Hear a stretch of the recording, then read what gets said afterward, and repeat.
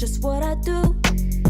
I make mountains move with one hand tied, and still this world ain't satisfied. Everywhere I go, they stop and stare. I tell the truth, I take it there. Call me vicious, persistent, overzealous, that's fine. Main character energy, I stay taking what's mine. You need a foot on the gas, or put my name on the line. Main character energy, I'm just taking what's mine. And it's written in the stars, I'm a king like my sign, yeah. Reasonable, the jaws drop like a surprise. Don't be mad about it. Don't be mad, don't be mad. Don't be mad about it. Don't be mad, don't be mad. I don't play the game, nah, I make the rules. Cards close to the chest, and I don't play no fool. Don't be mad about it.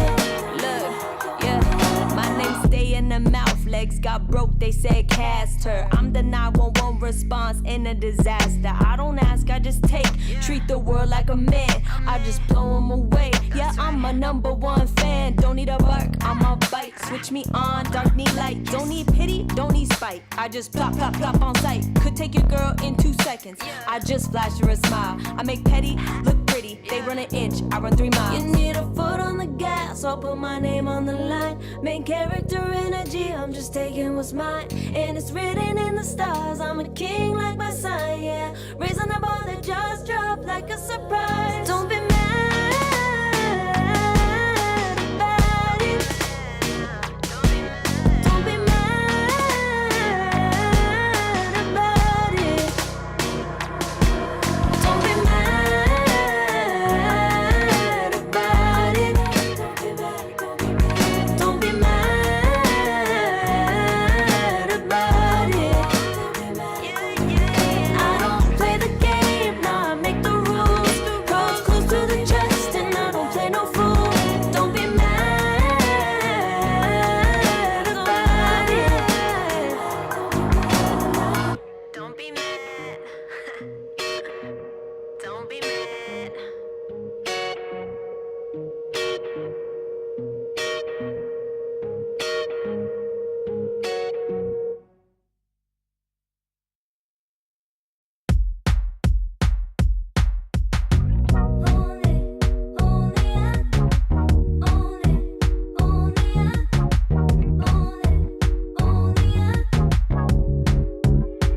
Like a moth to the flame, I'm attracted when the doubts start saying my name. I can go there easily, and it's hard to maintain, 'cause I know it's not the world I know, it's me. Believe in every little thing I hear, and no, I ain't no stranger to the fire, burning up all my desire to be great. It stays coming in waves, and no, I ain't no stranger to the fire, burning up all my desire to be great. I gotta just open the gate. All I need is saving from hitting the pavement, understanding when I'm impatient, that only I give to me. All I need is a little love in lonely places, the strength to stare fear in the face, that only I give to me.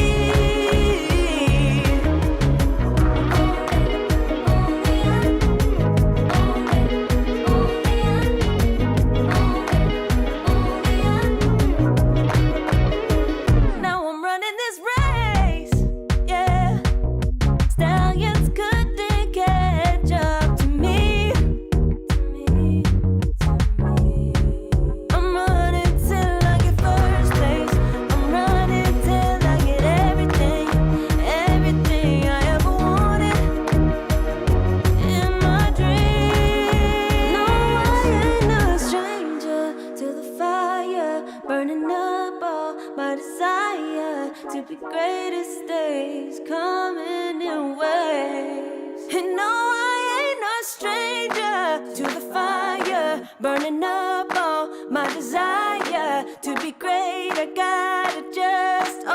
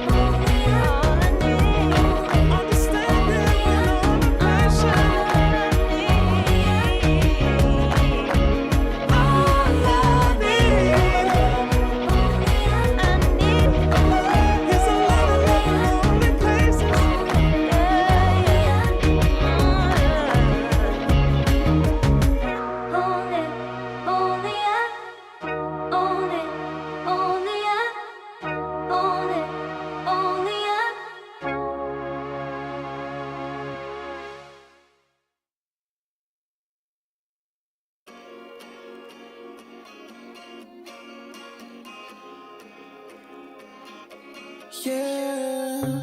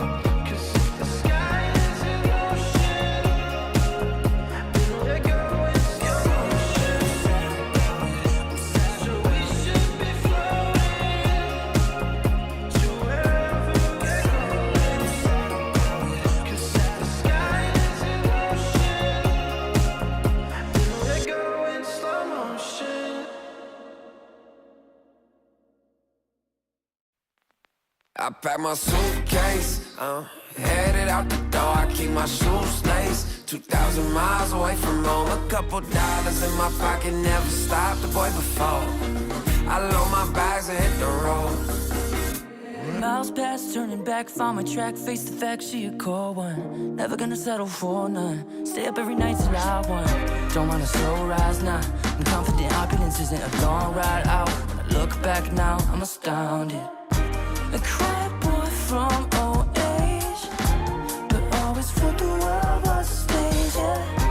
I celebrate one last late night, my whole life ain't staying. I pack my suitcase, headed out the door, I keep my shoes laced. 2,000 miles away from home, a couple dollars in my pocket, never stopped the boy before. I load my bags and hit the road. I'm headed to LA.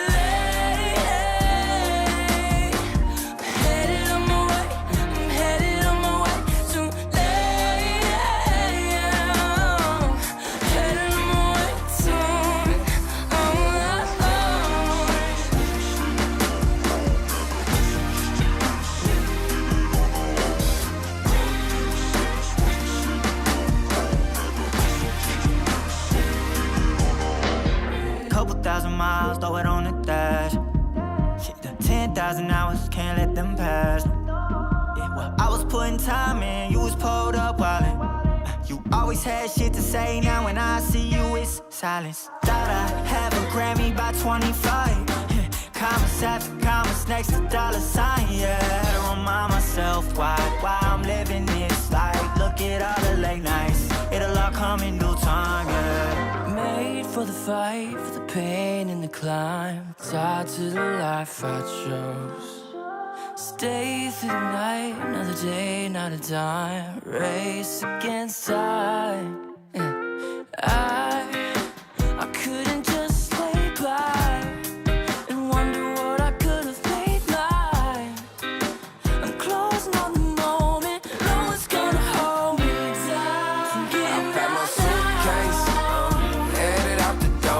my shoes laced. 2,000 miles away from home. A couple dollars in my pocket, never stopped the boy before. I load my bags and hit the road.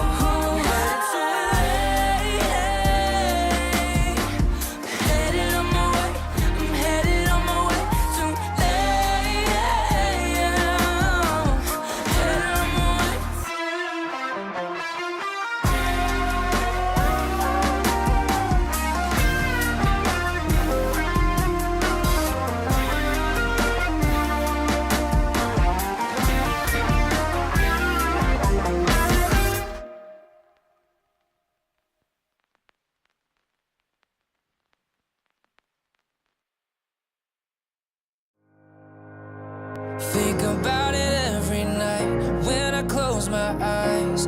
You're on my mind. I try to quit a million times, but it takes me high, like you're so divine. You give me everything. Don't know what's happening. I need you like medicine. You're my everything, everything.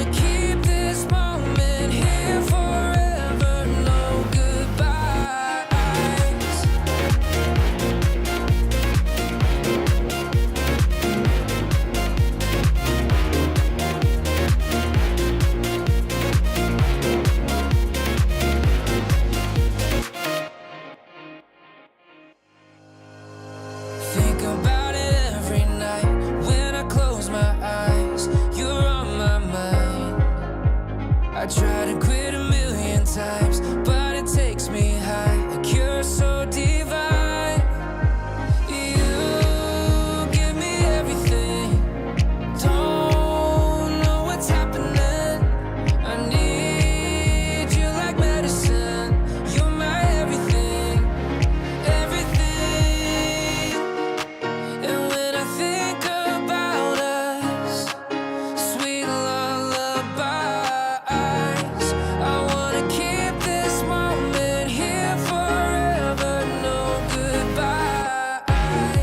And when I think about us, sweet lullabies, I wanna keep this moment here forever, no goodbyes.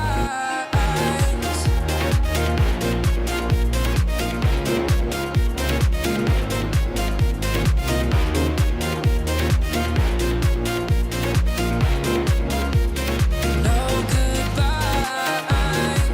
And when I think about us, sweet lullabies, I wanna keep this moment here forever. No goodbyes.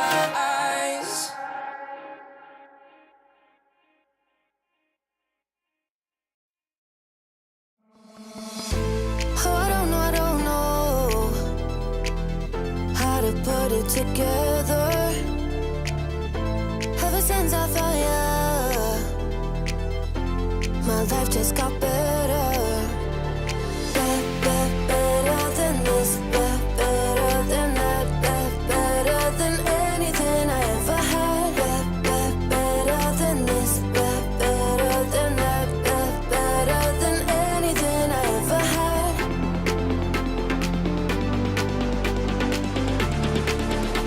Than anything I ever had.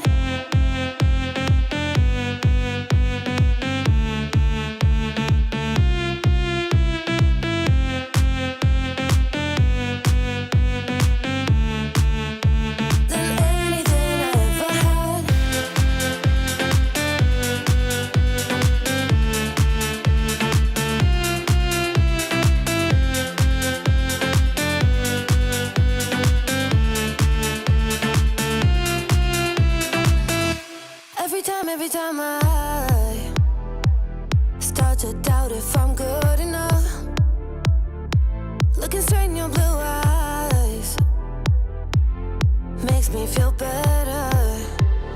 Better than this, better than that, better than anything I ever had. Better than this, better than that, better than anything I ever had.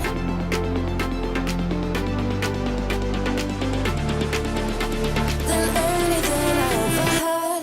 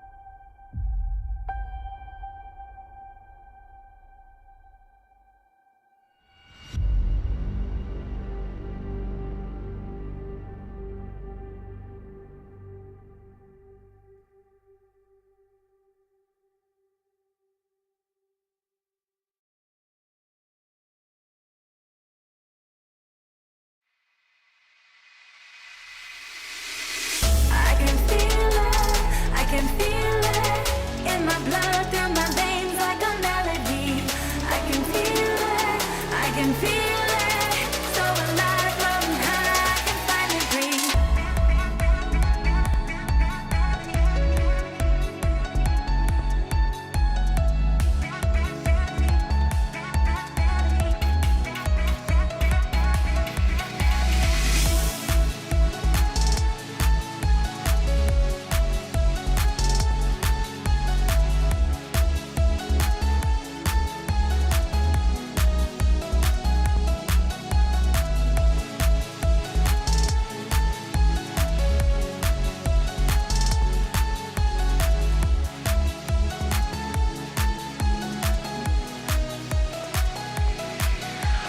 Lately, I've been feeling lonely.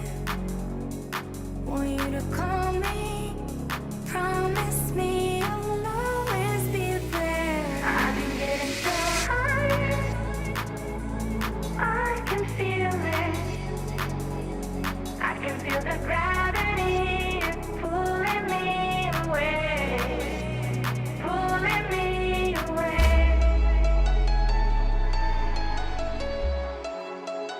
Pulling me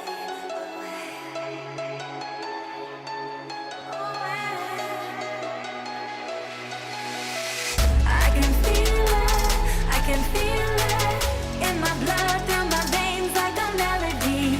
I can feel it, so alive, floating high, I can finally breathe.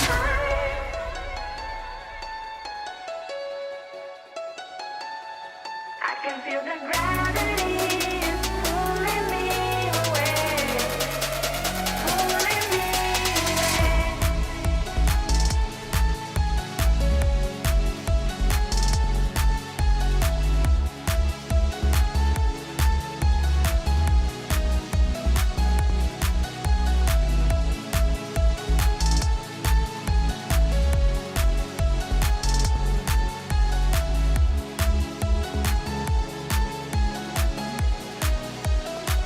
I've been getting so high, I can feel it.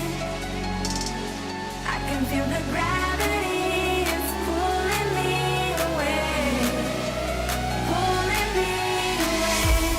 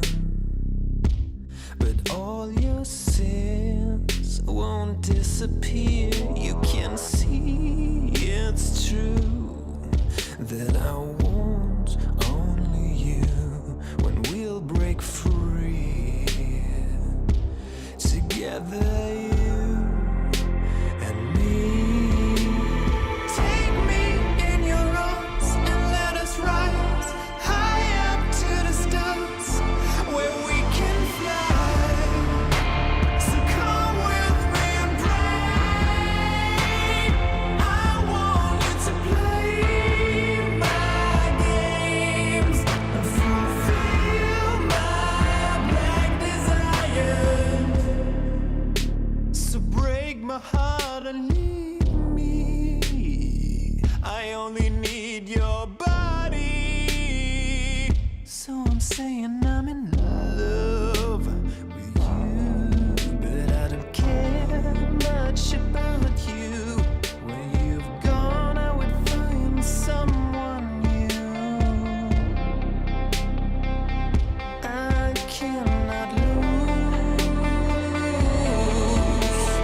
Fall into my arms and let us rise high up to the stars where we can fly. So come with me and pray. I want you to play my games and fulfill my black desires. I'm playing in a hidden world. Forbidden love will be observed by you to reveal my black desires.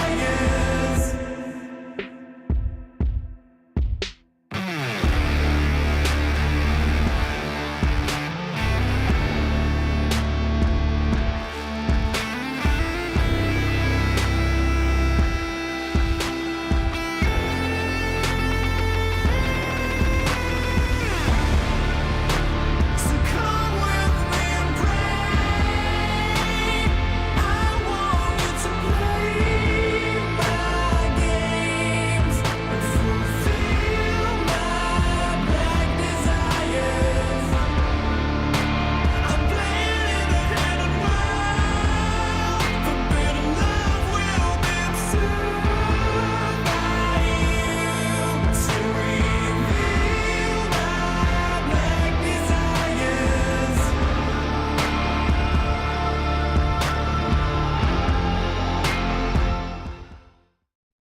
Good morning, folks. Welcome back. Another day of Dota here as we switch from Eastern Europe over to Western Europe, Waga, and look at the the beautiful bracket of teams before us. Our first series, kind of one close to your heart as well, isn't it? Avalos against Night Pulse. It really is, yeah. Of course, Avalos, I've been a big fan for a long time now. Of course, Stormstormer and I go back a long time. He was my coach at the training camp 3 times. You know, he's a very dear friend of mine. We played in the same team as well.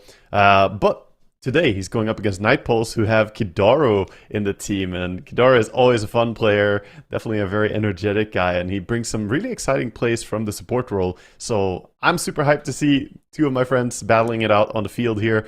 I do believe I would give a bit of an edge to Avalos. They've just been looking amazing. They've been winning a lot with qualifiers lately, and they repeatedly get to test themselves against the top teams. So far, haven't really established themselves, but I expect them to do well in this qualifier.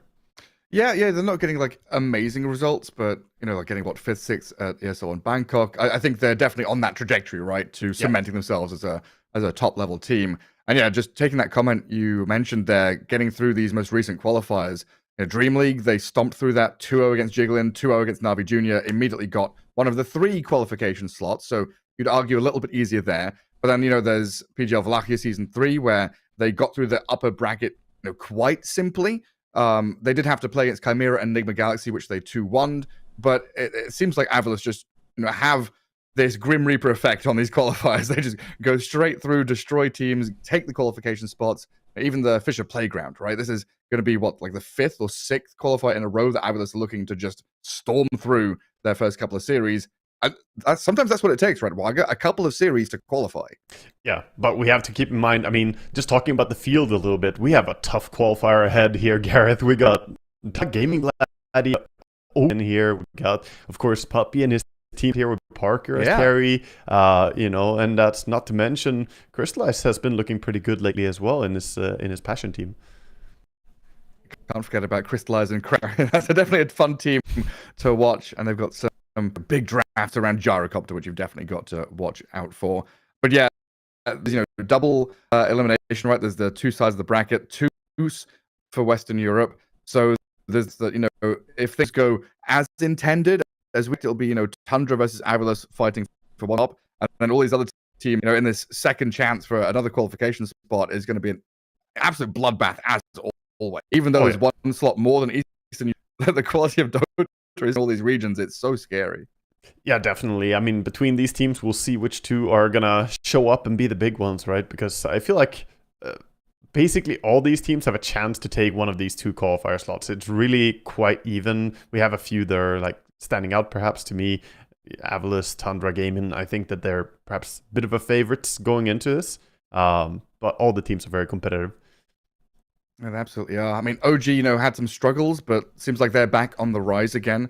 After qualifying for, I think, Wallachia it was, they got to go to one of the events because it was starting to look a little bit scary for them, but maybe a new lease on life, especially with a new player in the position 3 role for this qual anyway. They've got Codex standing in.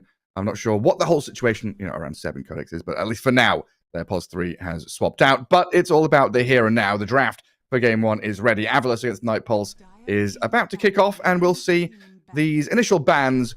And you'll hear my tone of voice start to go dimmer and dimmer because it's the same thing every time, isn't it, Waga? Alchemist and Dragonite.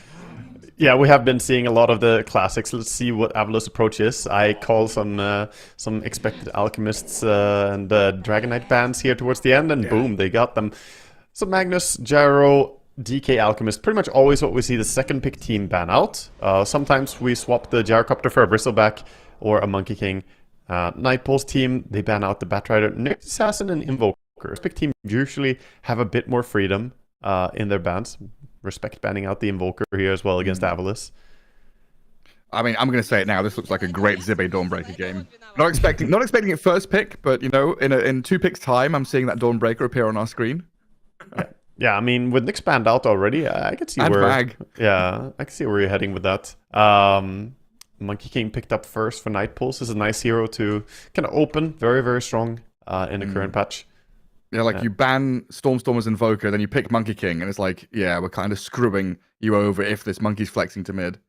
Yeah, definitely, because some of those mid heroes right now that are quite popular, like the Earth Spirit and whatnot, they don't do too well against the monkey mid, so you have to be ready in the draft. And we have seen multiple times people reacting to the monkey pick with the Invoker. So Night Pulse obviously know what they're doing, prepping a little bit. I just like that we, don't have the proper player names in the lobby, right? So we've got 3 Akbar fans. Yeah. Akbar, the first name of Seneko, by the way. So they're all... And Chad Chatter isn't Stormstormer. I think that's Eki. No, Stormstormer is Akbar fan too. Yeah, but who's Chad Chatter? I'm not sure. I think Chad Chatter's Eki, and he's like, Oh, look! Look who it is! Yeah, Dawnbreaker comes in. You and I have been casting some Eastern European qualifiers, and we've been saying that Dawnbreaker, she's looking real good. Comes in. I didn't expect it first pick, though, to be honest with you. Yeah. I was looking at more of these, like, Lions and stuff like that. We've seen a lot of ET Undying as first pick, but that's just solo playing it, right? Yeah, we've been following 9 Pandas, so that's mostly their meta. Not every team goes that route. But yeah, we haven't seen Night Stalker banned out yet as well, so perhaps for Night Pulse, they are the Night team. They should pick. They have the colors on the banner even. That's Night Stalker right there. Yeah. And maybe we get the Night Stalker Luna, like 9 Pandas we're going around with. Definitely a possibility. The Dawnbreaker is a nice opener. I like it a lot from Avalos. It's just very, very good for fighting. And even if the game is slowing down a bit, you have that benefit of Dawnbreaker just farming on the other side of the map, just chilling. And the enemy team has to be ready for a team fight, even though she's off somewhere else. Damn, I got so distracted by Chad Chatter. The reason I started off that whole sentence with their names, Akbar fan and stuff, was because, people might not know who Night Pulse are. We kind of know who Avalos are, but Night Pulse, we don't have their full names there. We've got Kami, also known as Dream, who is, a player for Gambit, Hydra, came along with Warwick as his teammate, so that's their mid player. Davai Lama, who left Heroic, now their offlaner, and then Desire and Kidara, who came from that Alliance team, the short-lived one most recently. So a couple of mixes of other squads kind of put together here as Night Pulse with very high level players. It's kind of exciting to see the combinations. Yeah, all of them with pretty good experience as well in the scene. I mean, Desire goes back to the old Ad Finum days even. A lot of these players have been around for a while. So we'll see what they can bring. It's often about finding the right constellation of 5 players to find your success in competitive Dota, because a lot of them have what it takes. It's just you need to have people who want to play your style of Dota the right way. And that's what I think Avalos have really built. They've been together for a while now, been grinding it out and just working on getting the right style of play. Yeah, see them go with a Lich. Pretty common pick into the Monkey King. Very good at blocking a lot of the damage coming out from Monkey with the shield. And Yeah. Lich ulti plus Dawnbreaker ulti. Already setting up some good fights for Avalis. Yeah, this ability for Monkey King to go in looks pretty scary when it's going to get counteracted by a Sinister Gaze, a Solar Guardian, and a bunch of stuff to jump on him. I'm happy we get to see some Lich. Did we even have a single game of Lich in the Eastern European qualifiers that you and I cast? Because I think this hero is super strong, but we didn't really see it, did we? Yeah, I don't know. At this point, I'm mixing up the Dream League quals with with these ones. Yeah, no, So I definitely saw some Lich 2 weeks ago for Dream League because we had the Yeah. Frost Assassin, but I don't know if we saw any. the last 2 days, I don't think we had a single one. So it has been less prioritized than the Rasta, the Lion, the Dark Willow, and so on that we see more commonly. Then there's like even Clockwork is resurging. You know, Undying, ET, Clockwork. Ooh, well, Jakiro now. Hello, Kadaro, I guess. Yeah. Jakiro comes out. Another hero that is very nice against Dawnbreaker. You can set up the Ice Path when Dawnbreaker ult is in. Lay the Macro Pyre down as well. So it's a great way to catch her immediately upon her entering the fight. And again, building into more team fights. Both these teams looking to be pretty competitive in that. Not just AFK farming, but being competent. Yeah, building layers, right? Like, did you have that game you played as a kid in the playground, like 1 potato, 2 potato, 3 potato more, where you put your fist on top of the other kid's fist and you're building a tower? Yeah, sure. Yeah, it's just like, layers and layers of that. Monkey King jumps in, Dawnbreaker counteracts with Solar Guardian, Ice Path Macropie is there. Now we need something else to jump on top with it, Terrorize and even more control with Brambles. And now you've got Shadow Shaman to blink Hex to stop that. Okay. So instantly into the Shadow Shaman and then the PA. I like the Dark Will pickup from Night Pulse. I think Dark Will is great for just catching heroes. And again, one more hero who can lay in something before the Dawnbreaker comes in. And fantastic amount of control coming out. The no hesitation Shadow Shaman PA, though, feels like Avalis are getting what they want in this draft. It was very fast, wasn't it? Like immediate pick. Yeah, We it want was- this, that, snap, pick it up. Yeah, they saw We've the seen Willow this- and didn't hesitate for a second. They're like, yep. Yeah. It's like, Lion's Band will pick Shadow Shaman. It feels like that's honestly one of the go-tos for a lot of these position 4 players. We need that Blink Hex. We've actually got a save from Pos 4, which feels kind of rare now. We've seen Shadow Demon dip in popularity, like a couple of games we had during Eastern Europe, but Shadow Shaman kind of gives you that aggression with Blink Hex and a bit of save as well. And Tower Push, which is always nice. Yeah, he brings a lot of utility and overall has been on the rise lately. The last few weeks, I want to say, he has really been rising in popularity in high-level games. And also it gives you the potential to have that Hex break, right? You pick Spectre, which is not bad. You get a lot of gank potential, but later on, if Rasta takes that talent for the Hex break, you can burst the Spectre quite easily as well. And you have PA with break, so I'm a little bit suspicious on the whole Spectre pick here. Shard from PA, Hex talent. No, you're not feeling it? Yeah, I mean, it just looks like you might not be as tanky as you expect to be. Yeah. It does give them this, global presence, which the Dawnbreaker is bringing for Avalis, so Nightpulse can maybe play in a similar way and mirror the map by keeping Spectre away, and then Dawnbreaker is doing the same thing on the other side. Something that's nice to have when Monkey's leaping over the trees, kind of giving up a little bit of his net worth and priority in farm, because he's trying to be active and ganking, playing with Willow and Jakiro. Spectre just jumps in. Yeah, looks for these little snipes. There's still a possibility that this is not a mid Monkey King as well. This could be just an offlane Monkey King. So they're keeping limited flex open, but Avalis, they're still expecting it to be mid, prioritizing panning out the Mars. Makes a lot of sense. And there's the Night Stalker right at the end. Yeah, that's a good hero to get rid of, I think, because they need the vision on Night Pulse. They want to see people so Spectre can jump. And yeah, you have Monkey King. He can scout a little bit, but he doesn't have that much vision sitting on the trees. I'm a big fan of Doom kind of just being ignored in the last couple of qualifiers as well. Screw that hero. We had him very often banned early on, then rarely picked, and now it feels like he's kind of just situationally picked. He might come back in this game for Night Pulse because they're kind of limited. There are not that many heroes remaining. I guess there's Beastmaster. Oh, Beastmaster wasn't banned, right? No. Could go towards that. That gives Nor them...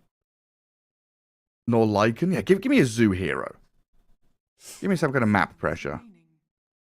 I think Lycan might be a little too weak in the lane against PA. Okay. You might struggle in that lane, but I think Beast looks fine because then you get even more lockdown. Great lockdown against the BKB as well. Oh, they pick Pango.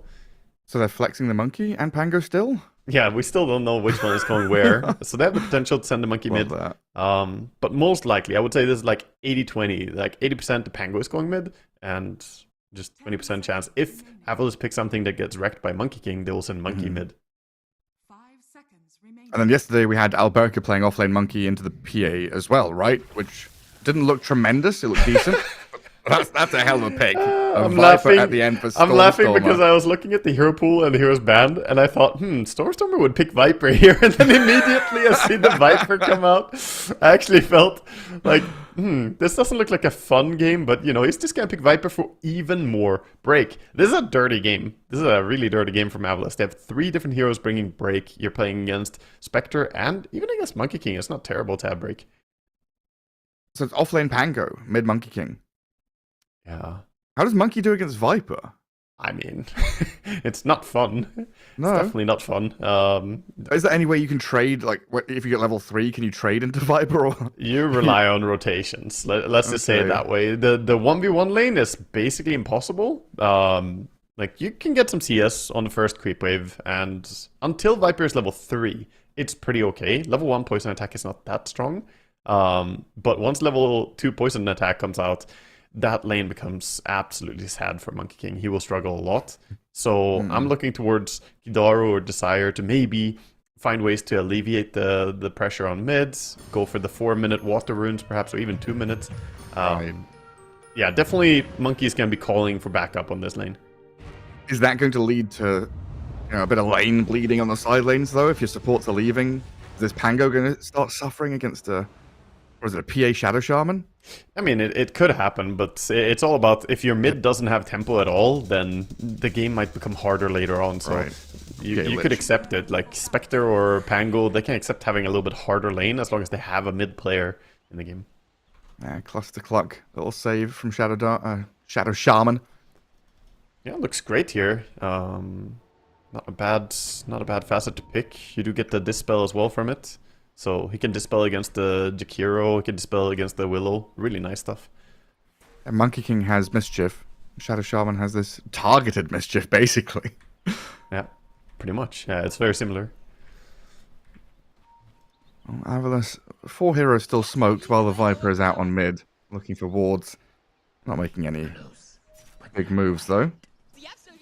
Kind of rare we see them standing on their Ancient's high ground like this, though. Are they re-smoking, or are they just waiting on staircases to see who's coming? Yeah, I think Avalos are just being reactive, but on the other side, we might have some aggression coming out with the smoke. Looks like they just want to play for the runes. Interesting. Holding high grounds. Both Jakiro and Spectre are in defensive mode. They have vision. And then they're going for a 3-man move bottom. Hoping to catch maybe a PA, going for a bounty alone. This could work out for them if PA splits. There's some pretty fearsome level 1 fighting. It looks like Zibba and Stormstormer are going to get the 2 top ones. Desire and Warwick the others.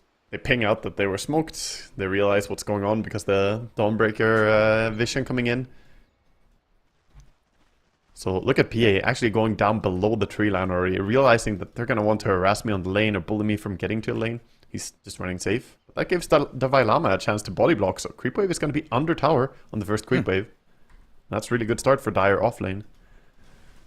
That's really good. They're going to push all the way back to their tier 1, give them that safer, longer lane to chase heroes. Like Lich responds to... Oh my... Okay. Yeah, Monkey King not having fun, huh? No, I mean, already level 1, this is not good. Yeah, that's a bit of pain. Doesn't even get that last hit under tower, sadly. Yeah, the Lich and the PA, they kind of want to be tucked by the tower. Lich playing in the trees to Frost Blast, trade hits. Maybe get the small camp going. But this Willow and Pango, they could chase the Lich down if he's out of position. Yeah, he has to be a bit cautious. And it's also difficult to harass the Pango when he lands a good shield crash like that mid lane. That's a solo kill.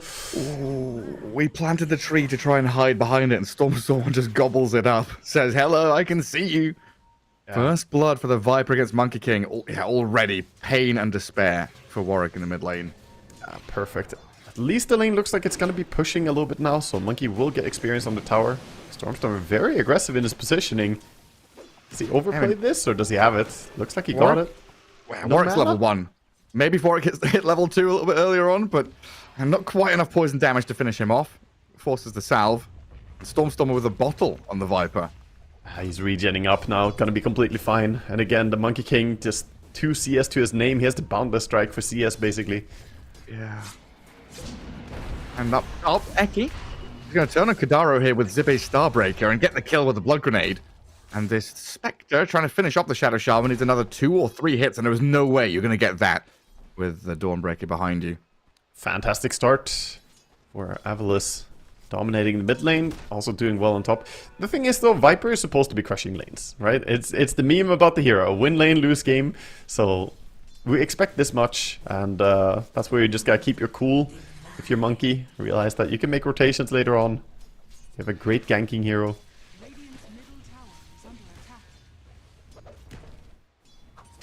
Yeah, laning stages for nerds. Yeah, Just like the upper bracket. exactly. Getting to CS stuff in lane is, you know, overrated. We've seen people come back from worse. It'll be fine. The narrator doing the overdubbing, he wasn't fine. I think I remember seeing Nisha play Monkey against Viper, and he ended up having like 6 kills minute 9 because he just jumped around and killed everything on side lanes. So, you know, if you know where to gank and how to strike, then it can still be playable. Yeah, you can still find openings. Just be Nisha, you know? Easy. Just be Nisha. Just read the game. Well, Eki got the Lotus. Still has it in his hands. A lot of spells thrown onto the Shadow Shaman, but now Spectre in a situation where she can't really lane, and Kidaro trying to finish off the Shadow Shaman being run down by Zibe. A Hex coming in soon. Oh, he can't get the range. Hammer. Should be able to take him down with a couple more taps here. Dawnbreaker picks up another kill in this top lane. Well, yeah, Spectre here. Low HP, kind of sitting and hoping for last hits. So Nightpulse looking at this bottom lane, try and come out victorious and get a good early start. Angolier so far doing pretty well. He's definitely CSing really well and constantly staying pretty high health, and he has 20 stick charges. So 9 stick charges on the Willow, Pango with a ton of them. He could go aggressive on the tower with the creep wave. No, I'm even dropping items to use his magic stick charges there as well. Smiling Knight's going to get around the brambles. Ooh, nice Sinister Gaze to stop the shield crash. So make sure it doesn't land. Yeah, that's on point. Very nice play. Good little trade. Monkey King is is looking to join, but, you know, doesn't look like there's a fight bottom anymore, so he's gonna just take the bounty rune, head back towards mid. The push is coming. That is the important thing, right? Monkey King is, you know? Monkey King wasn't, you know? Or was. He is still alive. He's around, existing. He's here. Jumping on the Viper with the TP rotation from multiple heroes. Pango and the Dark Willow coming in to try and hit Stormstormer out of the lane. Then Avalos are like, oh yeah? We'll bring heroes too. Lich arrives. The second TP, though, cancelled. So Avalos not bringing the third, and Seneko actually nearly dies to the Shadow Realm. Yeah, got cancelled up top by the Ice Path, so his TP didn't go off. Now Stormstormer's being run down here still. They've got him. Good move, bringing your entire off lane. Worked out. And that's what you gotta do. Like I said, bring some attention, help the Monkey King have a game, because otherwise 1v1 is unplayable. He's going to double up his CS now, isn't he? Look at him go. Oh, no, not the glyph. You don't glyph him. Lich does not want him to get the CS. That was for the mid lane, right? That was literally to stop the Monkey. Oh, yeah. Yeah, they're just messing with him. There was no push or anything. Desire now making his way up top. Eki, Shadow Shaman, and Zipe's Dawnbreaker coming across here. Rambles are down. The Ice Path over the top of this Dawnbreaker. Now Monkey King is arriving. And Avalos, yeah, not banking on Warwick being this active. Yeah, that was a nice rotation again, having 4 people. And this is the benefit of having the Monkey mid who doesn't want to lane. He is going to be participating in these side lane fights. So net worth is still very even between the two teams, even though the mid lane was tough. And Davai Lama winning the Lotus pool battle against Smiling Knight and dropping the chat wheel on him. The perfect one. I'm still waiting for level 6s to come up. And then Pango's still got a bit of heavy lifting to do. Definitely. The Rolling Thunder will be big, but his lane is not that easy now. He left to help mid, and this gave PA some time to farm solo. She has the power treads, sitting very happy down here on bottom. Stormstormer with an Invis rune is sneaking for the Wisdom. He does seem to be there in time. I think he has timed it perfectly, but there's a sentry. They know about this. There's gonna be a feed. Oh, Stormstormer, you had such a good first 4 minutes. He'll chuck the spells at the Pango here and move forward, but Desire gets the Wisdom rune. Down he goes. Viper dead. Seneko comes in, trying to finish off Davai Lama, but he might die as well. TP's out. No more stuns. That was very close to Vailama. One more hit and he would have died, but nice play. Good heads up to put down the sentry. Realizing what's going on. And this is also what's concerning, right? You dominate your lane on Viper, but now you died twice and some of that momentum you had is disappearing. And Spectre out of the move top, where Avalos were looking for a bit of damage onto her at least. Such a fearsome lane, the Shadow Shaman and Dawnbreaker. A lot of control and damage. That definitely hurts a lot. Strong combination. Viper, right now, still top of the net worth, even after a couple of deaths and some good moves from Night Pulse. Just makes you think how far ahead he could be, you know, if they hadn't made these incredible moves to stem the flow of bleeding. Still losing out this tier 1 mid, lifting it up for now. But with 3 heroes here, Avalos looking to really push the issue.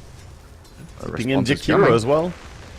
Yeah, Willow, Jakiro, moving in with the Brambles, the dual breath. Seneko pretty far forward, does get hexed, and Solar Guardian healed up as the turnaround from Avalos comes, where it just looks like Night Pulse weren't fully committing to that, just poking to see what the response would be. And Avalos saying, we'll bring numbers. We'll kill this tier 1 tower, dive past the objective to maybe kill Jakiro.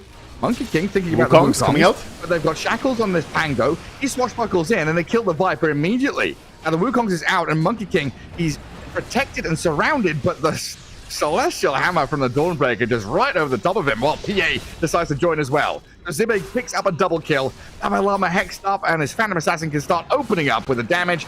The chase back to the Dark Willow going to be cancelled out by Zibe as they turn. But now you've got a Rolling Thunder to contend with. Run, little sheep going to get rolled on. He dances around him. Davai Lama can't connect with the Shadow Shaman, but he gets the sword swipe to take him out. Shield crash again, tacking him up. Davai Lama not dead or out yet, but they've got their hammer to land. Oh my god. Desire and Warwick, I don't know if they can chase anymore. The fight will end. 6-6, mid lane battle over, but the tier 1 fell. That was some really slick moves coming out from Eki there, the jukes on the Shadow Shaman. He was missing 23 mana. If he had 23 more mana, he would be able to hex or shackle up the Pango after the roll and live as well, but just barely missing a little bit. Oh, so close. I mean, pretty even in the metrics there. Like the big difference feels like the tier 1 tower dies, but oh, Smiling Knight down bottom has to pop Needs the a one. blink target. There it is. Seneko gives him that Phantom Strike jump, gets away from the Spectre move.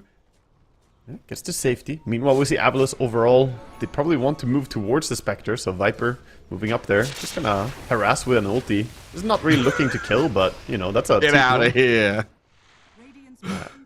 Is he dead? Nah, he's completely fine. He did have the magic stick and it, you know, brought him pretty close, but Stormstormer just wanted to shove him away. Even if you don't get the kill, it's so worth it.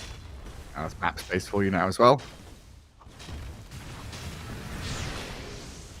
How much of a like feast or famine hero is Viper?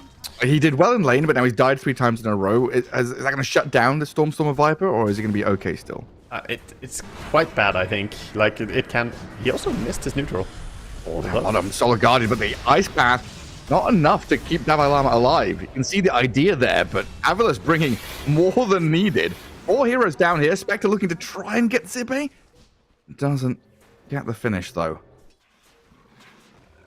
My boy, I need to have a talk with you. What's that neutral item on the ground? He didn't pick it. He even dropped the second neutral item. Yeah, which auto got sent to home, but it's laying up to the left there.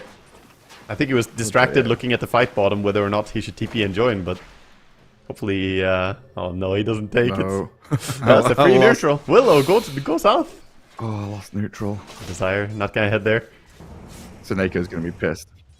But guys, where's our 5th neutral item? Where's the token gone? Snake's happy. He's already got his. He's happy. Oh, does he? Yeah, he has a shovel.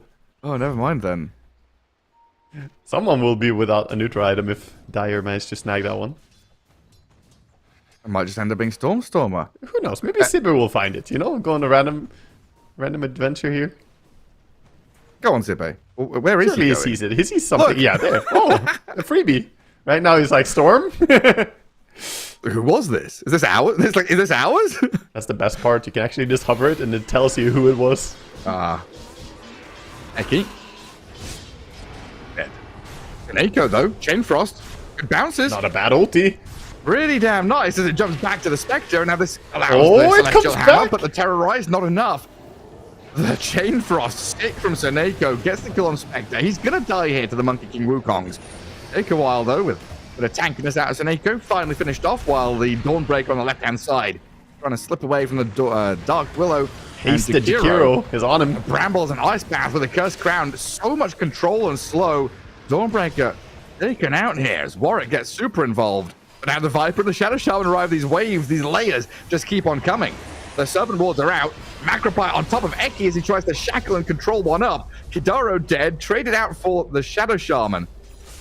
Fantastic Wild fight. fights. Yeah, amazing stuff coming out for Nightpulse. Just taking a really good fight. It started out nicely with that pickoff from Lich, but turned into a little bit of extra feed there. Rasta getting a bit too ambitious. PA not looking to stop fighting right now. Chasing after. Now with the Soul Guardian.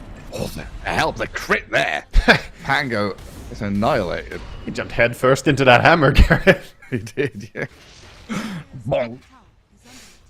And now finally that does spell the end of the tier 1 tower top, so finally claimed. A lot of defense put up by Nightpulse, and pretty worth it as well. They got a lot out of it. And they have to respect it and leave, so that's going to be Battle Fury complete for the PA. 1340 timing with Power Treads. Pretty farm PA. And ahead of her, the Dawnbreaker is absolutely enormous this game.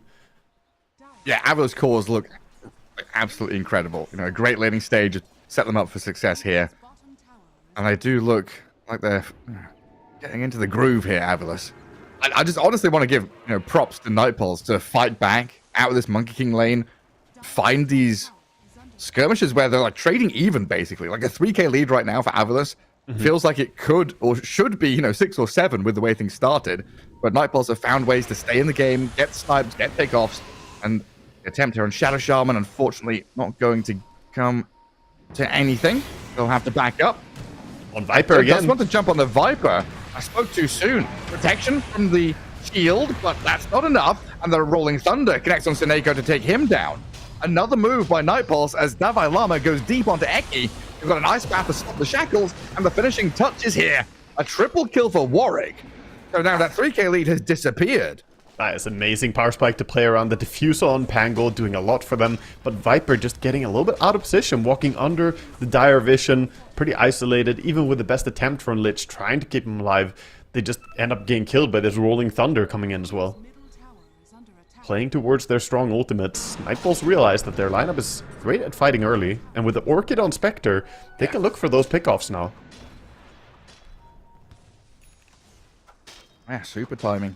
Playing very fast paced.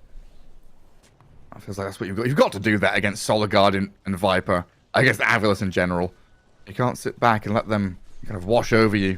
I think it's important when you have Spectre in your team. Like, keep looking for these kills. Trying to get the Lich, not gonna quite finish him. You have the Kobold. That's the MVP right there. The Desolate didn't trigger any damage because he has a shovel that dug up a Kobold that followed him, so he wasn't alone. That's pretty good, actually. Kevin the Kobold, more value than you ever imagined. Prospecting? What about friendship? When usually he's just that little recon guy, the scout. Look, like now, sent out into the dark, vast wilderness. That doesn't seem like a fair treatment after he saved your life, Lich, but give him a home. Oh, it's the circle of life, Send him out to pasture. Yeah. You shall fertilize the fields. Why did the kobold go across the river?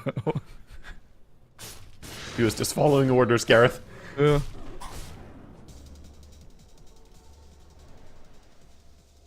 Top lane, Eki again.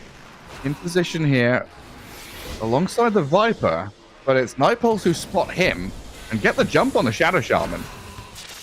Eki, in a little sheep form, still alive though.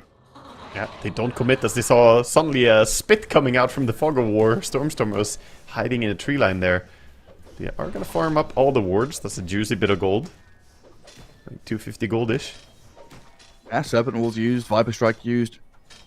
Nightpulse, I guess, wise there to not commit for a Shadow Shaman kill when it is kind of scary and dark Yeah. in that part of the map. I mean, Dawnbreaker, I believe, had ulti ready, so if they committed in there, would have to fight at least 3 heroes, and they don't know how many could be in the vicinity. Down bottom, though, Debate, with an orchid of his own. Tries to go on the Jakiro, does get a response from the Dark Willow, and brambled up straight up with an ice path to follow. The damage and control keeping Zibe inside the fire, and blown up by the Dark Willow of Desire. No, Now, the Lich ulti. Neko trying to come back in with a Chain Frost, and Desire gets out of there while Kidaro's run out by a Viper and Shadow Shaman to get the kill on Jakiro, sure. But losing Zibe there hurts. Yeah, and that Lich ulti absolutely just saying goodbye, I'm leaving. So Neko not getting the kill on Desire. Who has a Yule Scepter, by the way. Really nice for him to have such a big item already. Little counter for the Yule or Orchid. This is the Shadow Realm, and Eki playing very forward, rolling Thunder onto him. Neko in from behind, Shackle there to kill the Dark Willow, but now they're getting turned on with the 2 ultis. The Wukongs and this Rolling Thunder to kill him off, and now the Dire knows about the ward. So Warwick has gone from unlaneable to unstoppable. A double kill for this Monkey King as he's top net worth on the Dire team. Yeah, he's had a real fantastic comeback. And with a Maelstrom in hand, already halfway towards his Atos as well, he's getting that Gleipnir in a pretty good timing. I do think that's the correct play as well. You just need more tempo, more fighting builds, and let Spectre be the real carry of this game. Once Spectre hits that Manta style, it's going to be a huge power spike for Nightpulse. I think Avalos are trying to do a lot because they have this Viper draft. You want to go for a lot of stuff early, but in reality, they almost need to wait for the PA BKB timing right now. Right. They're bleeding quite a few kills. The supports have died 10 times together. That's the thing, right? It's like Spectre is able to join every fight, so Nightpulse are kind of playing as 5. But the Dawnbreaker isn't allowed to play the Dawnbreaker style or the Spectre style yet, because she's got to kind of frontline. Get out there, start fights, while the PA is in this farming mode. The thing is, even if Dawnbreaker is farming somewhere and ready to join, the PA, as you mentioned, is off farming too. So at best, you're like 4v5ing it, and that's still tough into Nightpulse draft. Yeah. They are very, very strong early with the Pango ulti and these supports having a ton of control and damage. I mean, we saw them just basically solo kill the Dawnbreaker there. So then, the question is, is this PA coming out of jungle with BKB Battle Fury going to be like a big enough power spike for Avalos to punch back? Yeah, I think have their items. Yeah, I think they can get a lot and hit the timing before the Manta style is ready for Spectre. That's going to be the important thing. Manta is still about, I don't know, 1,500 gold away for a Spectre. So with BKB complete in just 40 gold now for PA, she will hit the earlier timing. Eki and Kidaro. Oh, Jakiro. Staring Comes around at each the other. corner. Ice Path. Serpent Wards. Ult the Guardian. And the Spectre jumping in and out, but it's the Jakiro who dies. Now, Eki, he's got himself out of there. Nice little drift out with the Force Staff. And hexes himself. Roll up in 2 seconds. Though. In comes the Monkey King, jumping towards Shadow Shaman, but he's still alive, 1 HP, while Zibe holds the line with a Starbreak and forces the Yules. Off to the right-hand side, Viper zoned by the Spectre, while the Terrorized clips here onto Zibe and Seneko. Lich now in trouble. PA has joined, though. Onto the Monkey King, broken and damaged by this Phantom Assassin, going to get critted down and killed while Desire. A double kill for Smiling Knight, given to him on a plate. And that's the power spike we expected from the PA. Jump in, get kills, and make sure that Avalos are able to take this tower. Exactly. They didn't even have to use the BKB during that fight as well. And Avalos, we see the value of their supports. The Lich and the Rasta, the defensive capabilities. Jump on PA, but it's going to get dispelled. Nothing to worry about. And this is exactly what I was gonna talk about. The Hex plus the Frost Shield is giving so much layers of protection for the cores on the Radiant team. Also have the Glimmer Cape ready on the Shadow Shaman now. Lich not going for the Blink Rush Shard build that we sometimes see, looking for solo kills. I'm a bit disappointed. I always enjoy watching random cores getting killed by a Lich. The Frost Assassin. Yeah, looks like he's gonna go for the Solar Crest instead. Feels like it could be especially good against, you know, Spectre, Panga, who don't buy BKB. Yeah, but then Spectre gets her Manta before you complete your timing, and then even if you go on her, she just pops Manta and kills you instead. Oh, you just Sinister Gaze from Fog. Easy. You're the one with vision. Spectre never carries Observer Wards. True, true. Support advantage. It is, yeah. Force Staff on the Kiro. Kidara just wants to pick flowers, man. Allowed. This is a private garden for private people. Kidara, you are trespassed. Get out of here. Feels like one of those classic moments. Get a kill on an enemy support, go straight into Roche. And that's going to be pretty difficult to contest. They're not playing the area at all, so difficult to get there. No, this is where it's going to start really building up for Avulus. Oh, yeah. Aegis should give them, you know, a couple of tier 2s, real presence on that dire side of the map.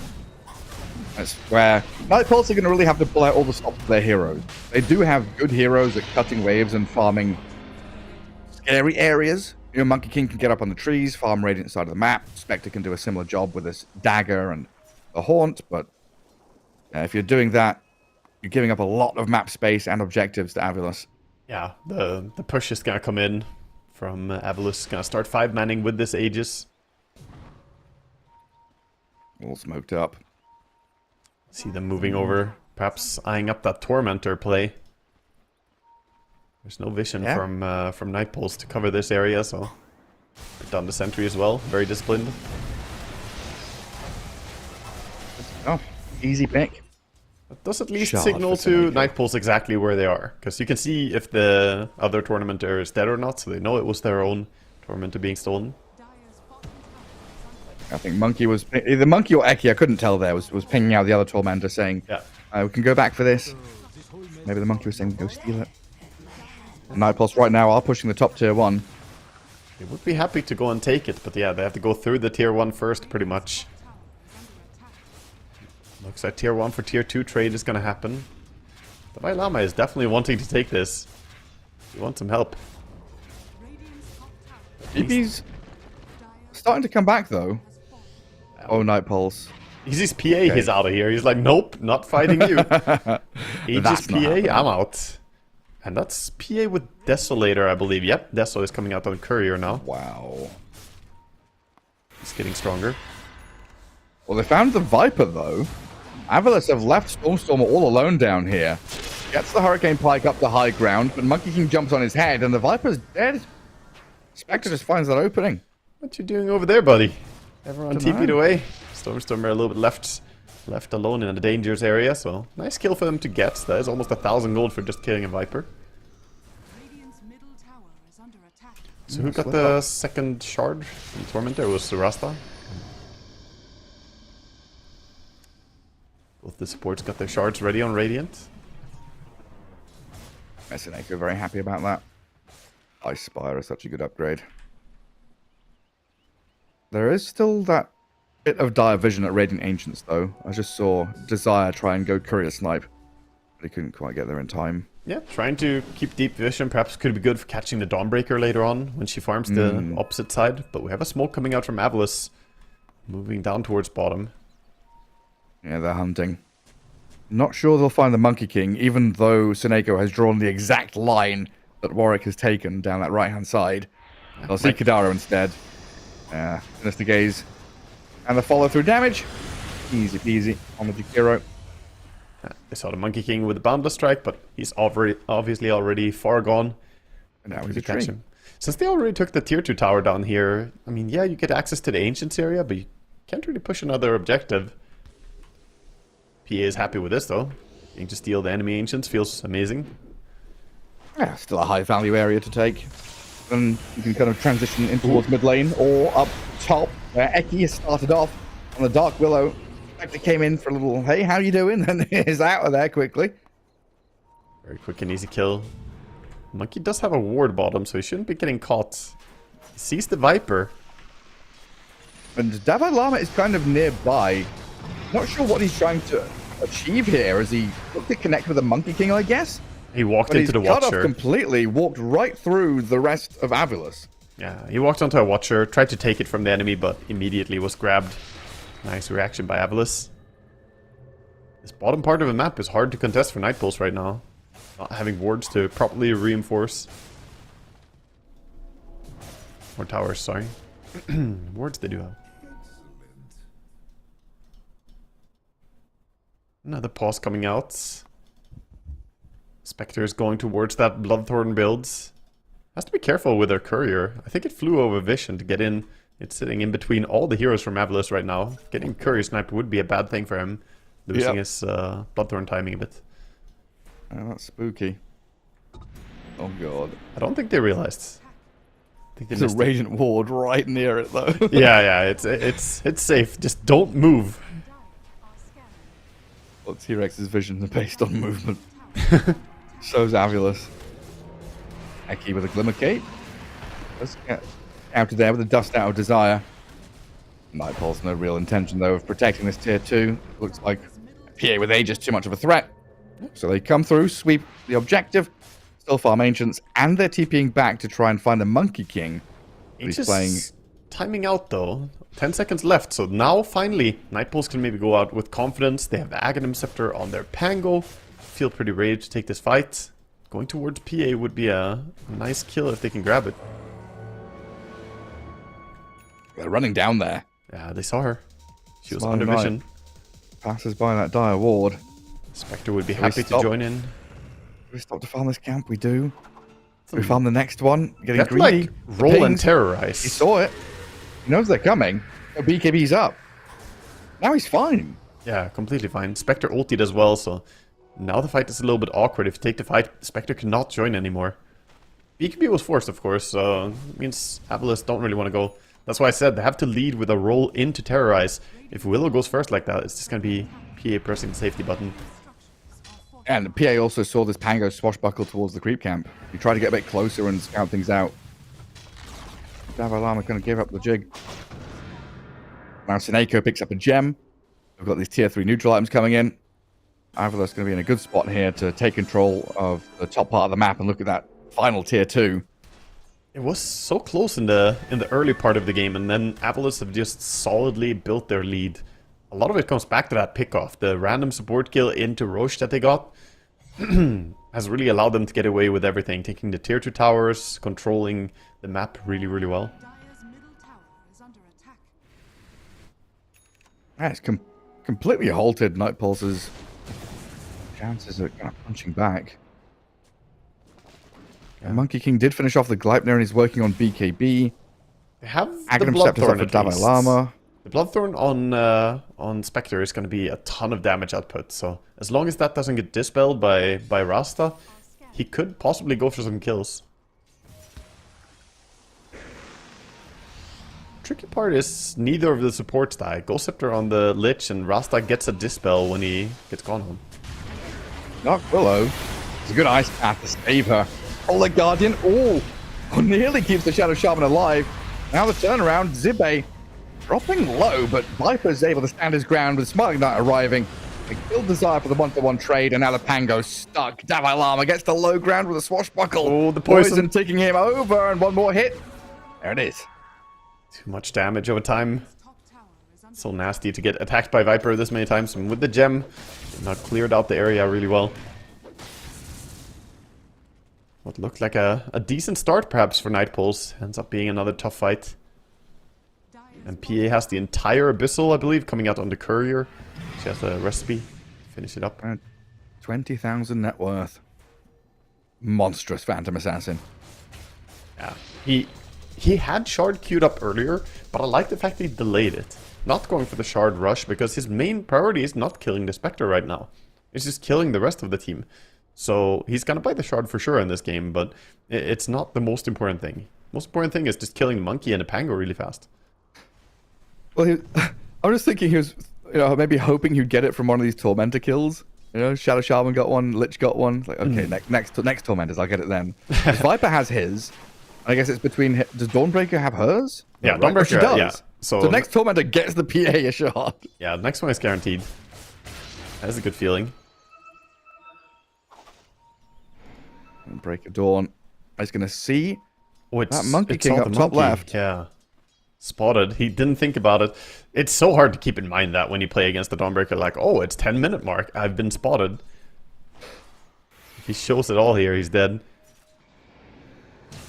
Spectres jump the Viper down bottom. That's a lot of damage. Oh, is so it close. enough? With another hit in? Oh my god. He bottled between the auto attacks. He would have died otherwise, I think. Jeez. Just barely living with like 40 HP. And that's where the Bloodthorn damage, we can see, it does so much to rend. The fact that Bloodthorn goes from the Orchid 30% to 60% of the damage you dealt at the end of it is why people rush this on Spectre. You get a ton of attack speed and also get that big damage towards the end. They're coming through the gate? No. Spooky times. Both teams So- sitting either side of the gate. So if Monkey's turned into a tree and Break of Dawn happens, they wouldn't know where he is, right? No, not really. I mean, you don't see him on the minimap, so you would have Right. to be looking to see him, same as otherwise. But Okay. but he was going through the gate, I believe, when the dawn happened, so... Yeah. I was just thinking of like what he could do to not be spotted when That's that true. thing Yeah. when daytime happens. Yeah, every 10 minutes, turn into a tree so they don't see you on the minimap. That's a really good point, actually. Yeah. It's like very difficult to have the presence of mind to think about that, though, but... I'll keep an eye out for if he does it next 10-minute Yeah. mark. It's like you see it and then you think about it in retrospect, but yeah, thinking about it ahead of time is like, oh, Oh, he got spotted. Rasta saw him. where's the Gleipnir? And Spectre's actually coming in here with the monkey to fight. Spectre's shackled up now, though. Zibe with the damage. Can't Do leave. cancel shackle with a boundless strike. Starbreaker lands, though, and oh my god, Dream surrounded and killed. Nice. Quick reaction from Eki coming in. Very nice save and then catching and turning it around. A little bit sold by his Monkey King, the Spectre. They were hoping Spectre could just jump out, but Monkey couldn't save him anyway at that point. Now we're rolling Thunder into mid. Terrorize on top of Stormstormer, but that's an incredibly tanky Viper you've gone on without your Spectre. And PA says no. PA with a huge crits onto the Pango. Just disappears. 4 hits. Take 2,000 damage. No, Pango. Sit down. No Pango? You know, bad Pangolin. Oh, Willow. Oh my god, careful. How many crits does it take to get to the center of a Willow? I think it might just be one. Not many. He does have the methodical facet, so at least you know he won't insta-crit you. Oh, yay. Great. Thanks, Bob. I mean, dude, I would be pretty happy about that if I was the PA. Or if I was Dark Willow. Yeah, because yesterday and the day before, we watched some Phantom Assassin being played in Eastern Europe, and they went for the Veiled one facet. So the fact they went for methodical is a little bit different. Overall, both the facets are really good. So he is one of the few heroes, I want to say, where it's pretty balanced which one you go for. Okay. There's like merit to both of them. And I Compared to wish Dragon that- Knight, who has 3 facets and you only ever pick one.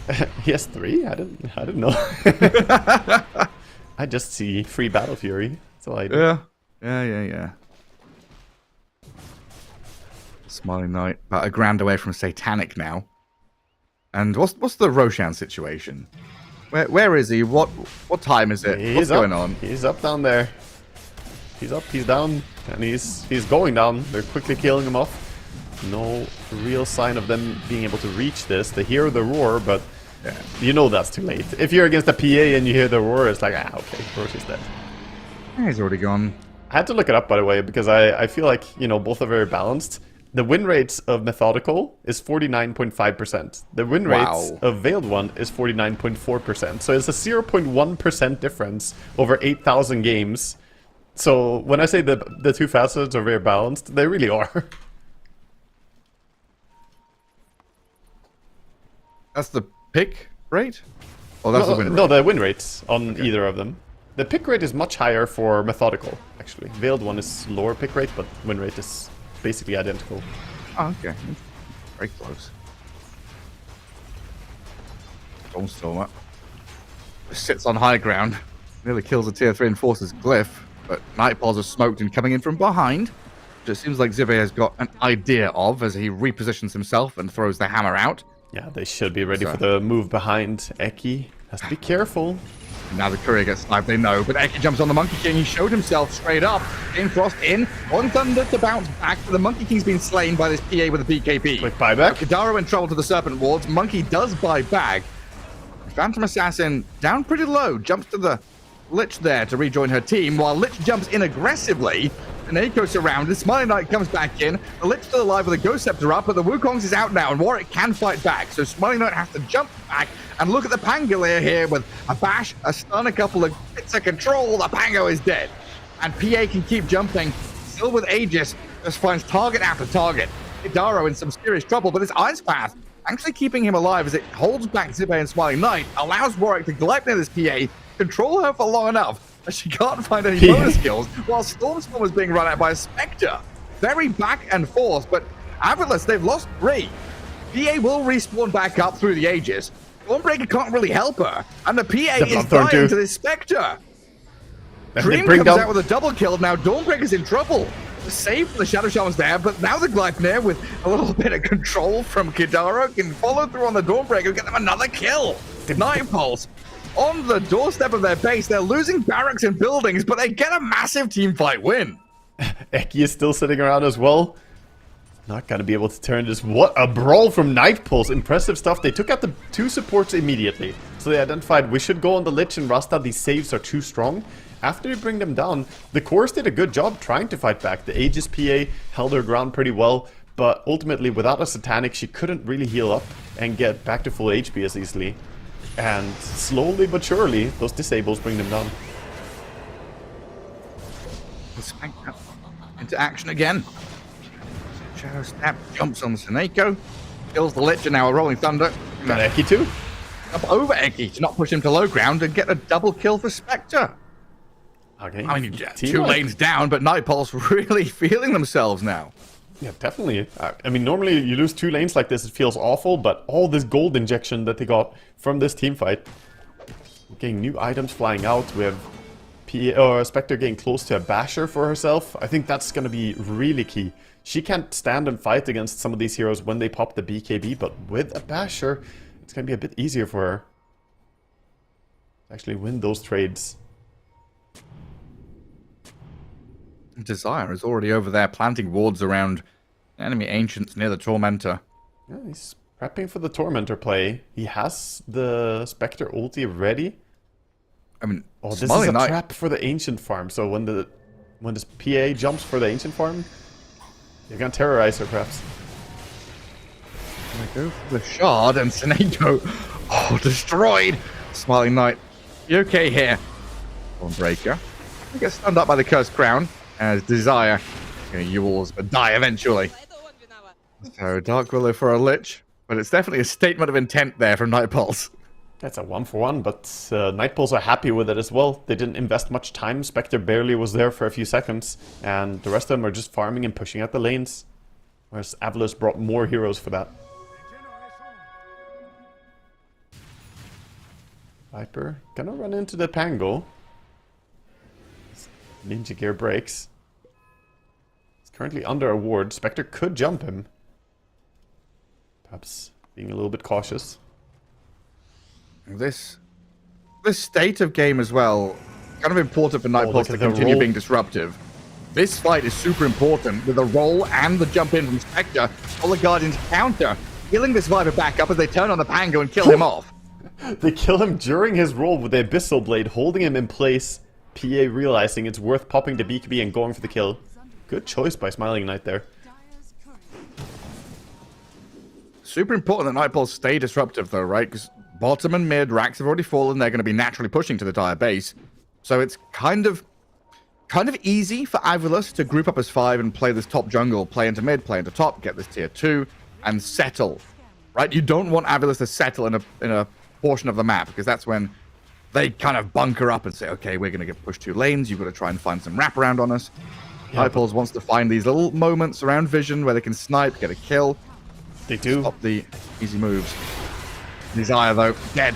EA turned on. The damage is good. Smiling Knight's gone. A Hex on Jakiro. Didn't expect the disable to come out that quickly. Hexes follows up with the Ice Path. Kidaro was ready for that. They used the Willow as a bait and turned it around. Getting a huge kill, and that completely diffused the threat of the push coming in. Yeah. Where did he get a Hex from, though? I mean, he must have robbed someone.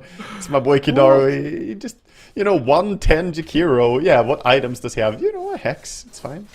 It's not just the Hex, like Glimmer, Force, Arcane's Hex. He's got a Buckler as well. Yeah, he's got pretty decent net worth. He's been shoving lanes quite a bit. Feels good for him. Yeah. Now, And the value. Nightpulse, they've pushed out a couple of lanes, and they're playing into the bottom jungle. Again, hunting, looking for these straggler kills. Avalus feels like they've got to really tighten up and defend against this Spectre, who just keep jumping in and forcing BKBs. Now Monkey with the Wukongs, BKBs himself. Seneko gonna get sliced here. As the Rolling Thunder connect. Kidaro with Davai Lama, they found this Hex. The jump Rolling Thunder into control out of Jakiro, pushing Zibe around, and actually gets shoved to low ground by the Hex of Shadow Shaman. That's very sneaky. But still, amazing stuff coming out for Nightpulse, playing on that PA being dead. Going in, forcing BKB from the Viper, getting a kill on the Lich. And now, looking at bottom. They know Viper doesn't have BKB if he shows himself. Rambles from Desire. Not seeing anyone. And no. Phantom Assassin is queuing up the refresher next. She says if she doesn't have BKB, she can't really fight. It's too much control coming out. Nightpulse have a ton of disables. Especially with that Hex added in. It adds so much threat. Is when you cluster cluck Hex an ally, are the sheep randomly generated? Like, is your position? Yeah, so all of them get put in random positions. One of them stands still, and then they run around, right? So Okay. But yeah, So- you don't like stay in the same position always. So I'm just thinking, like, on that high ground, right? There was a chance Zibe stays on high ground and a chance he goes low ground. yep, Okay. definitely. Because there was, I don't know if Shadow Demon Disruption still works like that, but you can, like, plan to block someone, right? Yeah, Like, knowing where the positions are going to be. yeah. You can. You mean using Shadow Demon to like block someone in Disruption, place? Yeah. Yeah. Yeah, the cluster. I was just cluck wondering is if a there was bit- like some super sick play there from Zibe where he positioned and like turned his hero at a certain it's- angle that makes it's him like go. Yeah. it's like old Warcraft 3 mechanic. You get close to an edge and then pop illusion spells, and it might push you down the edge. It exists Right. in Dota as well. We see sometimes people getting themselves over a high ground by some intelligent use of some spell like that. Shadow Shaman is like easier to do it because it spreads out the chickens quite a bit. You have a pretty big area when you use it. I just never thought about that you can go from high ground to low ground. It's pretty funny. Yeah. Radiant's top tower is under Well, no Roche just yet. Minute 45 until he's up. And that means he's going to go to the dire side. Yeah, Night the last also smoking. Last two Aegises did go the way of Avalus, but Nightpulse, they want to get their hands on it. Coming out with a smoke. Lane Ward, Eki and Seneko in position. Nightpulse going the long way around again. That bottom lane, it's kind of spooky though. And you've got the Spectre who's trying to shove out, hold the waves while the rest of the team make this sweeping move.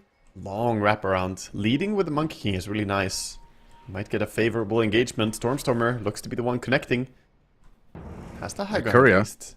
There's a Radiant Courier flying over, so they're just following that. Like, where's this Lich Courier going? Oh, it's over here. Let's up the Viper then, shall we? Got And hexed. blow up Stormstormer, destroyed immediately. Asked back to come in. The Monkey King sliced by the PA. Big hits and crits as they turn on the Jakiro now to find another simple kill and get the numbers advantage, taking out Desire. Avalus hold their ground. They do have to spend a couple of buybacks, as Nightpulse do as well. The Spectre and the Pango still alive. Monkey ulti? Fighting shape somewhat with the Wukong's command onto the Zibe Dawnbreaker. They've broken down Dawn and look to the Lich now as well with the Nullifier, the chase forward. Brambles are out. Stormstormers had to BKB defensively, and they're going to the Twin Gate to try and escape. They can't do that. They've got to turn and fight. Desire a dive back. BA back in, but Stormstormer a dive back on him. PA has to jump, has to fight. The break is there, but the PA's just dying. Surrounded by Spectre illusions and killed by Dream. Cut. Comes out hot. A double kill for the Spectre. Amazing fight again from Nightpulse, just splitting up the fight as much as they can, trying to, you know, not fight into the Viper and everyone grouping up, but instead splitting them apart. Getting that initiation pickoff was huge, though. Takiro was fast with the Hex. Stormstormer did have a chance to react, but it wasn't much time. It was like a split second before he could have BKB'd. And no Viper buyback? PA's not gonna buy back. Roshan here for Nightfall. No, this is theirs. They're gonna get it, and that's a free Aghanim Scepter as well. Spectre with Aghanims now is gonna be huge. So you can't hide from her anymore. He's gonna start those fights by getting vision. Oh. Random Lich ulti. Not gonna be able to get him. Wait, hang on. That's following him. Warwick. It really wants him. Nice bounces too, but then Seneca's gonna die to the Spectre as well. yeah, Spectre not hesitating, pulled the trigger on the Haunt after consuming the Aghanims. Then Monkey King jumps away. Spectre's pretty difficult to kill right now with the Butterfly and the Trickster Cloak. All that evasion is doing a lot to keep her alive. 46% evasion, and PA does not have True Strike. Even with the breaks, every fight Spectre is broken and they're trying to kill her and they can't. No, he's rather durable just by having like the Dispel from the Manta, the evasion as mentioned, and then the damage block from the Abyssal he has now too. Oh, look at that. Ferrying out 3 mangoes just to stay on the map as well. Quick region, I love to see that. Big fan of it. He's even keeping the Royal Jelly just to keep getting some extra mana. He knows his item build doesn't give him enough. Wants even more. Usually something we only see from supports, right? Having like Shovel and Philosopher's Stone and the Jelly, swapping between them. That's true. I wonder what he's going to buy next on Spectre, since he wanted to buy Aghanim Scepter, but now 5.4k gold on Spec. As his team is hunting for kills. Any bit of vision, and Spectre is going to happily just ulti in for some BKBs. Even if you don't get a kill, it's still huge. Where's the Dawnbreaker? Down him. Rolled on. Eyeing up this Dawn as a quick and easy kill. Smiling Knight, though, turns. Does get stunned. Has to BKB and run. Scared of the Spectre and respecting Nightballs in their power right now as they blow up Eki in the mid lane. And 2 heroes dead with no buyback for Avulus on the doorstep of their base. But there's no creep waves. Oh, the Dawnbreaker. She's 270 gold away. There is a double bounty rune up top. Could find bounty runes and get her buyback back, but getting out there is so scary. The tier 2s are all still alive, hey? Yeah, they are. I was thinking, hey, a fight on the doorstep of the Radiant base. Can we go high ground? No, there's no waves and there's towers still up. Who cares about towers? Nightpulse are here for kills and they're 7,000 gold ahead now. Big swing. Obviously, a lot of that is back to the Aghanim Scepter they got for free from Roche. But these last few fights have been going so well for them. Full Skadi was the build for Spectre coming out. She is looking like the strongest on the field by a huge margin. Even though the PA has break, she just kind of has fallen off in impact the last few fights. And Monkey King is closing in on Silver Edge as well, so another way to deal with his Viper and PA. Great tools from Nightpulse here, and we see that big swing in graphic form. A massive dip there as Nightpulse take this game by the reins. Tier 2 mid, and then playing up towards top. It feels like Avulus run out of steam a little bit here. And now they're feeling the Spectre effect. You can't leave base because you know you're gonna get haunted. You need to play close together. But Spectre has that Aghanims ready as well. They would love a big team fight right now. With Aegis on the Spectre for 1 minute and 40 seconds. Avulus almost have to be patient. They're very eager to get out of their base and make their own plays. That has been, Avulus's identity for a while now. They don't just sit in Fountain waiting to see what comes. They want to be out there making moves. That blink. He got haunted by Spectre, but the blink out before a single auto attack came in. Good reflexes by Soneko.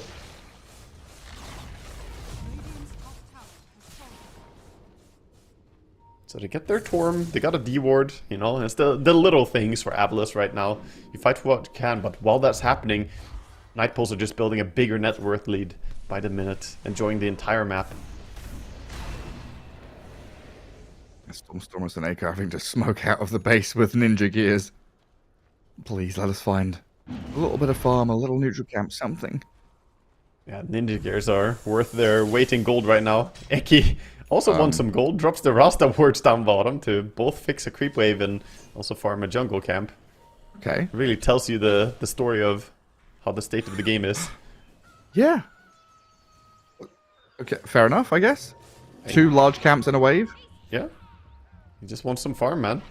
Fix bottom lane. Now looking like they want to group up. Do they have smoke, though? Lich is not carrying one, so... Just gonna play close to each other. Again, Dalai Lama on the hunt always, together with Desire. Desire has a Hex on his own, so both the supports on Night Pulse have Hex. Yeah, Eki has 1. Night Pulse have 2. Dangerous times for that PA. It could get chain stunned pretty heavily here. Yeah, with the Abyssal as well on top from the Spectre. It's very difficult to move around for the Radiant heroes. Yeah, you can start out with Hex, Abyssal, Boundless Strike. Terrorize on top of that with an Ice Path. Tons of ways here to break down Avilice as they can start fights. Ninja Gear is allowing Lich to go out a little bit, but he gets jumped. There you go. Yeah, there's Rolling Thunder. Right into the PA, though. Dalai Lama dead for Seneko. Spectre has come in here, jumps back the across PA. again. The PA is dead. Found by Desire and Dream. And a beyond godlike Spectre is now running towards Stormstormer as Avilice, held between legs, trying to evade. Wukong's come out of Warwick with a good boundless strike. They'll find want more. Eki here trapped inside, but they do want that bonus kill. Dawnbreaker on the run. Spectre giving chase. The Spectre now changes target to Viper, thinking, hey, maybe Stormstorm is a kill. Forcing buybacks out for this Radiant side. The PA rejoins the fight, comes back in onto this Pangolier, but can't get the finishing touches. And now the it's Mighty PA. Knight, BKB's done. Ice Path into the stuns. Phantom Assassin, no buyback. Dead forever, and GG call. GG is called. Night Pulse have done it. Amazing team fighting from them. Just looks like their team has all the resources you want. They have tons of damage, team fight control, and these single target disables. Just the bane of PA's existence towards the end of the game here. The moment he's not in BKB, he's just dead. They jump him so quickly. Yeah, and Avilice, a team who were kind of expecting to, storm their way through this upper bracket, get a qualification spot. Already, the first hurdle put in front of them, that first challenge. Really nice to see Night Pulse come out with, first game of the day, first series of the day. They are warmed up, they're ready, and they just slam these later team fights against Avilice. Beautifully done. Yeah, they really do. And I feel good for, Kidaru, who got to shine a little bit there with the Hex, the surprise Hex early on, getting that kill on PA. That was the turning point. The first time they killed the PA, and then they build on that and just keep finding pickoffs, getting the third Roshan, ultimately the game. Well played by Night Pulse. We'll see what they bring in the next game. Yeah, we sure will. A quick break before game 2 comes up, so we'll see you in a little bit. Back now, I'm astounded.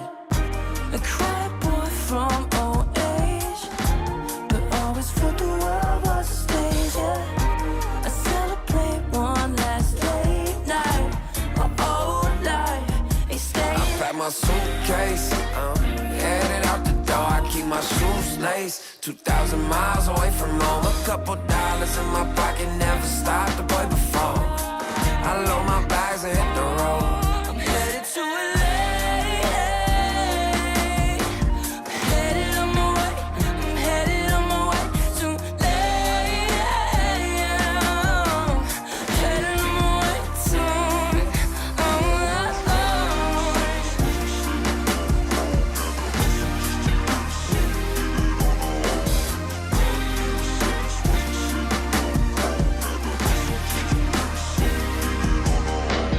Couple thousand miles, throw it on the dash.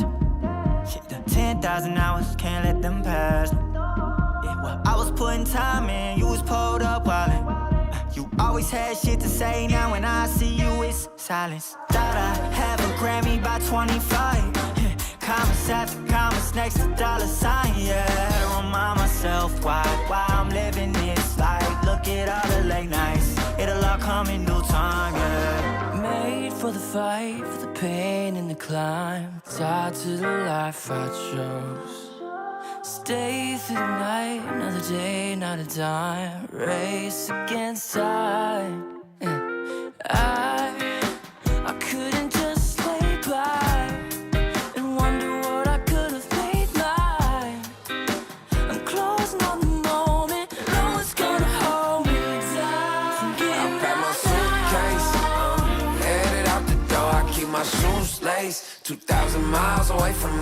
couple dollars in my pocket, never stopped the boy before. I load my bags and hit the road.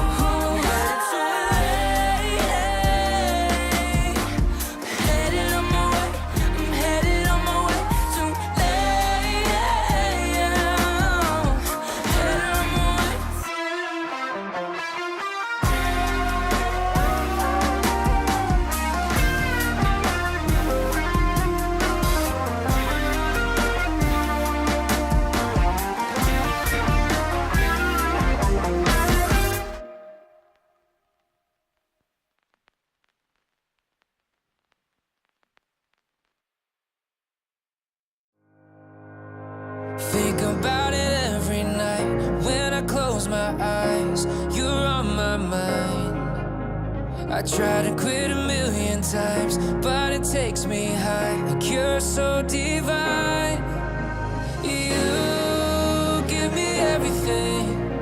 Don't know what's happening. I need you like medicine.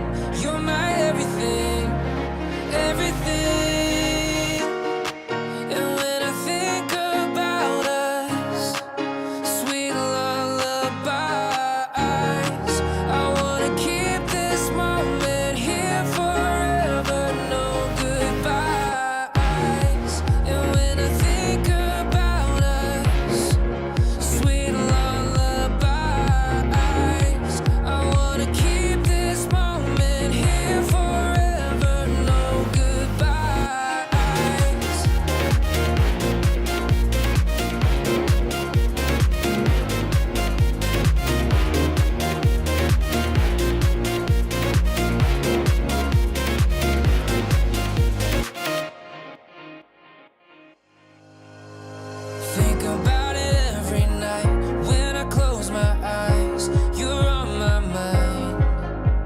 I try to quit a million times, but it takes me high. Like you're so divine.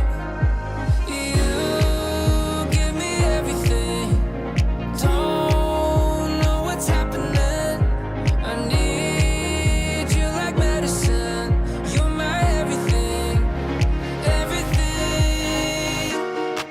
And when I think about us, sweet lullaby, I wanna keep this moment here forever, no goodbyes. And when I think about us, sweet lullabies,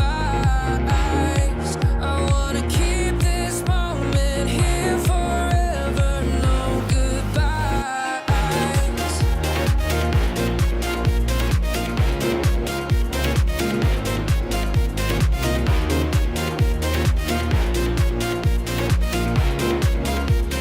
No goodbyes.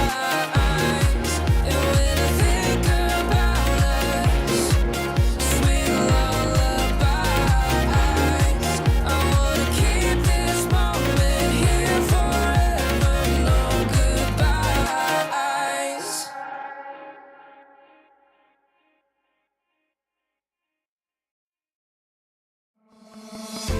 Oh, I don't know how to put it together. Ever since I found you, my life just got better. Better than this, better than that, better than anything I ever had. Better than this, better than that, better than anything I ever had.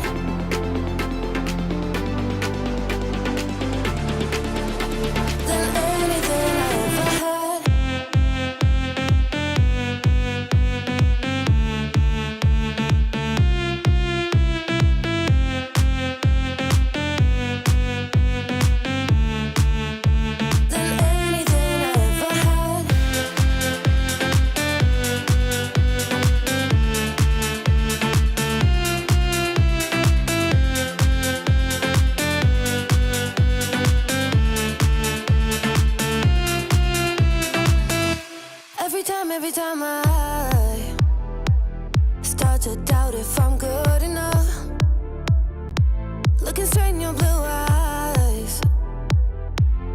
makes me feel better. Better than this, better than that, better than anything I ever had. Better than this, better than that, better than anything I ever had.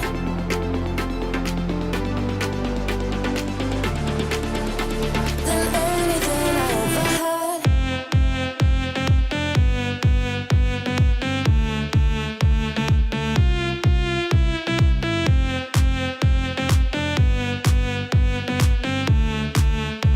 Than anything I ever had.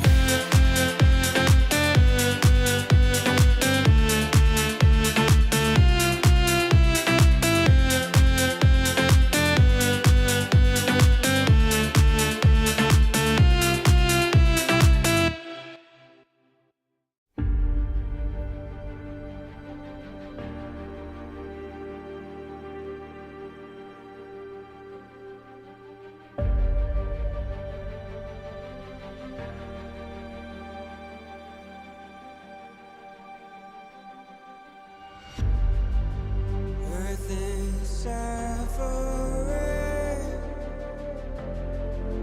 trouble is rising, mountains are melting, there's gonna be nothing left to breathe. Raise the sirens now.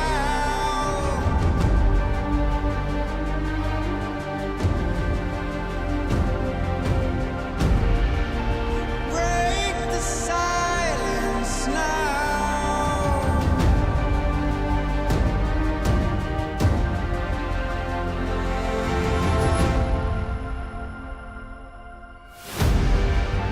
Our hearts are trembling.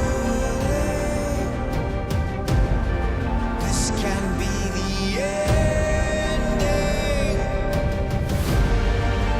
We must begin to rise. It's now do or die. Raise the sirens now before it's too late. Break the silence now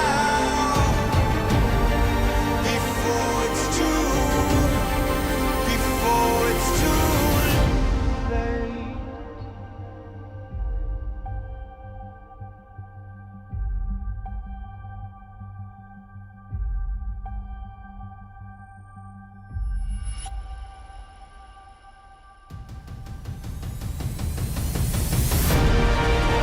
Raise the sirens now before it's too late.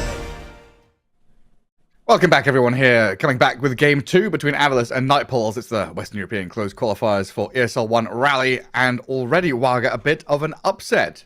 Avalos drop Game 1, Nightpoles take it with some real stern team fighting and a Spectre having a supreme performance. Yeah, Spectre doing extremely well, but also Nightpoles just understanding their lineup, playing very aggressive Dota, and finding those moments. I think their targeting was very impressive, like how they went on the same targets together. And Avalos got left stranded a few times, overextending a little bit.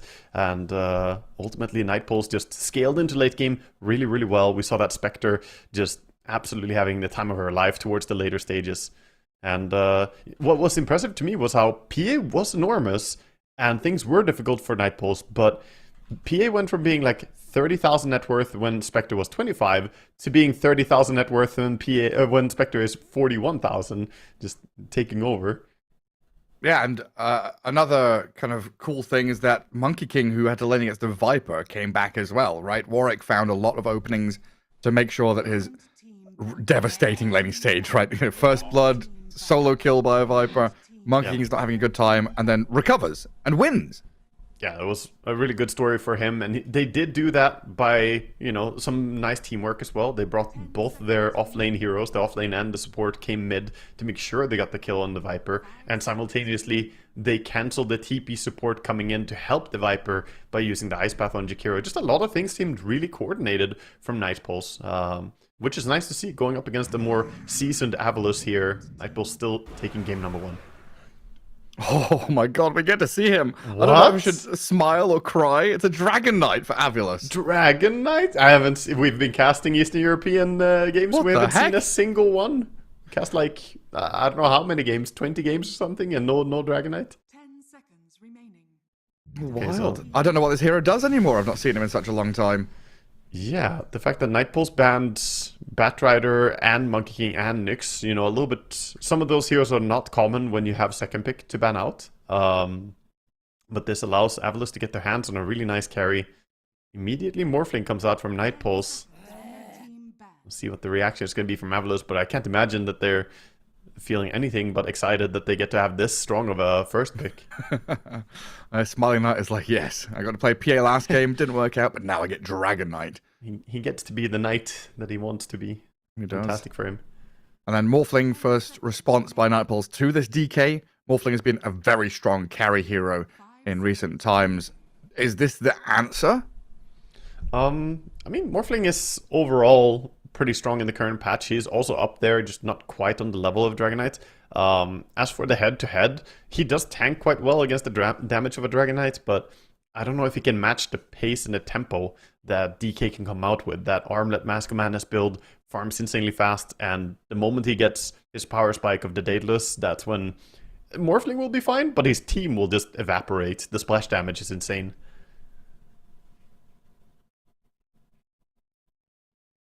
Well, next couple of bans. Radiant's team banned. Let's get rid of the Hoodwink. Muerta and Hoodwink. Yeah, still have the Lion and the Rasta available in the pool. Nice. So quite likely heroes that we might see, and wonder if we're gonna get a Night Stalker in this game. Gareth was We a might. high priority in the Eastern European qualifiers, but there's obviously a little bit of a meta difference between the teams and the regions as well, even though these players play in the same region. Remaining. Yeah, like even this Hoodwink ban, right? We haven't seen much Hoodwink. I don't think I've seen her banned in a long time now. But there are players out there that still heavily enjoy this hero. You think of Crit, and I guess Desire here also being focused a bit with both Hoodwink and Muerta being removed. Yeah, it's just comfort zone taking away. And overall, Muerta is still fantastic in this patch. Hoodwink a little bit less so, but Muerta is a very common hero to utilize. Just a strong pulse 4. Nightpulse really digging into their time, thinking about what they want to get rid of and what they pick, because they have the ban pick right now, so you can deny something and pick something else. My big worry in this spot would be Chen. Avios used DK Chen a lot when they were allowed to have DK, like 6 months ago, right? With some of the qualifiers last year. Suneko Chen is very, very scary, and it gives you this kind of warm-up, ramp-up period for Dragon Knight to get into his first couple of items, pressure the map, take a few objectives, and then you're still ready to keep this death ball going when DK joins in. Yeah, And having DK with auras? Exactly. A buffed up DK is one of the scariest things. That's also why I'm thinking a little bit towards the possibility of Ogre. Like, it's not strongest lane necessarily. Ogre DK is fine, but later on with Bloodlust, DK is one of those heroes you want to put Solar Crest on him. You want to have penitence like you were talking about. These type of things to just really enable him.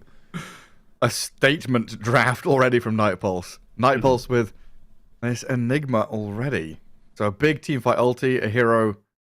Do you go Rubik?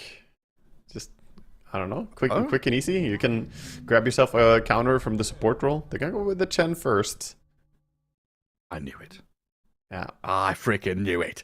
I mean, it's a fantastic combo. Chen and Dragon Knight, they're best pals, man. The two of those heroes have always worked really well. Even before Dragon Knight became the monster he is today, back when he had the poison attack on level 1 ulti, it was still very good to just push down towers together with those two. And how's this lane going to be? Like Enigma off lane against Dragon Knight Chen? Like, have they picked Enigma because he does well against these guys?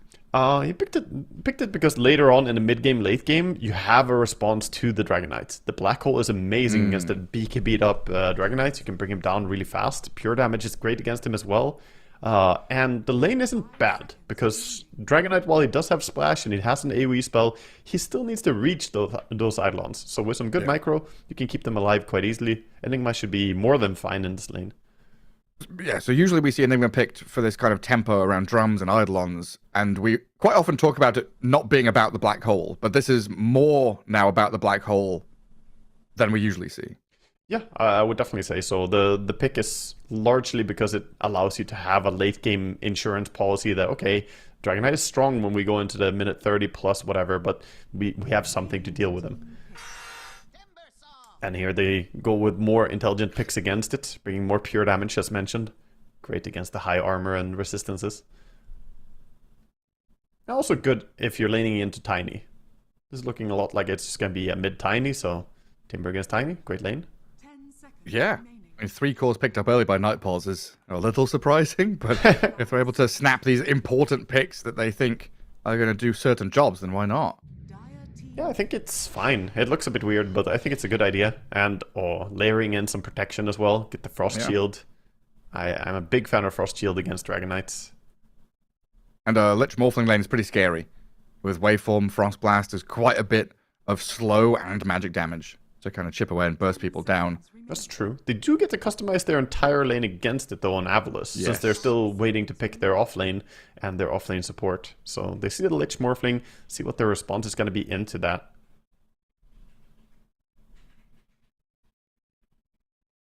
I mean, usually this is the big pick. 18th pick. 4th pick of the draft. Pick into bans. You've already got your carry, your mid. Is this going to be the offlaner for Zibe first? Dawn or Night Stalker coming in. You reckon? It's either sunshine or moonlight coming in. One of those. Daytime, nighttime, daytime, nighttime. It's what you want to play for. Yeah, I think those look like the strongest. There is, however, also still Beastmaster in the pool. They're gonna wait, seeing that there are multiple options. They just want to grab Lion first, get that reliable disable. Amazing against Morphling. Not bad against Enigma as well until he gets his BKB. And Eki is like, guys, there are 2 bans and there are 2 heroes I want. Shadow Shaman and Lion. If you take the offlaner now, I don't get either of them. Give me the Lion. Exactly. 5 seconds remaining. I think it's good. Avalus So then, getting some burst potential as well. Lion and Tiny together can do a lot of damage. yeah, against Morph, against Timber, all feels good. So then, do you think they're going to ban Dawnbreaker Night Stalker? And if so, what's the 3rd hero that Zibek can pick? I think they'll ban Beastmaster and Dawn. Feels like the bans. But yeah, I'm not sure that these teams are as hyped for the Night Stalker as we have been. But, you know, I think it would work well. Again, Vision against Enigma is fantastic. Silencing Timber or Enigma is great. Even against Morphling. It's also amazing to have the silence. 5 seconds remaining. But I'm not sure it's a higher priority than the threat of Beastmaster, right? Bring that BKB piercing disable. Alongside a Chen. Yeah. And the push, yeah, exactly. The push combo of Chen, Dragon Knight, and Beastmaster. Because it would be Powers the that spear. real nice combination of Chen Beastmaster, push and pressure, Tiny Lion with pick off and catch, and you have this real nice synergy between your heroes as they can play off of each other. So there goes the Beastmaster. That's one. Dawnbreaker next coming from them. Yeah. They're probably just thinking right now about what picks are coming up as well. Beyond that, they have the last pick, of course, so they will react to what Avalus are picking. 10 seconds And remaining. the question is what they're expecting Avalus to take if they ban the Dawnbreaker as well here. 5 seconds remaining. And then Nightpoles, we're still looking at a position 4 hero, most likely, right? For Desire. What are we going to see? A Desire Pudge or something? Because all his heroes have been banned? I mean, I would love to see something exciting like that. Let's see what combination they want to throw. We had the Nyx ban early, Bat is gone. Yeah, a lot of support heroes are gone already. Yeah, because I was watching Seb's stream yesterday, and he was playing against Desire, and Desire was on Pudge and just destroying the game. Like, he was so good. Puck ban. Interesting. There's this. Okay. What, the Tiny Flex? Yeah, possibly Tiny Flex is what they're thinking, and But then- they don't want the silence against them. If they ban the No Pudge, Pudge. I called it. But like, who are they afraid of that you have to ban the like? Who are they picking that's afraid of Puck? I mean, no, all their heroes are already afraid of Puck. That's the thing. Morphling, Enigma, Timber, they don't want to get silenced. But there's no flex going on. Avalus, that Tiny is heading mid. Darkseer is going to be the one going to the offlane. Darkseer can be a bit problematic into Morphling sometimes, but just give them a nice AoE. And getting the Solid Morphling counter illusion is initiation. always nice. It sure is. It feels like offlaners nowadays rarely buy all the auras and stuff. Now select So Chen and Darkseid, I mean, Darkseid loves buying auras, so Chen and Darkseid are going to have a lot of build up here for that mid game for Avalus. And Earthshaker, the last pick here, Desire Earthshaker, position 4 Shaker, somewhat of a rarity nowadays. That's true. Shaker has had like a big identity shift to become a core, basically, almost exclusively. We've seen him play on all the core roles, but support Shaker is something we don't get to see as often anymore, so it'll be exciting to see him coming in. Definitely a good hero against the Chen. Getting a way to block off the Darkseer can be amazing as well. He relies on Surge and moving around. Fisher can just block that off. Yeah, I mean, does a pause for Earthshaker still like Fisher block the wave and stuff like that, right? This used to be a thing where you'd have Fisher block from Earthshaker, Enigma would deny creeps, and you'd completely mess up one lane. Yeah, I think you Fisher block, and then Enigma is going to have a good start to the lane. Perhaps you even let one creep through, let them die. Let's see what they're going to do. Actually, in old school Dota, this would be a toxic draft, right? Because you would have Enigma and Lich double deny with the sacrifice and the Eidolons, and then Earthshaker would block a wave. Yeah. Going back to some old... we don't have that anymore, but... None of that anymore. Those cheesy deny abilities were nasty to play against, but yeah, no, we're going to have more honest gameplay. I do like the Shaker pick, though, because you also have a carry who easily traverses over the Fisher. Morphling and Shaker have historically been very good together throughout many eras in Dota. Well, as Avalus being chased out by Roshan with the Greevils. As we head into game 2, where, yes, your eyes do not deceive you, Nightpulse have the 1 game advantage in this best of 3 already. A team that's freshly formed. A couple of days ago, it was a different roster built around Dream playing in Eastern European qualifiers. And now they've got this brand new one playing in Western Europe and looking pretty freaking good. Not going to lie. That game 1, I was going into this thinking, yeah, Avalus, easy breezy. Nightpulse woke me up. I'll tell you that much. Yeah, definitely. They came in swinging, and I really like their read on the game, how to find moments to turn the game around, because there were a lot of times in last game where Avalus looked like they were going to take it. They grouped up, got some good push going, but they found these pickoffs over and over. Nightpulse just very creative with their gameplay, baiting people and, coordinating well.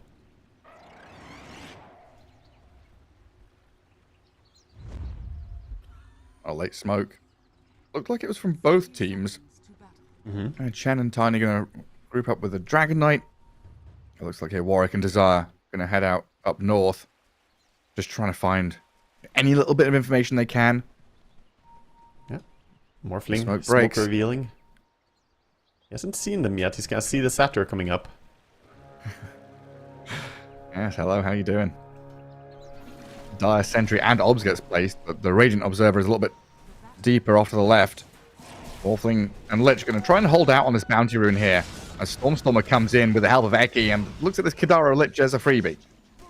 That'd be a great start for him, getting that first blood. Off to a good start. He probably needs it too. Timbersaw can be a problematic hero for Tiny to deal with.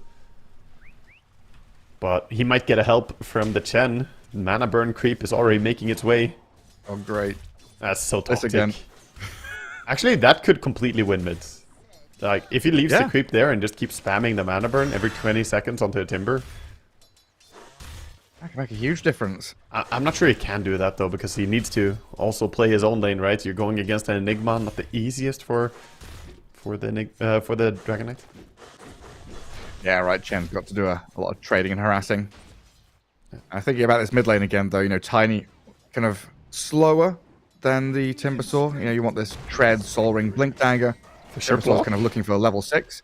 And Seneko is blocked up top, and this could be dangerous with Blood Grenade and triple Eidolons on him. Yeah, I think he should be fine.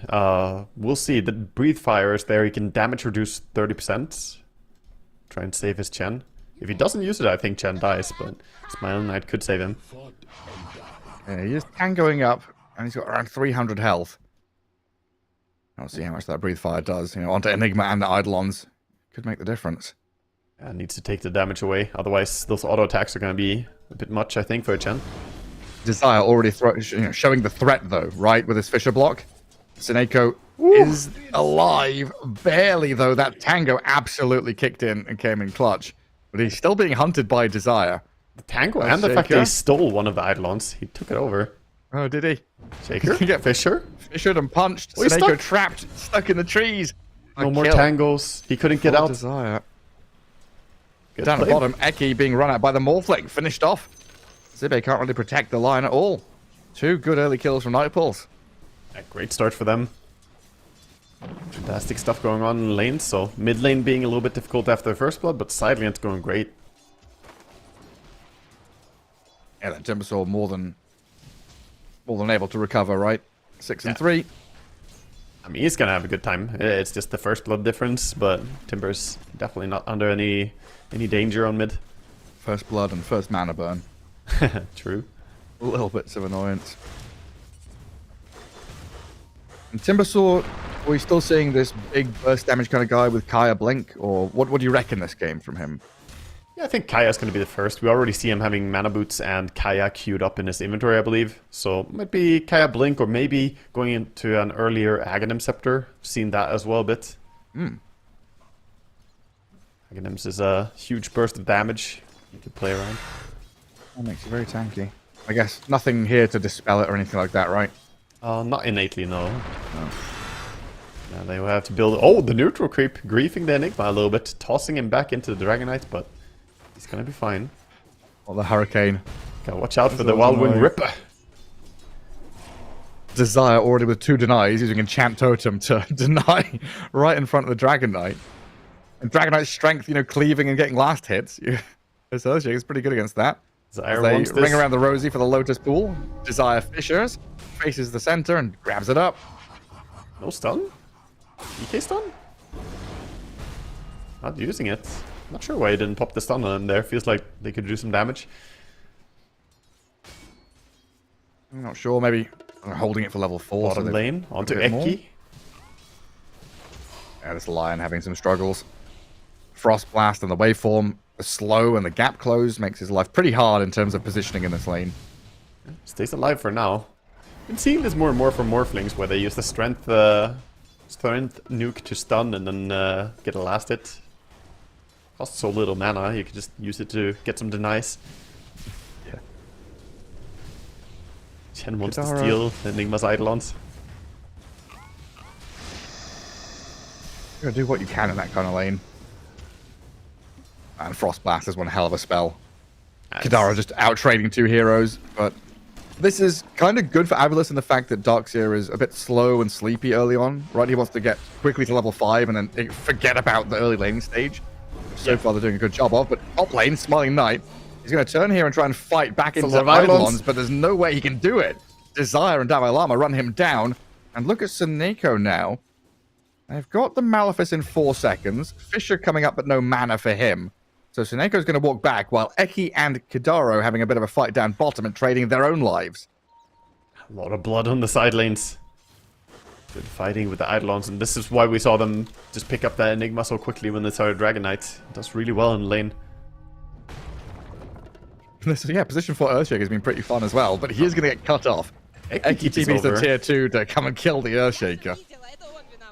Joining him for that kill. That does mean that he's leaving his Darkseer completely alone for now, so Kidara is going to be on the case, shutting down Zibe. Avalama? Oh, he survives against Smiling Knight.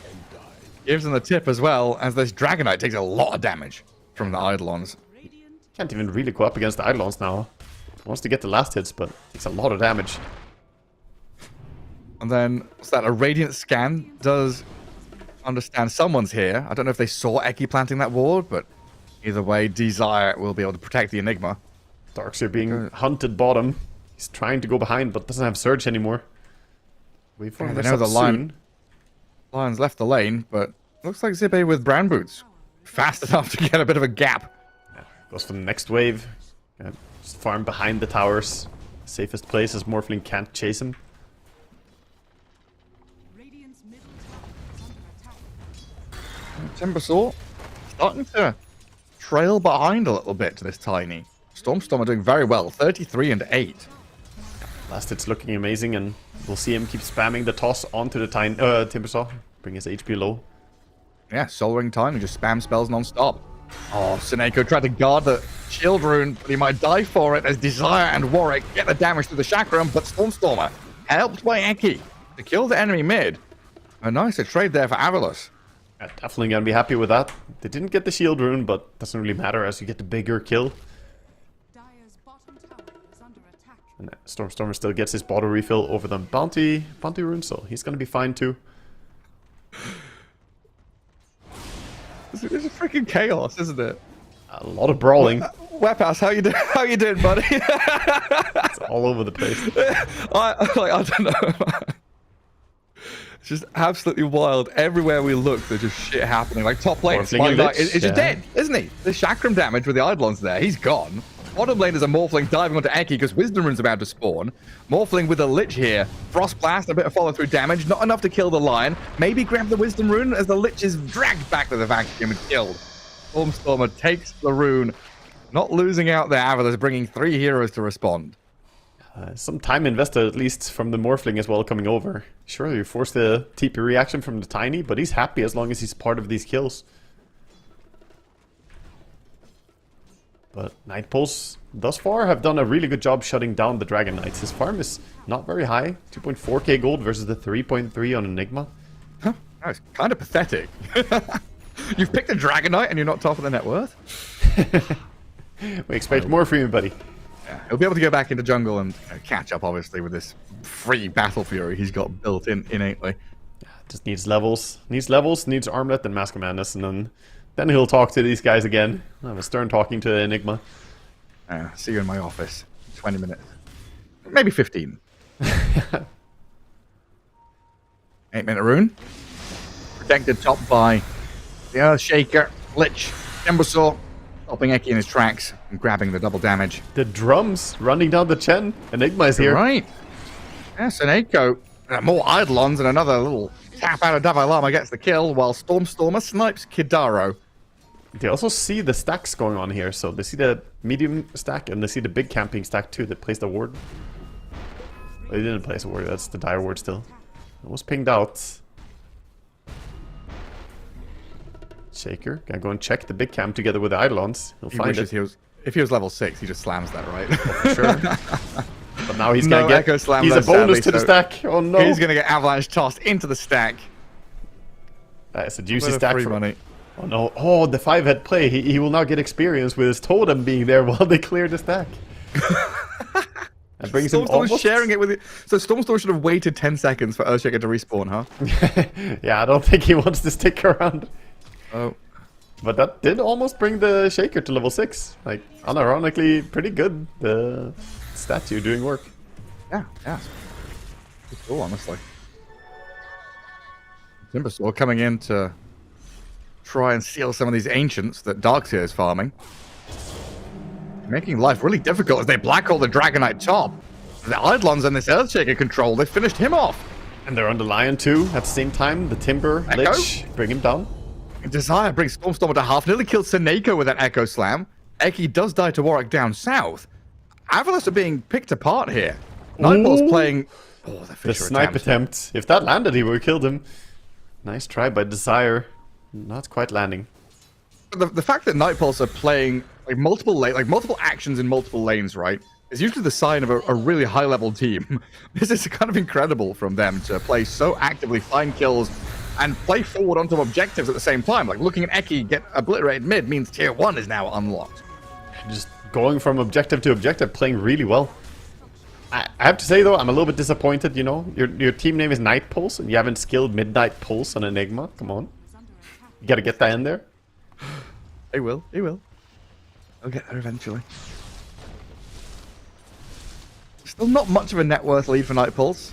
Even though they're making all these actions and making life difficult for Avalos, there's still farm to be had. It just feels like potentially on the wrong heroes. You know, Dragonite being so far behind. I want him to catch up. He There's definitely a lot to be said for a Tiny being top of the net worth now, right? Wait on Stormstormer's shoulders to go and do stuff with the blink. He's got the blink coming out on the courier, so yeah, the moment that this arrives, they're gonna try and go for a smoke immediately. We see this time and time again from teams, just timing the smoke to the blink. Look for whatever you can grab. They have Finger Death ready as well, so Morphling would be the ideal target. But the smoke, I believe it was spotted by the observer ward. At least it was in vision range of it. Question is whether they can sense this gang coming. See Morphling running away, farming small camp. Getting what he can before evacuating bottom. That was seconds away from getting ganked. He is morphing up to 1700 HP. That's a lot.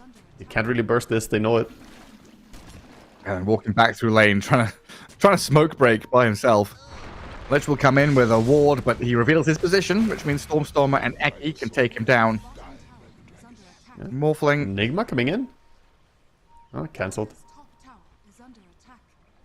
I'm trying to figure out if they want to fight here. It feels like they kind of want to defend tier 1, but with Lich dying, maybe time to just give up on it.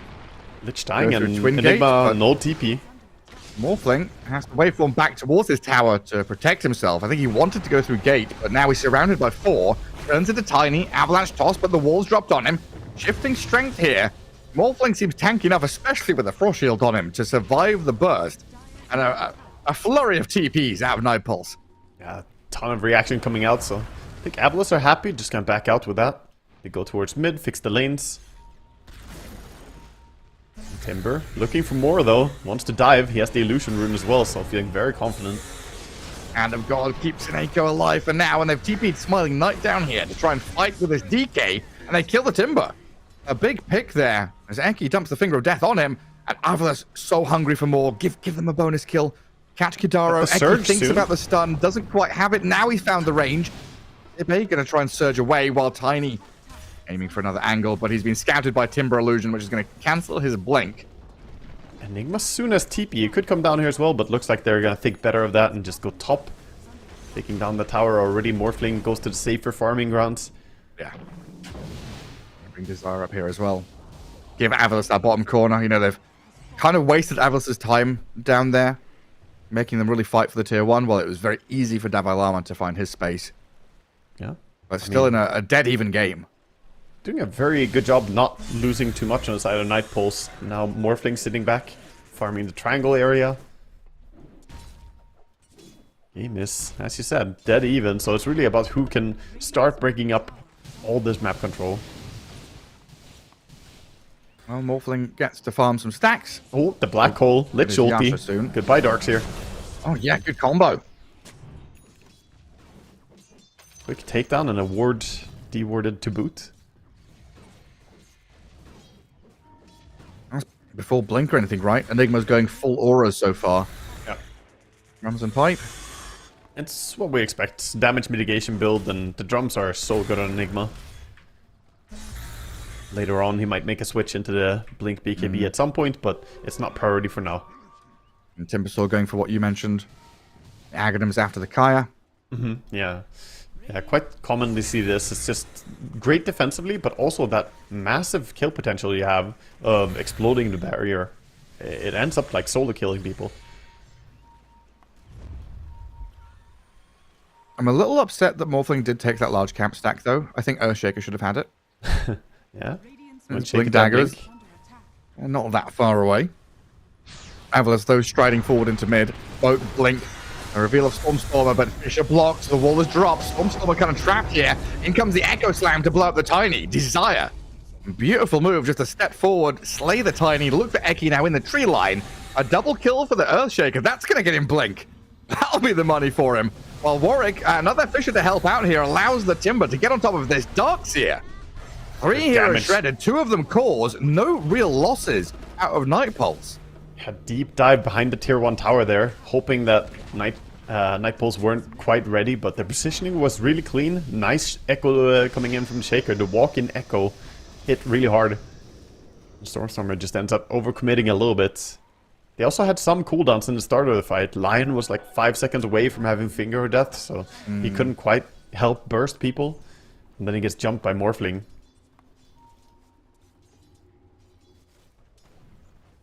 Eyeing up the Enigma. Again, not the easiest kill. We see them a lot going just Lion and Tiny, hoping to burst people, but feels like you're missing a little bit, you know? The Chen being somewhere else, farming. Not the best here at bursting something. Normally it's the Tiny ones to group with 2 supports and go around killing, but you don't have a Dark Willow, you have a Chen. One Desire going to grab the haste rune under the nose of Seneko. It kind of feels like it comes back to this DK lane where DK should be feeling powerful a little earlier on, should be playing with a Chen, pressuring objectives with his Darkseer. Tier 1 mid, definitely a painful thorn on the map for Avalus, thinking about how that last fight went. Now back to kind of a waiting period. It's always awkward when you play Chen as well. At like 16 minutes, you only took one tier 1 tower. This hero wants to crack down all the towers as soon as possible. So the fact that mid and top tier 1 towers are still standing, not a good feeling for Seneko. It makes it hard to play the map as a Chen. Less access to the jungle camps. You rely on those jungle creeps. Yeah, then you have Kidaro's Lich, who's just like sitting in a lane, putting shield and spamming Frost Blast to get a bit of additional farm. Looks like he's pretty comfortable down there. Seneko's entire army almost died on mid lane to Timbersaw. You can't be losing them. And Morphling shows up top, and Avalus. I'm going to back up here. Lion and Tiny can't really go on him or the Enigma. Bit of posturing, bit of showing of strength. Saber rattling by Night Pulse. I think Night Pulse are very happy with the way the game is going right now. They scale so well into late game. Morphling hasn't died a single time, and Avalus just not really able to find the kills that they want on Tiny. So that puts more and more weight on the shoulders of the Dragon Knights. He has to be this big threat. And also, the Darkseer at the bottom of the board and farm. This was the last pick Darkseer into a lane. You saw what you're going up against, but he has not really had a good time on Ziba. Oh, definitely a slow start for him. Avalus is going to be looking at a bit of a later timing. Smiling Knight going for an 18-minute bracer. He's got it queued, but it's like, really? It's been in the quick buy for a long time, though. I don't think he's buying it. It's just No. a remnant. He hasn't cleaned up his inventory. A distant memory of the laning stage. Remember where he's come from, where he's been. Humble beginnings. He's gonna buy Daedalus and be Exactly. like, yep, bracer.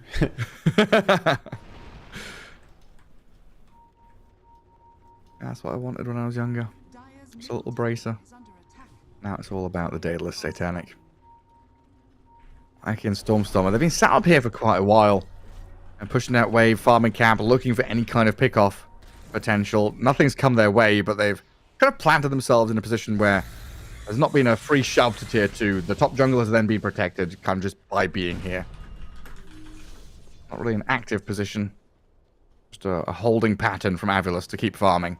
Yeah, but, I mean, Night Pulse, they don't want to just farm, they want to get something more, so moving towards this Roche feels strong with their timings. Agnim's complete on the Timbersaw.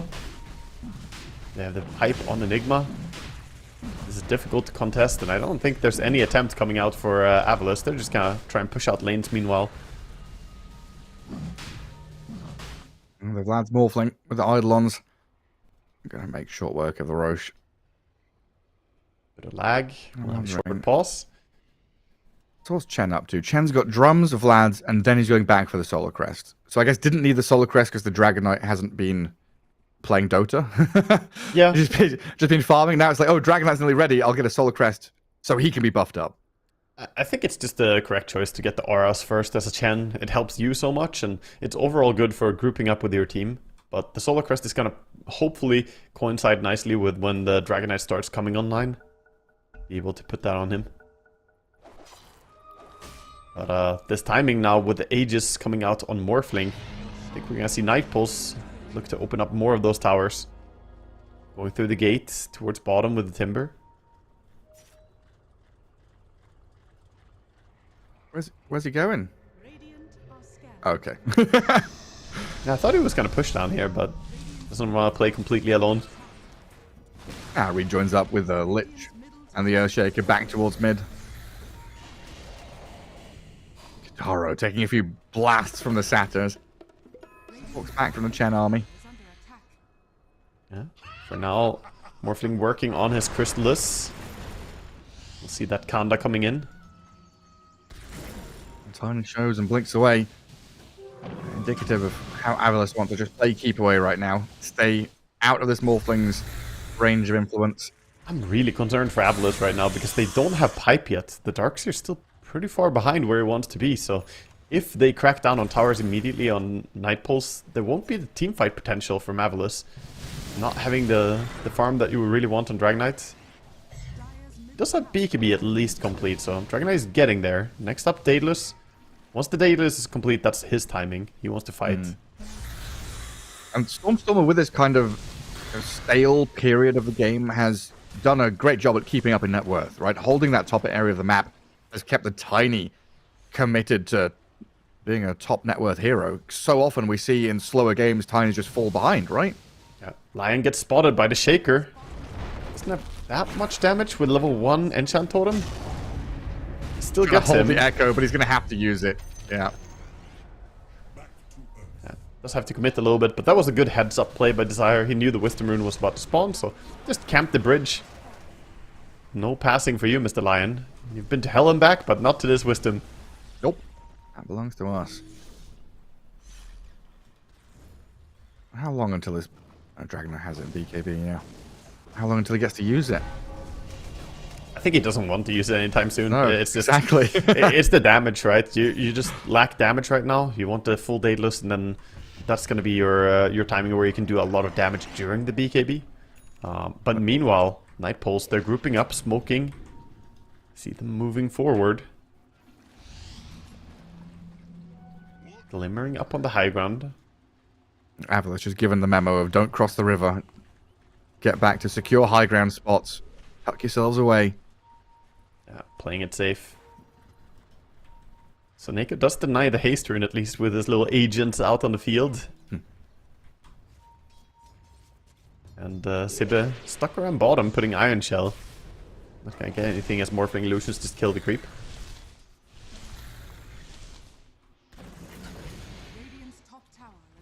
Ultimately, it's just Night Pulse slowly controlling the game, but only a less than 1,000 gold lead, so great job by Avalus at keeping up, playing whatever map they are able to.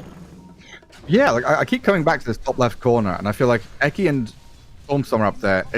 Originally, it felt like, oh, they're up there to look for a kill, and it didn't pay off. What are they going to do next? But they literally sat top left corner for 3 minutes, just holding wave, clearing wave, blinking back to jungle, clearing wave, blinking back, making sure that push never came to tier 2. Yeah. So Night Pulse could never play top jungle, and now you've flipped the map, and Avalus have kept themselves in this to go and steal a Tormentor. This is actually quite valuable. Shaker is going there, but he's a little bit late. Very low Lion. Seneko as well as within Oh, the Fisher! range, the double Fisher. There we go. Sluggers them both. Desire with a double kill. With a shard value. Hits them with the Enchant Totem. Aftershock gets the double. What an amazing thing for him. So he gets 4 staff. So yeah, you stole the shard, but definitely not worth in the end. Those kills and extra experience can make Desire very happy. It would have been a nice play if they got away. Yeah. Could be worse. Stormstormer got to safety. And this Earthshaker has level 2 Echo Slam with a blink now. Avalus have got to keep their wits about them, because that surprise initiation can come out of nowhere. That's very true. Also having the 4 staff and the shard, he's going to be able to play from far away and do quite a bit of work, even when he doesn't commit. Like, when this Earthshaker's a core, I don't know, it kind of feels more manageable or noticeable, maybe. You know where he is, know where he's going to be, he's going to show, he's going to farm, then it's like, oh, he's in this area. But Pos 4 Shaker is just off map for vast periods of time. Never shows up on lanes. The surprise factor is like 10x, I feel. Yeah, even just sometimes fishing creep waves and then using the Enchant Totem to push it out like he did just now. He doesn't show on map when he does it, so it's just your creep wave disappeared, and unless you're looking, you might not realize where he is. We have a deep ward from Avalus that spots 3 heroes backing out. This kind of tells them that Night Pulse, they know about the smoke.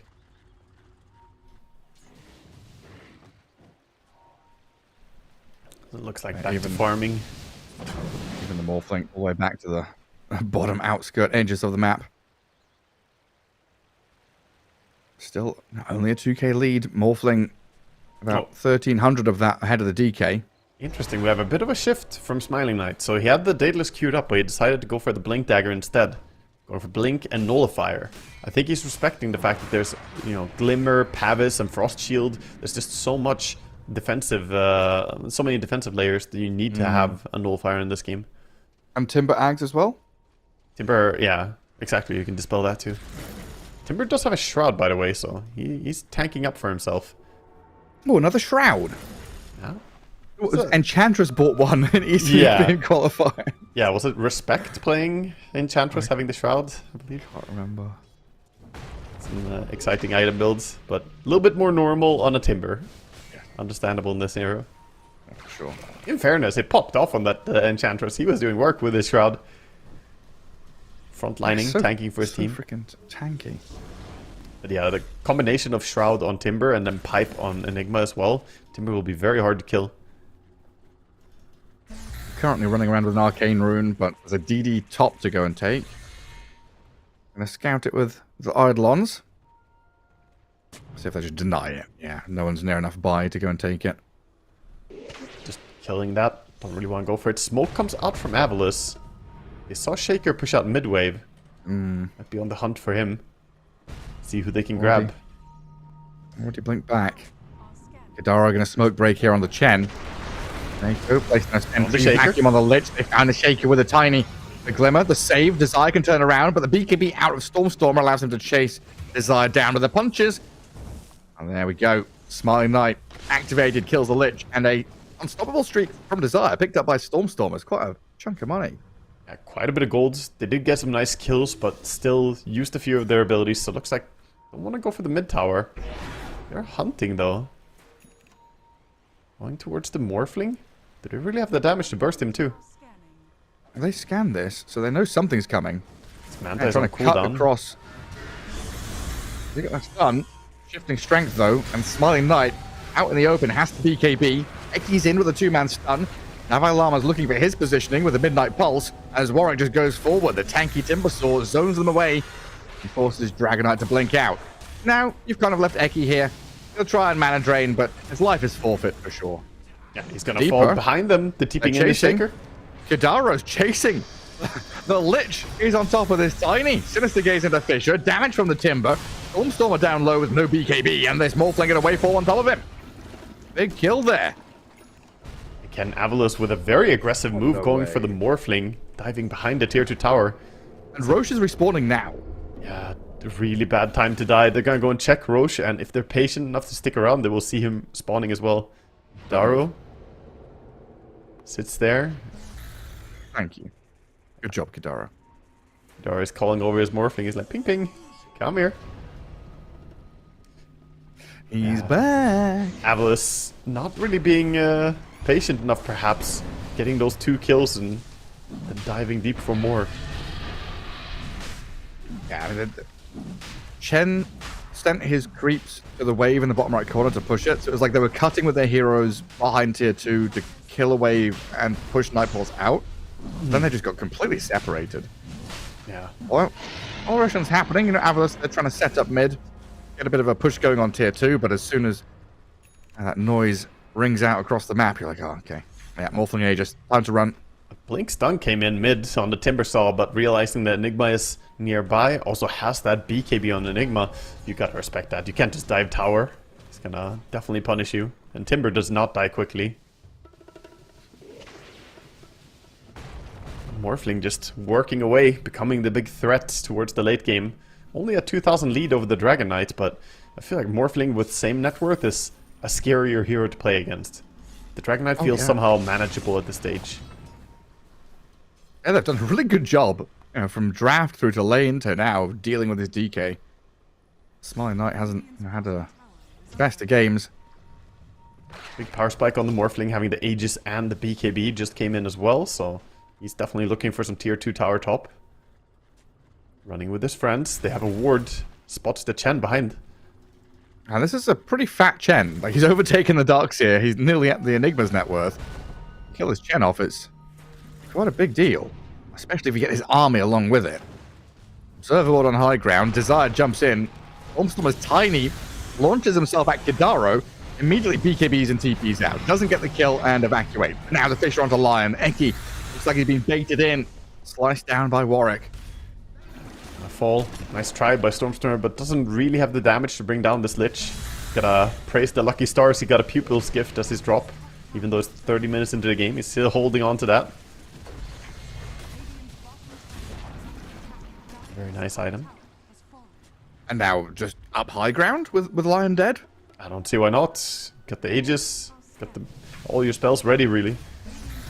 I think Morphling just handed the Roshan's banner off to the Enigma to place it down straight away. Tier 3, forced to be glyphed up, while Smiling Knight waits in the wings looking for some Blink Initiation play. Tricky puzzle to solve this Morphling pushing. Not sure they can go on him at all. You need to find a Shaker, need to find an Enigma. That's not the real one. Stormstormer attempts to toss back. A real Morphling, though, still protected as they kill one barracks off, and still with this flag up, but gonna respect the Dragon Knight in his ulti form. Yeah, backing out. Still got quite a lot, so see some patience from Nightpulse backing out. And once that Dragon form is down, it'll be easy for them to take a fight again. Still has quite a bit of duration, though. Yeah, very patient. With Black Hole ready and Aegis in hand, definitely respecting Avalus in their high ground hold.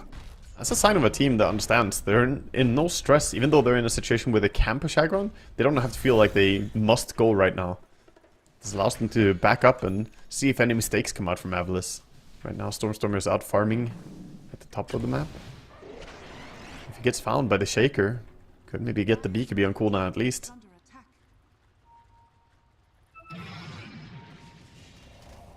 Storm is trying to set up to jump the back line when the push is coming in. Right next to each other. They don't know how close they are. Actually, he does know. There's the Cloak of Flames. Your blink is on cooldown. He knows. Oh, he's gonna get stunned and found. BKB toss for the Avalanche, but Desire too tanky, and Stormstormer again with a BKB TP, but cancelled by the Black Hole this time. Enigma's there to catch the Tiny. Dead with buyback, but now the move is on. Nightpulse dive into this enemy base, looking to chase anyone they can find.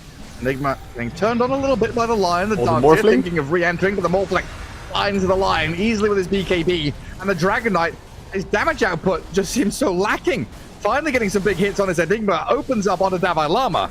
That's all you can get though. The Morphling is really, really problematic. They're going to sinister nice gaze vacuum on the Lion, a good vacuum, yes, but the follow through there. Tiny, that jump counteracted a little bit by the Echo Slam, but it looks like Dragon Knight and Tiny still able to push back and fight a little bit into this Aegis of the Morphling, which is expiring in 35 seconds. Trying to chase. Tiny has blink ready. Run. Surge on the Tiny. Warwick BKB's on this Timber Saw. They'll finish off the Morphling, or at least try to. He's still very tanky. Can't quite take him down, and instead changing target over to the Timber Saw now. Morphling waveform's over and does lose his first life while Warwick TP's out the Force Staff off to the side. The Fisher not enough to save him. Timber dead, shredded by Smiling Knight, while Morphling is still trying to fight up to the north. Morph Suddenly the Avalus swarm of heroes, though, are going to chase him and force the TP home after the waveform. Double buyback expended by Avalus. They do hold, and it was, a nice try. I guess they lost their melee rack, so Nightpulse still happy with the way that fight went. Especially with Morphling not losing his life. Immediately back towards the Tormentor. That was a fight when Black Hole was basically expended for a single guy and not available for the real fight. And still, it was difficult for Avalus. Yeah, like really difficult. And to pull out all the stops. And Dragon Knight Knight has the BKB run. Held by the Surge. The Fisher blocked. He's stuck over here. So Surge clean. is going to end. Down he goes. Desire on this Earthshaker. What a hero. What a player. Tips coming out from both teams towards him. That was a nice heads-up play. Going for the block off. 4,000 gold in this Shaker, by the way. He has a BKB queued up. Looking to make himself a little bit harder to kill. Push is definitely coming in now. You banned 4 of Desire's heroes. He comes out with a Phosphor Shaker and just looks incredible on it. I mean, he is a Grandmaster Shaker. We should expect no less from him. Good stuff. Wow, Morphling's looking at this next high ground. Who bought back from Avalus in that last fight? It was Eki and was it Darkseer? Yeah. And Tiny. 3 of them. Oh, that was 3 buybacks. Yeah, so Dragon Knight has his. Seneko will have his momentarily. But we're looking at Nightpulse here. All green lit outside of the Lich Ulti. Lion got spotted by the ward. Oh dear, Eki down without buyback for 50 seconds. And the Morphling's on your high ground, killing the tier 3 and now the barracks. Oh, There's no glyph. There's nothing to stop this. Yeah. Actual protection was only for a moment as well, as the creeps are here now. And they can just keep going. They know that Lion cannot be part of the fight. Morphling paying a bit of respect, backing out. And they've got a wave to deal with. Dire creeps almost at the Radiant tier 2 bottom. So cut the wave, play into base. No choice given by Stormstormer. The blink black hole from Davai Lama. Chen and Tiny inside. Die back from Tiny. Neko in trouble, and Morphling just shreds them all. Smiling Knight's got to run from this Scardy Morph. Dream is cutting through them. Nice vacuum, but no teammates. But then what, right? You can kill Davai Lama maybe with this Dragon Knight, but now the Fisher with the Enchant Totem, this Scardy, they'll help with the Surge, get Dragon Knight a bit of distance. Eki with a stun, and a blink back by Zibe gets them to Fountain. But now you're just going to lose your lane. Mega Creep's probably going to be coming now. There's no stopping it. Definitely go for it, but Dragon Knight is trying best he can. Laying into the Timber. Yeah. Problem is he has Vindicator, the extra armor. And Morphling has 47 armor naturally. Good luck breaking through that. It's a ton of armor, and you didn't go for the high DPS build with the Daedalus, right? You had to go for Nullifier, so Dragon Knight cannot really deal with all this tankiness. Well, it's not Mega Creeps yet. Not yet, but there's another wave of push possibly coming. Perhaps they're just being confident, though, that, okay, we don't need to stress for the Megas. We see them backing out again. Respecting that, okay, Enigma is dead, we don't have Black Hole. Even without Tiny, don't want to risk throwing the fight. I feel like they probably could have gone. No BKB and no Dragon Form on Dragon Knight was still a good window, but why not back out, wait for another Roche? I mean, they already did the hard part of the game. They won game 1, now 16,000 gold up. The worst thing you can do is throw the game on the high ground push, so just gonna be patient and wait for the Roche. What's the glyph reset time for Dire? 2.5 minutes for them. Okay, not too bad. They should have it for this next push coming in, whether it is on the barracks bottom or just tier 4s. Yeah, quite likely. Before that happens, I want to contest Roshan. Yeah, but All smoked up. This is the decisive move. Almost a last-ditch effort here. No buybacks on any of the Dire heroes. We can see there, cooldown, money-wise, all out the window. This is it. They've bought out. They have to take this fight. Tiny leading, Dragon Knight, smoke breaks. Tiny jump doesn't catch. Now the Fisher, Midnight Pulse on the floor. Eki blown up. Smiling Knight and Stormstormer look at this Timbersaw and realize they can't do anything to Warwick. Dragon Knight runs. Stormstormer trying to get the gap away, but he's caught out here. Scardy slow. Vacuum Wall dropped on them, but Morphling able to stand his ground. Desire with the Echo Slam straight onto Smiling Knight. They've isolated the DK. 3 Avernus heroes are already dead. And Smiling Knight on his own cannot do a damn thing. There's 4 gone, and GG called. Avulus, the team that I expected to start with a 2-0 and have maybe an easy breezy way through to get knocked out. Night Pulse, the dark horses of this qualifier, with a huge win to start off the run. Coming in here just looking like the top dogs, actually just taking down Avulus and making it look pretty easy, actually. They performed really well. I like the way the players are coordinating. You can see that they are really premeditating every fight, and their map read was perfect in game number 2 in particular. Every smoke move from Avulus just felt like it was falling a little bit short. They were not really connecting the way they wanted. Morphling was always ready, didn't die a single time despite many efforts from Tiny and Lion. They just played a really flawless series here. Incredible, right? And it all started with this idea of them letting through the DK. It seemed like they had this very solid identity draft and idea to defeat the Dragon Knight through the Enigma in lane, the Morphling as that first pick response as the carry matchup as well. Just very well thought out, right? The planning on top of the execution is just tremendous. From this Night Pulse side. I want to give back, a short shout out as well to the support Shaker from Desire. They're showing us how to do it. 10, 3, and 14 on a +4 Shaker. Super. Amazing stuff. Absolutely superb. 2-0 for Nightpulse. Yeah, he's starting off with a bit of a bang there, and it does mean it knocks us a bit out of whack with the schedule, right? A bit of a break now before our next series, which should be 4 p.m. CET, so an hour and 40 minutes from now when the delay catches up, as we will stick around in the upper bracket for Gaming Gladiators against Passion UA. So make sure you come back for that one in a couple of hours. We'll see you then.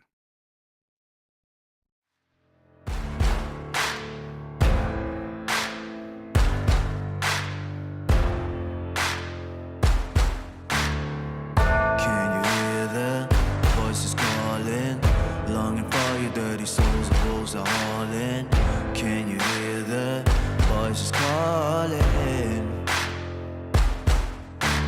Do you feel how they are dragging, waiting for a second to push you to your limits, going strong and feeling better?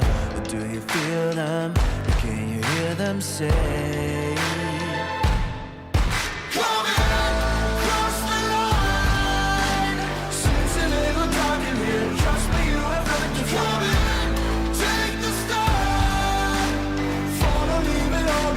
Welcome to the other side.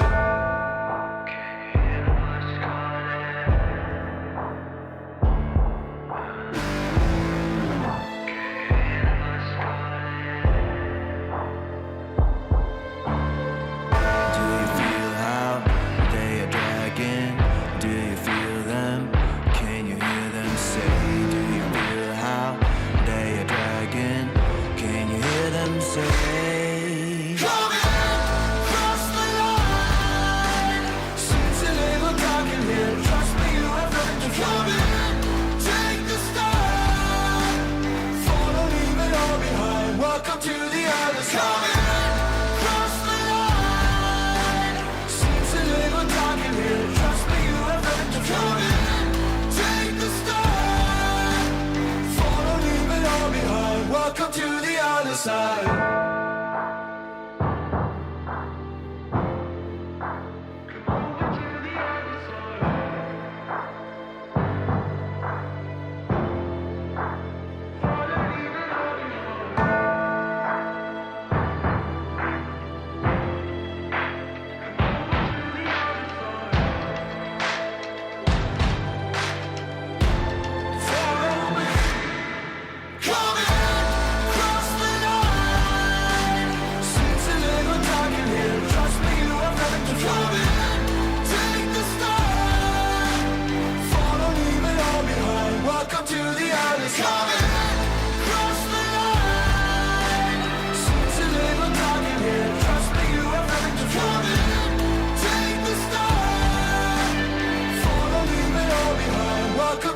other side.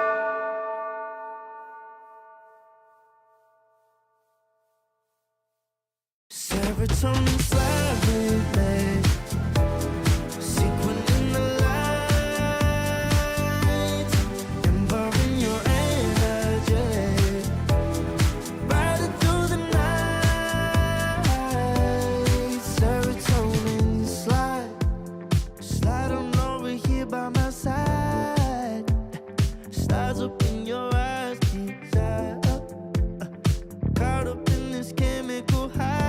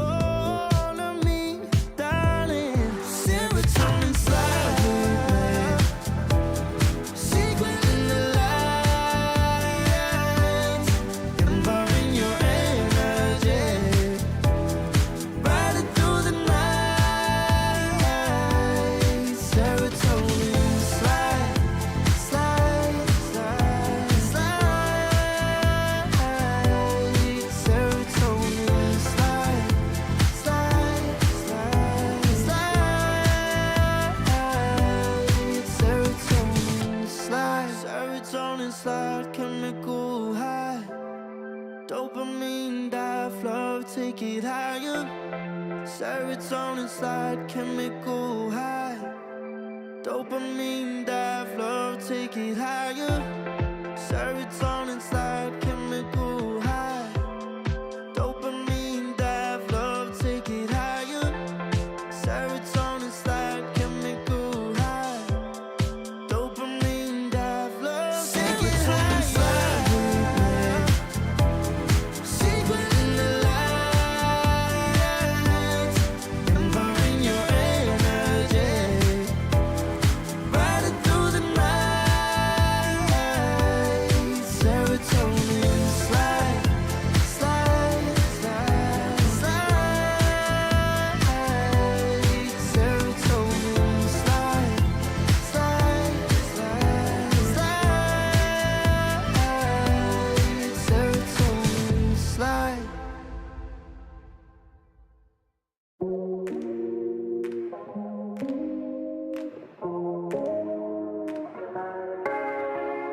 No way, I'll regret the first time with you.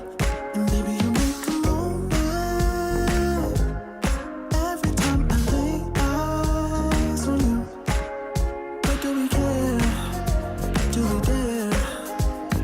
Keeping this going. Let's live in the moment, yeah. I want you know. Keep this on the low. Between the two of us. Every time I try to find, Try to avoid it, but I was stuck. You turn up the heat when you back it up. try to stop the flame. With discipline melts away. It isn't enough to wish for change. You either give in or pull away. We have the will to choose our fate. Whether it's wrong or right, I'm holding on for life. For the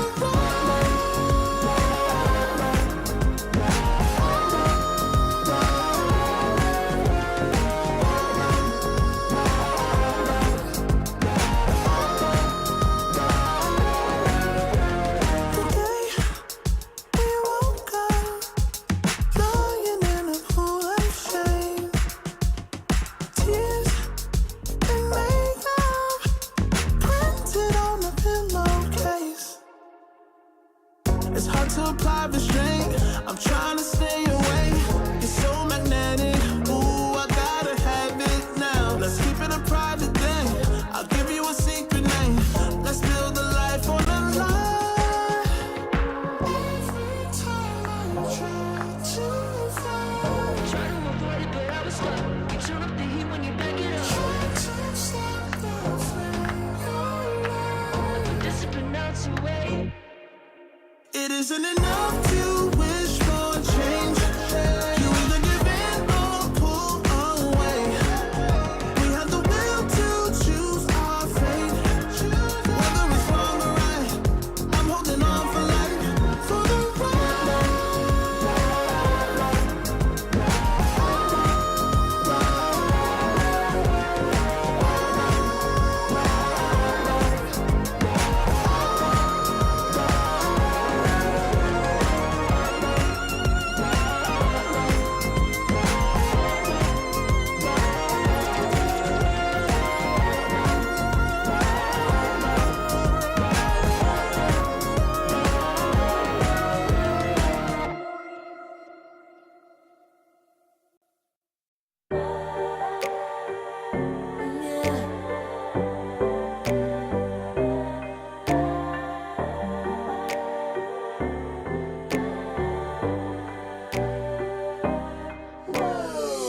Talking my, I've been working all year getting by.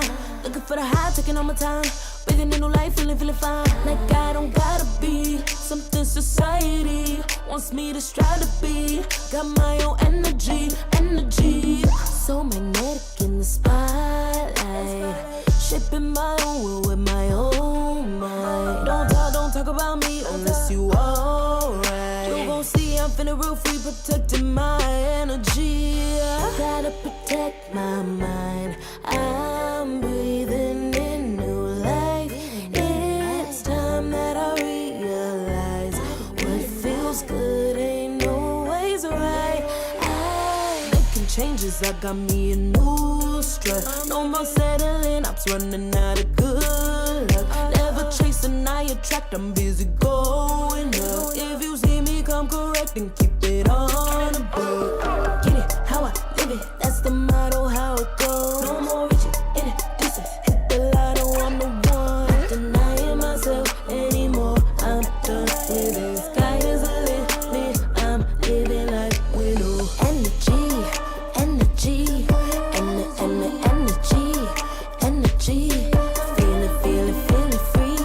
Feeling free.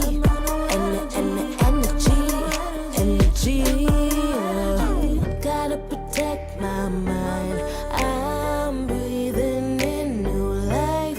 It's time that I realize what feels good ain't always right. I'm feeling good, feeling free. Feeling good, feeling free. All I need is me and my new energy. Feeling good, feeling free. Feeling good, feeling free. All I need is me and my new energy. And my new energy. Feeling good, feeling free. Feeling good, feeling free.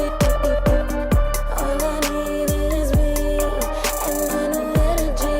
And my new energy.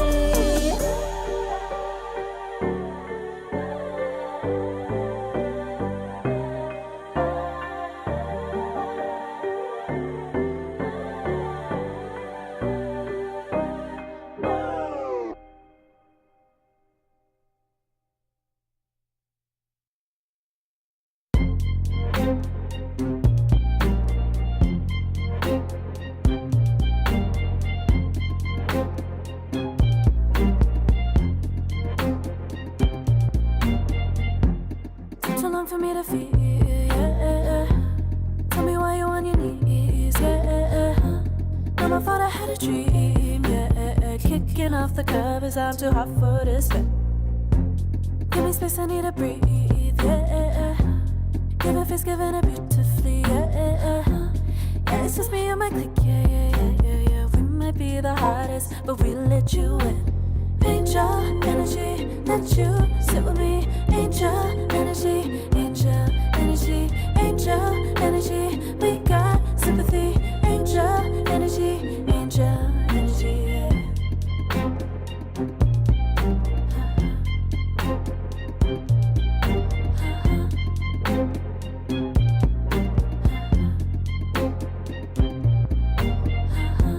Take the time to breathe and rest. Let yourself feel the best. Feel it all so deeply, so deeply. Divine with how we be, yeah. Aligned with everything, yeah. More than a dream. Vulnerable and strong, yeah. We feel everything. Angel energy, let you sit with me. Angel energy, angel energy, angel energy. We got sympathy. Angel energy, angel energy, angel energy.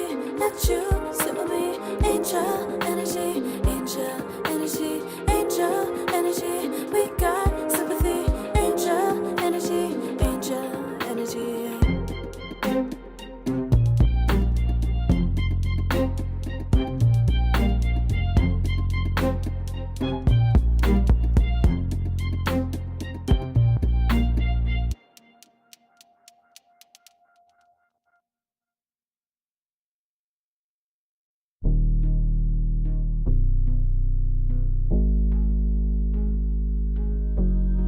Never pressed, but I got the juice. Taking the lead, that's just what I do. I made mountains move with one hand tied, and still this world ain't satisfied. Everywhere I go, they stop and stare. I tell the truth, I take it there. Call me vicious, persistent, overzealous, that's fine. Main character energy, I stay taking what's mine. You need a foot on the gas, or put my name on the line. Main character energy, I'm just taking what's mine. And it's written in the stars, I'm a king like my sign, yeah. Raising the bar, the jaws drop like a surprise. Don't be mad about it. Don't be mad, don't be mad. Don't be mad about it. Don't be mad, don't be mad. I don't play the game, nah, I make the rules. Cards close to the chest and I don't play no fool. Don't be mad about it. Look, yeah, my name stay in the mouth. Legs got broke, they said cast her. I'm the 911 response in a disaster. I don't ask, I just take. Treat the world like a man, I just blow them away. Yeah, I'm a #1 fan. Don't need a bark, I'm a bite. Switch me on, dark need light. Don't need pity, don't need spite. I just plop, plop, plop on sight. Could take your girl in 2 seconds. I just flash her a smile. I make petty look pretty. They run an inch, I run 3 miles. You need a foot on the gas, I'll put my name on the line. Main character energy, I'm just taking what's mine. And it's written in the stars, I'm a king like my sign, yeah. Raising the bar, the jaws drop like a surprise. Don't be mad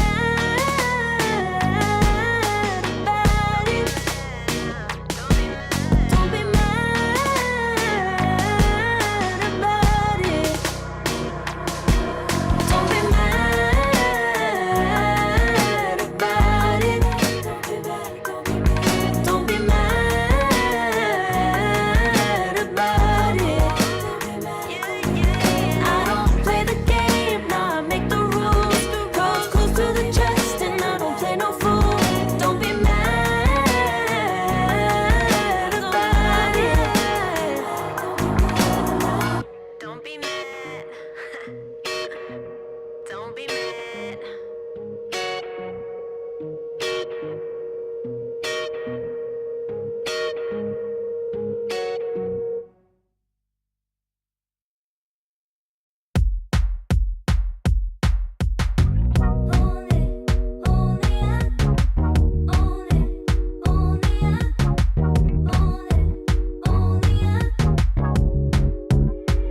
Like a moth to the flame,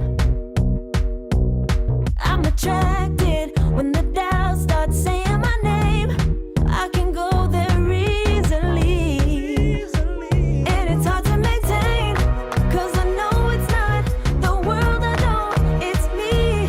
Believe in every little thing I hear, and no, I ain't no stranger to the fire, burning up all my desire to be great. It stays coming in waves, and no, I ain't no stranger to the fire, burning up all my desire to be great. I gotta just open the gate. All I need is saving from hitting the pavement, understanding when I'm impatient, that only I give to me. All I need is a little love in lonely places, the strength to stare fear in the face, that only I give to me.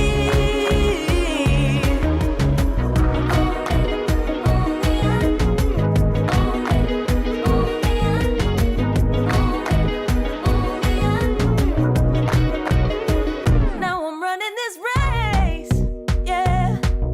Stallions couldn't catch up to me. I'm running till I get first place.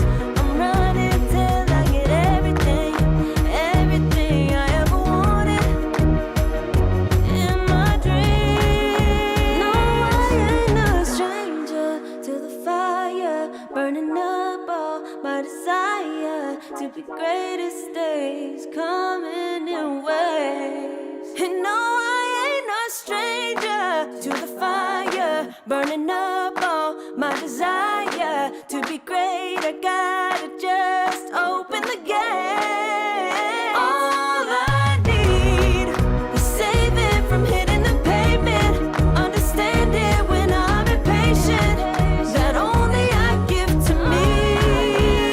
All I need is a little love in lonely places, the strength to stand fear in the face, that only I give to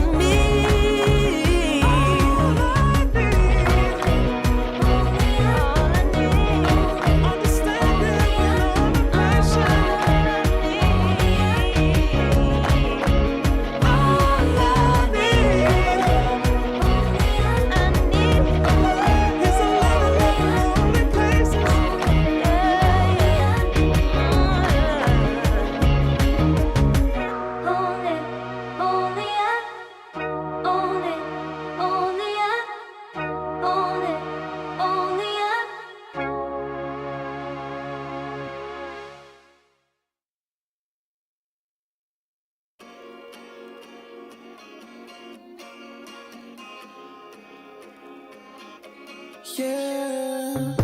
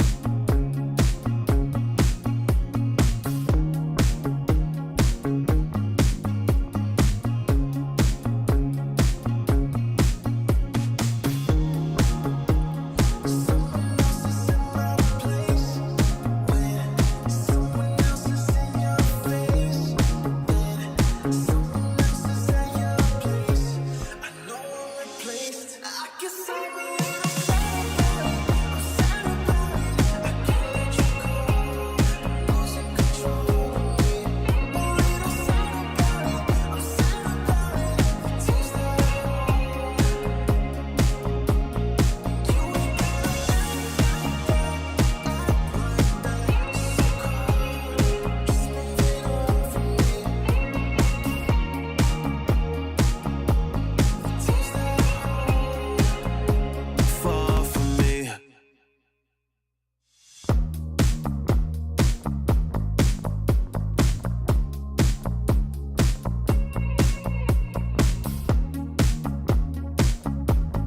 Girl, what's this shit about? You told me I was different then. Now you got yourself another man. I hate to see you out with him. I guess I'm a little sad about it. I can't let you go. Losing control of me. A little sad about it. I'm sad about it. Tears that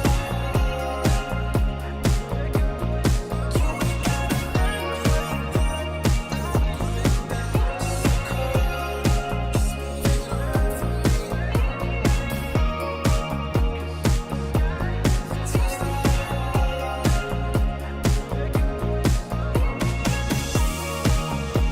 so we should be floating to wherever we're going. 'Cause if the sky is in ocean, then we're going slow motion. So we should be floating to wherever we're going. 'Cause if the sky is in ocean, then we're going slow motion.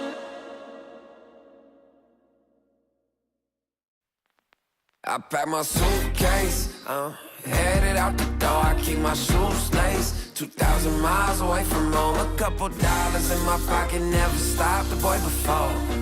I load my bags and hit the road. Miles past, turning back, found my track, face the fact she a cold one. Never gonna settle for none. Stay up every night till I won. Don't want a slow rise now. I'm confident opulence isn't a long ride out. When I look back now, I'm astounded. A quiet boy from old age, but always felt the world was a stage, yeah. I celebrate one last late night.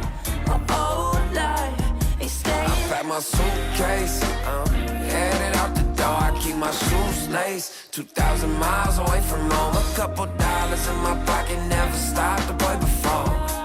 I load my bags and hit the road. I'm headed to LA. I'm headed on my way. I'm headed on my way to LA. Headed on my way to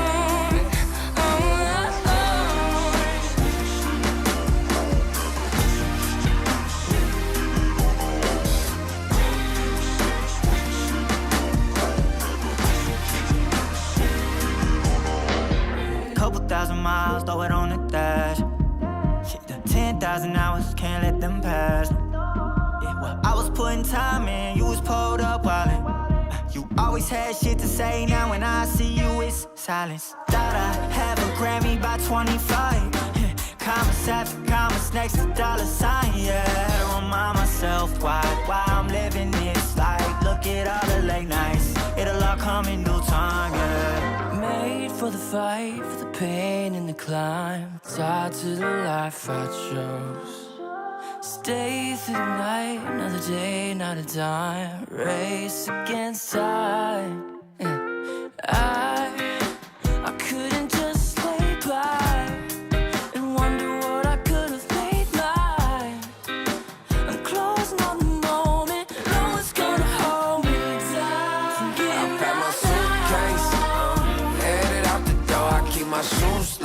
2,000 miles away from home. A couple dollars in my pocket, never stopped the boy before.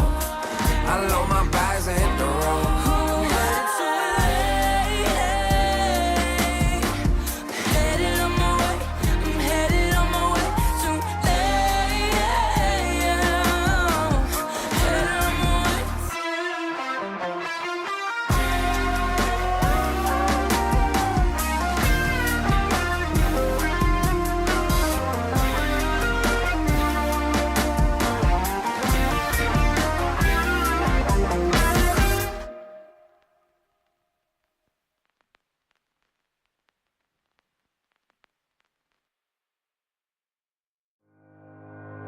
Think about it every night when I close my eyes.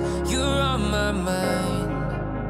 I try to quit a million times, but it takes me high. Like you're so divine. You give me everything. Don't know what's happening. I need you like medicine. You're my everything, everything.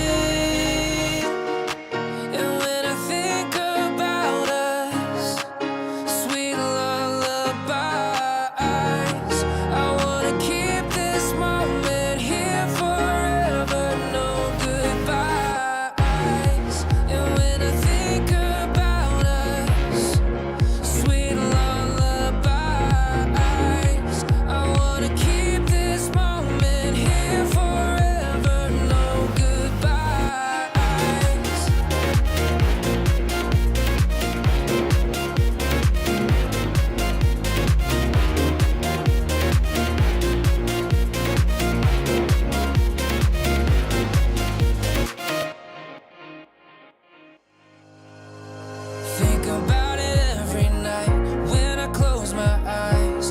You're on my mind. I try to quit a million times, but it takes me high. Like you're so divine. You give me everything. Don't know what's happening. I need you like medicine. You're my everything, everything. And when I think about us, sweet lullabies, I wanna keep this moment here forever, no goodbyes. And when I think about us, sweet lullabies, I wanna keep this moment here forever, no goodbyes.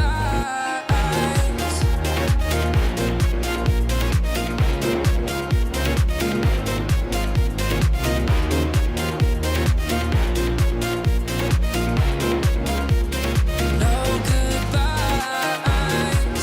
And when I think about us, sweet lullabies, I wanna keep this moment here forever. No goodbyes.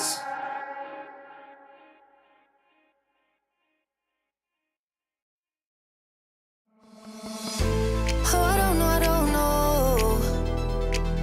how to put it together. Ever since I found you, my life just got better. Better than this, better than that, better than anything I ever had. Better than this, better than that, better than anything I ever had.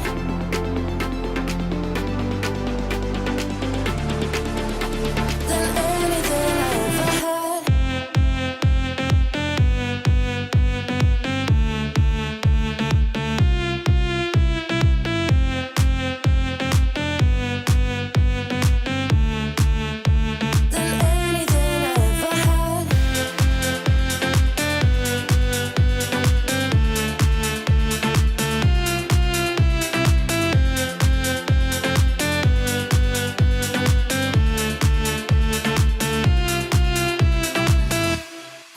Every time I start to doubt if I'm good enough,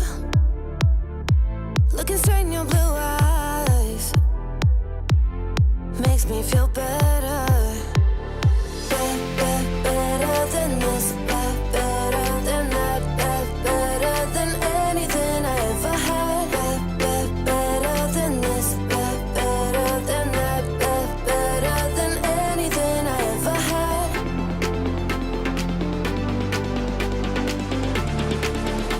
Than anything I ever had.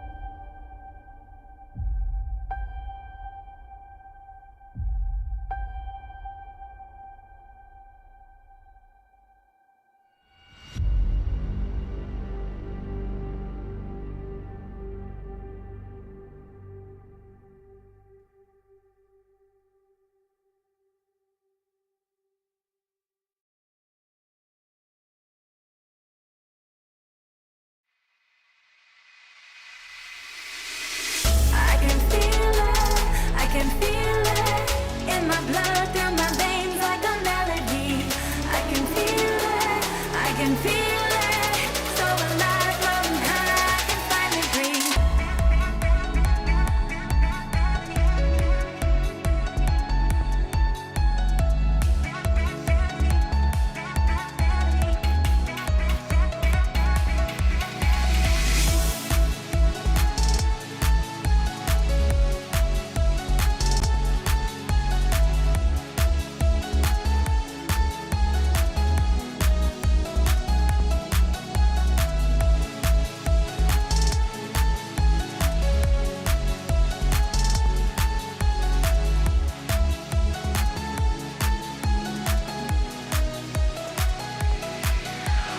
Lately, I've been feeling lonely. Want you to call me, promise me you'll always be there. I've been getting so high, I can feel it. I can feel the gravity is pulling me away, pulling me away.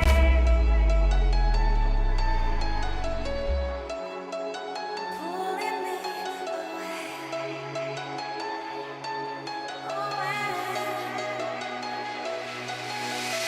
I can feel it in my blood, down my veins like a melody. I can feel it, so alive, floating high, I can finally breathe.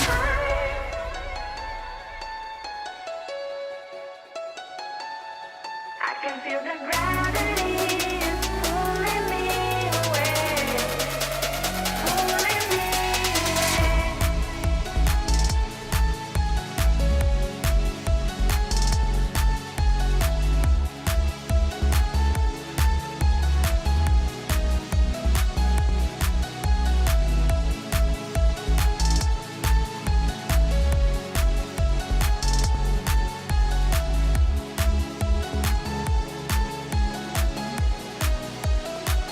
I've been getting so high, I can feel it. I can feel the gravity is pulling me away, pulling me away.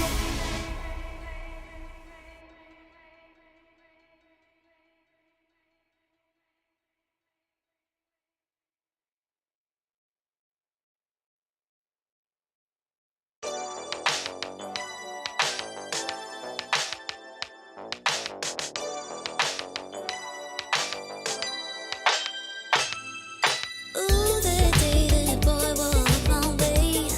Won't forget his pretty face. It was like we both had something to say. Yeah, but as soon as I saw his fine ass was gone, think I should have followed him home. I'll put my number into his phone.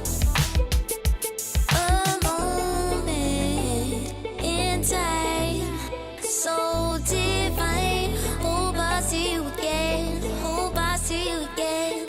A moment in time, so divine. Hope I see you again. Hope I see you again. You're looking so good, make me wanna know you. Feeling the groove, and I got to show you. Come back, better come back. Want you to know that you're looking so fly. I wanna get to know you, but you must set me high in just a moment in time. Oh Lord, boy, you better come back. A moment in time, so divine. Hope I see you again. Hope I see you again. A moment in time, so divine. Hope I see you again. Hope I see you again. You're looking so good, make me wanna know you. Feeling the groove, and I got to show you. Come back, better come back. Want you to know that you're looking so fly. I wanna get to know you, but you must set me high in just a moment in time. Oh Lord, boy, you better come back.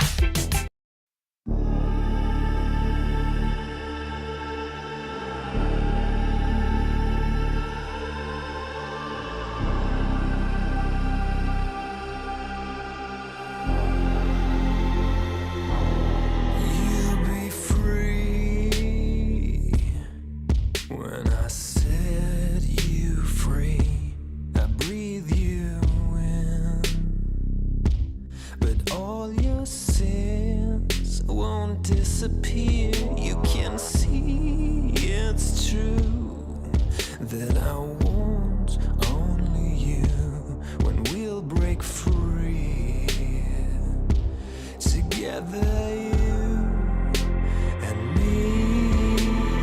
Take me in your arms and let us rise high up to the stars where we can fly.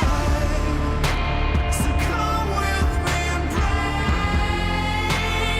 I want you to play my games and fulfill my black desires.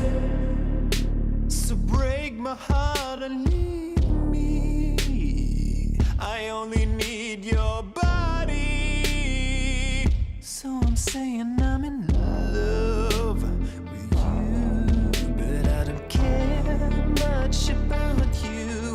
Where you've gone, I would find someone new. I cannot lose.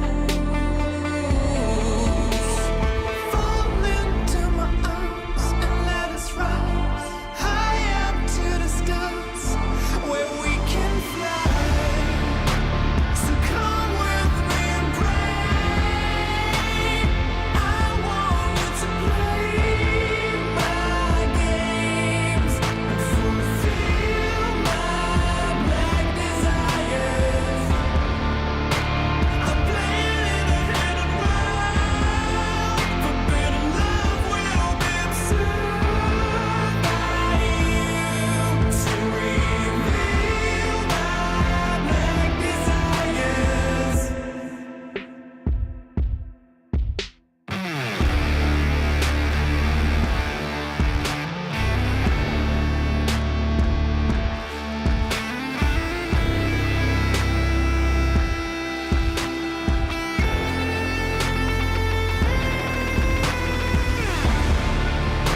So come with me and pray. I want you to play my games and fulfill my black desires. I'm playing in a hidden world. Forbidden love will be observed by you to reveal my black desires.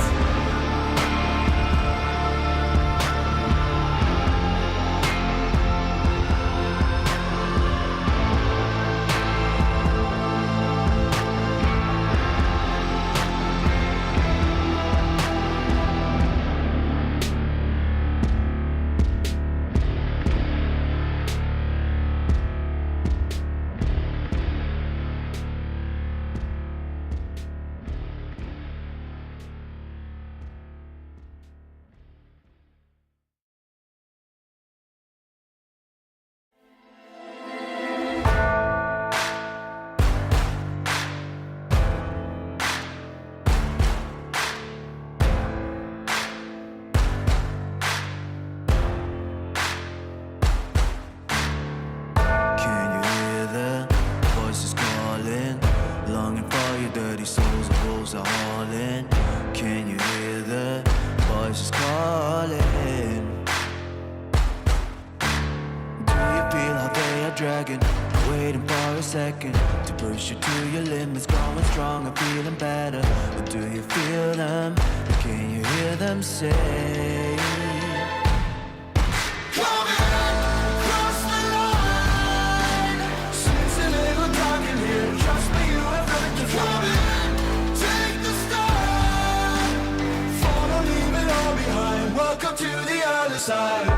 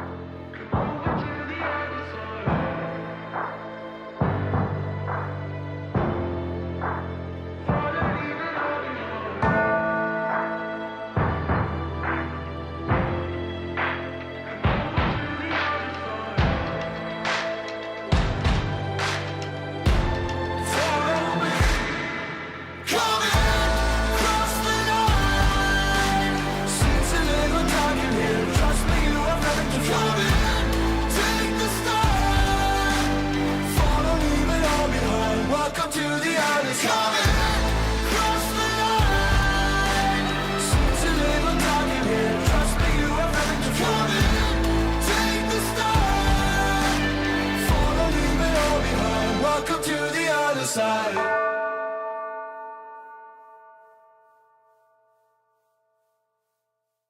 Serotonin slide with me.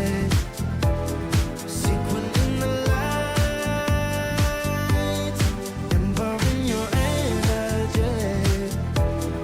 Ride it through the night. Serotonin slide. Slide on over here by my side. Slides up in your eyes, desire. Caught up in this chemical high. Angel, can you take me high? I'm on fire from the dopamine. You're all I need tonight. Promise I'll give you all of me, darling. Serotonin slide with me. Sequin in the light, embarking your energy. Ride it through the night. Serotonin slide, slide, slide. Serotonin slide, slide, slide. Serotonin slide. Slide up out of here like we're tired, but really we just about to get wired. Loving at the speed of light. Your body I can help but admire. I'm on fire from the dopamine. You're all I need tonight. Promise I'll give you all of me, darling. Serotonin slide with me. Sequin in the light, embarking your energy. Ride it through the night. Serotonin slide, slide, slide, slide. Serotonin slide, slide, slide, slide. Serotonin slide, serotonin slide, chemical high. Dopamine dive, love, take it higher. Serotonin slide, chemical high. Dopamine dive, love, take it higher. Serotonin slide, chemical high. Dopamine dive, love, take it higher.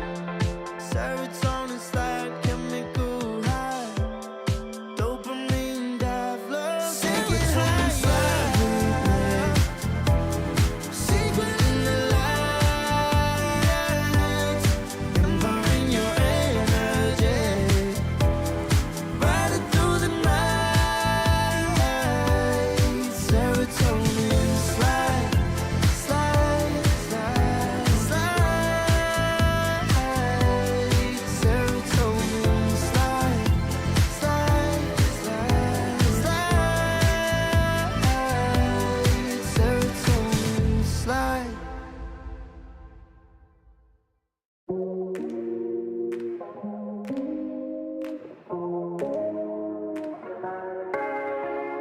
No way I'll regret the first time with you. And baby, you make a moment every time I lay eyes on you. But do we care?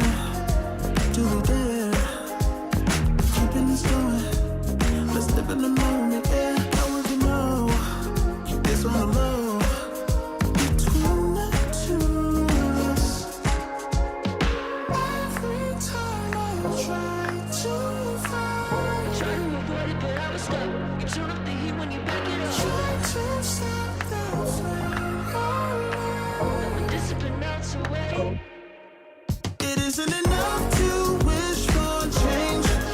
You either give in or pull away. We have the will to choose our fate. Whether it's wrong or right, I'm holding on for life. For the ride.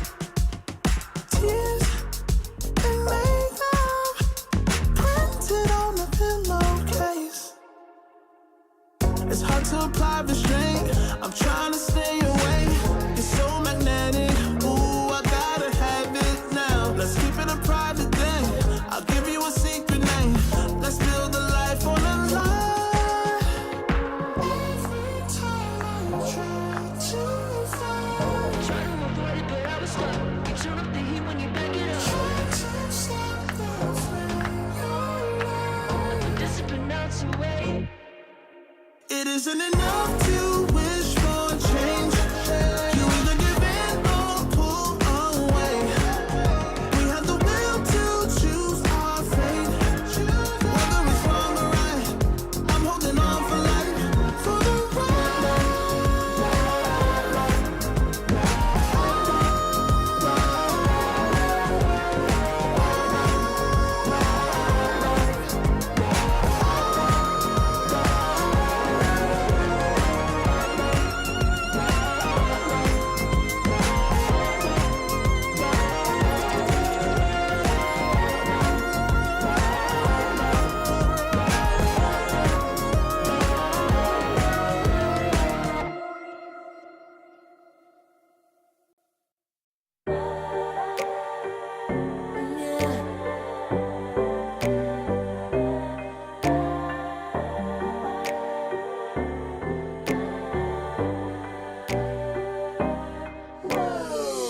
talking my, I've been working all year getting by. Looking for the high, taking all my time.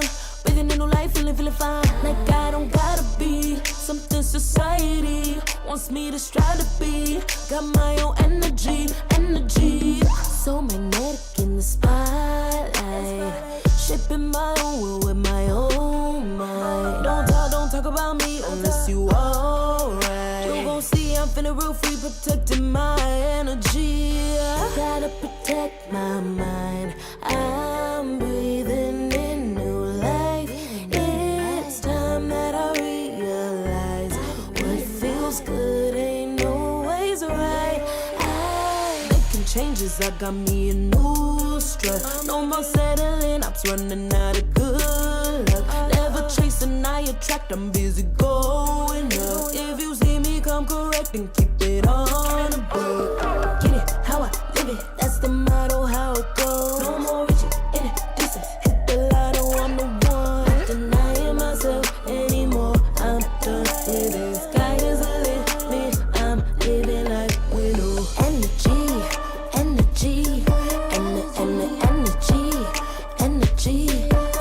Feeling free, energy. Gotta protect my mind. I'm breathing in new life. It's time that I realize what feels good ain't always right. I'm feeling good, feeling free. Feeling good, feeling free. All I need is me and my new energy. Feeling good, feeling free.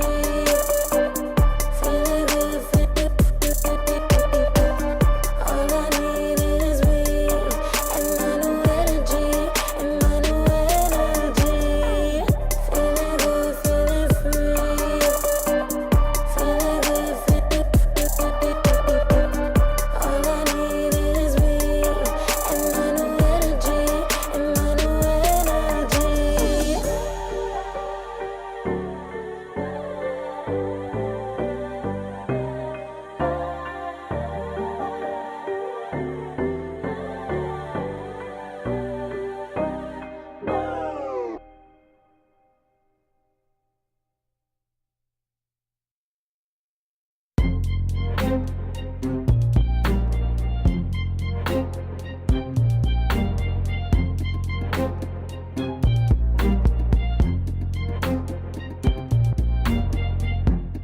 Too long for me to feel, yeah.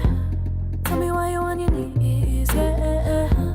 Not my fault I had a dream, yeah. Kicking off the covers, I'm too hot for this bed. Give me space, I need to breathe, yeah. Give a face, giving it beautifully, yeah. Yeah, it's just me and my clique, yeah. We might be the hottest, but we let you in. Angel energy, let you sit with me. Angel energy, angel energy, angel energy. We got sympathy. Angel energy, angel energy.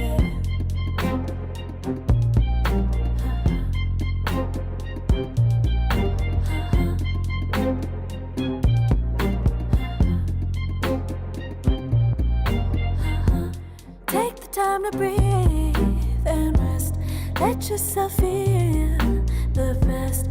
Feel it all so deeply, so deeply.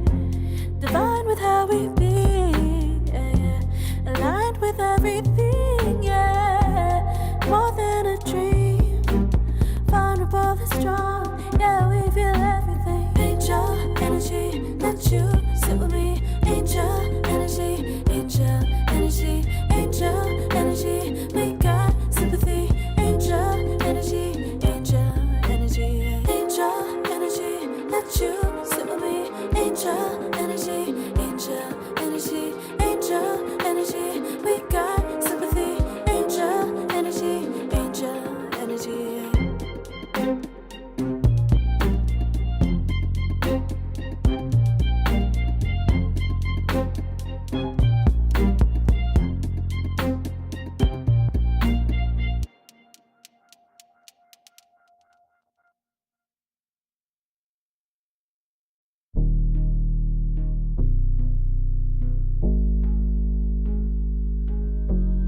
Never pressed, but I got the juice. Taking the lead, that's just what I do. I make mountains move with one hand tied, and still this world ain't satisfied. Everywhere I go, they stop and stare. I tell the truth, I take it there. Call me vicious, persistent, overzealous, that's fine. Main character energy, I stay taking what's mine. You need a foot on the gas, or put my name on the line. Main character energy, I'm just taking what's mine. And it's written in the stars, I'm a king like my sign, yeah. Reasonable, the jaws drop like a surprise. Don't be mad about it. Don't be mad, don't be mad. Don't be mad about it. Don't be mad, don't be mad. I don't play the game, now I make the rules. Cards close to the chest, and I don't play no fool. Don't be mad about it. Look, yeah, my name stay in the mouth. Legs got broke, they said cast her. I'm the 911 response in a disaster. I don't ask, I just take.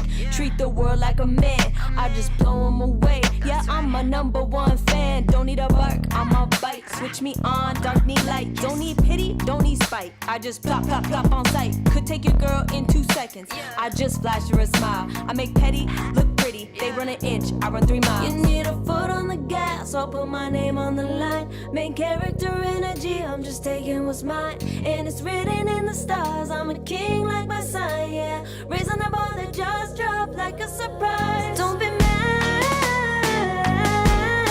about it. Don't be mad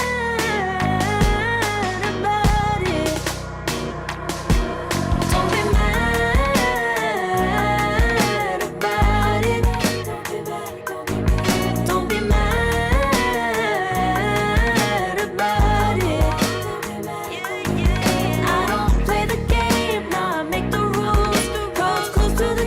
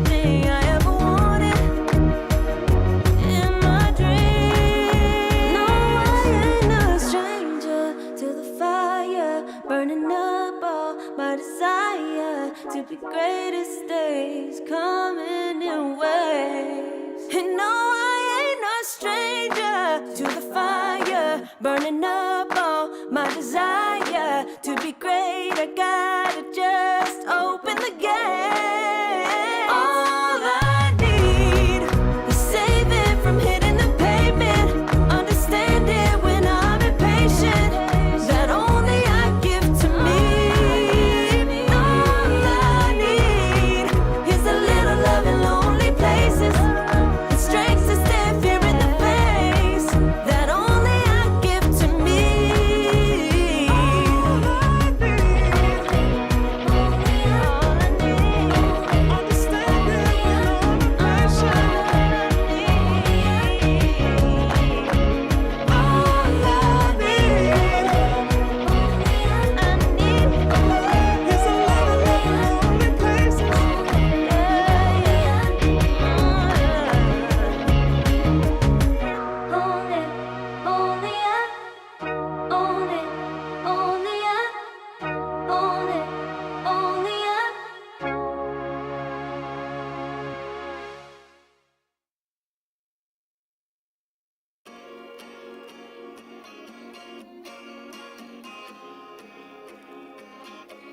Yeah.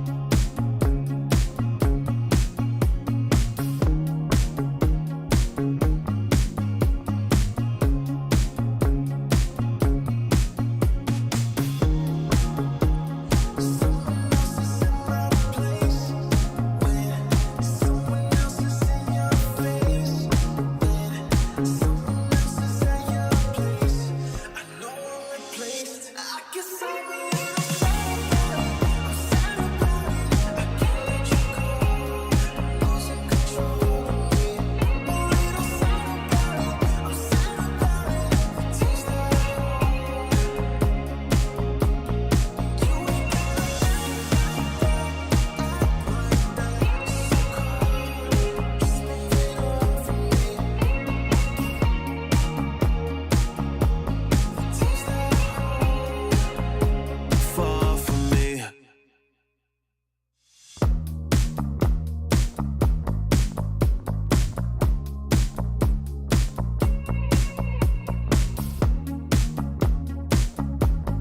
Girl, what's this shit about?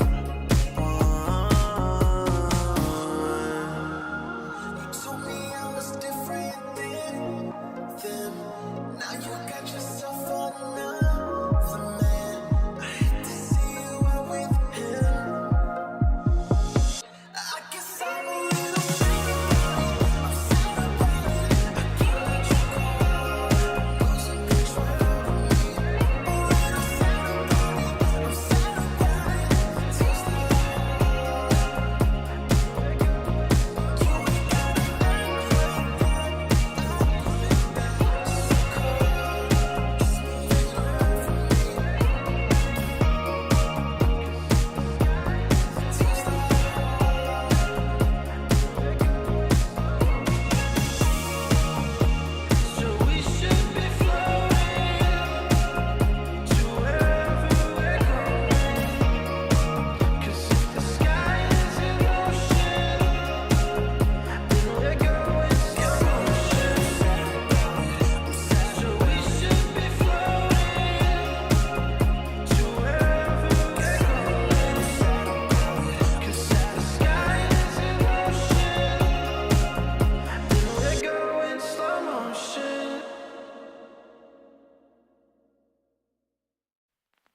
I pack my suitcase, headed out the door. I keep my shoes laced. 2,000 miles away from home. A couple dollars in my pocket, never stopped the boy before. I load my bags and hit the road. Miles past, turning back, found my track, face the fact she a core one. Never gonna settle for none. Stay up every night till I won. Don't want a slow rise now. I'm confident opulence isn't a long ride out. When I look back now, I'm astounded. A quiet boy from old age, but always felt the world was a stage, yeah. I celebrate one last late night. My old life ain't staying. Unpack my suitcase, headed out the door. I keep my shoes laced. 2,000 miles away from home. A couple dollars in my pocket, never stopped the boy before. I load my bags and hit the road. I'm headed to LA. I'm headed on my way. I'm headed on my way to LA. Headed on my way soon.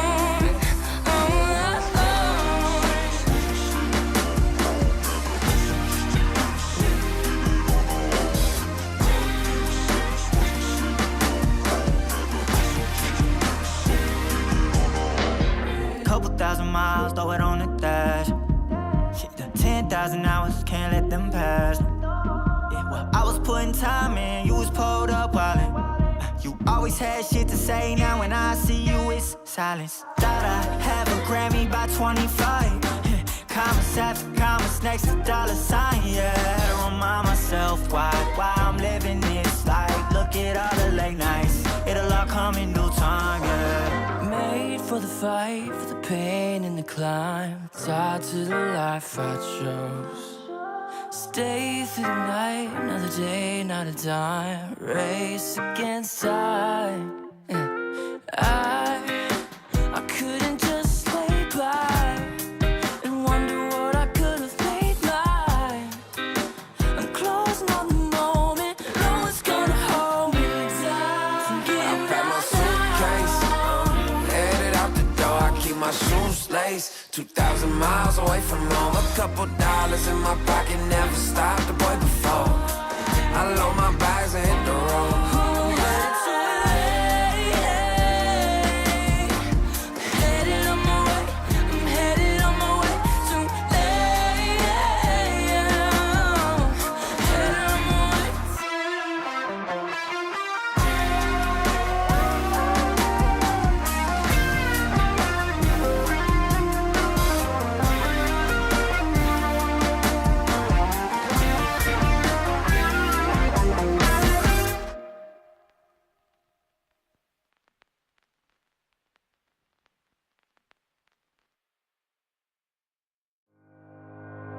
Think about it every night when I close my eyes. You're on my mind. I try to quit a million times, but it takes me high. Like you're so divine. You give me everything. Don't know what's happening. I need you like medicine. You're my everything, everything.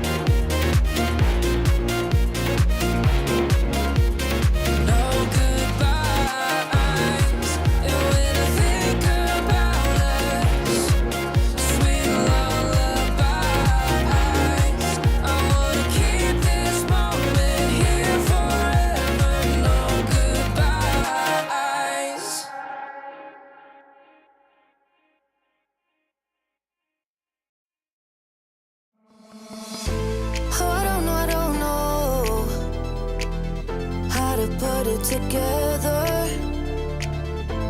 Ever since I found you, my life just got better. Better than this, better than that, better than anything I ever had. Better than this, better than that, better than anything I ever had.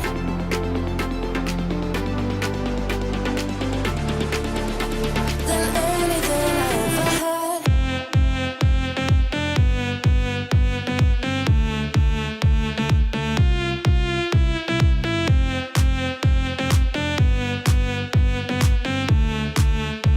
Than anything I ever had.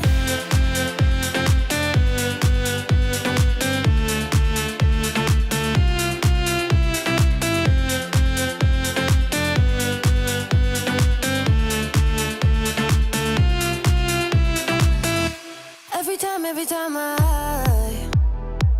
start to doubt if I'm good enough, looking straight in your blue eyes makes me feel better. Better than this, better than that, better than anything I ever had. Better than this, better than that, better than anything I ever had.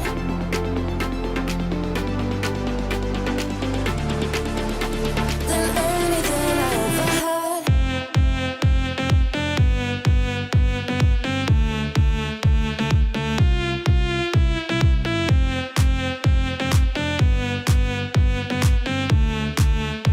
Than anything I ever had.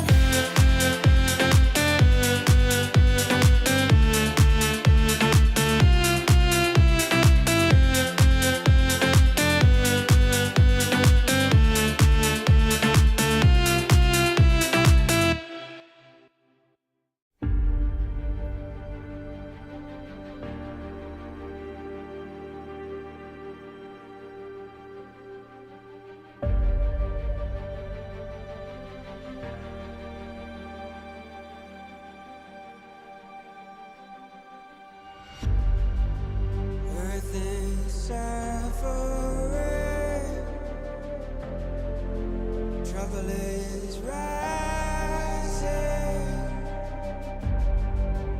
mountains are melting. There's gonna be nothing left to breathe. Raise the sirens now.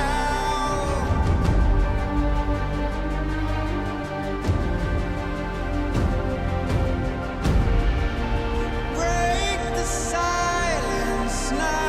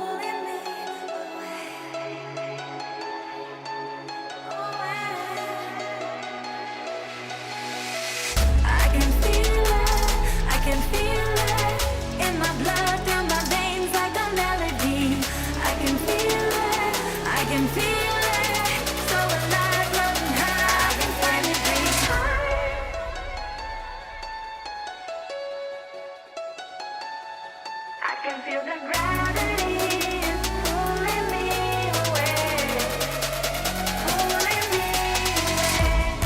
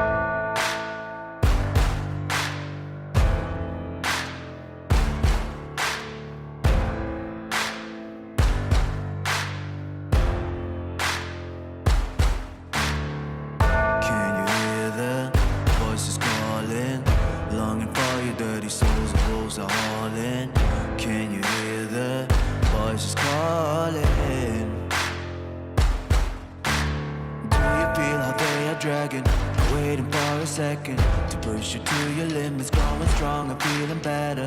But do you feel them? Can you hear them say?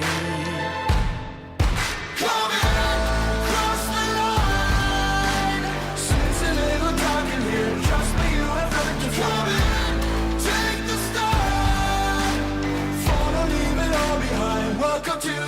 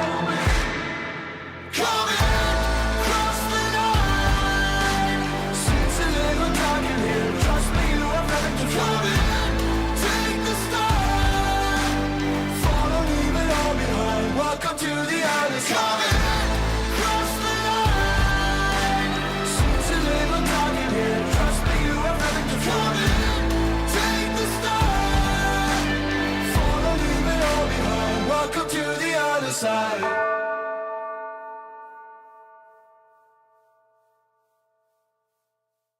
Serotonin slide with me, sequin in the light,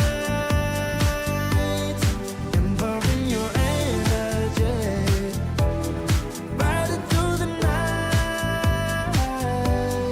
Serotonin slide on over here by my side, slides up in your eyes, desire, caught up in this chemical high.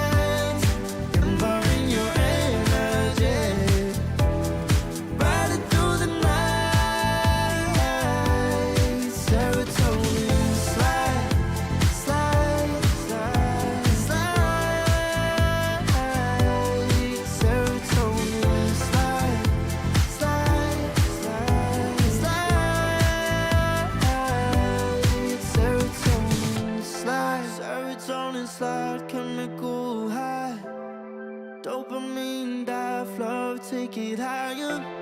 Serotonin slide, chemical high. Dopamine dive, love, take it higher. Serotonin slide, chemical high. Dopamine dive, love, take it higher. Serotonin slide, chemical high. Dopamine dive, love, take it higher. Secret in the lights, empowering your energy. Riding through the night. Serotonin slide, slide, slide, slide. Serotonin slide, slide, slide, slide. Serotonin slide.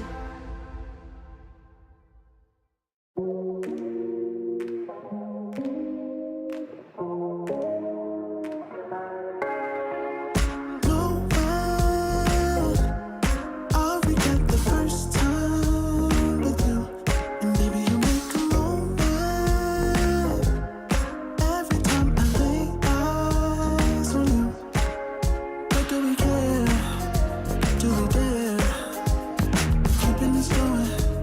Let's live in the moment, yeah. How would you know? It's all love between the two of us.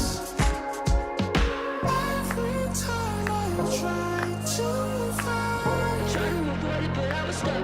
You turn up the heat when you back it up. try to stop the flame. Never discipline melts away. It isn't enough to wish for change. You either give in or pull away. We have the will to choose our fate. Whether it's wrong or right, I'm holding on for life. For the ride.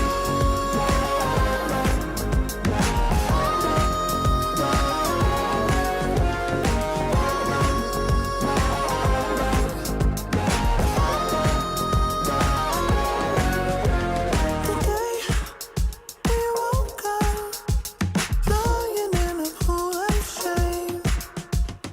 Tears and makeup printed on a pillowcase. It's hard to apply restraint. I'm trying to stay away. It's so magnetic. Ooh, I gotta have it now. Let's keep it a private thing. I'll give you a secret name. Let's build a life on a lie. Every time I try to find, Try to avoid it, but I was stuck. You turn up the heat when you back it up. try to stop the flame. Never discipline melts away. It isn't enough to wish for change. You either give in or pull away. We have the will to choose our fate. Whether it's wrong or right, I'm holding on for life. For the ride.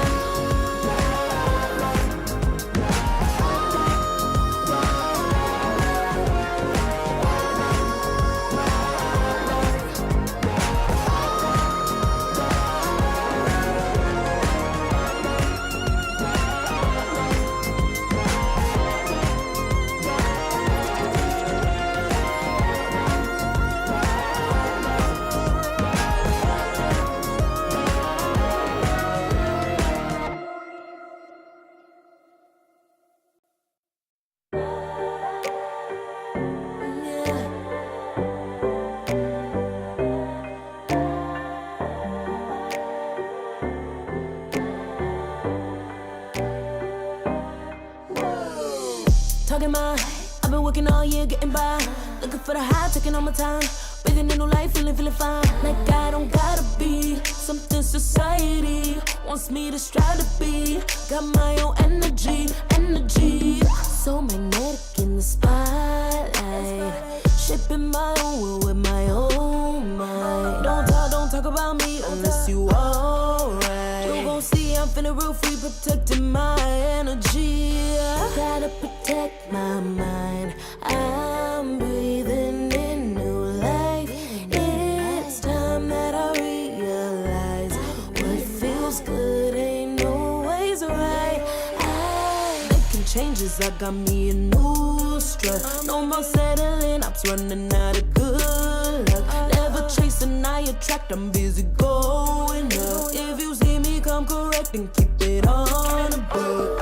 Get it, how I live it, that's the motto, how it goes. No more reaching, in it, distance, hit the lotto, I'm the one. Not denying myself anymore, I'm done with it. Sky is the limit, I'm living like willow. Energy, energy, energy. Feeling free, feeling free. Energy. Gotta protect my mind. I'm breathing in new life. It's time that I realize what feels good ain't always right. I'm feeling good, feeling free. Feeling good, feeling free. All I need is me and my new energy. Feeling good, feeling free. Feeling good, feeling free. All I need is me and my new energy. And my new energy. Feeling good, feeling free. Feeling good, feeling free. All I need is me and my new energy. And my new energy.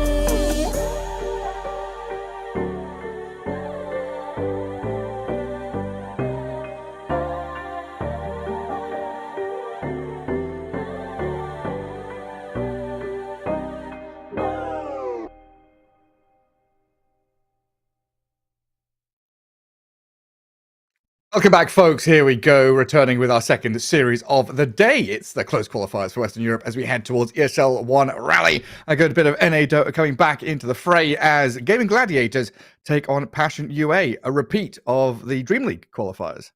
Yeah, we got the Gaming Gladiators lineup ready. We got all the players in here now, and we just took on a very exciting first series of this tournament. We saw Avalos get taken down 2-0 in impressive style by Night Pulse. That was a surprising outcome.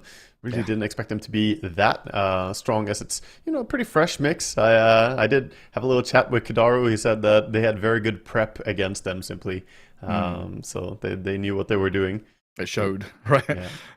It really showed there. So yeah, Avalos and OG down in the lower bracket. Already, you know, we're seeing clashes of big names and big teams here in the quals. But yeah, our first series up was the first round at Dream League, where Gaming Gladiators, they 2-0'd Passion UA. And the first game, if I remember correctly, was quite easy. The second game was that crazy gyrocopter game, right? Yeah, I may have missed it, so you'd have to. Yeah, I'm not sure that I caught that one. Yeah, I'm just trying to remember. Yeah, it was like a big comeback from a crystallized gyro with a couple of rapiers. But it was like, it was that game, 60, 70 minutes long. And it like looked like Gaming Gladiators had like a 2-0.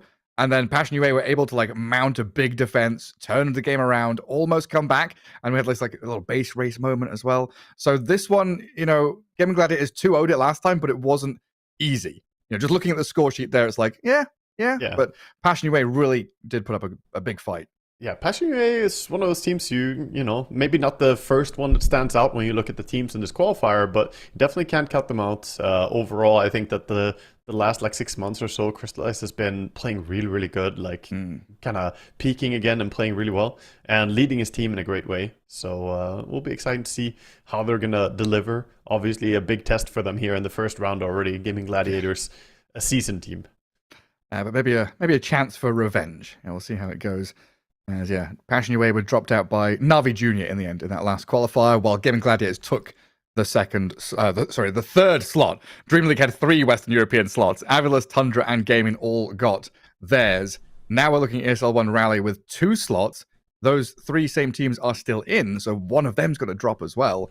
As we also, you know, bring in like Team Secret and Night Pulse and teams like that. It just gets so exciting when you get into the thick of things. But we'll, you know, focus on the here and now. We've got our first game coming up, the draft, almost ready for our viewing pleasure as we get into the first round of bans and see what the priorities are from these 2 teams. gonna be exciting to see if we have any, customized prep. Like I was chatting with Kidaru, them slipping the Dragonite and then having a good idea of how to deal with it and shutting it down. We'll see if any crazy ideas like that come out. So far, it looks like Passion, they're just going for a very standard second pick bans, banning out the Alchemist, Dragonite, and Magnus alike. And since Gyrocopter and Bristle are already taken out by Gaming Gladiators, they get rid of the Morphling. Yeah, already seeing that crystallized Gyro being respected by gaming. And I guess Gyro is a hero that has been popping up into that first phase of bans, but particularly here, remove one of Passion's best heroes that they play around. With a lot of these early rotations from Gyro, they seem to play very actively. Exactly. Gyrocopter in particular is one of those heroes that also has the value of flexing. We've seen very effective pulse for Gyro, so you can first pick him even as a carry and say, okay, 9 out of 10 times we're playing it carry, but if we want to, we can flex it. And that makes him very valuable even in the early phase of the pick. Well, this is how Gaming Gladiators opened against Passion last time as well. Celery kind of found Lich as his hero recently, seems pretty happy on it. And a first pick for them as we get the return of the Phoenix, a hero that's dipped in popularity a little bit the past couple of days, from my perspective anyway. Yeah, still very strong overall, but Phoenix coming back into a series here. Got the hot and cold draft coming out. Gaming Gladiators with the cold, Passion with the heat. We'll see what they pair into it. Both good supports for taking some early team fighting. Doesn't really need any items. Yeah, both good lane traders as well. Frostblast and Fiery Spirits offer a lot when you're regen trading in the early couple of minutes. And then hitting level 6, right? Just hit level 6, get these big teamfight ultis, and you feel good. Yeah, both of them are very level dependent supports that don't really care as much about the itemization necessarily, but we'll probably see Lich go for some saving items, and Phoenix has more of the luxury of going for whatever item you want to. We've seen historically a lot of different items on Phoenixes, right? First item, nullifiers, hexes, radiances, what have you. I still remember that game, DY playing Phoenix and just rushing nullifier. Screw Pugners and little Ghost Scepter heroes and stuff like that. Yeah, it almost became norm. Like, that was very common, actually. And Phoenix here also offers you flex. I'm looking at TA in particular being a hero left in that Gaming Gladiators like to play. Phoenix offers you flex to the off lane where you can just lane the Phoenix into the TA. Yep. I mean, what do you want to put it? You can put it core and you can put it pos for, so you have a lot of possibilities. I would say Phoenix is one of those heroes right now who can play any role but carry, right? You can go mid with it. We've seen that be really strong, but hasn't really made it into a competitive scene. A lot of pro players have experimented with it in pubs, and it is dominating early on, but it does fall off at like the middle of the game mark. It feels like people are able to kill the egg. You have to play more defensively. Yeah, I think I've seen it twice. I know I've seen it once, and this is out of hundreds of games I've watched. Yeah. I think Quinn pulled it out maybe, I don't know, 4 months ago, something like that. Yeah, it's a nasty lane bully for sure, but it comes with similar risk to what we saw earlier today. We saw the Viper picked up a Stormstormer from Avalus, which again, lane bully, but later on a little bit harder to play, a little bit more technical to get value out of the hero at the later stage. So it's just risky, and of course there are plenty of counter picks. If you play a core Phoenix and enemy picks a support Marcy and you're just dying to a support. Well, Dawnbreaker gone, so none of that global potential. And a pretty fitting hero for Ace. This offlane hero who can play like a carry, scale with physical damage, and farm, playing kind of off-map to the side of the map, the rest of your team grouped elsewhere. Seems to fit Ace really nicely. Broodmother, Dawnbreaker, some overlap there in terms of a bit of greediness. You're playing carry from the offlane, basically. Yeah, definitely. There's that Hoodwink we've been seeing banned out a few times. We haven't gotten to see it picked really, but get Hoodwink into the mix. So Phoenix Hoodwink showing their supports to open with. Yeah, usually in that kind of spot, if you're picking a pos 4 like that, we would see a Willow or a Lion or something, right? Yeah, a little bit more common, and seeing that so many of those options are available, even the Shadow Shaman in the mix, but going for the Hoodwink, wanting to have a little bit more long range, perhaps setting up to be ready to counter some of the heroes that can be good to have break against. We've seen Spectre in the previous series. I guess just a bit of comfort for them. That basically means that the Phoenix is gonna go towards the safe lane though. Hoodwink really wants to operate on the enemy safe lane, so gonna be your off lane support. I guess you've got double tree lines instead of just the one, right? Yeah, it's much easier. Relies a lot on the nature. Well, there's Gaming Gladiators showing their off lane. You know, we're talking about kind of greedier, farm-based heroes for Ace. They pick up the Doom as he was left in the pool and take the Muerta for Tofu. So a good solid lane for them. Murta is a nice pick here because she is a ranged hero who can auto-attack, and not only that, you get the double hits. So against the egg, very useful to have to bring down the egg quickly. And Doom is a hero who can purchase the drums as well. So that's another way to just deal with the Phoenix, get the potential to kill him.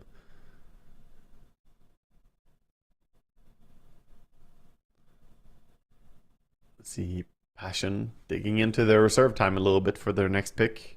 Time to reveal a core hero or two. Well, yeah, Monkey King is out there, right? I was going through the list of those, excuse me, the big heroes in the ban phase. You know, we always have the DK, the Alk, the Gyro, the Bristle, next Assassin comes in. Monkey King is out there as an available pick, but they go for Lycan now. Opening with a Lycan. Definitely looks like a game where if Lycan gets to the point of having a Nullfire, then you can deal with Lich or any other hero who gets Frost Armored quite easily. Gonna be curious to see which facet he wants to run, as we have seen different facets being used. I'm more a fan of the Alpha, the pack leader, the Alpha Wolf, is a little bit of a sacrifice. You can't really rely on the Helm of the Overlord if you go Alpha Wolves.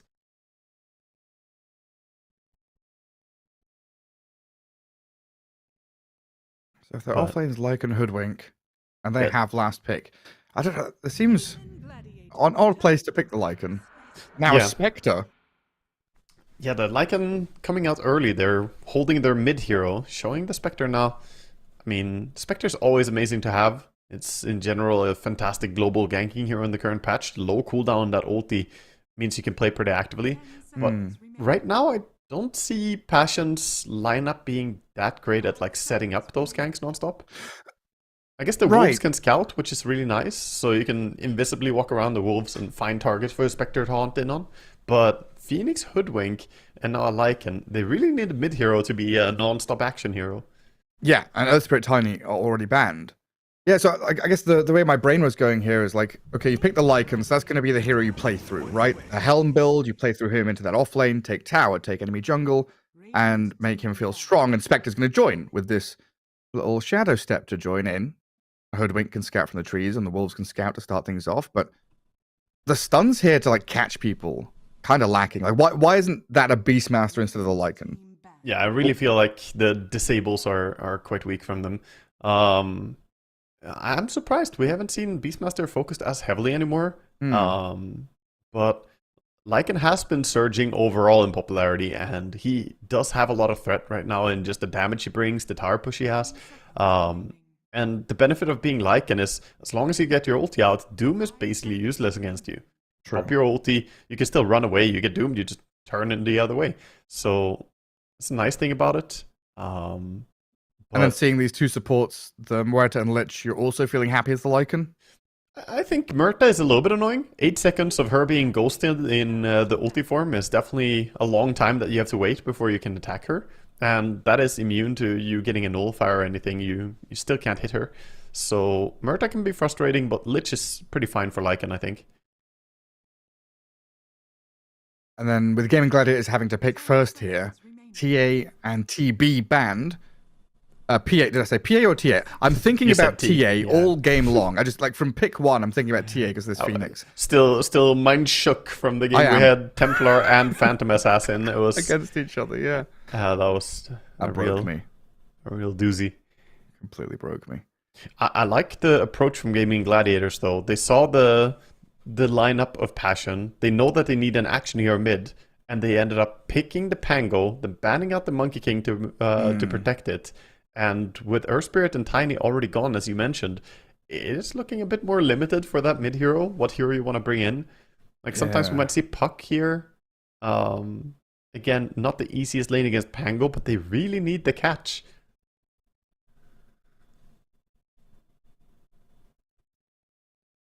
Was it them who... No, it was 9 that ran Nightstalker mid, wasn't it? I'm just looking like deep. That sounds like 9. Looking like deep for these heroes, because when Puck gets banned, you're left with like Storm, I've not been a big fan of Void Spirit mid for a long time. Ember Spirit, probably. Ember? Yeah, Ember I feel like he's been a bit of a flop recently, though. It can be, but it's a very good lane, and he does kind of check the... he checks all those tick boxes that you need cleared. You need action, you need tempo. Okay, they're gonna go with the Quaswex Invoker instead, which gives them the same effect. And kind of nice to get a way to dispel the Frost Armor as well in the Tornado. Could be very useful. I'm concerned about their offlane though. This Ursa, huh? Like and Hoodwink are gonna have to deal with a Lich Ursa lane. That is one of the old classic lanes. Super strong. Hard to go into as a melee offlaner. Those wolves are gonna have to do some heavy lifting for lane. It's gonna be super challenging. Yeah. The good thing is he can put the wolves on the Lich, and Hoodwink will hit the Lich as well, and then you win the support battle. And once the support battle is basically won, then you can focus on harassing Ursa. If you go on Ursa first, then that's probably not going to work out as well. And like trying to form your 2v1s, right? Yeah, the wolves are great. It's similar to Beastmaster, right? You send your summons to assist your support. Yeah. Skew We can even balance. think about like the recent PA picks. We can think about PA in the same way. Support gets gone on, but the PA has dagger and jump to help. So a lot of these lane enabling heroes being very popular. That's very true, very true. I like this Murta set. Looks so sick. Tofu's Murta and ready for action. Next to the Cthulhu Doom as well. Yeah. The cute little teddy bear. We'll see how that lane is going to fare. I feel like their offlane is much easier to play into the Phoenix plus Spectre. While Phoenix can be strong in lane, I think it's easy to overstep as well. If you play too aggressively against Murta, she might just push you in, silence you, you can't dive away. Or even if you get silenced on the dive out, you can't cancel it. And this is a lane Gaming Gladiators have played many times, right? Oh, yeah. This is one of their go-to offlanes, Muerta Doom. Yeah, it's very strong against most things. It's difficult to harass the Doom when Murta is there. We've seen a couple of times Phoenix get a little bit over-eager at level 1. And I'm trying to think back to that previous series. I think Cracker had Phoenix in their series against Gaming Gladiators last time. And he gave away First Blood because he was like, I'm strong, I've got fiery spirits, I'm going to run at them, And then, it was Muerta Legion Commander against the Phoenix. Yeah. And he kind of just, gave away the lane. So that kind of, lesson has to be learned. Got to tighten up with those kind of moves because he seems so eager. Spent his last fiery spirit and then Tofu just killed him. This Muerta offers so much damage just right-clicking. I do think Legion is a little bit worse for Phoenix to have to deal with than a Doom. Doom is, pretty straightforward. He doesn't have a Dispel. You can just attack speed slow him and he's going to struggle to even get the Infernal Blade on you. Whereas Legion all of a sudden can turn stuff around with the press the attack. And the Retaliate still functions even if she gets attack speed slowed. The Wolves here from Passion already moving into position to scout out. And look for any vision mid. Also lurking over by the Dire Ancients. Watson even going up and collecting the top watcher. He wants to see everything. And mostly we just see Dire holding their high grounds. Used to have a big meta of teams always smoking out as 5, going for kills, and then that has shifted. Like the last 12 months, it's evolved into so much just smoking and holding every high ground, holding and taking on every ramp. This is the norm now. We see it. People just being ready for the opponent smoke. Yeah, it's like guarding 2 runes from high grounds and then seeing if you can get a 3rd. Yeah. That's all about efficiency. Celery already giving it to this Hoodwink up at top, but now the Wolves arrive in that situation you were talking about. Kind of 2.5, or even, how much of a hero is a wolf? Half a hero? At this stage, almost a full, yeah. At this stage, a full hero? At this stage, it almost counts as a full hero. They do a lot of damage. Lich going out for the D ward. Takes a few pot shots for it, but still worth it, clearing his small camp. Yeah, Watson also down to around half health, but I'll tango back up. It should be alright. The thing about Lich is he wants to play close to the lane, because otherwise, if he goes off on a skirmish somewhere else, he's not going to get any mana, since he has no regen. He needs to be near these creeps when they die. Hoodwink getting a good kind of trading there as Celery popped a mango, ran towards the Lycan for a Frost Blast.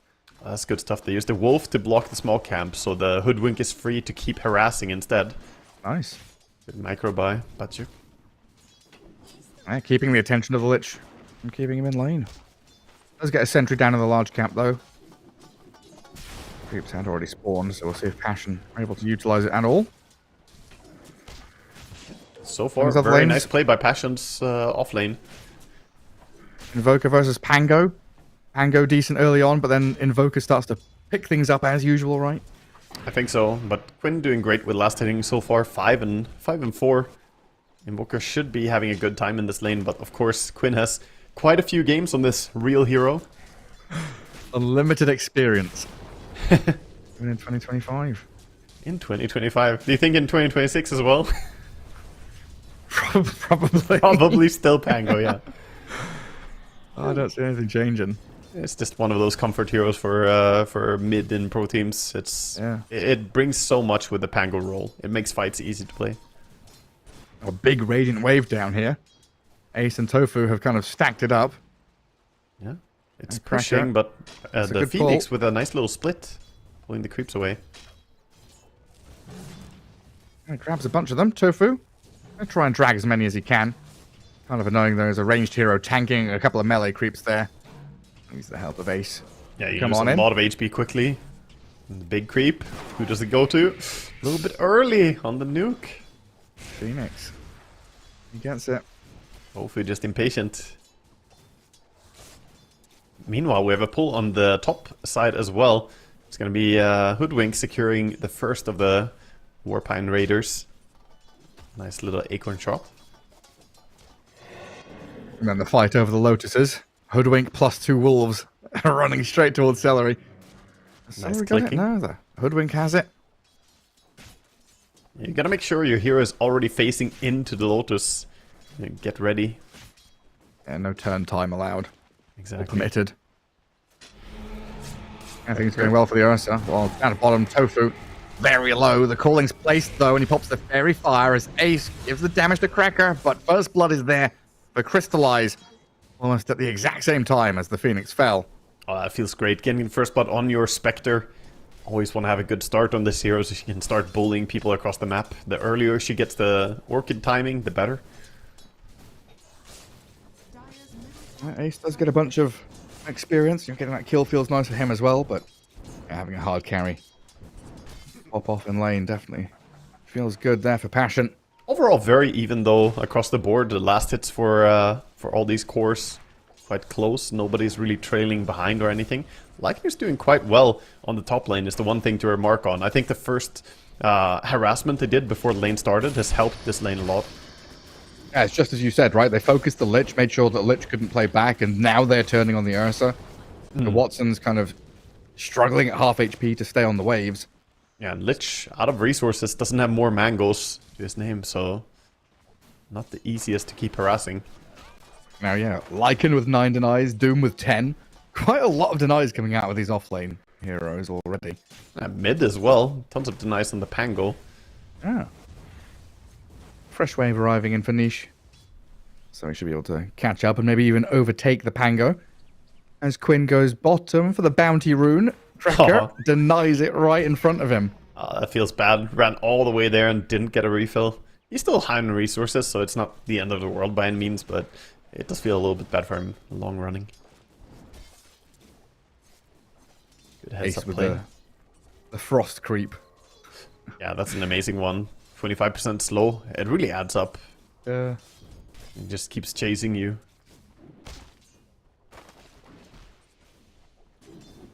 It looks like Celery might be making... No, never mind. I thought he was going to be making one of his signature moves.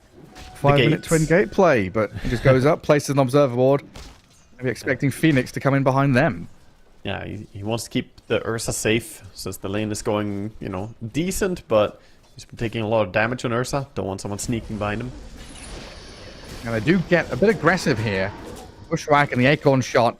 Watson still on the Lycan with the More hits. Fury Swap stacking up, and that's it. And now Fernandes with Phoenix's backup. Trying to dive onto this Ursa.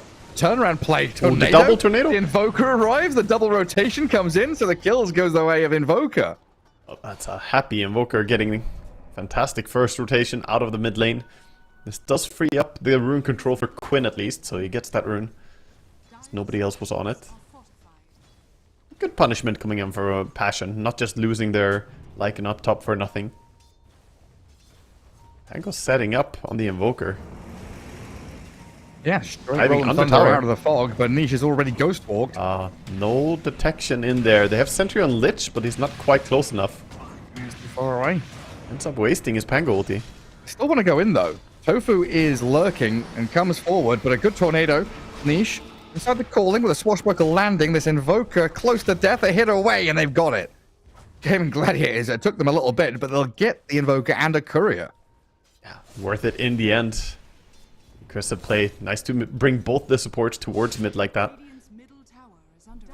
And meanwhile, they're not even losing out on Wisdom or anything on the side. So they're gonna be able to go back and get it. And Quinn's even diving mid lane again, keeping this Hoodwink at bay. Lich with the Sinister Gaze, the Frost Blast, and a bit of this Pango damage. I don't know if they can dive tier 2 though. The Tornado's going to hold them in place. Kill off the Lich now as Quinn is completely out of resources. Might be able to 3-1 chase charges. this. Bushwhack. Slots the bottle back in. He's got a shield crash. He's got a dodge on the Bushwhack. And Quinn can maybe swashbuckle away as he has regen enough to get to low ground and TP. Oh, but he's being tagged by the cold snap. Under tower, he'll die. Invoker just getting kills everywhere he goes. He did die once mid, but that's 4 kills already in 7 minutes. Fantastic start for Niche. Yeah, and important as well. Looking at the net worth of the Gaming Gladiators heroes compared to these Passion ones, it's Dire who's starting to get the advantage. Lycan, who's had a good lane comparative to what he should have had against an Ursa Lich, right, is still bottom of the net worth out of these cores. Yeah, that's very true. The last hits are really high on all the Gaming Gladiators. Of course, are doing very well. Another roll and Doom. And a Doom. This time they've got reveal, right? They can see this Invoker. Slice him while he's invis, and they'll take him out. Spectre. Got a jump up top with a Shadow Step. He didn't even have time to get the ulti out. He got caught by a Bushwhack on Ursa. And after that, just dead. Doesn't feel good to die with ulti ready on Ursa, though. It's the first real lesson as the Ursa. This Hoodwink continues to get run at in this mid lane. The tier 1 is still there, guys. And Gaming Gladiators are just like, wow, we don't care. We see heroes, we get kills. Yeah, just playing for kills. Even scouting out that the enemy has stacks on big camp as they invade here. Only a double stack, so don't have to stick around for it necessarily. So yeah, the kind of game plan there being shown off by Passion, right? The way they start fights is Hoodwink is in the trees or Invoker is in Ghost Walk. They start the fight to allow a Shapeshift and a Shadow Step to come in. They've got this kind of catch into global or catch into chase kind of lineup. Yeah, they want to try and provide vision, and then Spectre's going to haunt, and in particular, when you get the Orchid, oh, Invoker walks into Sentry. Dangerous times for him. He does have this EMP to burn all the mana of Quinn. And some of his Liches here with Tofu, they're defending the Pango. After he lost all the HP and mana, he might still die to this Hoodwink. No, we don't have level 6 Sharpshooter yet. And Quinn backs up. Very close. Passion just biting back immediately after losing a hero before. It's like, yeah, who's in trouble here? Invoker under Sentry or the Pango just losing all his mana so he can't cast spells? Yeah, very difficult. Difficult for him to counterplay. They do have Lich ulti ready now, though. On the side of Gaming. And Phoenix a couple of creeps away from 6 himself. This Tornado EMP onto Quinn's Pango is very annoying. Oof. It's got no resources. No, the Chain Frost bounces back and away from Cracker, but Tofu is there to finish the job. 10 seconds, glad 5 he's seconds for thankful the to get a Shadow kill. Step. Has to be cautious now that Spectre don't jump you. Oh, this Phoenix is desperate for 6. What is he, like 5 experience away from it or something on Cracker? Yeah, it was incredibly close. It's 2 experience. Oh, yeah, 12. Yeah. Very close. And Doom just going to charge across the mid lane. Straight through the tier 1 area. Like how Ace just walks in. He's like, hey, I'm here for your Invoker. Okay, never mind. We've got Bracer, Null, Drums, Phase Boots, pretty tanky and very speedy. Yeah, he also has Game of the Gladiators. Hurricane, so he's not scared about them going on him. He can pull himself down low ground. Catapult Wave, for now, kind of slowed down by the Glyph and the Fiery Spirits. Tier 1 Tower is eventually going to die, just a case of is it going to be a deny? And he says, yes, it's mine. Supernova onto this Lich as well for a Shadow Step kill. Cracker picks it up. Passion really just not afraid of using 2 ultimates to snap into action and kill a Lich. Yeah, it cost a little bit, but I mean, Spectre ulti, you're happy to pop whenever. Phoenix not having his ulti now, though, could make it difficult since it feels like they want to go top and push and take the tower. Without Phoenix ulti, we might see a defense from Gaming Gladiators. They have Doom ready, they have everything. Lich ulti is up in 15 seconds too. So, why doesn't my Lycan have Helm? Because he's Alpha Wolves. That's it. So he picked the Alpha Wolf facet. This is what I was talking about a little bit before the game started. This facet has been explored with a lot. It has merits. The Wolves are really annoying when they get the 100% evasion ability that they can activate. Hold up, we get a dive on Invoker. Yeah, Rolling Thunder into Sinister Gaze, but there's this Phoenix playing from the river, throwing Fiery Spirits at Lich. Sends them all away. They think better of it. Thank you. Team back out so I can continue making the point. This is really a level-based facet. You need a lot of levels to get your Summon Wolves maxed out, since it's 6 levels max. So the Midas is, you know, looks a little bit odd from the offlane, but when you play this facet, it's the correct build. I just still personally prefer the other facet. I think it's more impactful earlier on. And this is more of a like carry from the offlane rather than the tower pressure zoo lineup. A little bit, but also the ability to root the enemy with your wolves is going to be useful here for Spectre and Invoker, the global ganks coming in. I mean, that's what we were kind of missing in the draft, right? Was an additional bit of lockdown from their offlane. Yeah. So you can set up for a Sunstrike with the wolves later on. Just hold the enemy in place. He has level 5 wolves, so he's working his way towards that level 6. Pango is on him. He's going to pop the Shapeshift. Deciding whether he runs in or runs out. Pretty low HP on Batyuk here on that pushback, miles away. Quinn has Illusion Rune. I'm going to pop it here. He swashes to high ground. Sharpshooter's off the mark. That's fine as his Diffusal Blade's delivered. He was holding the Illusion for a long time. They're probably worried about Spectre haunting in with Orchid. Doesn't want to use the Illusion early and then just gets silenced immediately after.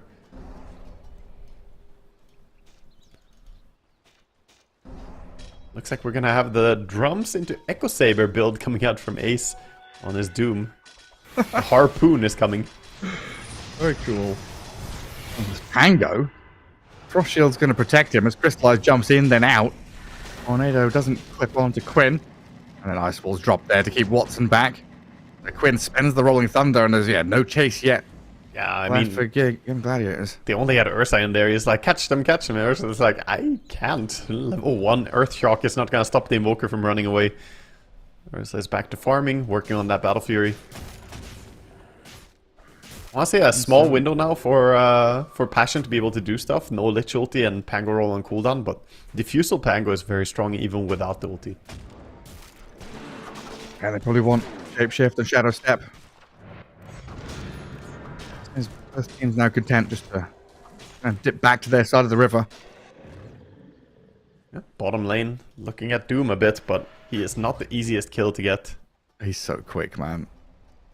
Side Even with a steps. Spectral Dagger on him. Stepping all over you. And he's got that Dire Observer Ward to play around as well. So Ace pretty protected down here. He can farm quite safely. He's got the Alpha Wolf as well, so going for that right-click style of play. It's pretty nasty if he gets enough levels, and right now he's higher level than all of the Radiant heroes. So 15% bonus damage to lower level heroes means he will crit for a lot of damage with the Wolf critical.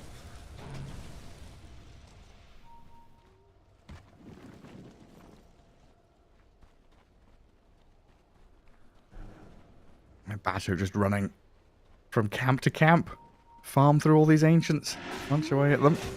Echo Saber not that far away. I've tried this, by the way. The Wolves at level 6 can solo kill ancient camps. because of Lycan recently getting the buff that wolves also get bonus damage to cramps. So if you use the evasion on the wolves correctly and micro, you can actually farm the ancient camps quite easily. Oh, his Apex, Apex, oh, hang on, Doom, pushback, sharpshooter, he pops a big Lotus, there's Spectre on him. Absolute shapeshift there, gets the damage in. Good takedown. Oh, very nice. But yeah, the Apex Predator thing works on the wolves now, so pair that up with the alpha wolves, you can actually just send in your wolves to the enemy ancients and steal them. God, that's powerful. Yeah. Unless the enemy stack their ancients, then then you can't steal them anymore, so sometimes useful. Hoodwink. Little hoodwink. Yeah. Down in the river, not a safe place to be. Yeah, pinging out the vision pretty immediately there. As the game gladiators saw them coming. Yeah, he pinged that there's vision, but I think he pinged on his own ward, so probably doesn't know exactly where the ward is. There's a lot of pinging from both teams. Like right now, Game Gladiators pinging. Atco. It's Lycan getting gone on by Quinn and Tofu. Somebody dies elsewhere to the Phoenix as Lycan just gets sliced down. Very clean. Lycan without ulti, an easy takedown. Pretty useless hero when he doesn't have his transformation. And Pango with the regen rune feels confident enough to maybe step in for more. A lot of heroes in that area though, and you don't want to underestimate the Spectre joining in. But for now, Gaming Gladiators farming really well. 3,000 gold lead. Building a bit of an advantage. Yeah, what's that Ursa up to? It feels like Ursa's going to be hitting his stride soon. And thinking about Roshan as well. Yeah, he's got the Battle Fury, and I believe he has the Blink as well. Yeah, Blink is on the courier coming out for him. So now is probably when he starts getting involved.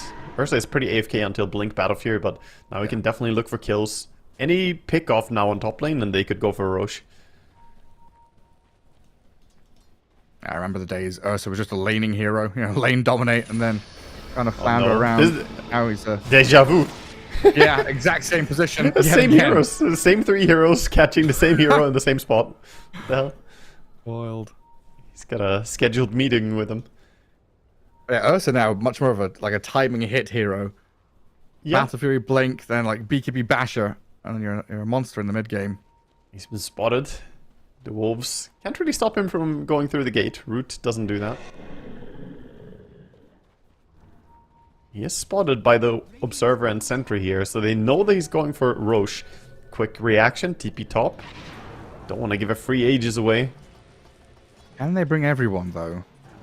So Invoker's also TPing across, but he's 3rd mana pool? Let's see what he can get done here. Spectre, of course, can Shadow Step in once they get vision, then they see Tofu destroy the Muerta with the Wolves and the Hoodwink, while Roshan bashes Ursa. Supernova placed down. Good EMP Tornado on this Doom. Ace being focused down by the Lycan and Spectre. They got the Aegis. Ursa picks it up, but now Watson's on the run while Quinn slices down the Hoodwink. Celery looks like he's going to die by the Twin Gate. Passion come in and win a team fight around Roche, but Gaming Gladiators get Roche. Yeah, in the end, I mean, that's a super good move by Passion. Going there and contesting. Could have gone even better. What if they got in on and actually managed to steal the Aegis as well? Either way, getting some good takedowns. Gaming Gladiators, you know, they lick their wounds and run away. The Ursa did at least get the Aegis, so they can play around him now. And I believe they have Manta Style completed on the Pango, so he doesn't have to be worried about that Orchid. And can now play much more aggressively. The Orchid on Spectre is really a timing item where it bullies the cores really early. And now it's going to fall more into, okay, I can go into support. You know, I can go on this Muerta. Which is also why Muerta has itemized in an interesting way. He went Ghost Scepter first item to deal with Spectre's Orchid. And Ghost Scepter Muerta is pretty fun because she can still auto-attack during it. Cracker, Yule Scepter holds back the Ursa, but there's still a Pango there chasing you. Ouch. Poor Poor little Phoenix. I kind of wanted to armor. comment on that. The Muerta, oh, hang on, is the Ursa dead? Oh, crystallized with his Hoodwink. They found him. Aegis down with no commitment, really. Alright, Aegis to spend like that. Nice. Well, you could say it did its thing, you know. He was walking under dangerous territory. But Yeah. definitely not what he wants, though. He wants to be able to play more aggressively. Now we have Muerta walking in under vision. It's the help from Pango. So yeah, the Ghost Scepter also good against this Lycan with all the physical damage. But the point I was going to make was that around that Roshan, Tofu was the first point of contact. Right, Murata is going to be the hero here for Gaming Gladiators that kind of walks in and starts fights in these awkward situations because she can pierce the veil into Ghost Scepter and kind of survive against that first round of physical damage anyway. Well, yeah, she kind of had to, at least, because someone had to go first. Ideally, she wants her teammates to be able to lead the way and charge in. But Yeah, I'm not saying that's normal. I'm just saying in awkward situations like that where you gotta. yeah, exactly. And I kind of allowed her to. a bit of survivability is needed, because otherwise you end up feeding. In fact, I went for Ghost Scepter on both their supports. It's double Ghost already. We should see a really early choice for Nullifiers on the Radiant team. And they have great Nullifier buyers. Oof, sounds right. Oh yeah, would that have killed him? Nah. Would have been Level close. 2. Oh, it's level 2. Never mind. But, you know, it would be stylish. He's Yeah, looking hit for him. Well, he just saw a Tormentor, so he went for a Scout. Anyway, they get Shard for the Murta. Not the most impactful Shard necessarily. So far, he's sitting at 0% gained. It is retroactive, so... But now he can spell Lifesteal. Always something. Yay. A little bit something. I mean, getting a Lich Shard would have been insanely much more useful, so... Could say they lost the 50-50 on that one. Celery says, okay, I'll buy my Shard then. He's 50 gold away. Pretty much a key item on Lich now. Manta's here for the Spectre. Nullifier already queued. They should, while we're talking about the Tormentors and the Shard, I think Valve should probably fix a certain thing. You can disconnect before you take the Tormentor, and the Shard gets passed to the other heroes. It's, Really? Yeah. I've You can game the system? Yeah, just by disconnecting and then you reconnect. So if you have a hero with useless Shard, you're not there. Obviously, this is not a legal play for tournaments, but in pubs, people are doing it. It's, you know, not necessarily a bannable thing where you can get banned for disconnecting quickly. Exploiting a bug? I don't know. That's what Dota is built on, Gareth. Bugs. Bit naughty. But that one should probably get patched out. It's stupid. Well, double scan going to come out here around the Radiant Ancients. Not sure which one's which, but I guess that's the Radiant one which turns red on Dire Heroes. Passion will know that a move is being made from east to west, and Gaming Gladiators, yeah, not coming into contact with anything apart from some Ancients in the tier 1 tower up there. Yep. So good scan, good info, good dodge by Passion. Take the tower pretty quickly. Ursa has a lot of damage. Gonna go for the Ancients instead, though. Doesn't want to reveal himself yet. 7k leads. Gaming Gladiators are overall looking more comfortable on the map, playing much more aggressively and invading territory, whereas Passion, despite them having a really strong lineup looking for pickoffs, they're not willing to take those big team fights. Because that's where you and I pointed out, like, this draft is a bit weird for, like, locking people down. You don't really have the catch. Yeah, it's like triple scaling cores, not much lockdown, a lot of pick, and it's like pick and play, right? Someone finds a pick off, a little bit of vision, then you play towards that. It's not a build momentum steamroller draft by any means. Pango is out of mana. They're going to get spotted out. The roots on Watson hold the Ursa back. Annoying wolves. Lotus gets used to get the Ursa topped off.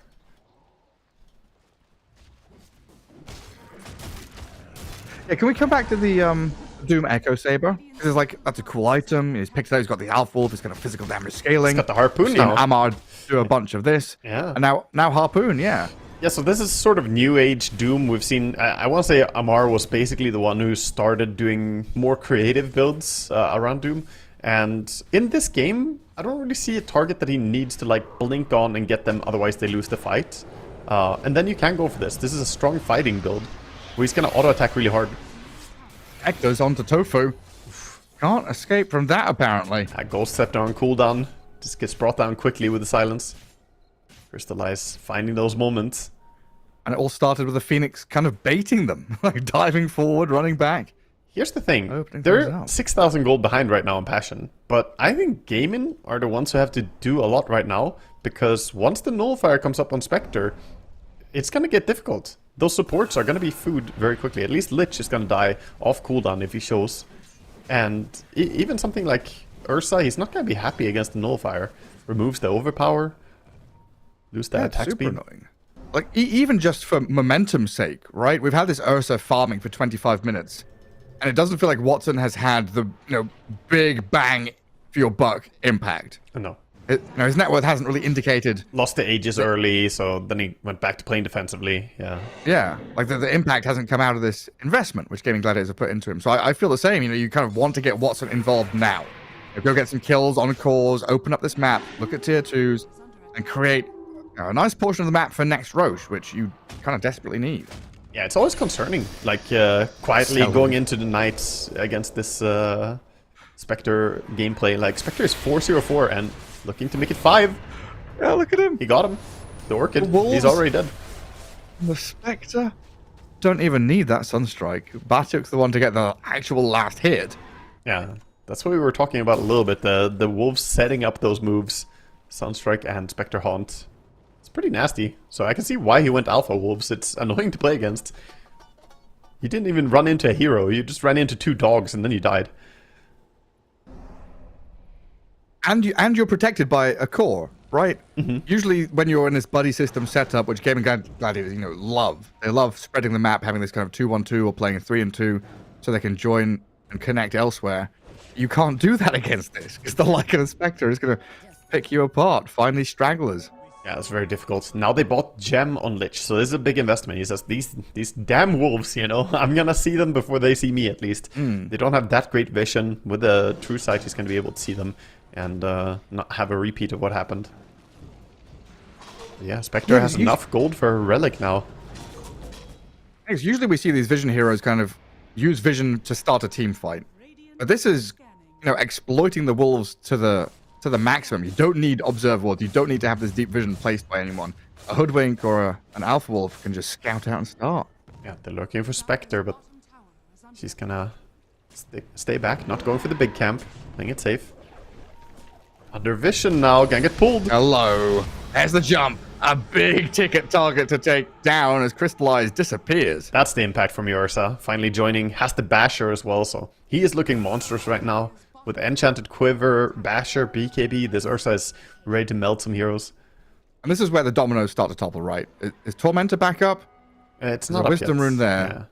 But it's like kill onto core into objective. Roshan is back up, which they could go and take. Yeah, Roche is the big objective that you want to go towards. Get yourself that. Looks like he has queued up a Disperser on the Ursa as well. I like that. More Dispels are needed. Probably better to get that than going for something like Satanic here. And as you mentioned, they want to go for Roche, get the Aegis on Ursa, and then turn up the pace. Because right now, 400 gold towards that Nullifier. And it's not going to be the only Nullifier. The Lycan has queued up his. I think that's correct as well. In this game, you need more than one. One for Ursa and one for one of the support. Pango has the gem, can see the Invoker. No way out for him. Rolling on him. With the help of Tofu. Good setup there by Quinn and Tofu to get the kill. Very nice. No way out for him. Yasha is complete on the Doom. Actually, his Sanch Yasha is complete. He has Sanch on Courier as well, so he's got the speed build online. And it's pretty hard to get away from a Doom with the Harpoon, Sanch Yasha, Drums, Face Boots. He runs after you. You better hope that you're quick. It's also kind of hard to stand your ground and fight him, right? Like, usually a Doom is either chasing you with Doom on you and the Scorched Earth sprinting forward, or he's kind of dooming someone then running away, or resetting. And here it's standing and fighting. And Watson finds yet another takedown on Phoenix. But then the Lich is jumped by the Wolves and Crystallize. So support for support there. Illusions and Dogs chasing Ace, taking quite a bit of damage from them, but it's going to be fine, of course. Spectre already out. Super toxic, man. Yeah, I mean, it's so uninteractive to play support against the Spectre with Orchid and Nullifier.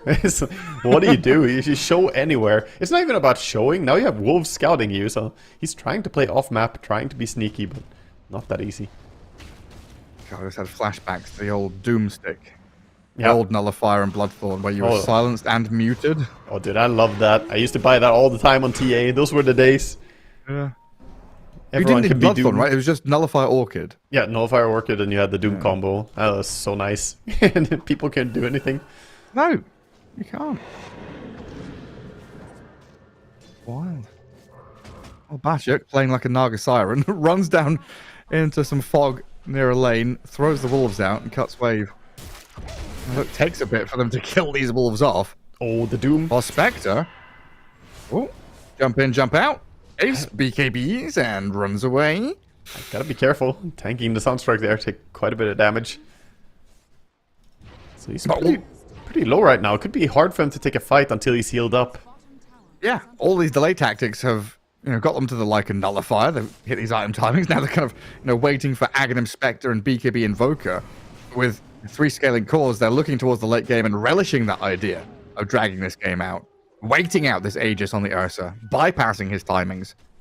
I want to say that overall they're doing a great job on Passion, basically ghost pushing, right? This term of not showing yourself in the side lanes, just pushing out with Forge Spirits, pushing out with Wolves, maybe using some Fire Spirits from the Fog of War. They're keeping all the lanes out because they want to go to late game. They want Spectre to have time to grow. And this Aegis, 2 minutes on it, you need to start getting towards those tier 2 tower. Get some objective. That said, the Ursa has 5k gold, so he's also getting real big during this. Yeah, he's 20k net worth, and he blinks away from that tornado. Got the reflexes, of course. You ready? Looks like he queued back the Satanic, perhaps respecting the amount of damage coming out from Passion. Earlier had an idea for that Disperser, but it's so annoying. These wolves, 100% evasion. At least they have Quiver on the Ursa. Look at this guy's right. Jumps in, pops spells, pops banter, jumps out again. 30 seconds later, he's going to be able to do it again. But this is a timing window. You have to play on these timings. Spectre cooldown. Now they go for a tier 2 tower bottom. It's not the longest cooldown. It's not like a Enigma black hole, but that means you have to be much more decisive in abusing it. When it's on cooldown, go quickly. It's 10 seconds from now, it's back again. I'm just non-stop poking out this Spectre. Yeah, he would love Top to force lane. out some BKBs or some useless usage of abilities. Maybe he will jump mid on the Doom as well. Pinging him already. Phoenix is going there. Phoenix doesn't have a Hex yet. Very close to it. 120 gold and Phoenix would have had Hex. So Could have been a kill. Take the mid wave and get it. But yeah, top tier 2 dead. That's all pushed out. Evoker's going to go in behind the wave bottom. Forge Spirits, all his spells to clear that. But Nisha's stuck around while has Blink Doom now. TP's down here. He Oh, jumps in Dementa. towards this Invoker, but Ghost walks away. The Manta style was mid animation there. The arms were up. Meanwhile, Lycan shapeshifted, turning and fighting Muerta. Batuk's going to run away with a Chain Frost Animal Crystallize. Stuck in the core Oh, no, lane, he's stuck. trying to run away, feared back in with a dead shot, and this Spectre, taken down by Celery. On strike, not going to land there. The Lich juking around the Wolf and the Sunstrike to stay alive. Man, that was massive. Got messed up by the Lich grabbed the Spectre immediately. And then the fear from the calling came in. And just repeatedly getting feared as silenced from the calling. It's really nice by the supports on the Gaming Gladiators. And now Watson can start opening up on some objectives again. Gets 2 hits on the tier 2 tower and runs away. And the Pango. Don't have a Spectre, but don't need it. Damage is there, and that's gem recovered. What was the control there? Just starting with the Hoodwink? Yeah, I mean, they have the Hex. It was the Phoenix Hex. Phoenix Hex, Sunstrike, Sharpshooter coming in, and Bushwhack. Tons of damage. Incredible kill. 60 seconds, no Quinn. It's gonna slow them down a little bit on Gaming Gladiators and give time for Passion to go over and take this Tormentor. Keep building. See who gets it this time.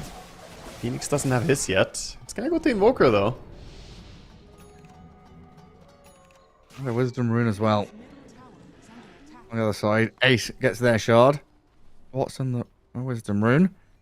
But a bit of quiet now as it feels like Gaming Gladiator is waiting for Panga to respawn. That age has expired without too much of a bang. They got some tier 2s, but they got a tier 2.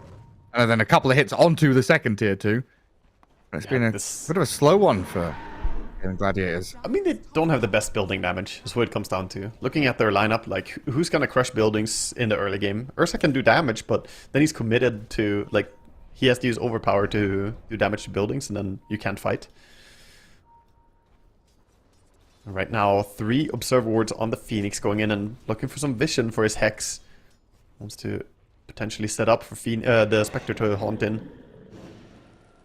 Again, Gladiators having nothing. Oh, they might nothing jump to do that. with this. See the Ursa? Blink Hex. They got got the the ulti out. Lincolns. And they actually got him. Catching this Ursa, and Watson's dead. Oh. The Phoenix is going to get off the Supernova after being feared. Tornado not going to protect him, though, as the BKB comes out for Ace. Quinn rolling towards the Hoodwink. They've got the Harpoon back, but Bachuk realizing he can't keep chasing that. While Ace dooms the Invoker, BKB's up for him. Hoodwink back into the tree line, and this Lycan running rampant back in and out of this fight, while Ace and Quinn kind of struggling to stick on the target. Now they see the Spectre, they can aim for Crystallize. Celery's dead to Bachuk in the back, though. They've killed the Spectre, the big target down, and Gaming Gladiators, even after losing Ursa, able to fight back real strong around this Doom and Pango, bringing the pain. Yeah, they used so many resources to bring down the Ursa first there, and to take the fight afterwards was just a little bit too tall of an order for them. A lot of things were expended on all cooldown. Spectre not having her ulti again. Gets caught, and in the end, huge fight for Gaming Gladiators. Now they're able to go out on the map again. They already had a net worth lead, now they're going to keep building on it. Invoker They're fast. calling in some support bottom. Phoenix is coming. Niche, half HP, but going for this. Meatball misses. Cold Snap's there, but Ice Wall off the mark, and Ace is even turning to think about fighting this Invoker. Now, though, with a Gleipnir, EMP dragged back. Pushback not going to land, and Ace is set free. Yeah, In the back, though, who's that? It's Pango. Quinn. Looking at this Phoenix. Rolling in. Can he find him in the trees, though? That's the question. On the hunt. Where did he go? He's popped off down south. Doesn't see him anymore because Phoenix dewarded over there. He didn't find this sentry ward though, so he's gonna get dewarded himself in return. Sneaky little sentry under the tree. And back to Roche. This is Aghanim's Roche. Absolutely amazing for the Ursa to get his hands on this. Ursa did get the shard jump out before they jumped him, but he couldn't get his ulti going as well. Dove him top. Yeah, a pretty fast Roche spawn, handy for Gaming Gladiators there as well. Yeah, definitely. Straight out. Anytime you're playing Ursa, you just want to cycle that as soon as possible. See what items come in here. Got ninja gear on the Ursa. Fantastic for getting some ganks going. Passion back to plan A. Cutting waves. Sending all these heroes to the dire side of the river. Pressing out lanes. Making sure that, yes, okay, we lose Roshan and Aegis, but we've got map space here for ourselves. We can get to our next round of items. We forced Gaming Gladiators to go back and maintain all 3 waves. And look at them. They're looking for the Lich. Lich wants to defend top, but it's so dangerous. Gonna send Doom in instead. Lich might get gone on, you know? A Sunstrike there. Hoodwink finishes him off. Doom powerless to do anything about it. Spectre just giving the treatment. Worth mentioning though, Spectre has died a lot of times and had her farm slowed down. She's being part of a lot of nice engagements here, but she's sitting 11,500 gold behind the Ursa in farm. The farm difference is serious. Obviously, some of that is the consumed Aghanims, but it's still a big difference between the two of them. And with the Lincolns now on Ursa, he doesn't have to be so worried about the insta-hex or Spectre haunting him. Cracker did a good job in that top fight, though, using the Lincoln's pop Yules into the Hex. To set things up for himself. Tofu down bottom. Shadowblade up. Scouting and hunting for the Spectre. They might just be able to close in around her. Looks like he gets out in time. They're going to see the track, but can't really catch her in the base.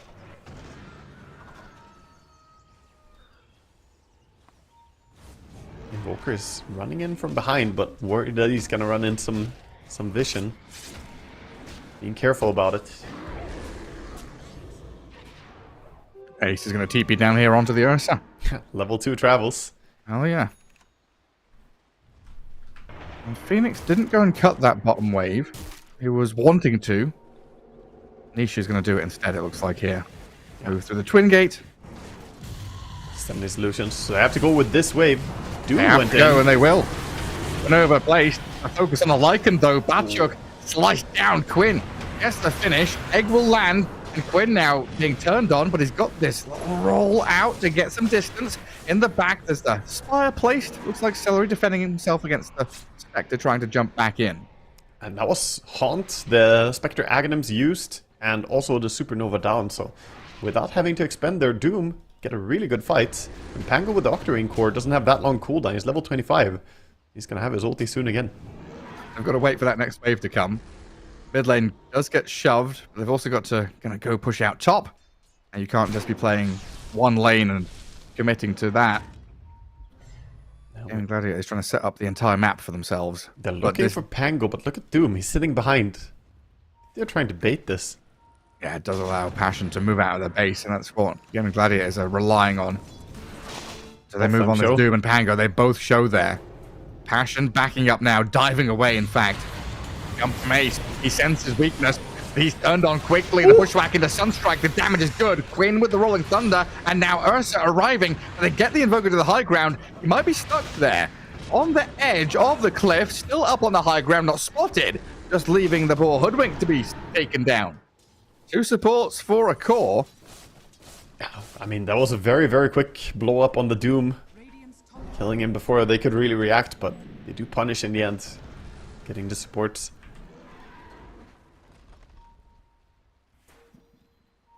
Back to fixing lanes. Quinn would be very happy to find the Arcane Rune down bottom. We'll get it.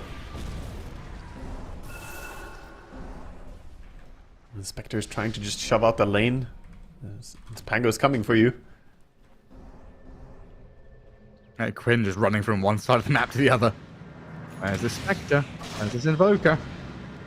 Oh, you're Invis as well. Uh-oh. Where's my reveal? Oh, He got him. He gets it. TP cancel. Now where's the rest of the team? It's Kofu arriving. 2 of them And got it. time here to help Quinn take down Crystallize. Spectre's not really got anything to escape, so just tap down little by little. Very unfortunate attempt at TPing out there. Doom as well. Or Ursa, sorry. On the hunt for the Invoker. Yeah, it does have dire vision up on that high ground near the Ancients. All these level 2 travels. Pango just joins Ursa as well. They're starting to be very global. It's like they're playing against a full team on Nature's Prophet soon. That's how Passion have been playing though, right? They're playing against 5 Nagas. Yeah. They're just hiding behind, trees, creep waves, cutting, playing enemy side of the map. Passion have done an exceptional job of just dragging this game as late as possible to make sure chaos ensues. But Gaming Gladiators are using all these timings very well to get Roshans, get Aegis, open up the map for themselves, and systematically pushing back. Yeah, they've been doing great at just delaying the game, but Spectre has not been allowed to just farm and thrive. That means Gaming Gladiators. They're the ones who are just much richer. Now 24k net worth lead coming down mid. Yeah, and now they've got a captain Invoker. There's that Frost Assassin coming in. Niche BKB escaping for now, but Quinn is there. With a final jump over with a shield crash during Rolling Thunder. Now with a banner up, it's tier 3 time. Spectre dead for 10. Invoker has buyback, but currently dead for 70. A glyph used up by Passion to hold them back. Yeah. Ursa is waiting for his Abyssal Blade. Could go before then as well, but with Abyssal he could definitely jump again. 5 seconds cooldown. The Echo Saber Doom hitting this building pretty hard. Tier 3 down. Watson just looking for a target that he can jump. Hoodwink. Phoenix. They dive. They move forward. They're Hex on a Pango, but Ace, he's going to harpoon into the back and Doom the Hoodwink up. While Lycan runs in, but Abyssal Blade stuns him. Atchuk already shredded during his BKB, so he's got to run. Now with a Supernova Sunray forcing Gaming Gladiators away, Ashen have expended pretty much everything they've got. They still lose their Hoodwink. Invoker's still dead with buyback available. He's not used it. And Passion kind of in disarray now as the Ursa jumps the Lycan again. Yule's up and sent back. So go back and kill the buildings. Invoker is respawning, but please. There's no Lycan ulti, so it's not really that easy to take a fight without Lycan being impactful at all at this stage. Also has to be careful, still has the Fear Swipes on him. Don't get too close to that Ursa. Holding this, they will need some fantastic Hex bursts. It's so hard to see the angle here for Passion now. Okay, good mana burn onto the Doom at least. He has no resources anymore. Spagger goes in, just looking, rolling around. Going all the way down the bottom lane where they started on Crystallize. Daggers out of the base and back in again. The Gaming Gladiators rebuffed for now. Passion hold on to the lane up at top at least. Ace is gonna TP back base. He says, guys, I'm no mana. Can't really fight. Gonna fix this top lane anyway. And then, is that an instant Roshan spawn, like, again? I feel like it. I haven't really been staring at the timer, but yeah, very fast spawns, it feels like. So this one, I looked at the timer tick down from like 10, and then I stopped looking when it hit 3, and I was like, I'll look at it in a second. So that was like a less than 10-second spawn. Second Roshan was like less than 30-second spawn.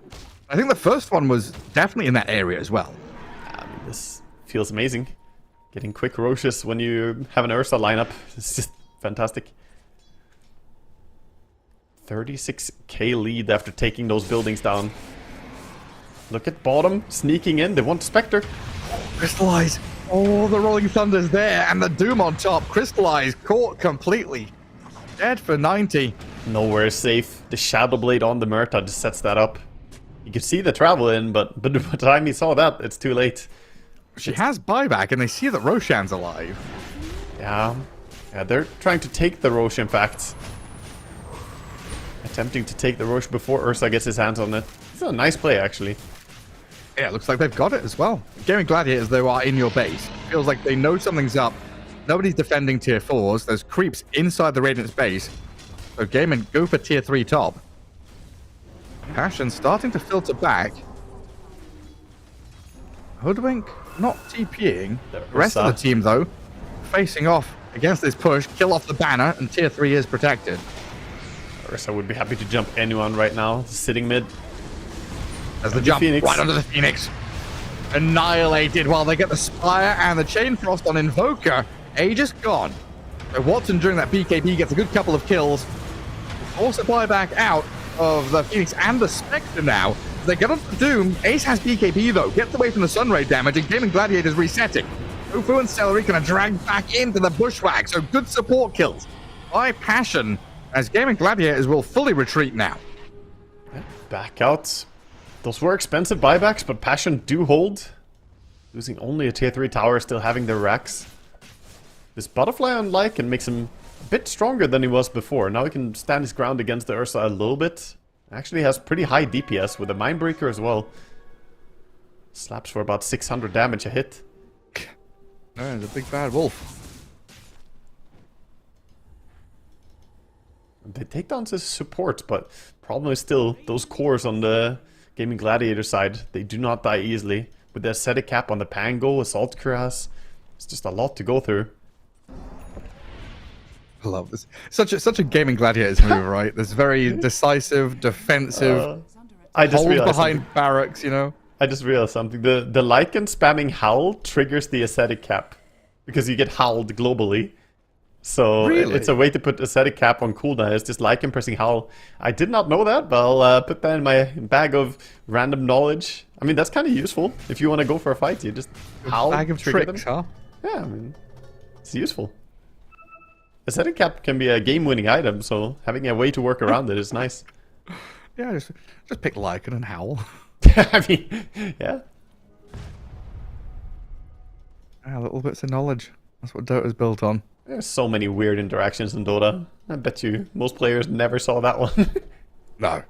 And I remember I had to sit down for an hour and study the Rage, Rage, Yule's BKB tick mechanics with like arrow over the top of it, stuns landing, projectiles. Yep. Trying to figure out how the hell all that shit worked back in the day. Yeah, true. And back when OD was a pick. Atwell Devourer was popular. Oh, gross. So was Marana. I do not miss him. No. At least Lifesteal is back in a fun way. Gaming Gladiators here. Arcane Rune for Quinn. 3 heroes smoked up, and they've got 2 lanes pushing in after taking those 2 lanes of barracks. We see Passion just unable to go out on the map. It's funny that they're the team with like wolves running around and scouting, but they're the ones who have to be scared. They cannot fight into the lineup of Gaming Gladiators right now. Inspector finally going back for that Bloodthorn. Maybe a late Bloodthorn, but just hasn't been able to farm in top. Yeah. For Good now, shows on the this- wave. Tries to slip away, but Quinn and Ace are there with these boots of travels. No Down way the out. bottom, Watson. After you get blinked by Overwhelming Blink plus Shivas, it's way too much slow. Invoker might be in trouble here. It's Smoke breaks. He sees the Ursa first. Pops the Lincoln, gets the Hex. BKB up from the Invoker is not going to protect you against an Ursa's physical damage. Invoker dead for 90, and now this Lycan's walked in with a shapeshift. Sunray towards Watson, who's on the cliff. Stuck up there, but Earthshock's down. Now hits back into the Lycan again. Watson's still alive somehow. Dodges the damage, stays up and running. 3 heroes gone, no buyback on Passion, and down goes the Phoenix. Good game called.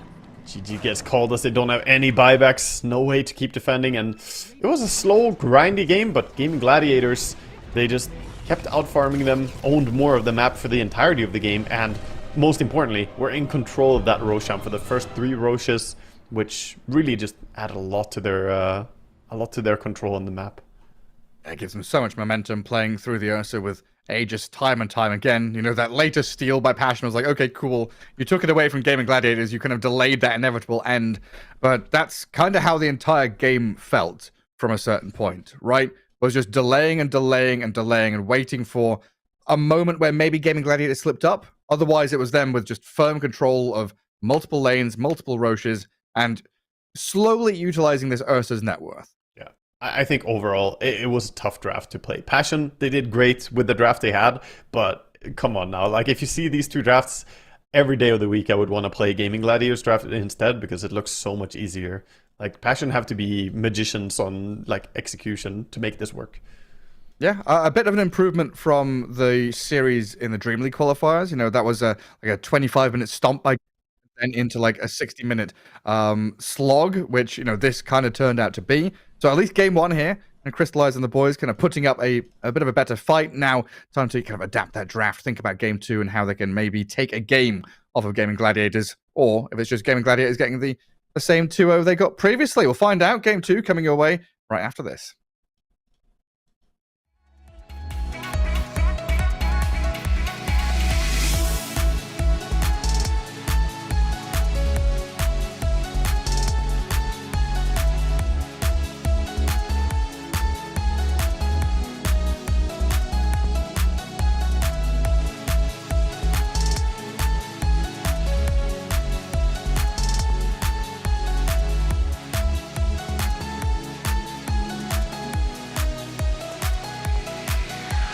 Lately, I've been feeling lonely. Want you to call me, promise me you'll always be there. I've been getting so high, I can feel it. I can feel the gravity pulling me away, pulling me away.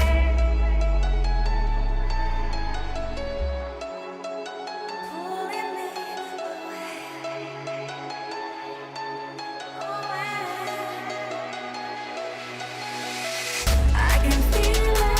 I can feel it in my blood, through my veins like a melody. I can feel it, so alive, loving high. I can finally breathe high.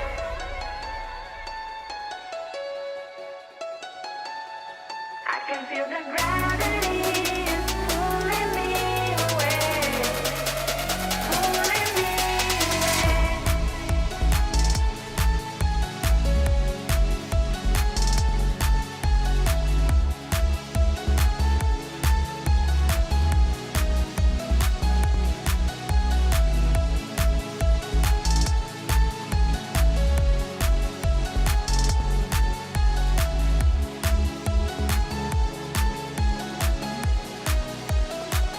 I've been getting so high, I can feel it. I can feel the gravity is pulling me away, pulling me away.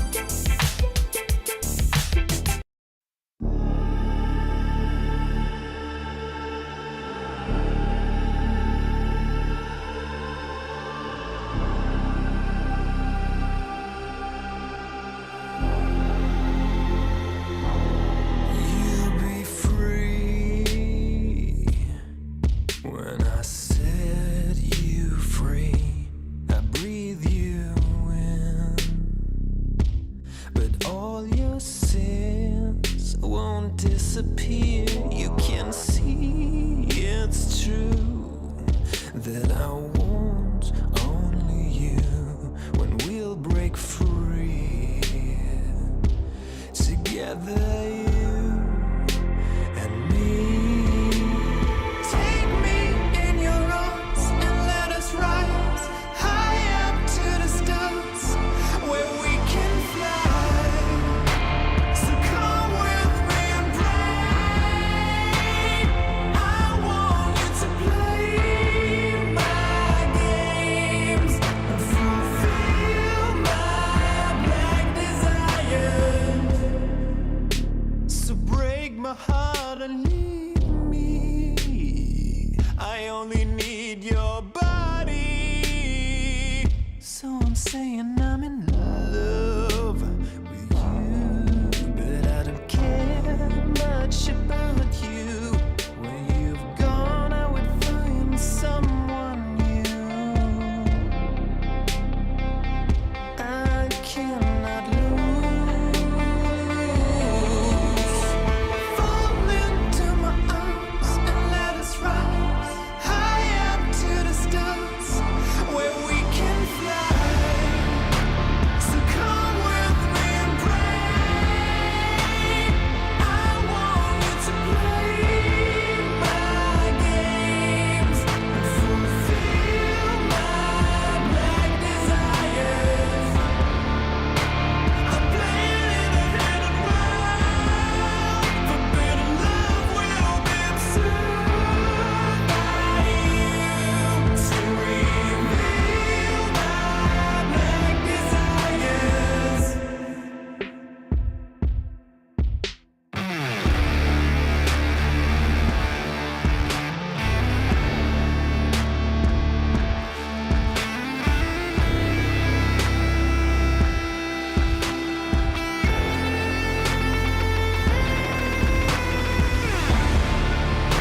So come with me and pray. I want you to play my games and fulfill my black desires. I'm playing in a hidden world. Forbidden love will be observed by you to reveal my black desires.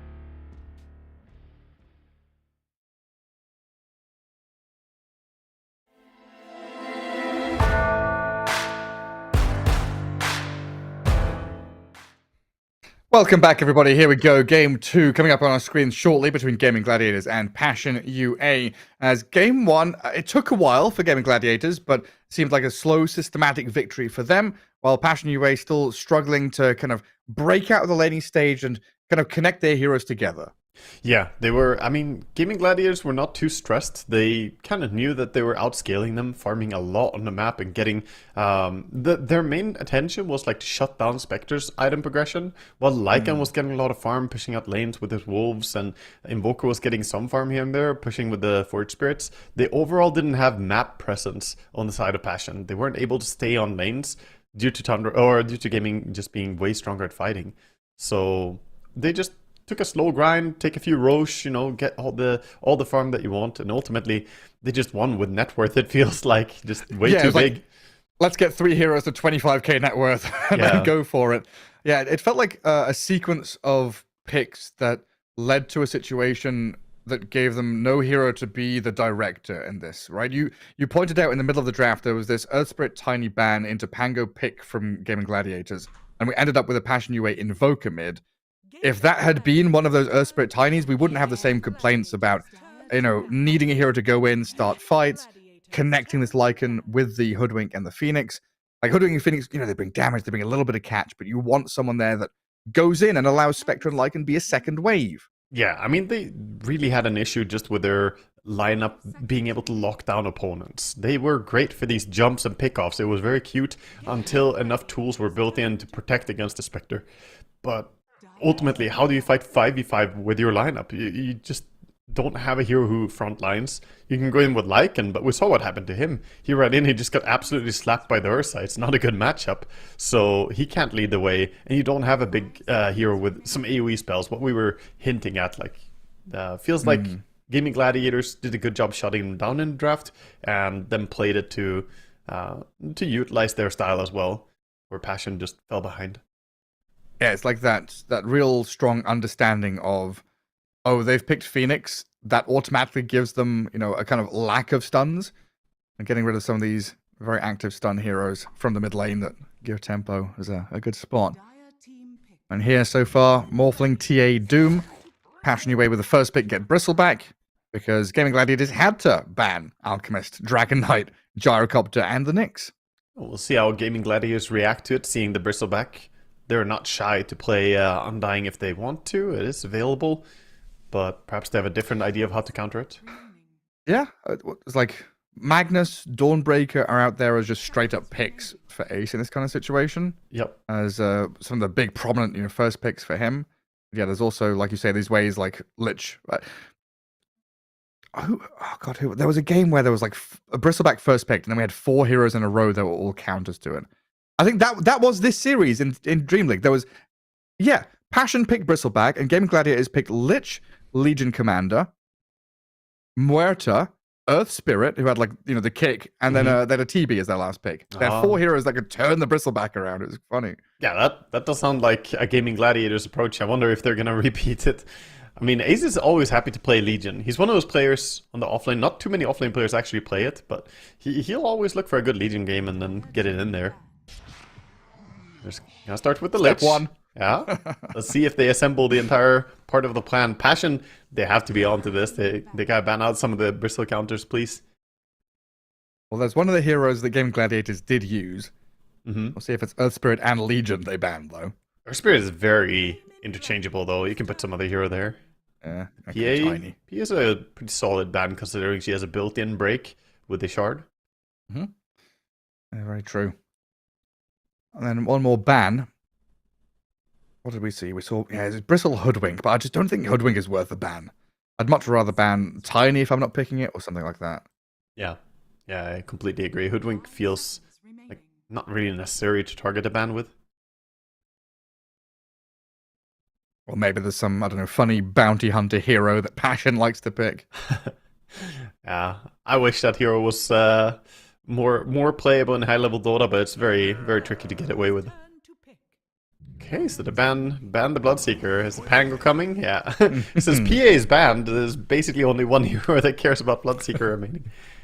Yeah, pretty much. So Pango for the mid lane for Quinn. Yeah. I saw what he was able to do in the last game. You've got team fight, you've got early action, you've got scaling. Yeah, it's tricky to play against. The Pango is a hard matchup. They ended up going with Invoker, but I think Ember would have been nicer, like some Spirit Hero just to go. Maybe this game they will get to try something else. Let's see the Pango a little bit earlier than the previous game.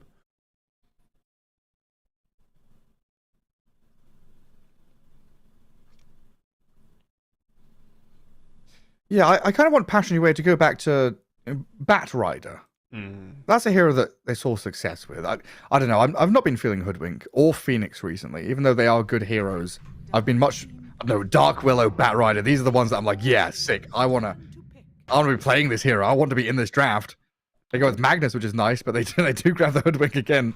So I'm a little disappointed, but it's comfort for them. It's preference, it is what you decide to play. They've played quite a bit of Hoodwink in the past, but hasn't necessarily been the most successful always. I don't have the same effect as I did with the 9 Pandas casts. Right? You can't just call for heroes and then they're like, yes, I didn't sure. like it when you did that solo, so could you do something like this? And he does it? Yeah. Yeah. I mean, it's nice to have the Magnus for the Empower here as well. And if you lane Magnus against Pango, something we saw in the Eastern European qualifiers, this is a matchup that's pretty easy for Magnus. So this could just be the call from mid saying, yeah, you know what, give me Magnus. The question is this also hinting a bit, since you pick up the Magnus, do you want to go for that lifesteal that we've seen before, the Empower carry, someone who can actually benefit from it? Or is it going to be more straightforward, some random hero that isn't tailored around Empower, just has it as a little extra bonus?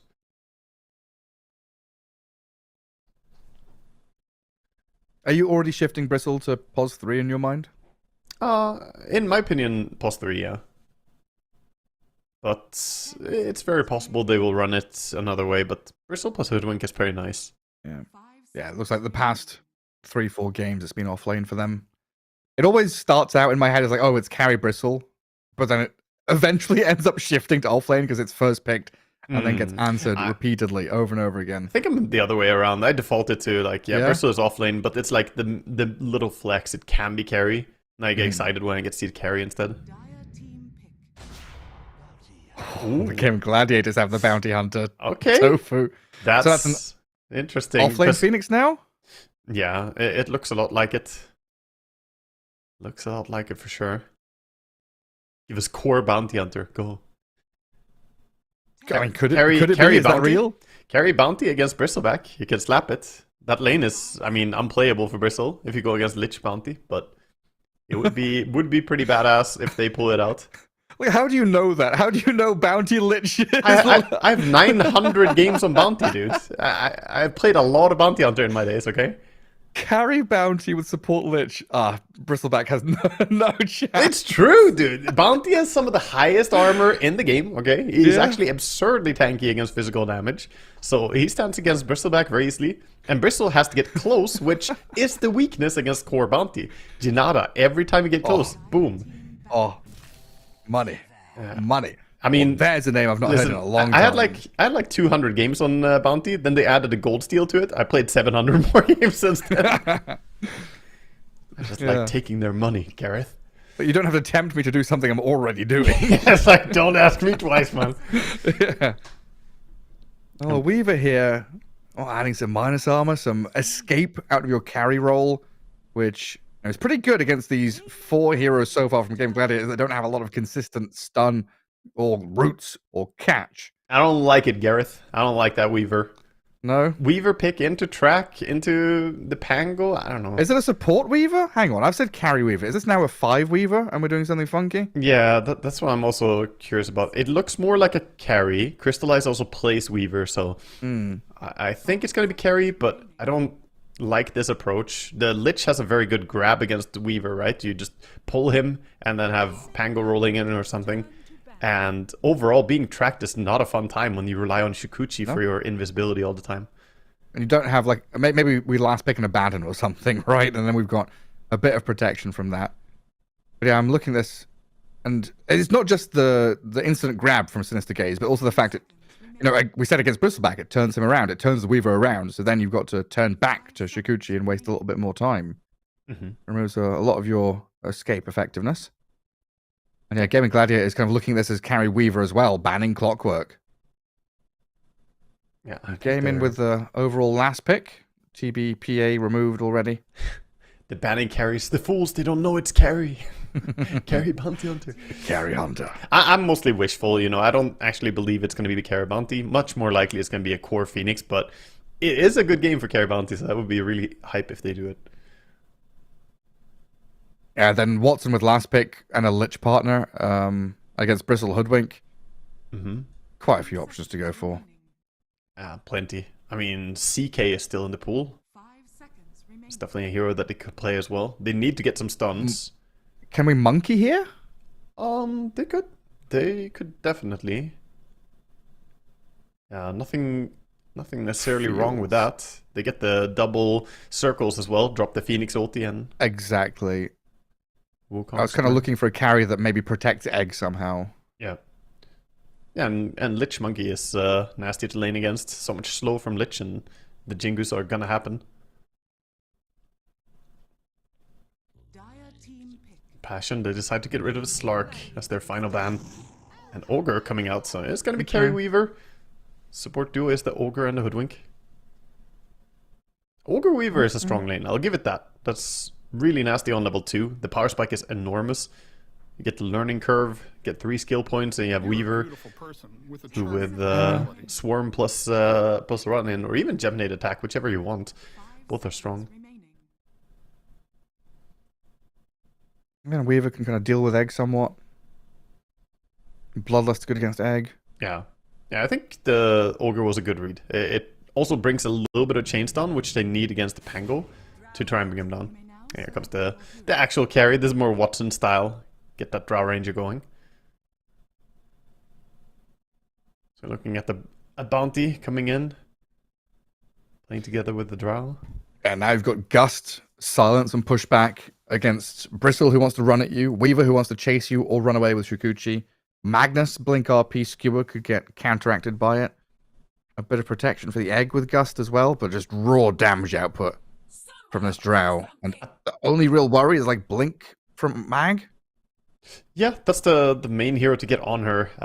And Drow Ranger is quite good against these heavy physical damage lineups. Magnus, Weaver, and Bristleback all do so much physical damage, and Drow has insane armor. Her survivability is really through the roof in the current patch. It used to be so much easier to kill her when, if you got close to her, she lost all her armor. But she doesn't anymore. So, good luck. Yeah, then she just stands on top of an iceberg, you know. I'm the queen of the world. Yeah, I don't know about this. I mean, Bristleback definitely gives you a nice bit of tempo out of the off lane. Yeah. But we're looking for, you know, early Magnus Blink. I don't know how to read Weaver. Is this Gleipnir territory? What are we doing? Carry Weaver. It's been a long time. A few different builds are played on Weaver. Yeah, it's not really a meta carry, so it's hard to say what Crystallize wants to go for. I think Gleipnir is nice if he wants more lockdown, but they have a decent amount of catch already, so he could be a bit greedier perhaps and just go for like Falcon Blade early for himself and then go into something heavier for damage. Like even going down the route of Desolator is doable, or Manta Style just to have protection against the Drow Silence. Because I think Drow Silence is his biggest threat in the fights. He needs a way to stop that. Either early BKB or Manta. I'm still trying to think, like, what did Crystallize see here in the draft? Like, he saw 4 heroes. So Phoenix. Yeah. Or the Phoenix core, and he's like, Weaver's really good here against Phoenix. Yeah. I'm still not sold that Weaver was the call. Again, seeing the Bounty Hunter as well. Just, in my opinion, that matchup is annoying for Weaver. Because you rely a lot on your invisibility. And Bounty is one of those heroes who can set up on the Weaver when he's farming. You just sneak up on him and track him, hit him, and your team is there. Gaming Gladiators out with their smoke already. A game ahead in this best of 3 here in the upper bracket. Yeah, Snot Rocket build is going to be the build for Bristleback, so... But you can bring that big minus armor. That's what we've been seeing from the offlane. This Snot Rocket. Usually a pipe from these offlane Bristlebacks in that kind of scenario, but I don't know. Do we need pipe this game against all the physical damage of gaming, or do we look at a Crimson? Maybe? Crimson looks nicer, I think. But yeah, I mean, pipe is never really bad. There's still a Lich and a Phoenix, so the supports definitely gonna, or the supports, the magic damage is still gonna come in. Phoenix being a core, but Bounty also throws in a lot of damage with shurikens. So maybe he still goes for the pipe, who knows? I'm going to make that same mistake over and over. I see the Lich and Phoenix together, and it's just like, those are the supports. That's the sup duo, yeah, but it's Ace on the Phoenix. We get a core Phoenix. Yeah. He's going to be Shiva's rushing, most likely. We'll see a lot of Shiva's rush. I already see the quick buy. He has the Veil in there. What did he do last time? It was like Shiva's rush, Boots of Travel, Heart, Sanjin Yasha, I think that Ace did. He had a really sick Phoenix game. That sounds pretty nice. Sounds like a quality game when you don't have to go for any form of dispel on yourself. Just be big and bad. Yeah, then a refresher orb to round it off. And he had a spectacular game. Crystallize, trying to steal. Okay, I get it. Ace too quick. Ace and Celery. And Batuk and Niche get a couple of the other ones. And Ace with Tofu here already setting up for a bit of aggression onto this Weaver. Yeah. Anyone to show up? Oh, they're trying to kill range creep early? Yeah, they are. The Phoenix Is that can't gonna kill the get entire denied? wave, but... Deny? Nice stuff Okay. coming in. And now Cracker with Crystallize here. Blood Grenade is getting thrown. He's Ace just dead. is dropping low, and Ace is dead. Tofu's going to turn and try and kill this Ogre, but I don't know if he's got enough damage. He does. Okay. Gets the kill. Strange start, though. Yeah, still awful for them. I mean, first creep wave is entirely dead without them getting a lot of the experience. Bounty does go in and get some of it, but Phoenix is still sitting at no experience at all after first creep wave. That's awful. Yeah. I mean, what the plan there is to kill range creep early, and the lane pushes? Yeah, pretty much. But I don't know. It feels like their lane isn't weak enough that they would have to rely on doing that. If they just got to the lane, like level 1 Ogre doesn't have an ability. So I think they could just have, you know, played normally for the lane. I'll try something a little neat, and being punished for it. Passion happy up in that top lane. Bristleback pretty happy down here as well as he drags a couple of the melee creeps after denying a range creep. While the Hoodwink winning out in the sentry trade battle. Yeah. Still has a small camp block too. Exactly. Very nice. So he's in full control of the jungle camps. Yeah, bottom lane is going to be pretty easy farm for Drow, I think. Bristleback will find a fair amount himself, but Drow is under no real threat in this lane. Having Lich is just such a comfortable spot for any carry. And just lay in a bit of harassment onto the Batuk as well. And finally, what we haven't talked about, the Pango is sitting at 9 and 3 against the 5 and 0 Magnus. So Magnus not really doing that hot so far. Yeah, we've seen Sanctity. Yes, Playing Sanctity Magnus a lot. Magnus. Yeah. Yeah. And he was absolutely destroying some Pango players, but not this Pango player. Also not Sanctity. No. Different game, different story. It's fun to see how matchups can play out differently, but I do think that Niche is maybe just getting mechanically outplayed a bit on the mid lane. Yeah, I mean, Quinn on Pango, you know, thousands of hours. Some people play thousands of hours of Dota. Quinn has played thousands of hours of Pangolier in the mid lane, especially. I wonder how many games he has on Pango. Big spammer. Like, at the highest of pro levels. Yeah, that's true. Tons of games in top level Pro Dota. Side lanes still feeling pretty competitive though. The Bounty is trying to non-stop bully with Janata and Shuriken. That Keeping takes the Ogre Gregor down low. to half HP.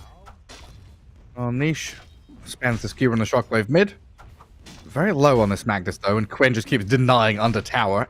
18-8 against the 9 and 1, so doubling last hits and having 7 more denies. Crushing it in the mid lane already. Yeah, absolutely. Just out CSing hard. And Batuk, yeah. I'm just having a good time though, in comparison.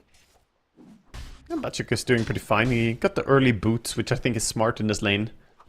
Playing against Drow and Lich, this double ranged heroes. If you don't have boots, you just get slowly kited and lose a lot of HP. Oh, Phoenix dies up top as Crystallize pops the Lotus to survive. And the Swarm with the Shikuchi. And Tofu was off dewarding, trying to block up that small camp again. Yeah, make sure that there are no pulls happening. It's also important to try and have sentries on the lane. He's got one a little bit further down, but if he goes too high up, Dire Sentry is gonna spot him. Of course, he doesn't have Invis yet, but I think quite likely you want to put a point into it on level 3. Could, of course, double down on Shuriken, get more damage as well.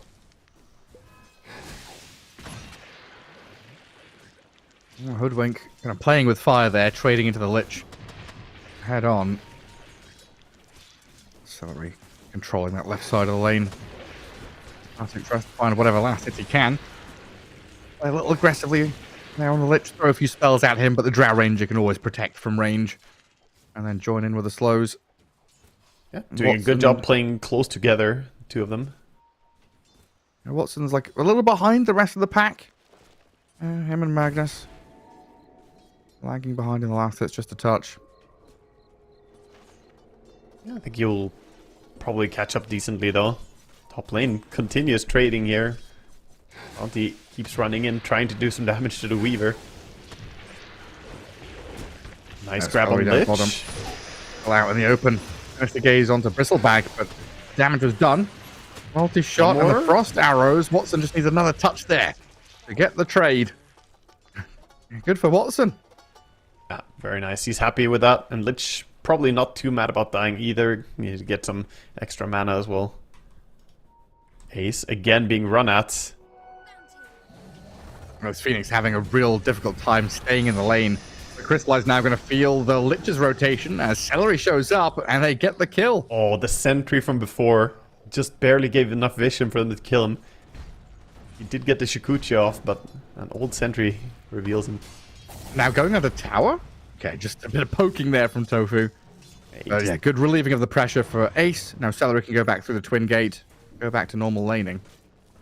Easy to get over aggressive like that, like, oh, we can dive. You play close to the enemy tower, but you didn't respect that Lich died just before, so it wasn't awkward for him to TP top. He was sitting in Fountain just looking at that like, yeah, I'll join. Yeah. It's honestly a big thing to build in as a habit. Like, when you see people dying, keep in mind that counter TPs are much more likely when the respawns are coming in. Oh, I thought you were meant to be like, where's Miss? You know, nobody said missing. Like, there's a message on your screen that says we killed them. If we killed them, yeah. They're not in our lane anymore. Are they? Nah, if you didn't call Miss, doesn't matter. That's one of my biggest bugbears. Dude, yeah, I've had that too. You like solo kill the enemy mid laner and then your side lanes get mad for you not calling Miss. Like, what do you mean? It's like, it's minute 8. What do you expect? Like, do you think they're going to stay mid forever? Ooh, double. Oh, cracker. And then TP's out as well. Yeah, put down the sentry ward so you could use his fire blasts. And Bounty, not gonna be too happy about that. Bounty is one of those supports who desperately needs level 6. Impact of the hero pretty much doubles since you can start getting the bounces out from the shuriken. And that's gonna slow him down. I love that track. Magnus testing Weaver his is coming down bottom. The fake pumping. They want to collapse on the drow. Crystallize, Fernandes. Watson's already TP'd out though. He sees this all coming, and so they'll go for Celery instead. Lich with the Frost Shield runs right back into the middle of all of them. Yeah, but that means this bottom tower might not be long for this world. Since drow TP'd out, you die on the support, and the rest's not looking too interested in defending that. And they'll get some good damage with the next wave, but it looks like Crystallize for now is going back to top. Mid lane, Skewer RP under tower. Quinn, he's got roll up here. And there's no more stuns. So he's actually fine just to roll away and go get that DD rune that spawned top. He was calling for the TP, but the Hoodwink a little bit late to join and chain stun that. Not sure they could have got the kill if he was there, though. Yeah, like, maybe if they chain stun him and don't let him use wand, because that wand give him a fair amount of regen back. But yeah, close. Bristle is now the target. Phoenix is TPing in. Yeah, very low HP Bristle already. Hoodwink and Ogre, they're here to back him up with a good bushwhack, ignite, and fire blast. So Batuk gets the distance, pops some heals, and he looks like he's surviving even with that damage over time. barely lives. If you look the other direction, would have died. And Bristleback saves him. And Tofu's here to mess up some stacking. Yeah, does he block the camp or does he just go for the kill on Hoodwink? Second option's better. Mr. Gage drags Fernand back. The stack happens, but the Hoodwink dies, while Quitten's going to pop this DD rune. Diving on a tier 1 tower mid onto Cracker. Shield crash, glyph the creep wave, keep that melee creep alive to tank the hits. Oh no, Magnus the Ogre stack? Magi down and out. His triple stack, he's going to lose that too. Yeah, that's a big pain in the backside. Doesn't want that to happen, so Batuk's going to come in to try and help it out, but this Supernova zones them away. Celery dead to the Bristleback, but Quinn, a little bit more mana. He doesn't have it, so can't follow through on the Bristle. Even with that DD rune going. Yeah, some cooldowns as well. Got the ulti back now. Still amazing stuff going on for Gaming Gladiators. All those kills. Really good stuff for the Bounty to be involved in as well. This is a hero that doesn't do so well at farming and pushing lanes and sitting AFK somewhere. You want action. And action is what you'll get. Power rune spawning in. That's the guy's bottom. Rune spawns top. Arcane for Tofu. Swashbuckle misses. Got a few hits onto Niche Magnus, but he's already backed away. Finally, they attempt this back on the tier 1 tower bottom. Doesn't look like they want to defend it this time on Gaming Gladiators. I guess they didn't defend it last time either. It was just Passion didn't actually push it. Yeah, Watson fully evacuated bottom. Also a case of now Passion deward that twin gate where there was an observer ward from Celery. Gaming Gladiators trying to play up to top now. Quite a healthy tier 1 tower, and Passion starting to filter back through that gate to defend it. But Cracker, the first point of contact here, drops low but turns with a stun and crystallizes with the damage. As Weaver struggling to finish off the Bounty Hunter though. Nice bushwhack away from the Quinn. Hango, the bushwhack finishes off Tofu. Ace and Celery chasing the Hoodwink now though, so should get at least a pos 4 trade out. Yeah, Ogre stuck though in the trees. Cracker. He wants to fight. He wants to try and fight. I thought he was stuck with no TP, but he's come in here with a Magnus and the Weaver to turn onto Quinn. Nasal Goose stacking up, lots of minus armor, but the Chain Frost bounces could be good. Back onto Magnus, but stop now with a good Delta split out of Passion and Quinn. Just right-click down by Crystallize. Another dive from the Phoenix. Takes out the Bristleback. The Egg. Oh, Crystallize can't finish it off on his own. You see Celery to the left, wants to take down the Lich, but the Frost Shield protects him. Skewer through the dive. Ace still fighting. So this Niche Magnus in serious trouble as Tofu comes back in, dies and respawns, joins the second wave of fighting, and Crystallize with no time lapse. Could have been dead there, but the Gaming Gladiators follow-through was just lacking a little bit more. Yeah, nice stun coming in from Cracker. Respawns. What a bloodbath on the top lane. Just a massacre as multiple heroes go down. Meanwhile, Watson is like, I don't know what you guys are up to. I'm a chill. I'm going to take mid tower. Yes, like, what, a 4 versus 5 with multiple respawns and lives. Gaming Gladiators with what, a 400 gold swing their way, 600 XP swing their way, actually come out on top overall. Yeah, that was really, really good stuff for them. I mean, the non-stop fighting has now enabled the Bounty to get his ulti as well. He just walked under a ward and sentry, so they might try and go on him. Weaver nearby. He hasn't seen them yet. Weaver's gonna sneak up on him. The Ogre and the Hoodwinker here as well for the control. Tofu hits level 6 and then dies. Yeah, quick and easy kill. And Passion didn't lose their top tower either, so they can hold on to that area. Meanwhile, the Bristle is farming over on the Ancients. Oh, that's where he wants to be. Make some stacks, farm some Ancients. Same story for Ace, who's looking to finish off that Shiver's Guard. And Quinn Pango, after Diffusal Blade, going Aghanim Scepter. He just tucks behind the tree there to pop the Invis, so sneakily out, making sure he's not under any dire vision. Yeah, same build we saw last game. Very, very strong. Get the damage going, get the mana burn. Amplified even. He sees the Magnus here. At Niche. Our Observer Ward, I don't know, sees Celery coming. Yeah, I saw the backline moving in, but that means they can deward it now. Retake that top jungle. Passion walking in. Acorn shot, bushwhack misses, ignites throne, and sharpshooters off the mark. Crystallize throws the swarm at them, but Quinn right on top of this Ogre Magi, tracked up, Cracker in trouble. A Rolling Thunder should be able to secure this with some good bounces out of Quinn. Cracker not pushed to high ground, which I think Quinn might have been expecting there. A Frost Shield and another couple of taps will land. Yeah, very easy takedown. I saw them miss a lot of abilities and then just go in and punish based on that. Phoenix, meanwhile, has sat top, finally gets that tier 1 tower down. And honestly, Ace is the top farmed hero in the game. 7.5k gold, this Phoenix is huge. Yeah, man, just wait. It's coming. Now it's the Shiver's Guard, then it's the Boots of Travel, then he farms even more. I'm pretty sure he was top net worth of that other game for a long, long period. Yeah, he clearly knows what he's doing. See, yeah. He's holding his skill point. Wonder if he's just skilling up stats, is he? No Sunray at all? Phoenix? I think so. Oh, I wonder. Did he do it that? I think he put his skill point. Yeah. Yeah, at level 11 he was leveling Sunray in the last time he played this. Okay, there we go. Cracker. Very low. Again, a sharpshooter onto Ace, forcing the Supernova. Right clicks from the Weaver, the Magnus, and the Hoodwink. They're all there on time. Quick takedown. Huge kill to get. The biggest farmed hero on the map. This can push some of them towards their items as well. We have the Maelstrom coming out for the Weaver.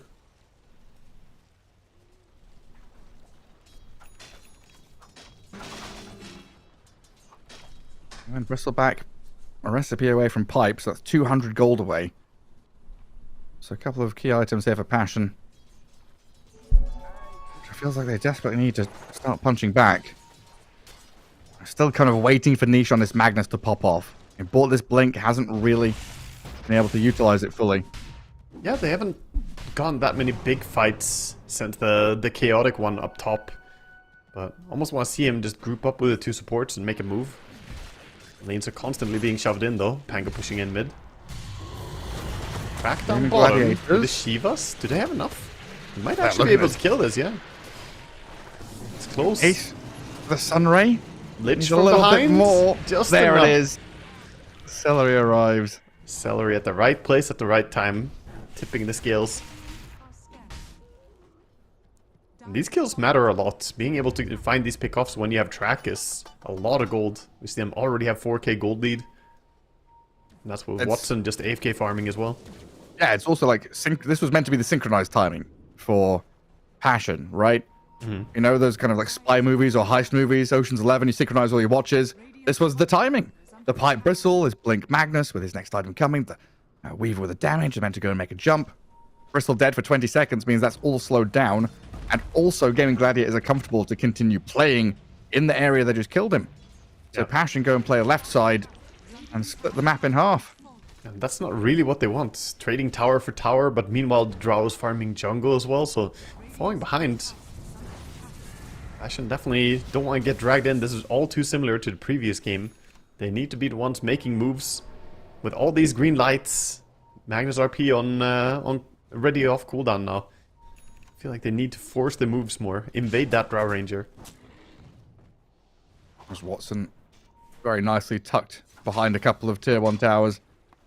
Hiding away, farming that jungle. Yeah, the front line is here. Now track up the Bristle again. Yeah, Butcher rolled on. The Ace just brings so much damage from this Phoenix. Dives forward. The Swarm is on him, which is a little annoying here for Quinn, but the Sinister Gaze and a final touches of damage to the Blink RP. It's there to skewer a couple back. They've caught them, and they're going to give it to them here as Watson's being pummeled, but the Supernova lands. Drow Ranger kept alive and is able to stand up. No! The Acorn shot from the far left. Hoodwink pops in with a touch of damage as Niche is being burnt by the Sunray, but not enough to finish him. He's stays alive. Through it. Magnus would have died, but he popped the regen during the fight and gets that slow tick. Such a big impact for them. I actually thought they would lose that fight, but turns out to be a pretty good engagement for Passion. 1-3-3-7. Coming back in again. Yeah, looking for this Phoenix. Bounty Hunter still being a pest, though. Weaver's hunting. He's there on top of the Hoodwink. Sentry ward placed. Tofu dodging the Sharpshooter. The Weaver should be able to come back here and clean up Tofu as they surround him with the rest of the heroes. A lot of good action going on, though, for Passion. Now they see the Drow farming under vision. We do have some cooldown, so might not see them go. And I like the build from Weaver. Going from Maelstrom into the Manta style. Does need that Dispel.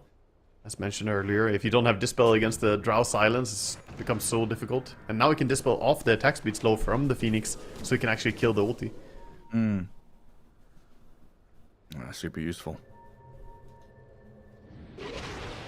Okay, I'm gonna come up top and try and play through Tofu's vision. Bounty Hunter can go out and scout. Might come in contact here with the Ogre and the Weaver, though, as the Dire scan on top of themselves, expecting this move to come. Yeah, this Bounty Hunter is just trying to provide vision wherever he goes.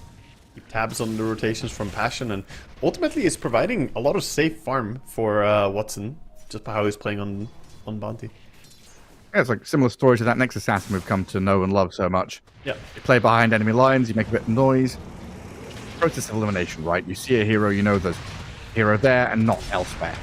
Mid lane, roll, and this Frost into the Ice Spire makes short work of a supposedly tanky Bristleback with a pipe. Yeah. But a move by she's- Passions onto the Tormentor here. This is good. Making something happen with the space of Bristleback being focused. This is gonna be told in the all chat though, the Tormentor being taken. You know the location of the enemy now. But I like it. They TP back, heal up, and gear up to take their own Tormentor next. I always forget how nice the Swarm is for killing Tormentor. Like, it's Weaver great. has not been a hero on my radar for a long time. Yeah, Swarm is great. It's equally very, very good at taking down Roche, so either of these things. We'll see him join his team as well. They're smoked right now. Might be looking to go for a kill instead of Tormentoring again. Yeah, something to get them in the mood. Like, Oh. 5k lead for Gaming Gladiators is nice, but 20 minutes in, Passion still with a lot of the tools here to get big team fight to land. They fall back into Tormentor again, tempted by taking it, but that means that this Roche is going to be the bigger prize for Gaming Gladiators. Yes, the enemy team took 2 Tormentors, which is great, but getting an early Aegis on the Drow is also amazing. Actually, Pango is going to be the one claiming it since he has Aghanims. Ready to dive in.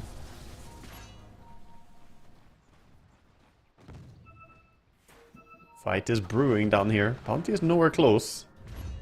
Quinn gonna Join. pop his head around the corner there and say hello to Passion.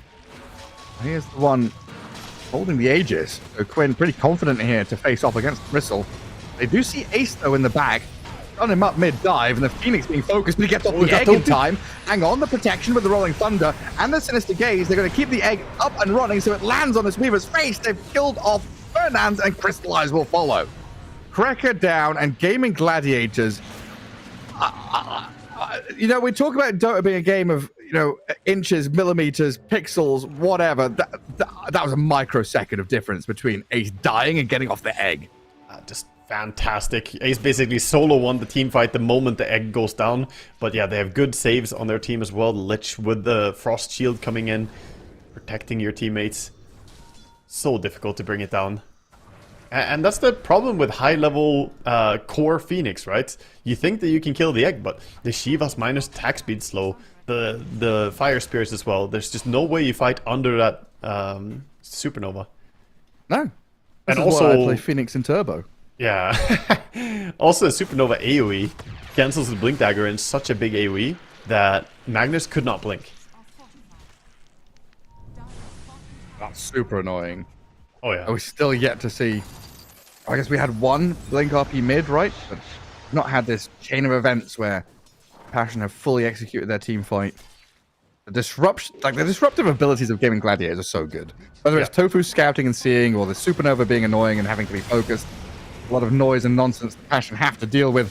First and foremost now, the Lich, which crystallizes focusing. Rao does get run at here by the Bristle, but Quinn, again, is just rolling around, causing havoc.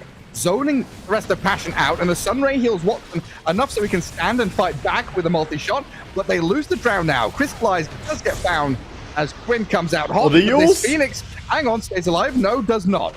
A Yule's not enough to protect as the Magnus jumped in. 3 down on Passion, 3 down on Gaming Gladiators. There's Quinn Pango still running the show. Still a very impressive fight coming out from Passion. I thought they would have lost more, but taking down the Phoenix, taking down the Drow, not bad stuff. Obviously, you can't focus the Pango since he has the Aegis, but getting a kill on Phoenix is huge.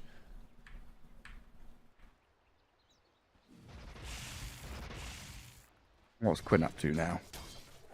Has he got another item on Courier? I believe he does. It's the Shard coming in. So Blink, Diffu, Aghanims, Shard. Getting stronger. Assembling the pieces.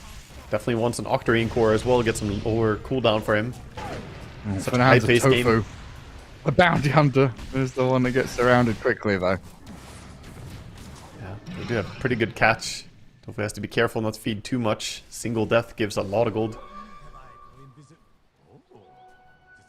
It's been a little bit tricky for Watson in these fights, though. You know, a lot of time invested in him to farm up and get to this critical mass moment with the Hurricane Pike, the Manta style. But Magnus and Bristleback, pretty good heroes. Even Weaver with the Shikuchi to just get on top of the Drow and force her into a defensive position. Yeah, they're very fast. On top of that, the Bloodlust is helping them just close the Right. distance, get that movement speed. So they're getting in on the Drow Ranger and they're focusing her very well.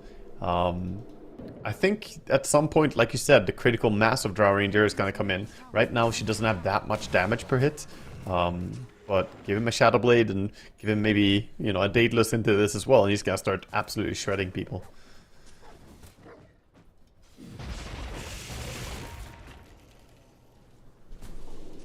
Movement coming in top. Blink on the Bounty Hunter now, so he can help himself with positioning a little bit more. Yeah, he gets dusted, he blinks out. Exactly.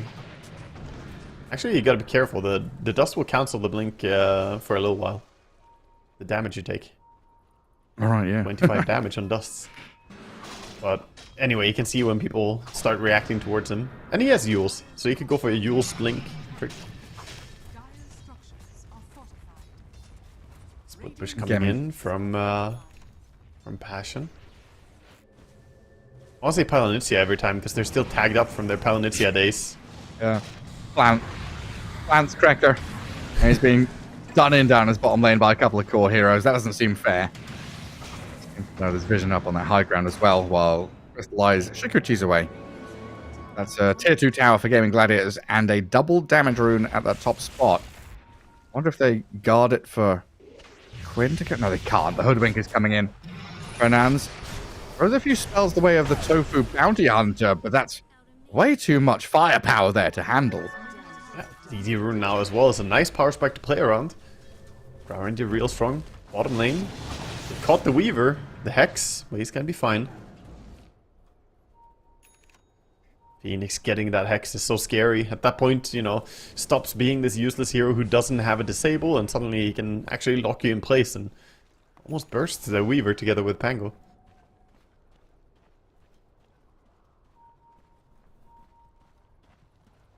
Smoke time, maybe? Looks like Passion want to go and do something. Yeah, but they don't have a smoke on them. None of them have it. They're all sitting mid. Can I find a Phoenix coming in? That's a good kill. Okay. Yeah, blink RP, kill off Ace. You don't need to smoke if your enemy walked into you like that and you've got vision on the high ground behind him. Yeah, Ace did not expect them to be all 4 mid. Didn't get the memo about that one. They were sitting in Fog of War for a while, so gets paid for it. And Tofu walks through a Watcher, nearly gets jumped as well, but his blink already paying off. Gets him away from the danger coming. Gaming Gladiator is just going to continue playing up top through their 2 Observer wards. Quinn can hold out that wave. Celery's finally getting a bit of farm for himself. Accelerate the Lich. Again, Pango just shoving the top lane. Hoodwink is gonna get some farm up there. Already has the Athos though, so this is more about pushing out the lane than wanting to farm here. Celery nearly becoming the Frost Assassin. And Shard is step 1. Stop in the middle for a couple of little items, but Shard Blink gives you so much. Yeah, that's when you can really join in. Then you can chain together with the Hex coming out from Phoenix, and you can really layer these disables. That's when Weaver is going to have a hard time. That's the thing, right? Like, Weaver doesn't have BKB or Lincolns, so this Lich could just solo kill the Weaver if he's got reveal. Yeah, again, the Manta style. I think you underestimate the Manta against it. You just, if you get to click it, then you're good. That's if you get to click it. I think in the past week, I've seen a lot of Liches have vision and start. And but if you get to click BKB, you get to click Manta. That's what I'm saying. They're the same. Not necessarily. Sure they are. They're instant. I guess. And you're happier to click a Manta than you are clicking a BKB. BKB you think twice about. Yeah. Well, Pango's going to find the Weaver anyway. Pango makes it hard to click it. The makes it very hard. There's no buyback either. Dead for 40. Oof. Yeah, that's a great kill for them to find. Doesn't look like they're necessarily aiming to take a tower off it. Maybe invading the enemy triangle though. Okay, here comes the push. Passion playing out of their base, out of their triangle. No Weaver, and they're still in position here to kind of hold staircases and high grounds. Oh, he's spotting them. All this vision he's providing. Cracker. He sees Tofu now. They're going to turn on this Bounty Hunter. The Yules disengages him a little bit here from that Hoodwink damage, but the Bristle and Ogre will turn back on him. Tofu's still alive somehow as the Supernova's used. No kills yet for Gaming Gladiators, though, as Passion slay the bounty and they disengage. Not having the Pango ulti, I think Quinn really didn't want a piece of that fight. Bounty's like, guys, I got them here, but taking a big fight behind the enemy tower like that, or having to go through the enemy tower when you don't have ulti on Pango is a little bit tricky. And Lich ulti also being on cooldown. So, nice holds. Do get a valuable kill again. And even though the lead is 7,000 golds, that's the same as we saw like almost 10 minutes ago now. They've held on to this disparity. It's not good, you're still behind, but it's definitely better to be 10 or 7,000 golds behind at minute 30 than minute 20. Slowly little push back. Oh, the courier snipe. Here we go. That delays. Octarine core. Yeah, delays the Octarine for 3 minutes. And they see the hero, but Quinn blinks over the Magnus. Tries to get distance from him, but the RP is still there. Oh, but he didn't get ulti out. There's no getting out of this. Can't ulti, can't turn, can't fight, but the Drow can. Moves forward onto the mag, takes him down. Tofu and Watson fighting alongside his chain cross bouncing, but Crystallize offering so much damage that time lapse is out of the damage. Gaming Gladiator is pushed on him. Tofu's going to get finished off here by Krekker and Hoodwink, giving a double kill to Ogre while Celebrate's being dived in his base. Patrick on his bristlebag. He's just straight going into this Gaming Gladiator tier 3 Angry area. piggy. The Celery Lich is gone. Oh, 4 in a dear God. row. Passion come down to this bottom corner of the map and take Gaming Gladiators down completely. That was a fantastic punishment. I mean, they get the courier, so they knew that they were coming. Pango tries to escape but doesn't, and then they bleed so many kills instead of a single one. And that's not gonna be it. That's gonna be Roche. They had a 7,000 gold lead, but that's all gonna be gone by the time they respawn. Aegis in the hand of Weaver is gonna be amazing as well, and we're starting to see Bristleback be a bit more impactful in the fights, as he has that BKB and pipe. And now with full SNY as well, he's becoming difficult to deal with. Yeah, it's much more of a problem. Yeah, because he does not care about the Phoenix anymore. Yeah, this is now BKB timings pretty much across the board as well. BKB Weaver arrives. Bristleback has already used the charge, of course. And same So for has Magnus. That was the 9-second in the previous fights. They're finding the form right now. 1,000 gold lead remains of the previous 7. Drow looking to take a Tormentor. Let's see who gets the shard for Radiant.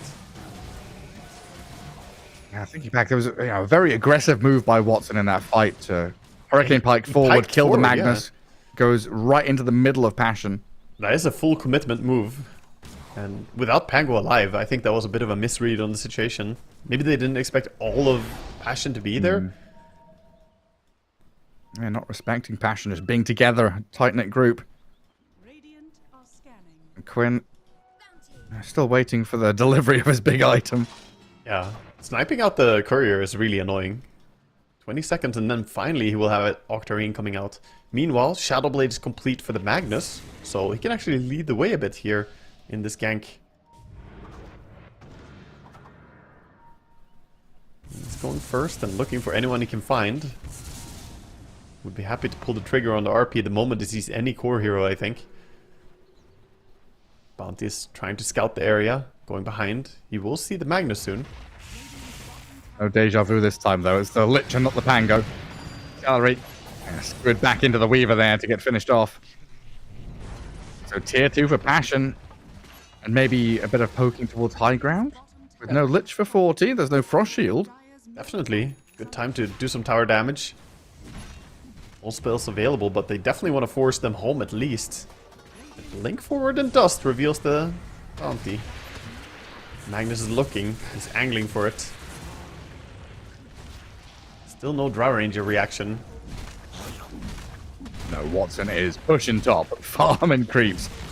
While the tier 3 dies. As Oh, they got skewer the back, Pango! The Pango! That's a big catch. 75 seconds, no Quinn. He's Creep wave pinging. is arriving as well, so these barracks, they're going to fall quickly. He's pinging that they must have a ward there, but there's no ward. You just walked into vision. Daytime. A little bit of a mistake there coming out from Quinn, getting too close.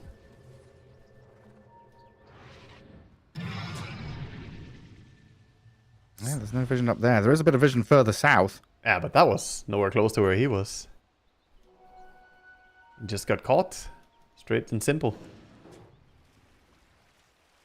This team Passion, fight, getting team fight away. win and successful push. This is all enabling the niche Magnus to get closer and closer to Refresher as well.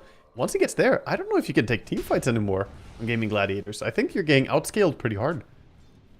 Yeah, well, we're still kind of waiting to see Watson's impact out of this Drow Ranger. We've had plenty from the Phoenix and the Pango to win these earlier team fights and kind of be the bullies in this match. But Drow really hasn't brought the damage or had the positioning in these fights. And Ace is going to get picked off again. Up top.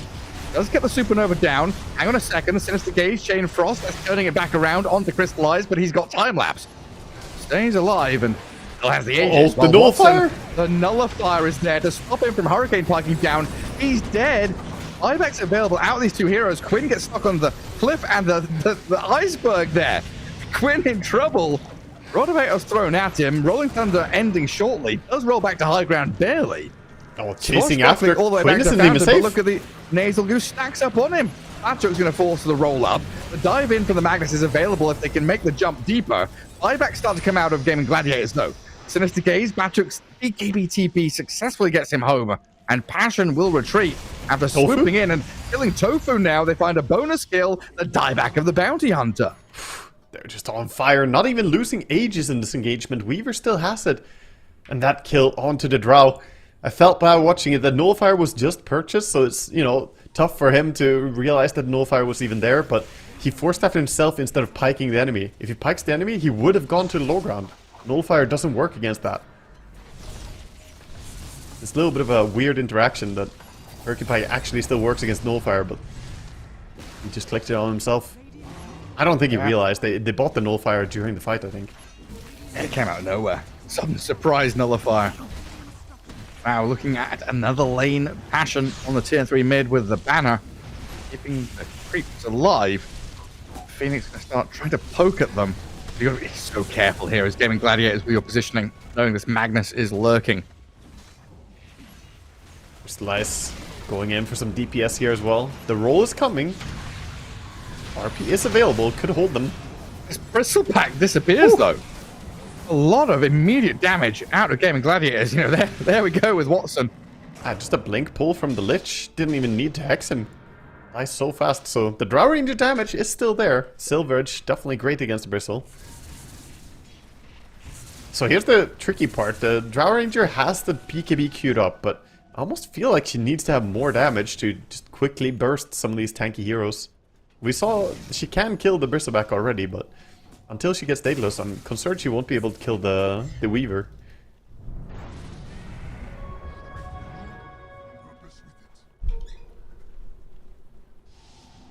Now, with a bit of a moment of respite, Gaming Gladiators can move out on the map. This Bristleback is dead. Is Ogre really buying What's he going for? E-Blade? Ethereal Blade? Yeah, look at him. I mean, Ether Lens for cast range is really nice. As for E-Blade itself, I mean, guess you can just spam it on the Drow whenever she's not in BKB. It's not terrible. I think it's mostly just for the cast range. It feels amazing on Ogre to have a bit more range on your Fire Blast and Ignite. And the whole build is kind of cool, honestly. Like Blink, Ghost Scepter, Vlad into E-Blade. Yeah, I like it. Also got a Shard now. A Shard that I'm a big fan of. I think the Fire Shield is amazing. That was also a bugged thing in Dota. For a long time, the Fire Shield didn't actually send back any fireballs. It just blocked damage. And, I mean, blocking damage was the relevant part, so it was still like a must-buy, and every pro player went for it, but it was bugged and didn't work the way it should. And the hilarious part is, the fun part. We had an interview with some pro player after that, like, did you know that it doesn't actually send fireballs? He's like, oh, I didn't know. I just buyed for the damage block, Yeah, you know? didn't know, didn't care. Is it bugged? How long has it been bugged? And it's like, yeah, it's bugged. Here comes Passion. Smoking down, bottom right-hand corner. Roshan, fast spawn is in like 40 seconds.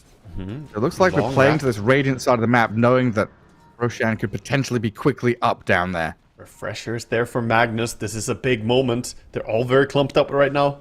Gaming, they smoke themselves. We're going to clash here with the smokes breaking. No. Not yet. Now. There. Ogre and Pango. They know something's up. The flurry of pings as Quinn He's the first point of contact. Immediately reverse polarity. The Sunray can't heal him. He's or on save him. Magnus. The damage comes through quickly. Now Magnus in with an RP. Phoenix caught up inside here, and the damage comes so quickly. All dead. Watson and Ace both dead. Disaster for Gaming Gladiators. Tofu's going to blink away, but Passion, a moment of clarity here as they find the perfect jump, the perfect pickoffs. I mean, that's just game, right? I don't know. Phoenix has buyback, but that was such a good wraparound. Deep move by Passion, going all the way around, send Bristol back in first, and that opens up the eyes of Magnus, who saw Pango and just didn't hesitate. Quick RP, goes onto the Drow. Clean play from Passion. Yeah, look at Crystallize. Goes on the racks, forces the Frost Shield, and then swings straight back to tier 4s. Hey, what can They you know. do? It's just over. Yeah, I'm surprised they're not Gladiators, calling it even. They've got a Phoenix buyback and a Lich Alive, but it looks like that's going to be it. They'll bring back Ace. Magnus in the fountain, basically, as Ace jumps in, but he's going to get focused and killed. And that's going to be it now. The throne about to explode, and Passion tie things up 1-1. An improvement over the Dream League qualifiers where they got 2-0'd in a pretty close series. Now we're going to get a full showing of their capabilities. Yeah, they played really well. First game was a long game as well. It was a 50-minute grind where they lost. The second game here, they win in 40 minutes in a pretty decisive manner. 19-4-11 on this Crystallized Weaver. He played a stellar game, but the team play was really there. They just landed their abilities in really good ways. Early game looked rough, but they come back. It's funny, just like not having, myself not having a read on this Weaver, not knowing how to feel about it. And Crystallize, along with P2 and two of these, Eastern European players, bringing back old school heroes in these qualifiers and showing that they still can work. So, game 2, going the way of Passion, means we've got a game 3 coming your way. A quick break, and we'll be back with that.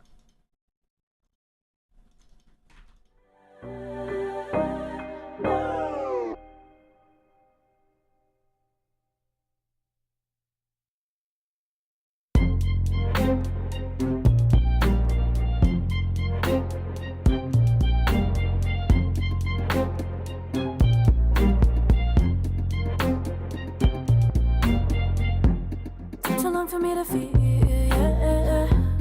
Tell me why you on your knees, yeah.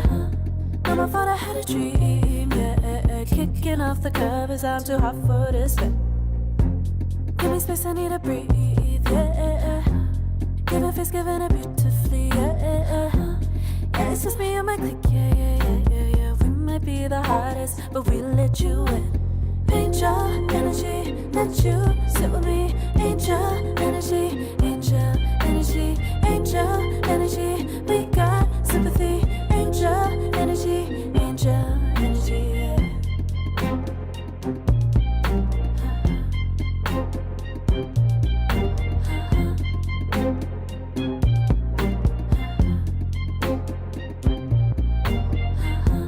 Take the time to breathe and rest. Let yourself feel the best. Feel it all so deeply, so deeply. Divine with how we be, yeah. Aligned with everything, yeah. More than a dream. Vulnerable and strong, yeah. We feel everything. Angel energy, let you sit with me. Angel energy, angel energy, angel energy. We got sympathy. Angel energy, angel energy, angel energy. Let you sit with me. Angel energy, angel energy, angel energy. We got sympathy. Angel energy, angel energy.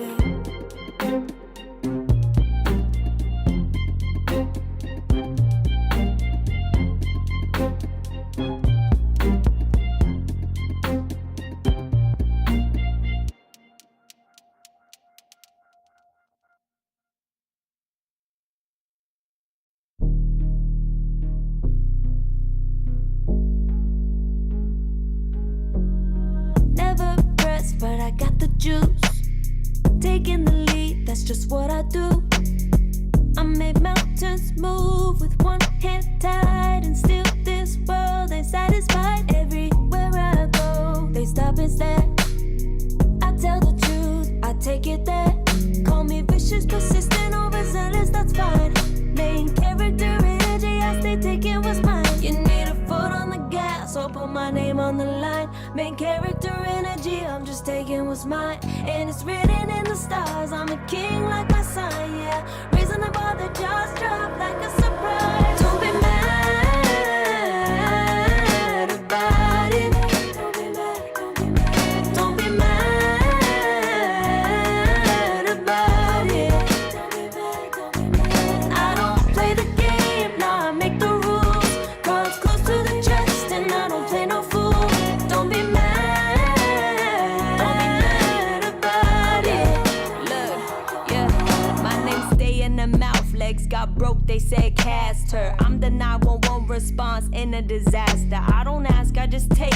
Treat the world like a man, I just blow them away. Yeah, I'm a #1 fan. Don't need a bark, I'm a bite. Switch me on, dark need light. Don't need pity, don't need spite. I just plop, plop, plop on sight. Could take your girl in 2 seconds. I just flash her a smile. I make petty look pretty. They run an inch, I run 3 miles. You need a foot on the gas, I'll put my name on the line. Main character energy, I'm just taking what's mine. And it's written in the stars, I'm a king like my sign, yeah. Raising the bar, the jaws drop like a surprise. Don't be mad about it. Don't be mad about it. Don't be mad about it. Don't be mad about it. I don't play the game, nah, I make the rules. Cards close to the chest and I don't play no fool. Don't be mad about it. Don't be mad. Don't be mad.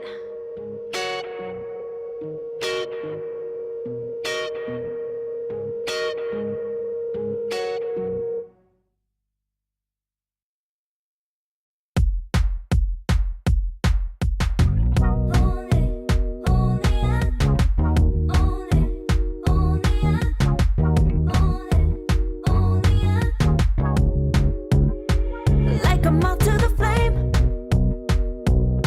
I'm attracted when the doubts start saying my name. I can go there easily, and it's hard to maintain, 'cause I know it's not the world I know, it's me. Believe in every little thing I hear, and no, I ain't no stranger to the fire, burning up all my desire to be great. It stays coming in waves, and no, I ain't no stranger to the fire, burning up all my desire to be great. I gotta just open the gate. All I need is saving from hitting the pavement, understanding when I'm impatient, that only I give to me. All I need is a little love in lonely places, the strength to stare fear in the face, that only I give to me.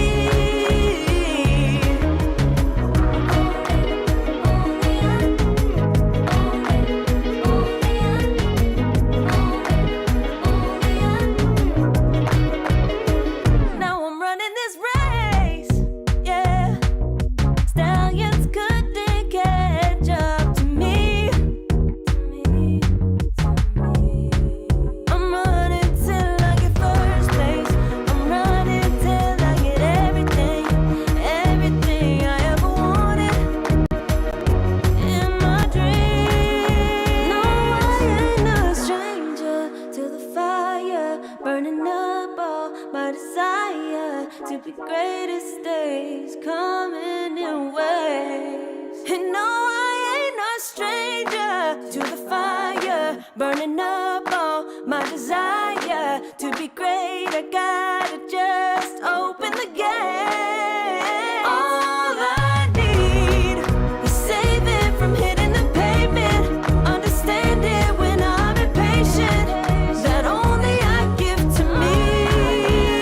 All I need is a little love in lonely places, the strength to stand fear in the face, that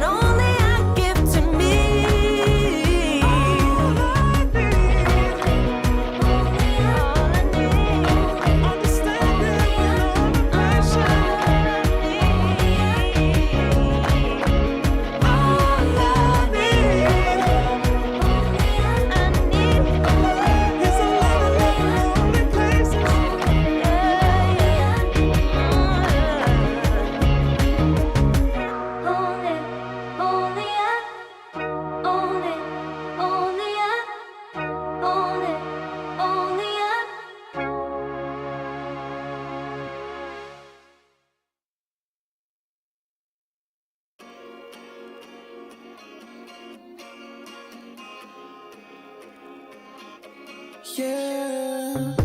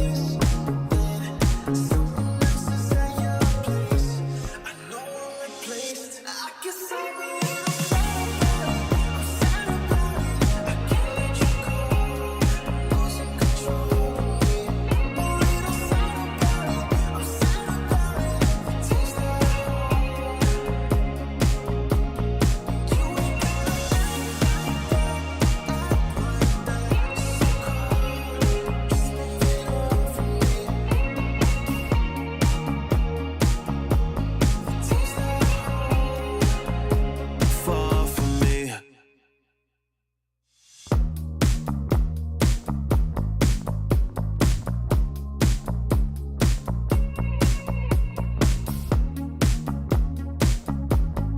Girl, what's this shit about? You told me I was different then. Now you got yourself another man. I hate to see you out with him. I guess I'm a little sad about it. I can't let you go. Welcome back, everyone. Here we go. Game 3 for us between Gaming Gladiators and Passion UA as they go the distance. Game 2, much different from Game 1, right? Passion UA playing their draft through, looking much more comfortable at Waga, and Gaming Gladiators kind of slipping up a little bit in some of these team fights. Yeah, definitely. They got caught lacking quite badly in that game. We had impressive performance by Passion. Their team fight was really well coordinated. We saw the Bristleback going in, providing vision, and just the Magnus landing so many good RPs that game. Big props to him, but I mean, all of Passion just felt like they were on the same page. Whereas Gaming Gladiators, we were wondering, where's Watson? Where's the Drow Ranger? Normally a hero we see group up a lot, but this game mostly just farming. Yeah, pretty much. We didn't see that conversion of investment to net worth into impact really from Watson. One of the fights he did join, he kind of hurricane piked in to kill a Magnus and then got surrounded quickly. That was really the losing moment, right? When they got caught bottom, Quinn gets caught out, and then they all commit to trying to take the fight after you lose Pango in a bad spot. And like you said, 4-staffing forward even, it was definitely where the game just fell out of control. Mm-hmm. And also, coming back to the draft as well, we had that first pick Bristleback, which we've often seen countered, I want to say, by like TA Undying, some of these other heroes as well. Gaming Gladiators didn't really fully deal with the Bristleback, so we got to his timings and looked like a very strong frontliner for Passion. So this time around, just ban Bristle along with the Nyx and the Lycan, while Passion get rid of DK Alchemist, Morphling, even the Muerta. And Gaming Gladiators decide, okay, we didn't ban Gyro, so we pick it instead, keeping it flexed. And I would say Gaming Gladiators is one of the best teams to flex this between Watson, even Celery and Tofu. Yeah, plenty of ways that you can run this, so really nice for him to open with this. But I like Passion grabbing up the Phoenix as well. I think it's gonna, always do a lot of damage any game that you go into. It did look really good in last game played by Ace. He had some really fantastic supernovas, but they just didn't really feel like they were all on the same page for the team fighting. As we go down the bans, we see the Bloodseeker ban, usually hinting. That's what we saw last game from Gaming Gladiators. Means that you want to Pango or PA. Maybe both? Are they copying? Your I guess there's no Lich yet. They're Rubicking the drafts, Gareth. Yeah. I mean, what was it? It was Lich. It was Lich Phoenix Pango, right? Mm-hmm. Yeah, and then Bounty Hunter and Drow Ranger.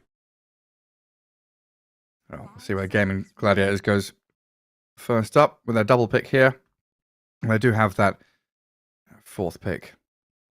A strong position to potentially pick up Quinn's hero. That's true. Gaming Gladiators thinking for a little while. See what they want to grab. I really like the idea of Lion here. Lion or Rasta, get some disables. You're against Phoenix and Pango, two heroes that really need to get their ultis out. So get some chain stun, get some disables going. Murta is already gone, otherwise she would have been a good pick as well to kill the egg and to have the silence as well. They haven't played it much, honestly. Gaming Gladiators, these Lions and Shadow Shamans. It's very much been Muerta, Bat, and Willow as the three for Tofu when Nyx isn't available. I mean, Willow is amazing too. Willow and Gyrocopter together operate really well, and we've seen Willow shut down some Pangoliers before. Even Ember Spirits have been caught out by the Brambles. I guess a conversation to be had here is, do we want to keep this flex of the Gyro? Are we happy to just put him into one of these certain roles? Like right now, it's kind of hard because you have to double pick. You have to kind of show something. Pick a sup and off laner, I think, is usually fine here. I mean, if you want to, you can even pick your mid hero and just say, you know what, we know Pango is there. Let's just get your mid. Mirana. Nice hero for them to get their hands on. Has Ace played core Mirana lately? Because he used to play that a lot. Not that I'm aware of, no. Okay. Now, this is a hero I've not seen much of recently, but was always picked against the Phoenix to deal with the egg. I know if it's a carry hero as well, one of those that goes alongside Drow Ranger, these TAs, long-range right-clickers that even when Pango rolls up, you can just click him down and kill him. So, Gaming Gladiators have not run Mirana for 2 months in Pro Dota. It was against Paravision last time that they played it.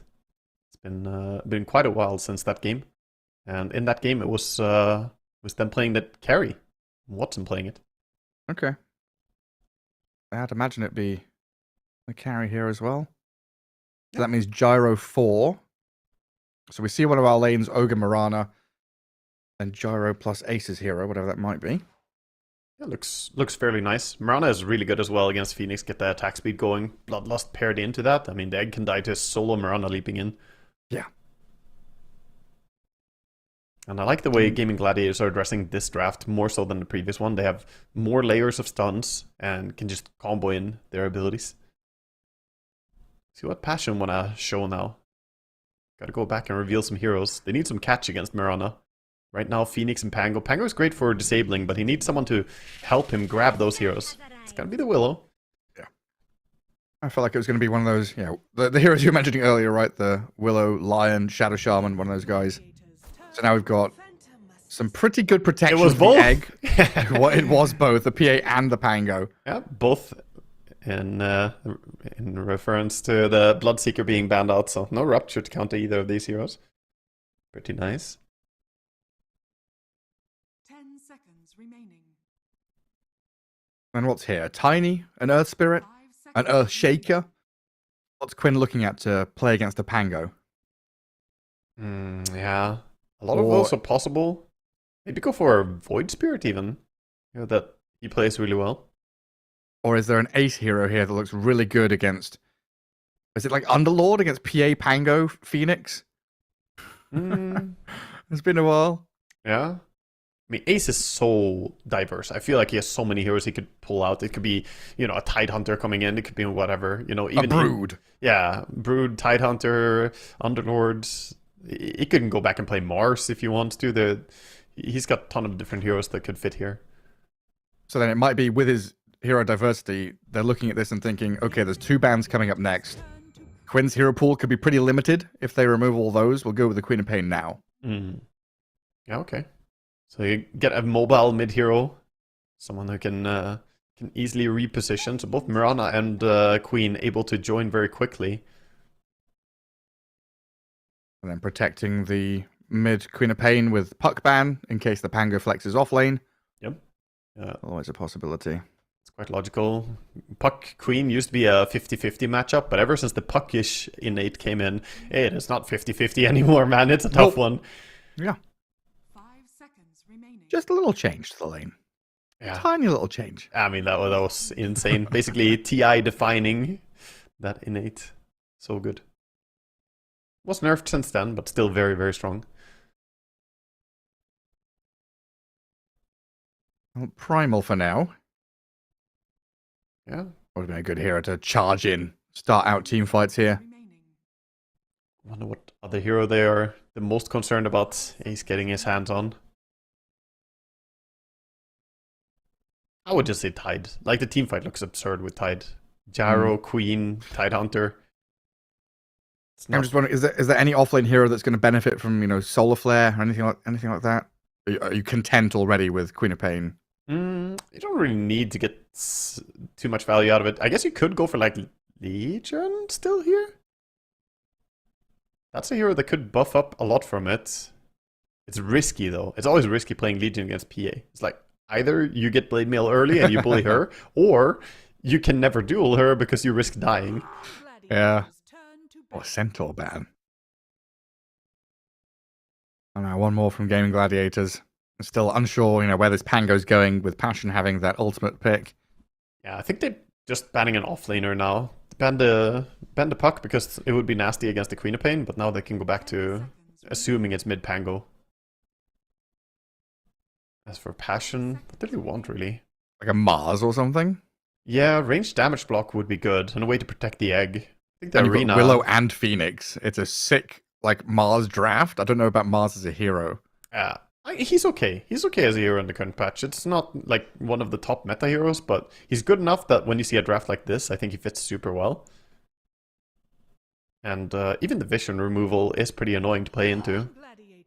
They're banning mid. They're banning Lina still. Okay. So, kind of fully expecting Pango to go off lane.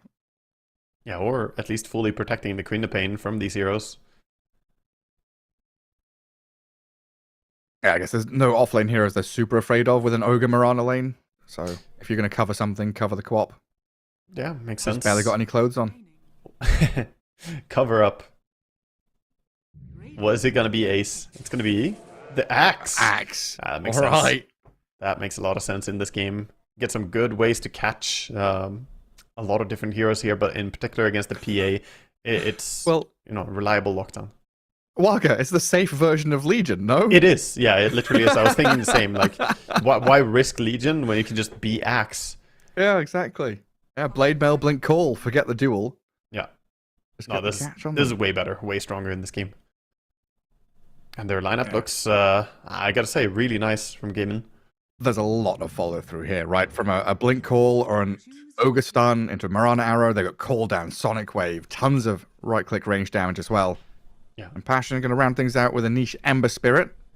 And a hero I've not been too fond of recently, but here, not too much guaranteed disable, not too much that he can't just dodge away from, right? Ogre lifts his hands to Fire Blast, you slight, you dodge, you Remnant.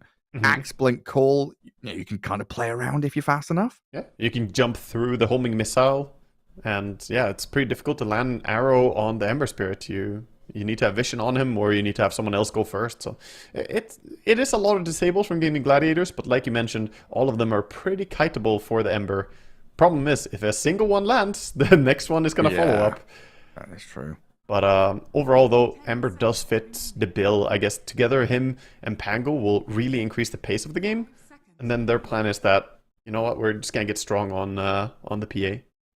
Yeah, like, the gap close and reach here of Passion is insane between Pango, PA, and Ember Spirit.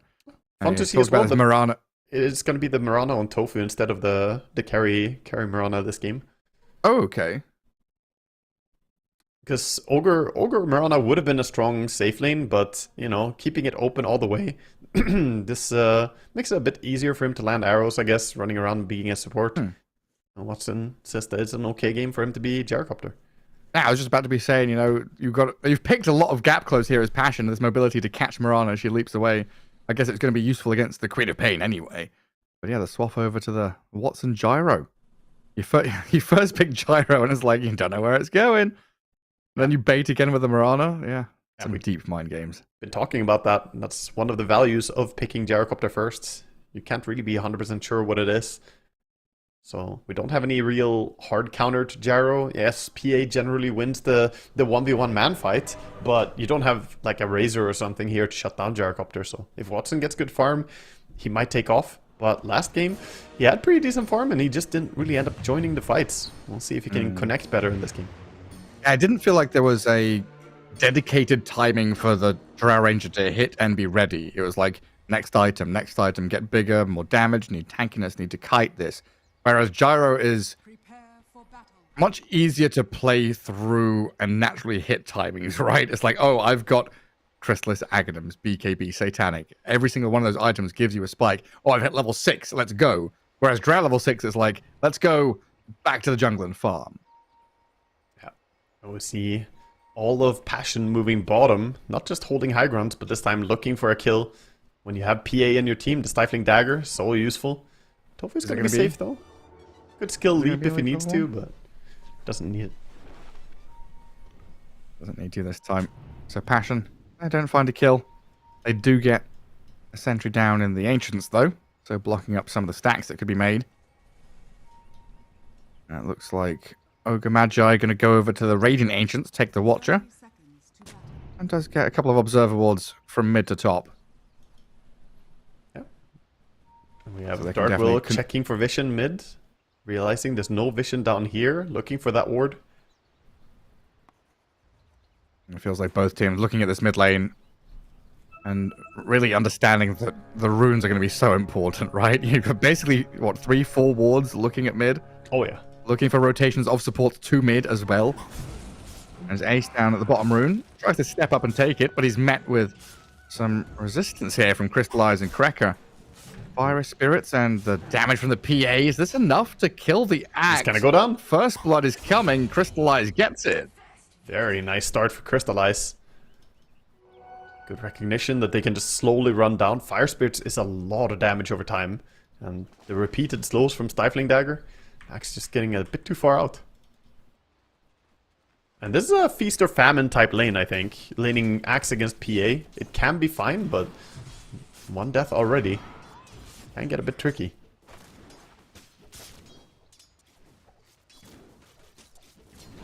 Yeah, especially if it gets Phoenix level 2 and 3 quickly. Yeah. But Mirana is here, and Mirana can lane a lot of auto attacks. One of the few heroes who trades pretty well against Phoenix, just having very fast attacks.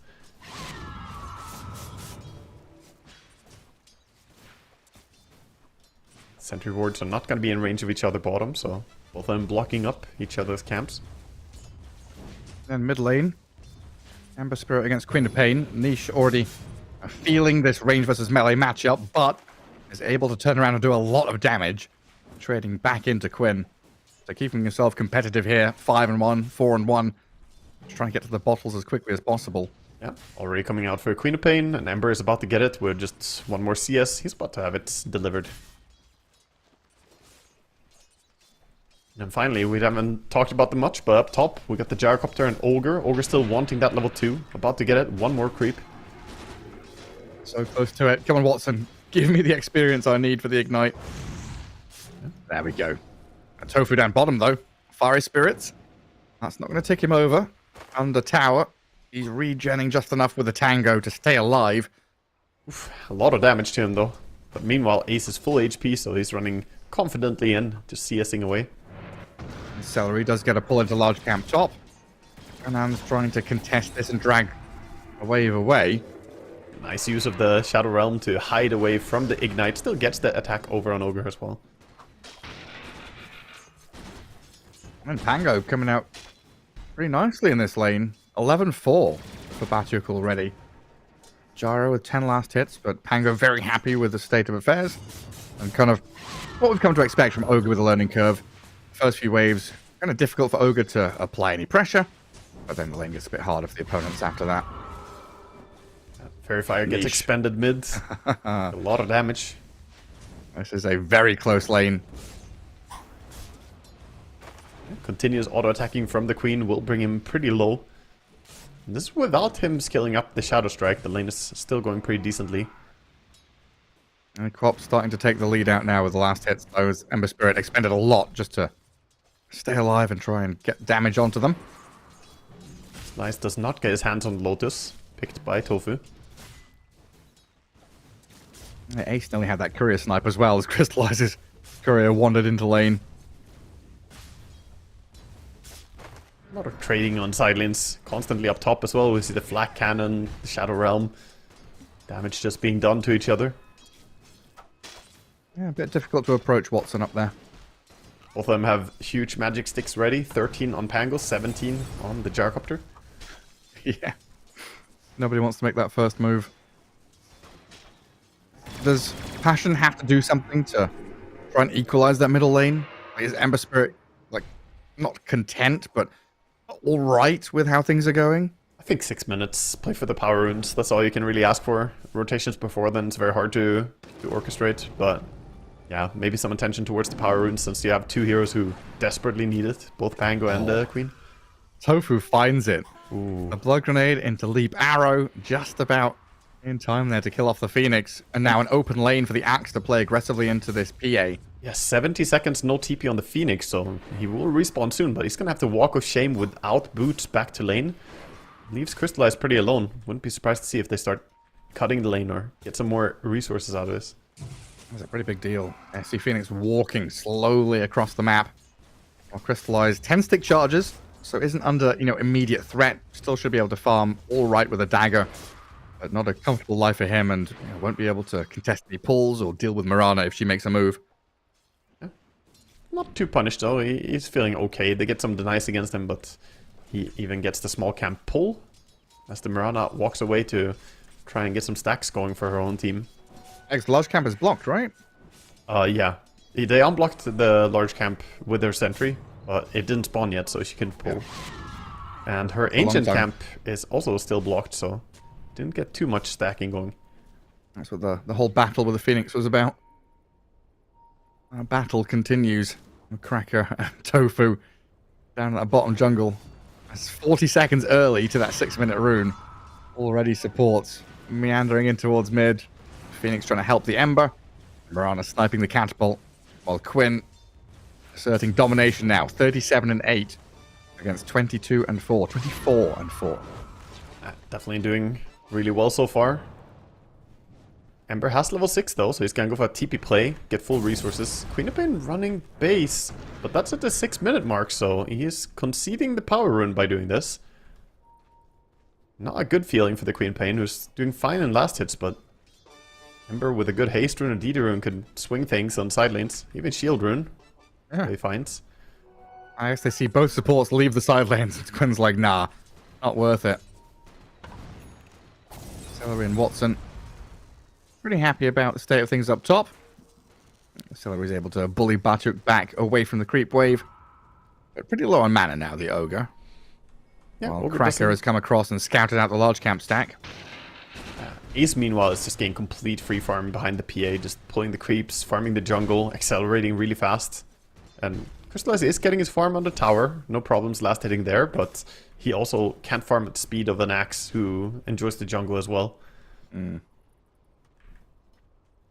any moment feels like the rotation through the gate can come. I think both Watson and Celery are thinking about going. Cracker is being very, very cheeky. So he's waited a long time over there to go and sneak the Wisdom rune, and 2 Wisdoms for Passion. Is a nice little snipe there from the Phoenix, who goes right in behind, but is that twin gate play? Crystallize being run at by Watson and Ace. Phoenix comes in, gives the Phantom Strike target to jump away from danger, anymore. And the PA, it looks like she's away, leaving the Phoenix here to die to Ace and Watson, while Dark Willow, Shadow Realm run back. Pretty fast Axe does get the call, but gotta be careful here now as the Ember Spirit rotates in. Big damage on the Mirana, another Remnant forward, looking at Tofu. Not enough to finish, and that Sonic Wave does hit Niche, but that's not enough damage to kill him. Brings him to half while Axe TP's home. Watson and Celery still standing their ground, fighting into Crystallize, and Niche now in trouble. Gaming Gladiators not relying on cooldowns here, just spamming screams and rocket barrages over and over again until their enemies fall flat on their faces. I feel a little bit bad about Pango not joining the fight. He didn't have ulti, so I think he was just saying, guys, I need my level 6, I'm gonna keep pushing here, but if Pango was there, that fight could have looked completely different. Both the PA and Ember were so close to living. Gyrocopter are gonna be very happy with this move. He had TP ready, just decided to stay for his level 6. Always tough to make those judgment calls. Do I join? Do I stay? Phoenix leeching experience from the Axe farming. Even trying to steal a little bit. Actually, it reduces the Axe farm rate by taking the attack speed away. Ends up No more stealing the spins. creeps and going Another for the kill. PA comes in with a dagger and the jump. I mean, Krecker has been playing out of his mind here in this game 3. Yeah, he's been doing really well. Been doing really well for sure. Only sad was just...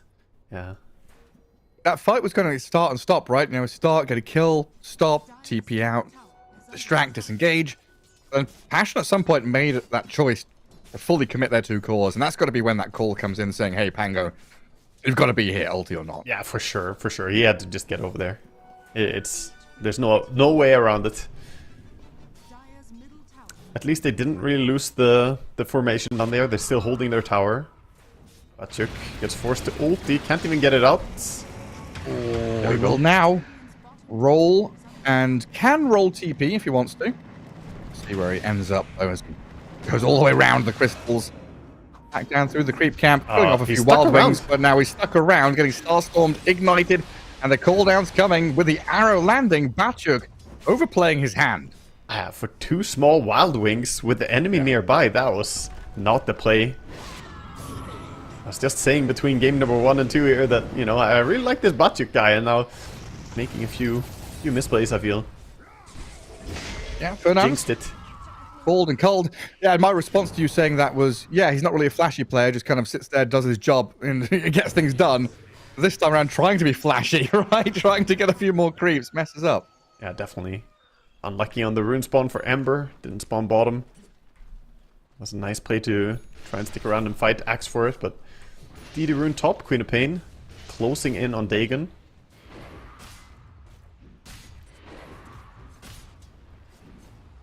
This Ace Axe working on the Blade Mail. Should have it pretty soon. Step 1 against this PA. For sure. That's going to be a nice timing for him to play around, and at that point PA just wants to leave. Go and farm somewhere else. You don't even want to try fighting into Axe.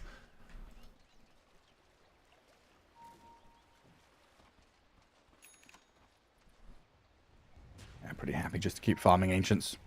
Ember Does linked leave the together with PA Willow. farming alone bottom. Yeah. Level 6.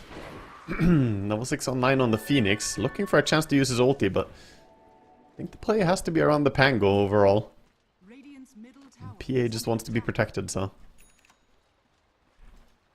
Yeah, with that top tier 1 dying, Watson kind of happy to be farming by his tier 2. While the rest of the team, they get a kill on Niche. No vision. Oh, the scattering with the Kobold? I think the Kobold must have gone in and seen him. It's an easy kill. And they're thinking out this Phoenix as well. Quinn just going to blink in, Sonic Wave, take out a Dark Willow. Double damage rune, Queen of Pain. Bringing it here as Cracker holds his dive and Supernova. Tofu's going to come across, dive into Egg is there. And Tofu thinking about going and just hitting it, but gives up on it while the rest of the team evacuates. Niche going to come back. Get the jump on Celery. Ogre was left all alone. Yeah, Ogre even trying for the Ancient Deny. Not going to get in the end, so all that just for a little Ogre kill. Definitely not what you want to have happen when you spend these ultis. Angle roll in Supernova. That means that now pretty open for Gaming Gladiators to keep playing aggressively. Yeah, they could look at this bottom tier 1. Way down there. Yeah. Axe, meanwhile, is just finishing Blink, so 1,000 gold to go. That's going to be when he really wants to start making moves around the map. It's crazy how quickly he can farm. He just finished Blade Mail, and now he's finishing Blink, you know? Ace is just always so farmed. It doesn't matter. Like, he got first blooded. I was like, oh, this could maybe be a time where Ace doesn't have a good laning stage. Nope. Nope, just always doing well. Him and Tofu, great partnership. They really are. Crystallize. Quinn poking him away from that bottom lane. So they create a bit of a vacuum there for the Axe to play in, but Ashen, they're going to fill it up with a jump on the quad, but not enough stuns. They don't have the control, and it's a turnaround time for Ace and Tofu to run back in towards this Dark Willow. A little more damage, the Culling Blade is there.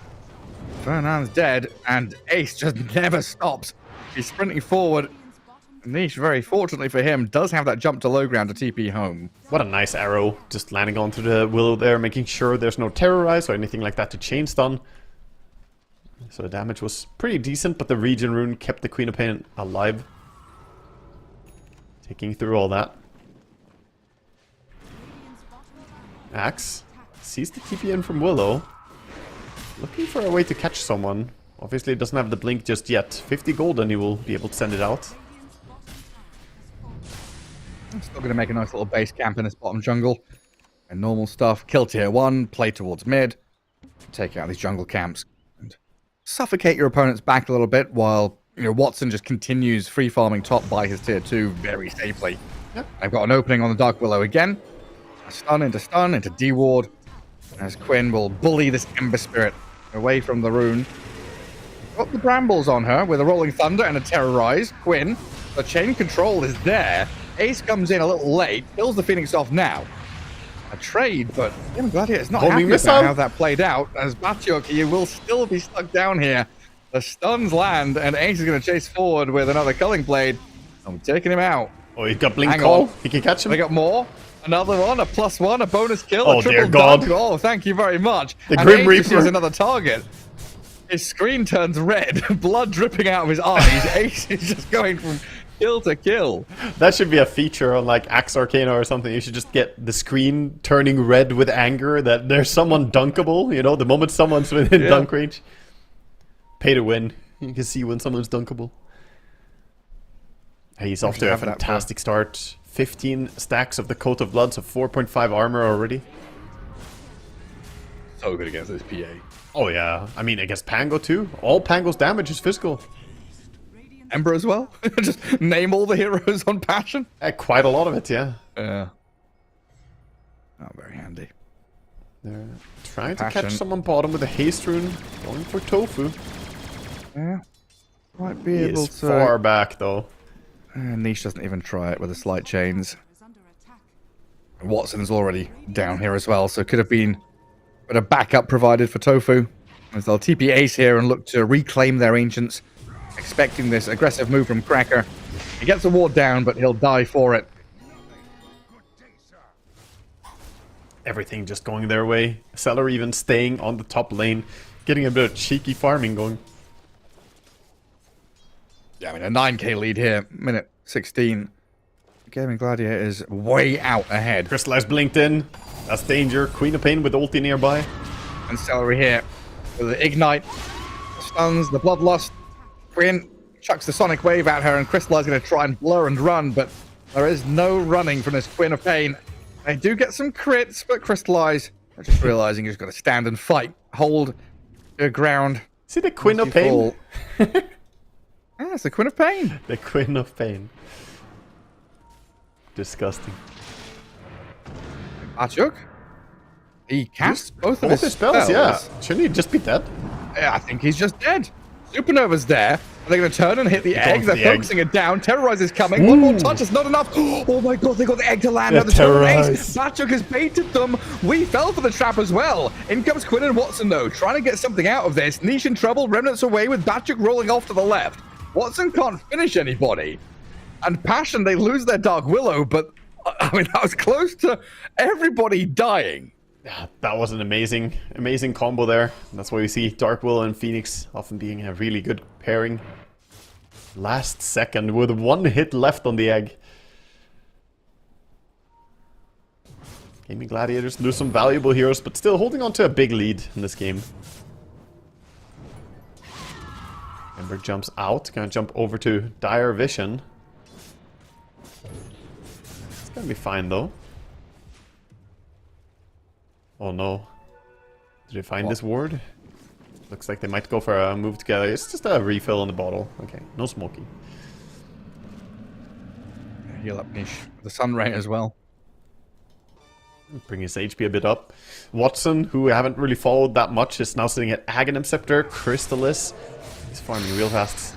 Meanwhile, he's been caught. A blink call into Arrow. Blade Mail return damage. Crystallize rooted, but not enough to finish. The Strength Treads, Ogre Axe, and 1 charges. Enough. Yeah, full HP, a little bit too hard to kill for them. Yeah, that's the problem. I think maybe they need just Ogre or like a little bit of extra damage to be able to bring her down. Slight chains on the Ogre. No real follow through. Right, so we've had a little discussion around. Hang on a second. Is this Dark Willow just gonna get caught dewarding? Atos play. Root. into Arrow, into Sonic Wave, dunk. and the Blink Scream. No, just the Blink Dunk from Ace. Rolling Thunder, though, from the Pangolier. Batuk wants to make this a meal with jump around and the Supernova coming on top, but the focus is there from Gaming Gladiators. Egg immediately dispatched with a niche dead as well, with Batuk kind of left stranded now. Gaming Gladiators just charged down and kill off 3-4 heroes in a row. Oh my god, dude. Ace is just, you know, he changed his name. He fixed the little C and put Axe in there instead. He is absolutely just shredding people. 9.6 bonus armor, sitting at 27 passive armor. I don't know how you deal with this man anymore. No, I don't either. So before that fight, go on. Yeah, I was about to say, it's not even like he's the only threat. Like, this gyrocopter's getting enormous as well. It's huge. Yeah, I guess I just want to air my grievances about Ember Spirit a little bit. This is like for sure negativity bias. Like the games I've seen Ember Spirit play, he doesn't have like a great laning stage. It's always like middling or he gets countered. And then he needs like a perfect sequence of events where he gets ganks in the side lanes, picks up some items, looks really good, goes 6-0 kind of deal. But I think my big problem is itemization for Ember. It doesn't feel like he has a good item to go for. Like Mage Slayer is, like a good meta item, right? Is okay, I get a Mage Slayer, I get a Maelstrom, I get a BKB, I'm going to jump in and out of fights. But I don't feel, or I haven't felt the impact from Ember picks in the past couple of qualifiers. Yeah. I mean, I think this game comes down a lot to the player mechanical skill. He just got outplayed a little bit in the mid lane as well. Okay. But yeah, Mage Slayer is like decent. You go Mage Slayer into Maelstrom or Shivas, and you can play pretty aggressively around it. But you can't really lose lane to Queen of Pain when you picked Ember into this feeling strong. But that's what I mean, right? Like Mage Slayer is decent, Maelstrom is good, but it's not like a Blink Tiny or a Blade Mail Earth Spirit or I don't know, a BKB Gyrocopter, whatever it might. There's a lot of these heroes that just have that one key item that makes things work, and I don't know. Ember Spirit is very reliant on lane into levels into skill output, which hasn't been really shown off here. That's true. Anyway. It's definitely a hero that is a specialist type hero, and it doesn't really deliver unless you make it happen. Whereas, as you were hinting at, some heroes you just get your power spike and you're like, now I will be strong. This will happen. Yeah. Pango and the Diffusal, like I just go and click it. Yeah, much simpler. Aethos into Arrow, but BKB's up for Crystallize. Yule's onto the Queen of Pain as well, while Gaming Gladiators see this Dark Willow as a easy target. He wants another dunk. The Grim Reaper is here. Ace is coming for you. What does he need? A hit and a dunk? Hide in the trees all you want. You're done for. He does kill the BKB courier, though, of Quinn. Cut the courier. Delayed it a bit. Always something. The small victory is here, but already 14,000 gold lead at 21 minutes. After 2 hard-fought games, this game is starting to look very, very dark for Passion. Yeah, I mean, it's not just BKB on courier for Quinn, right? It's BKB timing for Gaming Gladiators was meant to be here. So they get another nice Aethos, Arrow, and Ace dunk. Niche has a remnant somewhere for safety, and he's going to have to use it in a moment. Looking to clear out this additional wave. Right now, the biggest silver lining for him is just that Ace is dunking so many people, he's running out of mana. He can't keep dunking it. Get the mana boots going at least from the Mirana. Yeah, this is looking real grim. He's just farming them. Yeah, this Gaming Gladiator's double BKB timing was going to hit real hard, and Passion have delayed that a little bit. There was going to be Queen of Pain and Gyro, down your throats for the next couple of minutes. Yeah, this is, I mean, at this stage though, it's hard for them to kill anything. How do they even kill Ogre, right? Like Pavis Ogre with Dragon Scale, I don't see him being an easy kill even for them. Ember is not great for dealing single target damage. They basically need PA for any kill they want to have happen at this stage. And she, at the same time, doesn't really want to fight. She wants to farm. They are going to group up.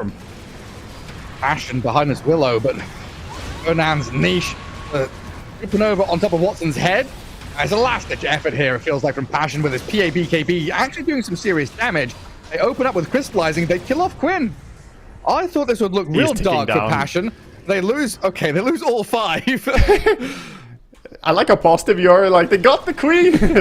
Looks over to the left side of the screen. Oh, they're all dead, aren't they? It's like when I see the start of that fight and I start, play by playing it, it's like, oh, this fight is so shit for passion, they're all dead. And then there's like a glimmer of hope of, wait, they've survived on a few heroes? Yeah. The PA still alive with BKB? Oh, okay, never mind. Yeah, I don't think we've seen a single supernova really live apart from the one bottom with the terrorize, right? All the other supernovas are just getting scrambled eggs immediately. Bloodlust, leap, double ranged cores. Way too fast attacks. Like, all of them are just auto-attacking in. Axe now with Eternal Shroud. My man. Got the 31 Code of Bloods and then Eternal Shroud. How do you die? Not the magical, not the physical. Any pure damage in this game? We're going to use the U word for him now? The U. Is he unkillable? The caster, unkillable. As soon as we say a hero's unkillable, Go to the enemy fountain. 30 seconds later they die.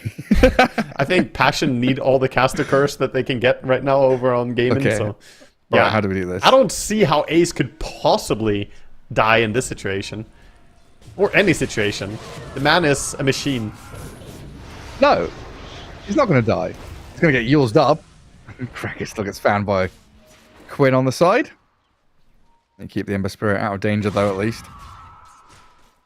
Yes, it's Roshan time for Gaming Gladiators. They are in the pit. Yeah, Ogre can solo it. Not. Nope.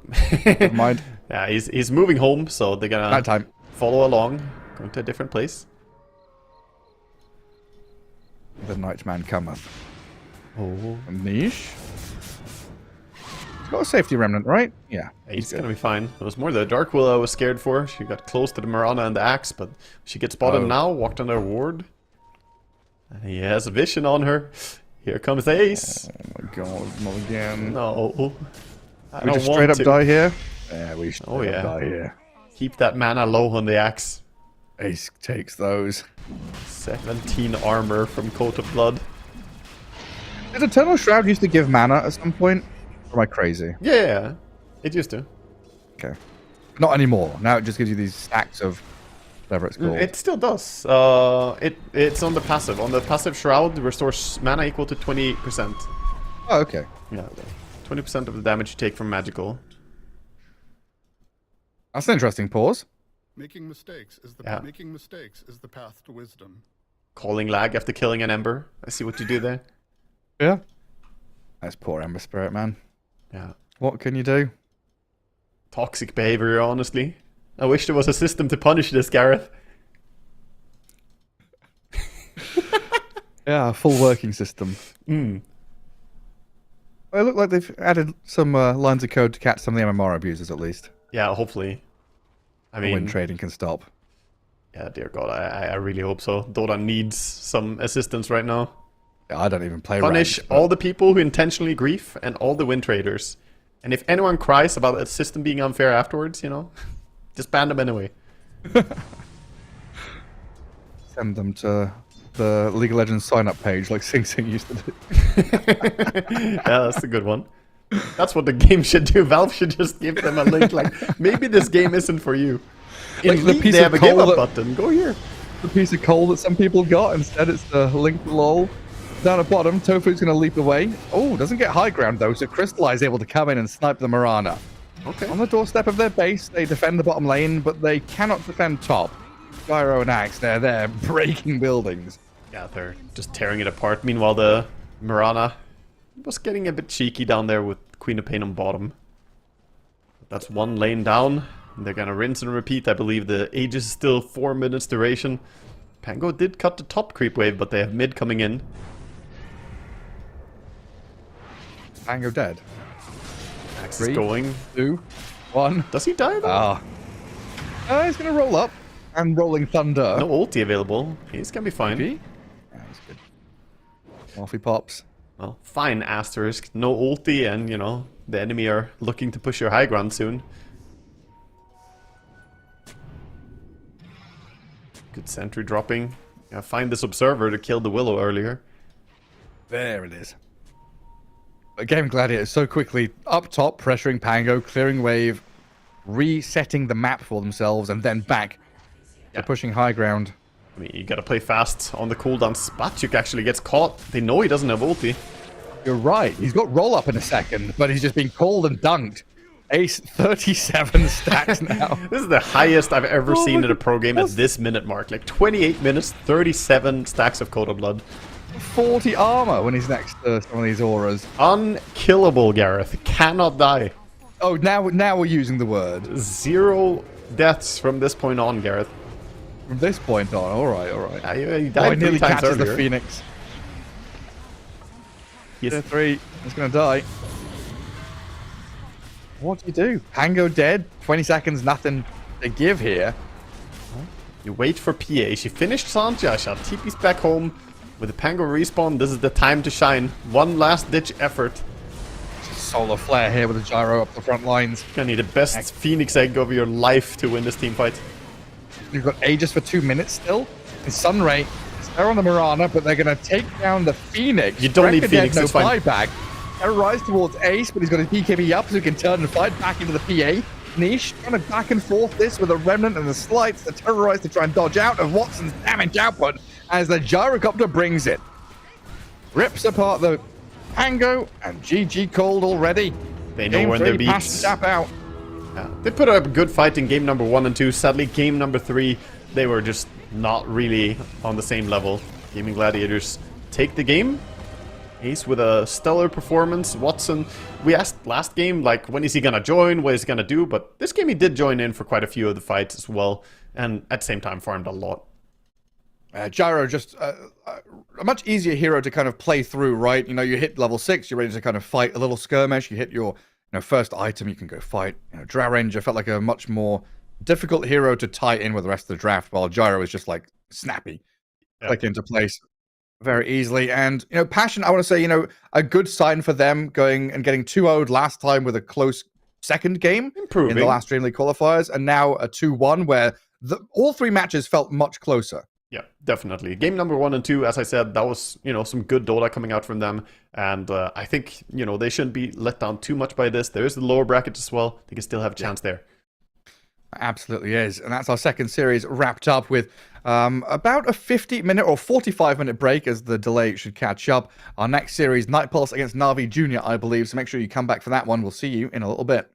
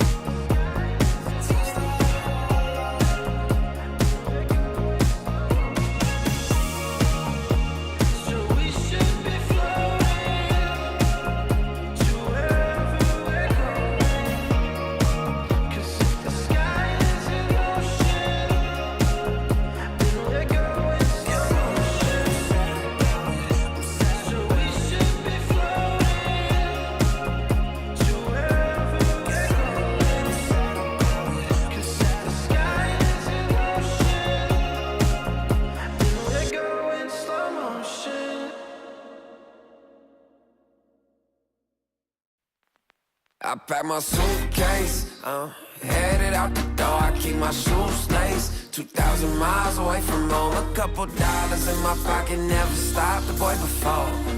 I load my bags and hit the road. Miles past, turning back, found my track, face the fact, she a cold one. Never gonna settle for none. Stay up every night till I won.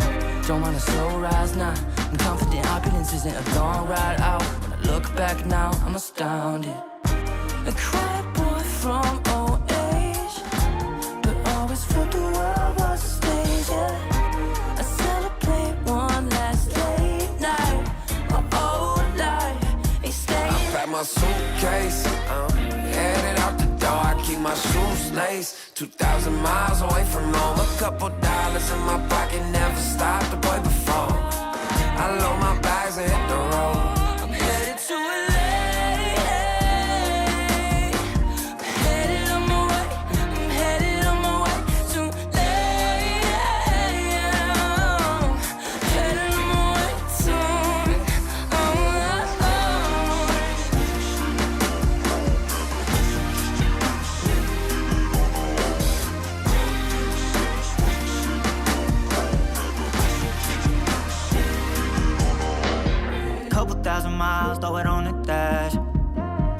10,000 hours, can't let them pass. Yeah, well, I was putting time in, you was pulled up wildin'. You always had shit to say, now when I see you, it's silence. Thought I'd have a Grammy by 25. Commas after commas next to dollar sign, yeah. To remind myself why I'm living this life. Look at all the late nights, it'll all come in due time, yeah. Made for the fight, for the pain and the climb. Tied to the life I chose. Stay through the night, another day, not a dime. Race against time. I couldn't just lay by and wonder what I could have made mine. I'm closing on the moment, no one's gonna hold me down. I pack my suitcase, headed out the door. I keep my shoes laced. 2,000 miles away from home. A couple dollars in my pocket, never stopped the boy before. I load my bags and hit the road.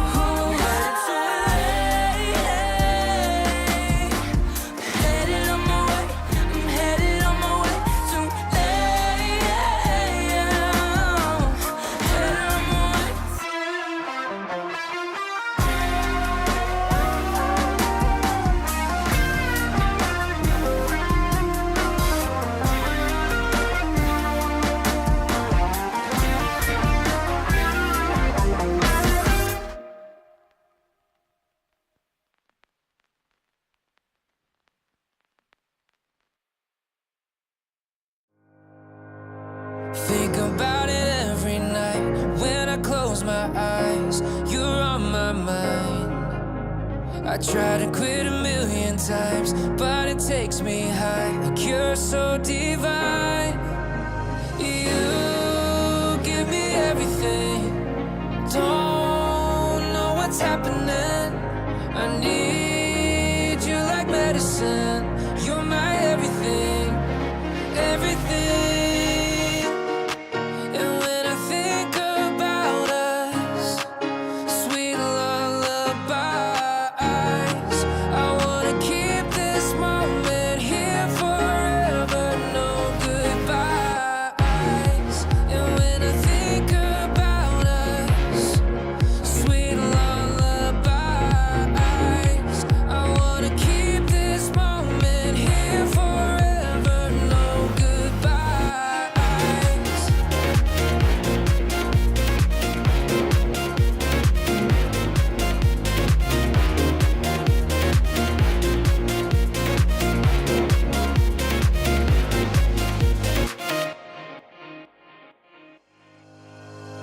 Think about it every night when I close my eyes.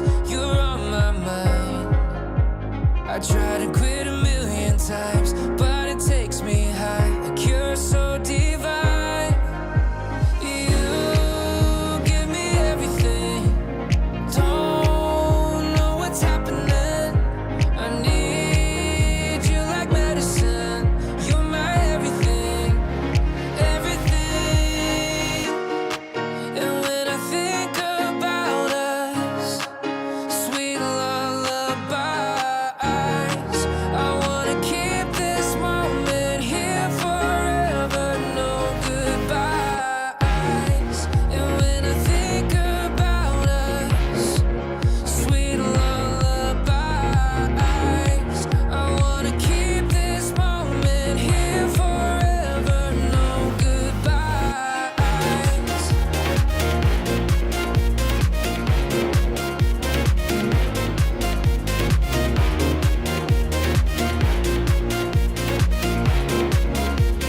No goodbyes.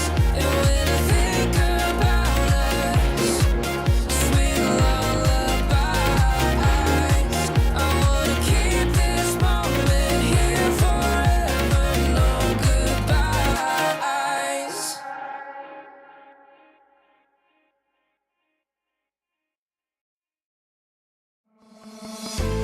Oh, I don't know how to put it together.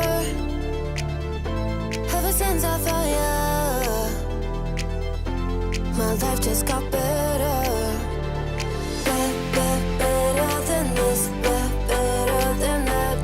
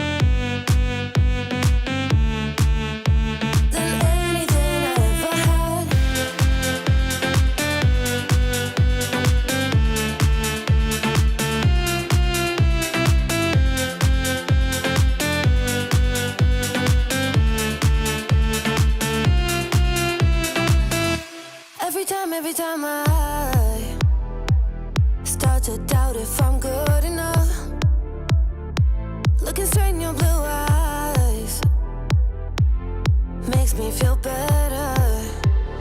Better than this, better than that, better than anything I ever had.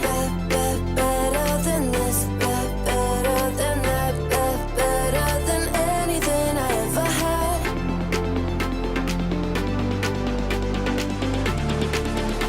Than anything I ever had.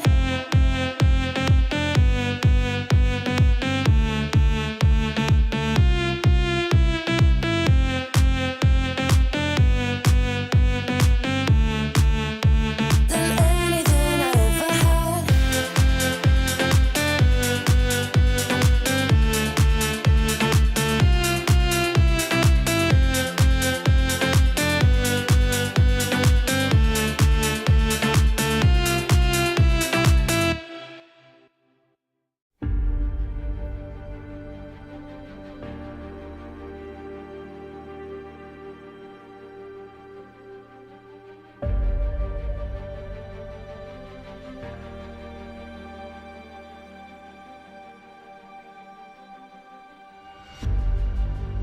Earth is suffering,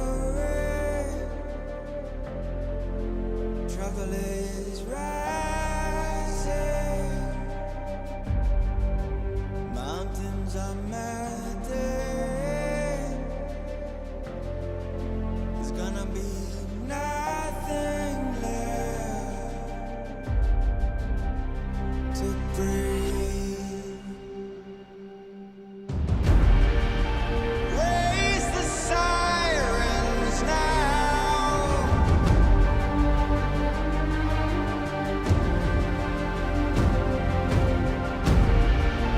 Break the silence now.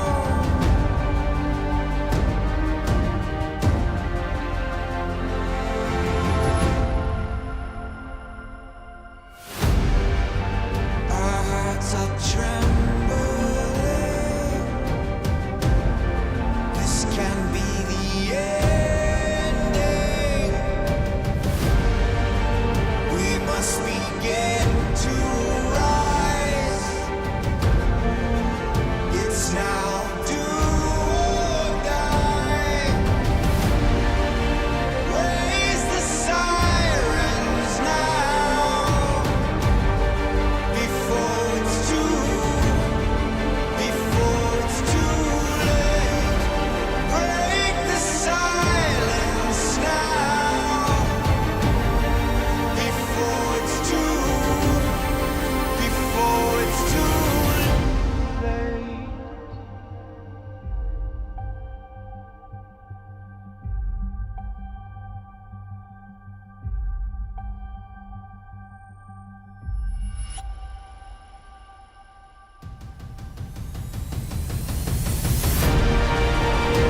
Raise the sirens now before it's too late. Break the silence now before it's too late. Raise the sirens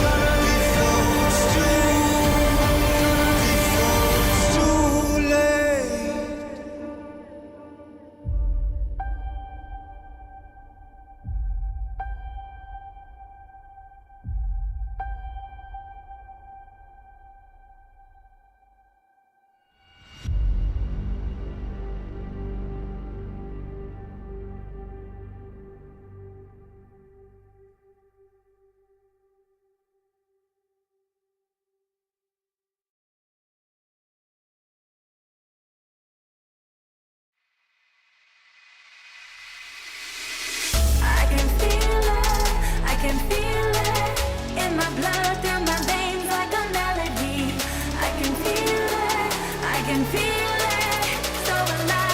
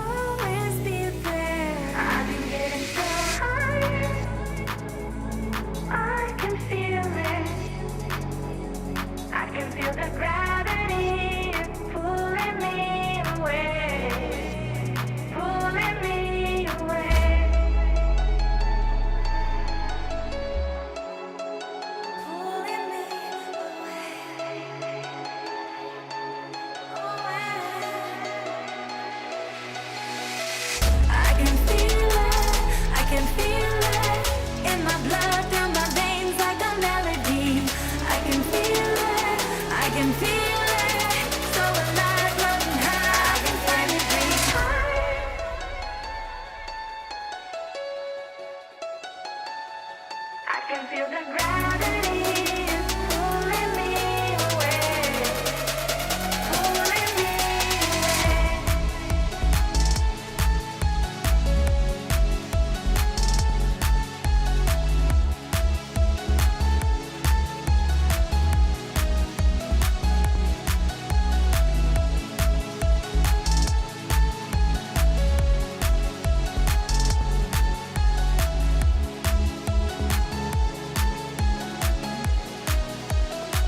I've been getting so high, I can feel it.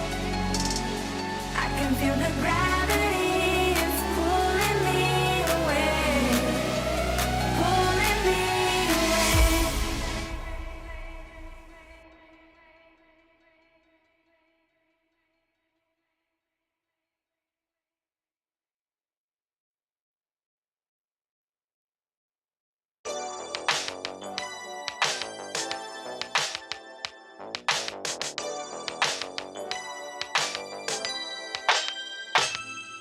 Ooh, that day that boy walked my way. Won't forget his pretty face. It was like we both had something to say. Yeah, but as soon as I saw him, his fine ass was gone. Think I should have followed him home. I'll put my number into his phone.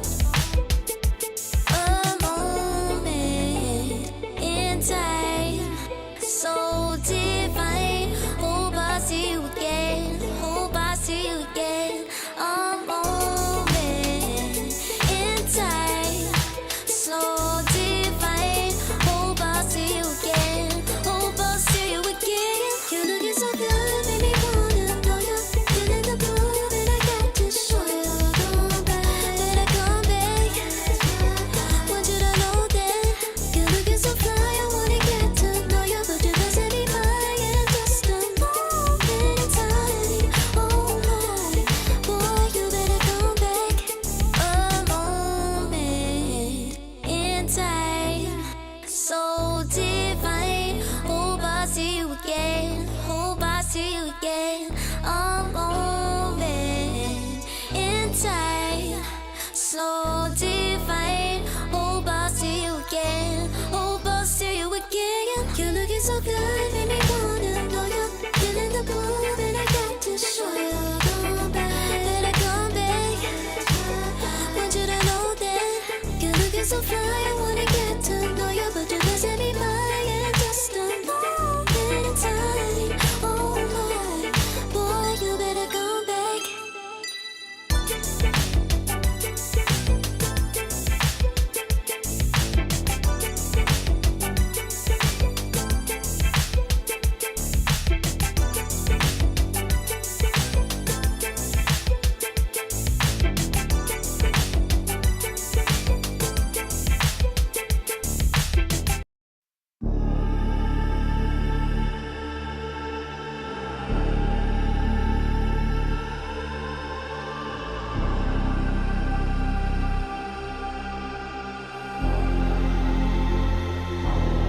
You'll be free. When I set you free, I breathe you in.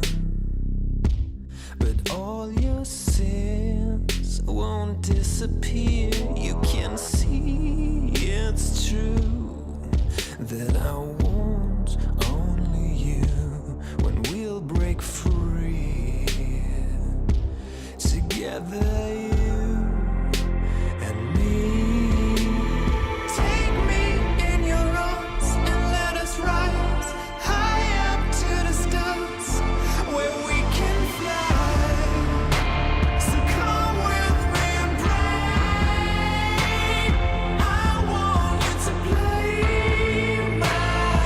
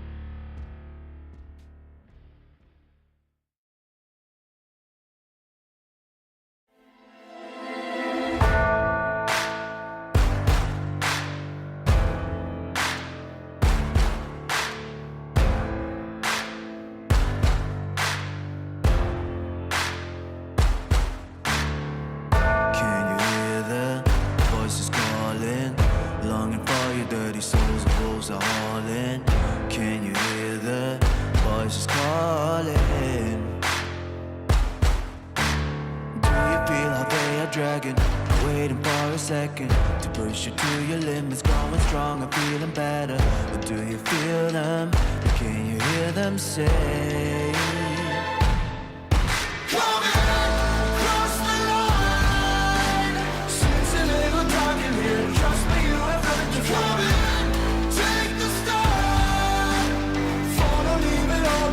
Welcome to the other side.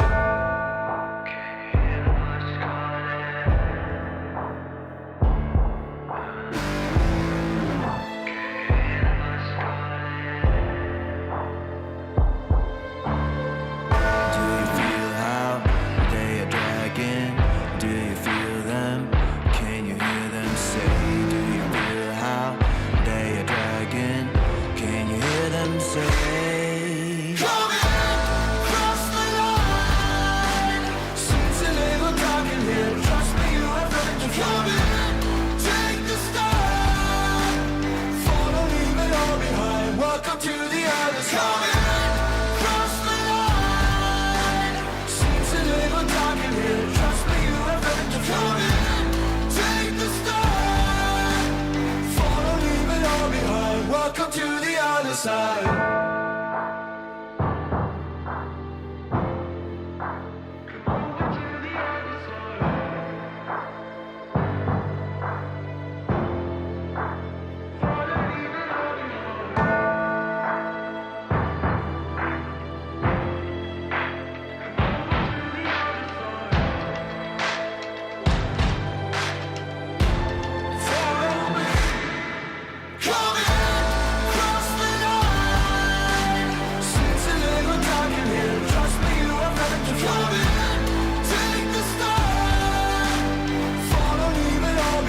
Welcome to the other side.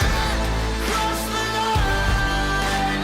Since you live on talking here, trust me, you have nothing to fear. Take the start. Follow, leave it all behind. Welcome to the other side.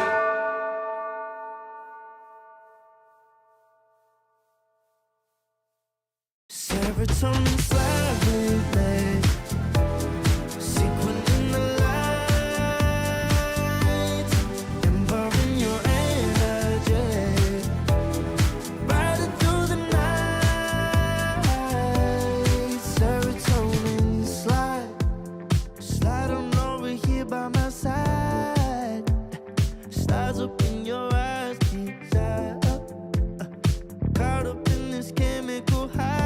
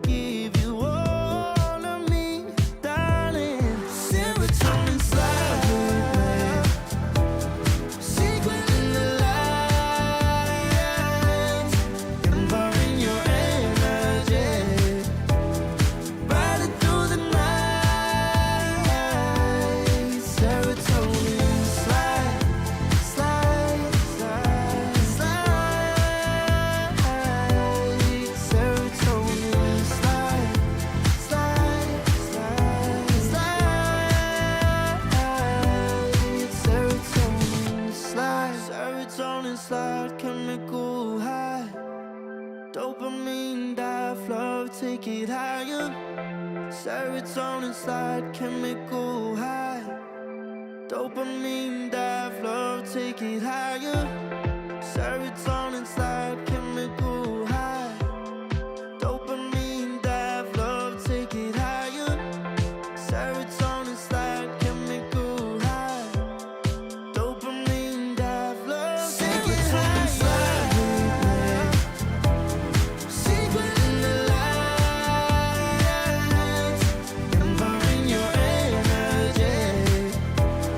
Riding through the night, serotonin slide, slide, slide, slide. Serotonin slide, slide, slide, slide. Serotonin slide.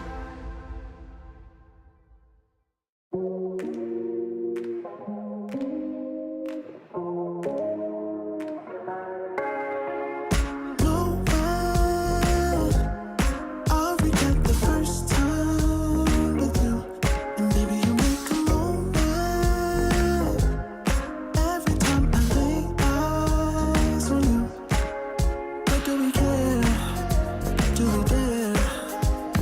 Keeping this going. Let's live in the moment, yeah. How would you know? Keep this on the low. Between the two of us. Every time I try to find, Try to avoid it, but I was stuck. You turn up the heat when you back it up. try to stop the flame. But discipline melts away. It isn't enough to wish for change. You either give in or pull away. We have the will to choose our fate. Whether it's wrong or right, I'm holding on for life. For the ride.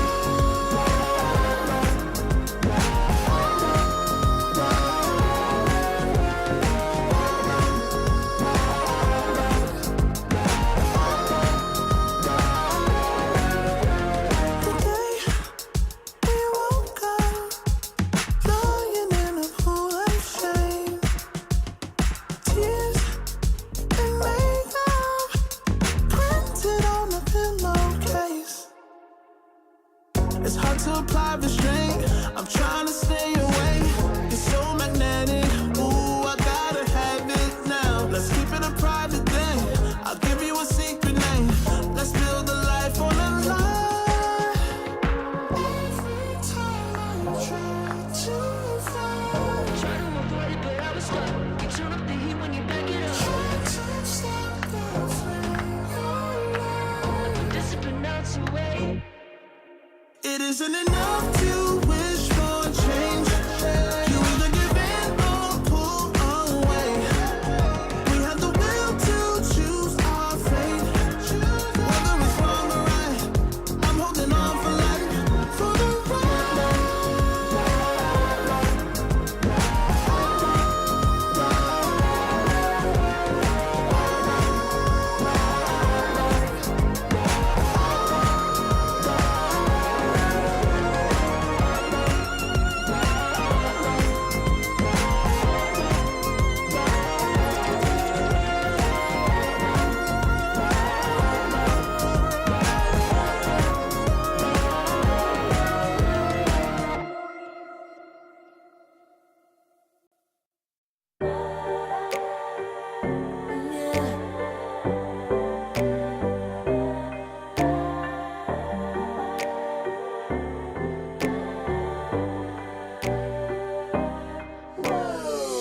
Talking my, I've been working all year, getting by. Looking for the high, taking all my time. Breathing in new life, feeling fine. Like I don't gotta be something society wants me to strive to be. Got my own energy. So magnetic in the spotlight. Shaping my own world with my own mind. Don't talk about me unless you alright. You gon' see I'm finna real free, protecting my energy. Gotta protect my mind. I'm breathing in new life. It's time that I realize what feels good ain't always right. I changes, I got me a new strut. No more settling, I'm running out of good luck. Never chasing, I attract, I'm busy going up. If you see me come correct, then keep it on the book.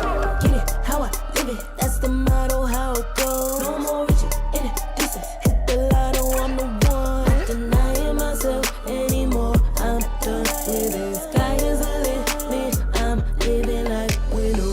Energy, energy, energy. Feeling free, feeling free. Energy. Gotta protect my mind. I'm breathing in new life. It's time that I realize what feels good ain't always right. I'm feeling good, feeling free. Feeling good, feeling free.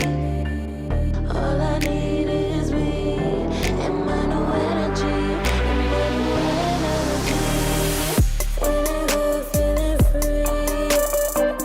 Feeling good, feeling free. All I need is me and my new energy. And my new energy. Feeling good, feeling free. Feeling good, feeling free. All I need is me and my new energy. And my new energy.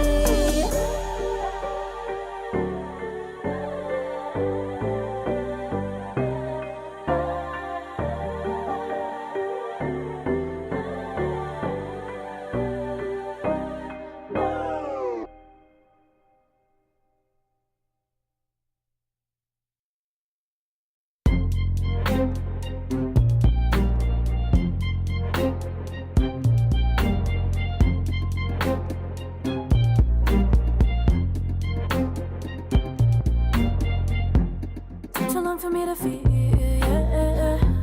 Tell me why you're on your knees, yeah. Know my fault, I had a dream, yeah. Kicking off the covers, I'm too hot for this bed. Give me space, I need to breathe, yeah. Give a face, giving it beautifully, yeah. Yeah, it's just me and my clique, yeah. We might be the hottest, but we let you in. Angel energy, let you sit with me. Angel energy, angel energy, angel energy. We got sympathy. Angel energy, angel energy.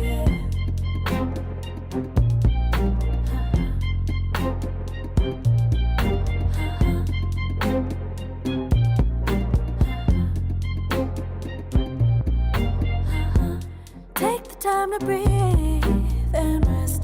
Let yourself feel the best.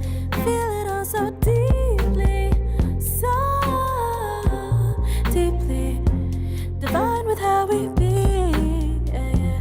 Aligned with everything, yeah. More than a dream, vulnerable and strong, yeah. We feel everything. Angel energy, let you sit with me. Angel energy, angel energy, angel energy. We got sympathy. Angel energy, angel energy, angel energy.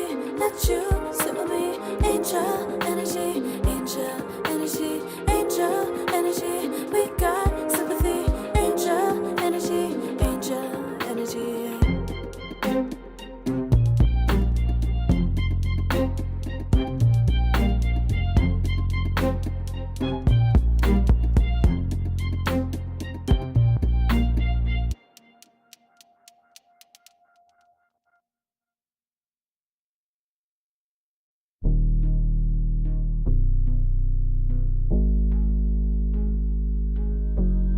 Never pressed, but I got the juice.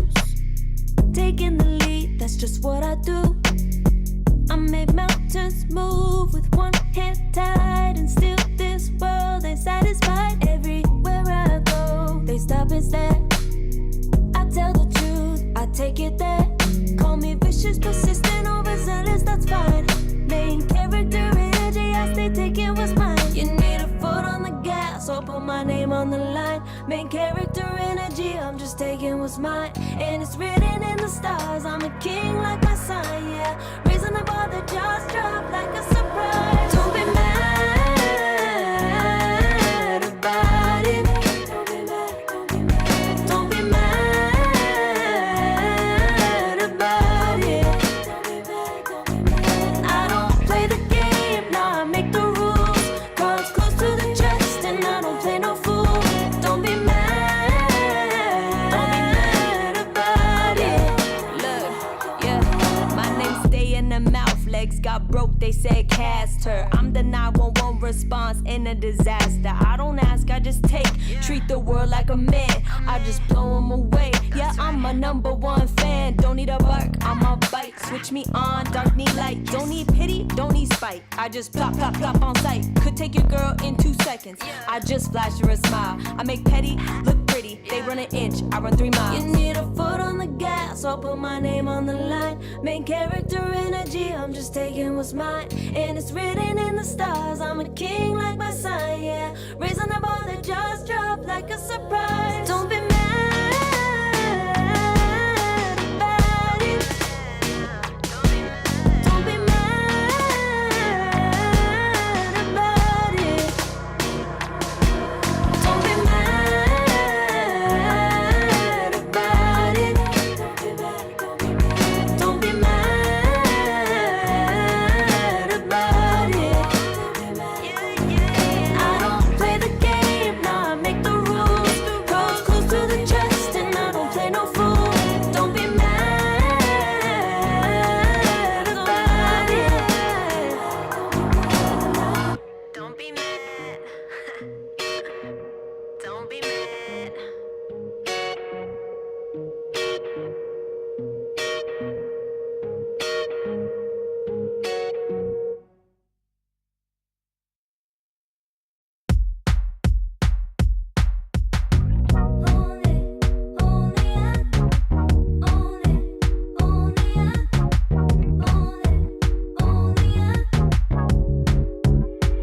Like a moth to the flame,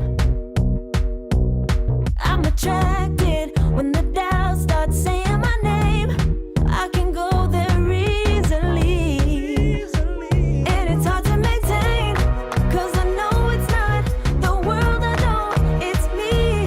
Believe in every little thing I hear, and no, I ain't no stranger to the fire, burning up all my desire to be great. It stays coming in waves, and no, I ain't no stranger to the fire, burning up all my desire to be great. I gotta just open the gate. All I need is saving from hitting the pavement, understanding when I'm impatient, that only I give to me.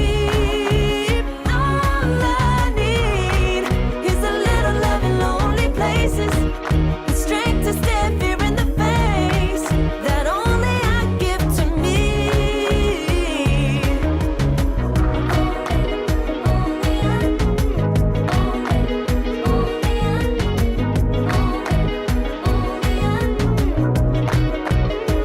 Now I'm running this race, yeah.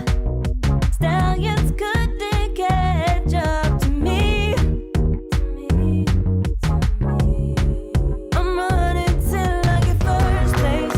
I'm running till I get everything, everything I ever wanted in my dream. No, I ain't no stranger to the fire, burning up all my desire to be greatest days coming in waves. And no, I ain't no stranger to the fire, burning up all my desire to be great. I gotta just open the gate. All I need is saving from hitting the pavement, understanding when I'm impatient, that only I give to me.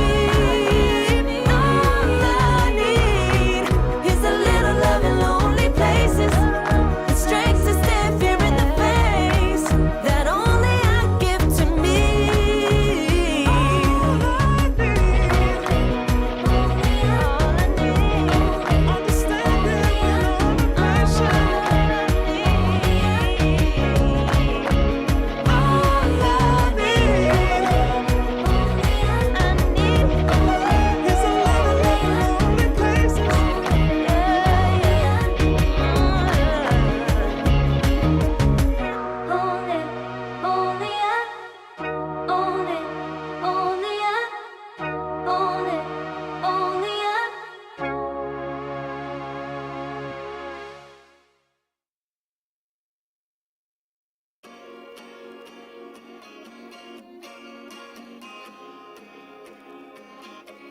yeah.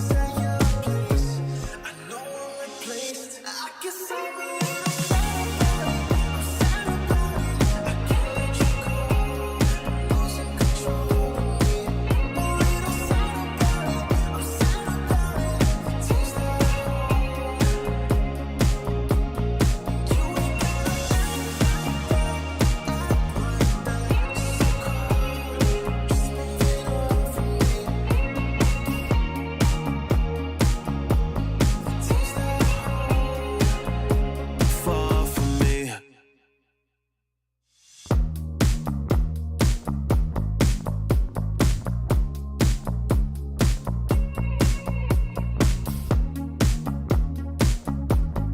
Girl, what's this shit about? You told me I was different then. Now you got yourself another man. I hate to see you out with him.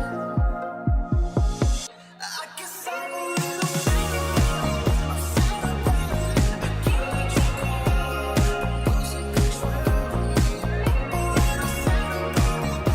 sad about it. I'm sad about it. Taste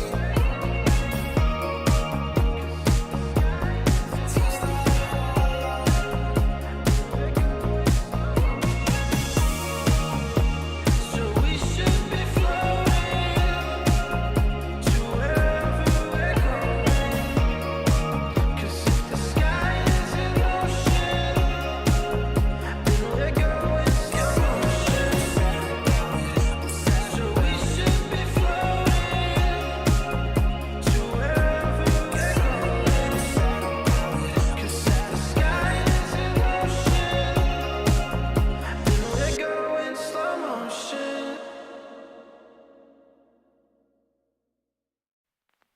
I pack my suitcase, headed out the door. I keep my shoes laced. 2,000 miles away from home. A couple dollars in my pocket, never stopped the boy before.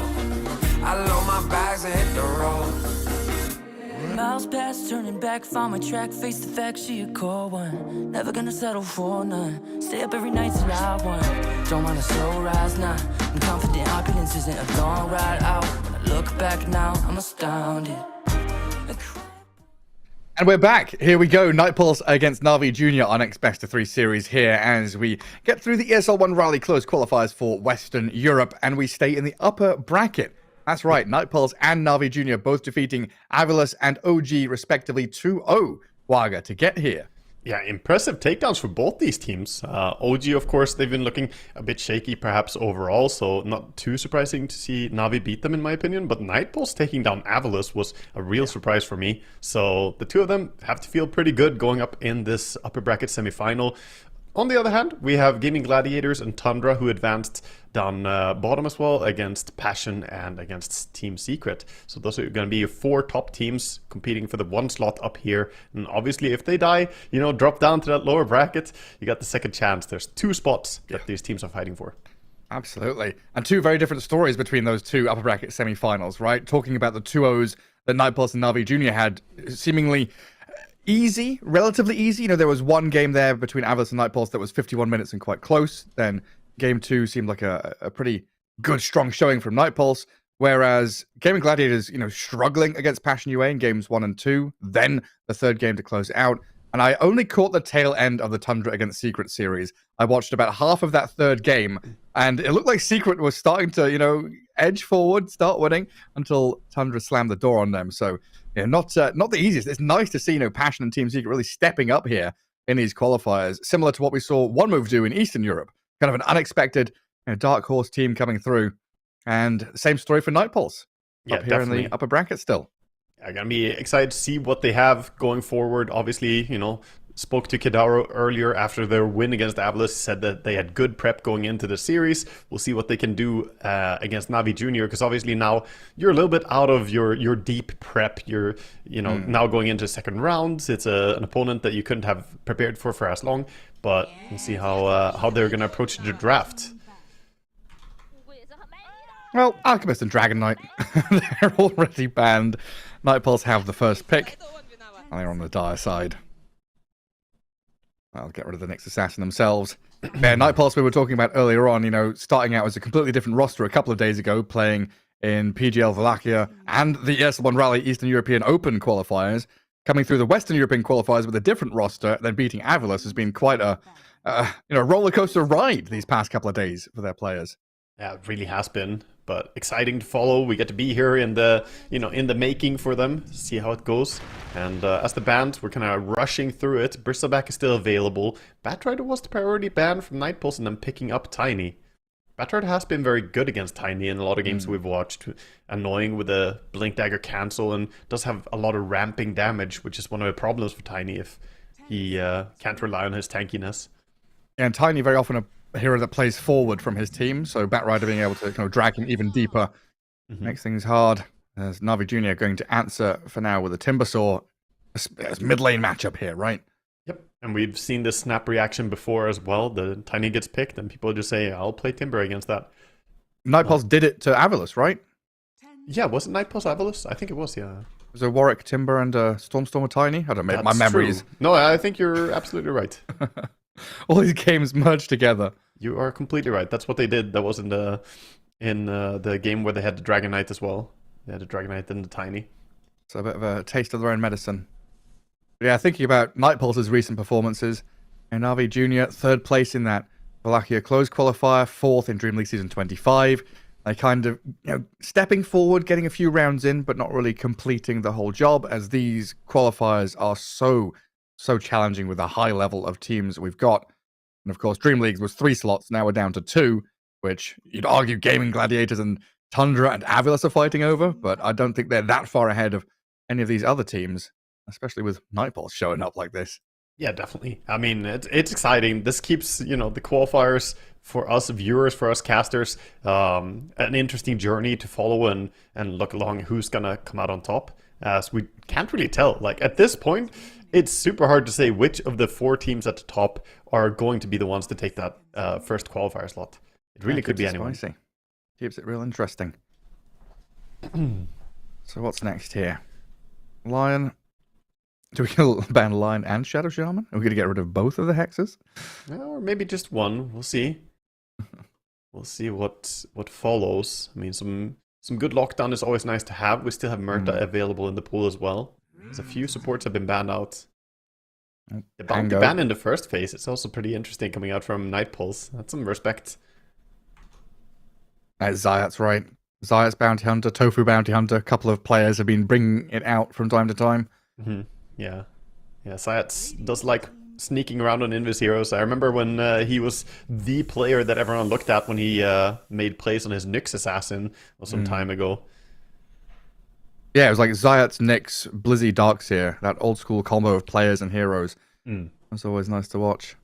Yeah, exactly. But you're absolutely right on the money. The Shadow Shaman does come along, as he wasn't banned. The Pango was priority instead from Night Pulse.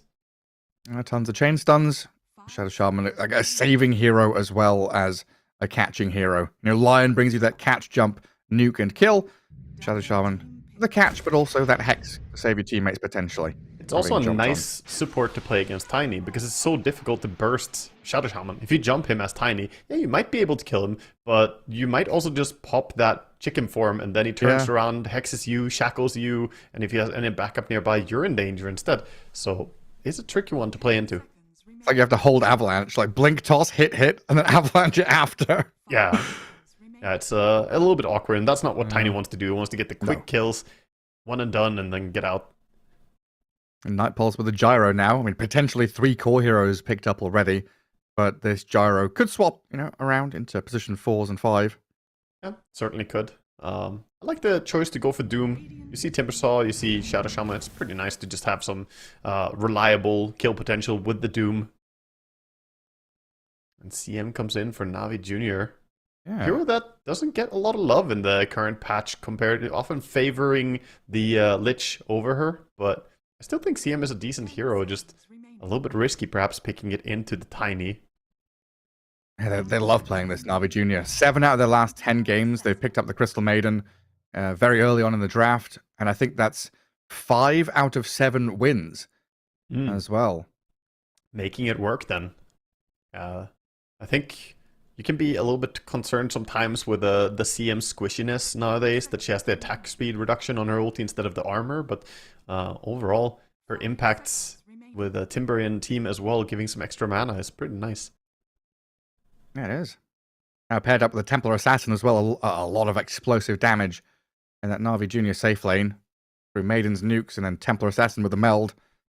And Doom and whoever else is up there, you're going to be on your toes. And definitely see if they pick the pairing for the Doom. Also, if it's going to be the Gyrocopter with the Doom, which is possible, of course, as hinted at before. I'm just checking. It usually is the safe lane POS 5 Maiden, right? They're going to play this POS 4 Shadow Shaman. Just making sure it's not like a... Most teams like to run the Shadow Shaman in the POS 4 anyway. Yeah. And it would be stronger with the Timbersaw to have Shadow Shaman than CM. Just a little bit better lockdown. And it's great that they've got that flex open till the end as well with the Timber. So it could be mid against Tiny, could be offlane with Shadow Shaman. Yeah, Put it definitely. wherever you want to at the end. Now, Night Pulse, this is meant to be the hero for you. Have you got enough to contend with a TA and a Timbersaw? Well, Spectre's going to come out here as a bit of global potential, so that moves the Gyro into the support role, one way or the other. Yep, pretty much forces him to take that role, but he'll be happy to do that. This is a game where it's pretty nice to have a lot of magic damage from your support against the Timbersaw, against the TA.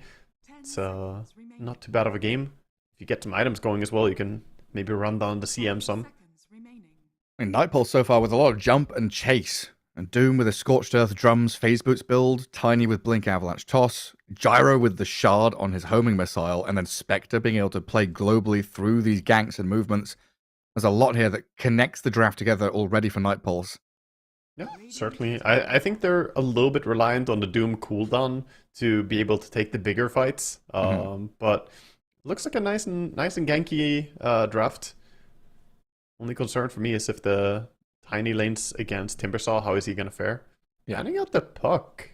Huh. 10 seconds remaining. It's interesting. Would not have thought the Puck ban would be needed for them, as Puck is very tough to lane into Tiny mid.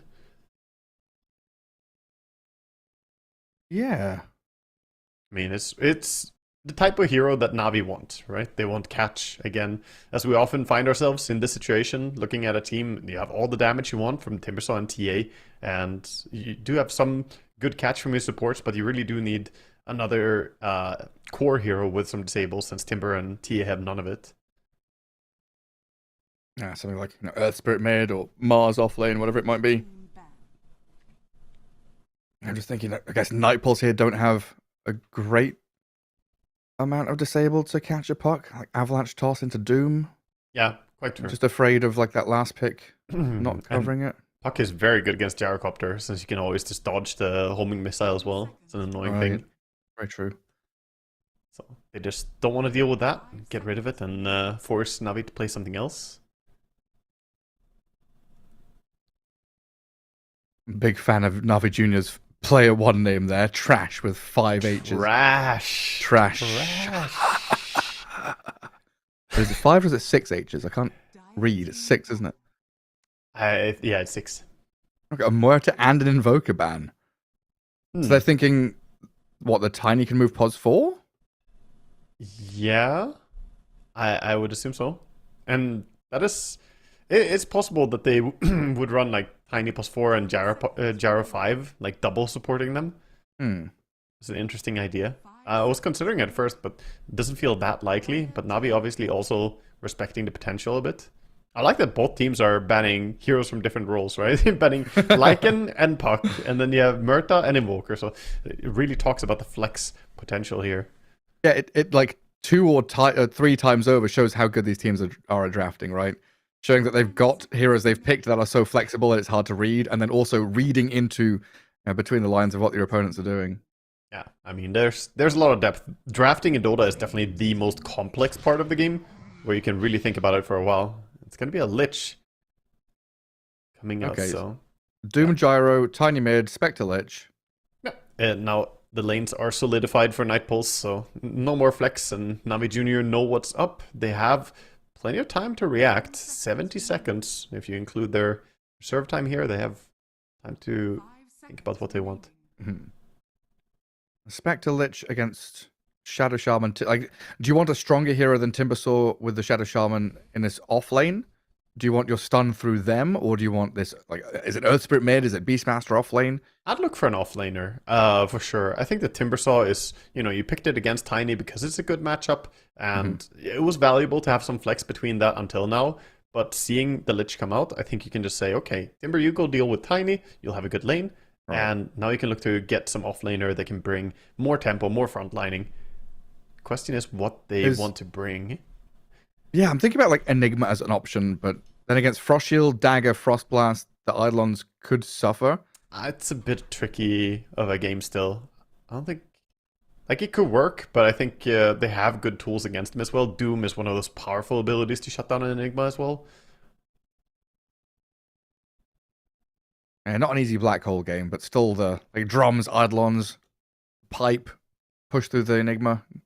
Yeah, Beastmaster is a hero that they have been playing quite a bit, so I could totally see them go back for that.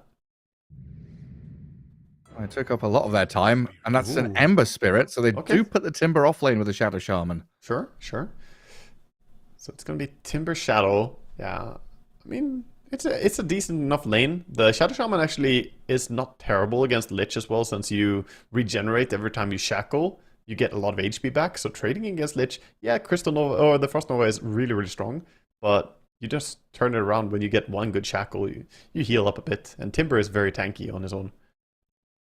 And yeah, there you see all the real player names now. If you were curious about who was playing, it'll pop up on the screen. Cut is also Kami, aka Dream. Everyone else, I think, has got their real names. He played a very impressive game in the previous series against Avalos as well. Just overall has been looking on fire. Yeah, that Spectre with the man to Bloodthorn just jumping and killing people, going late game and looking incredible. He had some spectacular performances. I'll see if he can continue. Looking to repeat it. Got Kidaru with the Lich. I always say it, Lich keeps your +1 player very happy in the first 5 minutes of the game usually. And then Na'Vi, Niku, the Wonder Kid. Is he still 15 years old? There's Ember Spirit. I don't know, I'm being too negative about it. I've not enjoyed the hero. I understand this Ember, brings some flashy plays, does a lot of workhorse stuff, right? Under the hood, engine kind of hero that drives you forward and makes plays through mobility. I don't know. It's felt like a last pick that hasn't really accomplished a lot in the games that I've been watching. So I am negatively biased against him. I'm definitely leaning Night Pulse here. Oh. You don't like my Ember hate. 15-year-old mid player. When he was born, I had played Dota for 5 years. Here he is. It's bizarre thinking that way sometimes. I just looked up his player profile as well. Yeah, I mean, he's legitimately 20 years younger than me.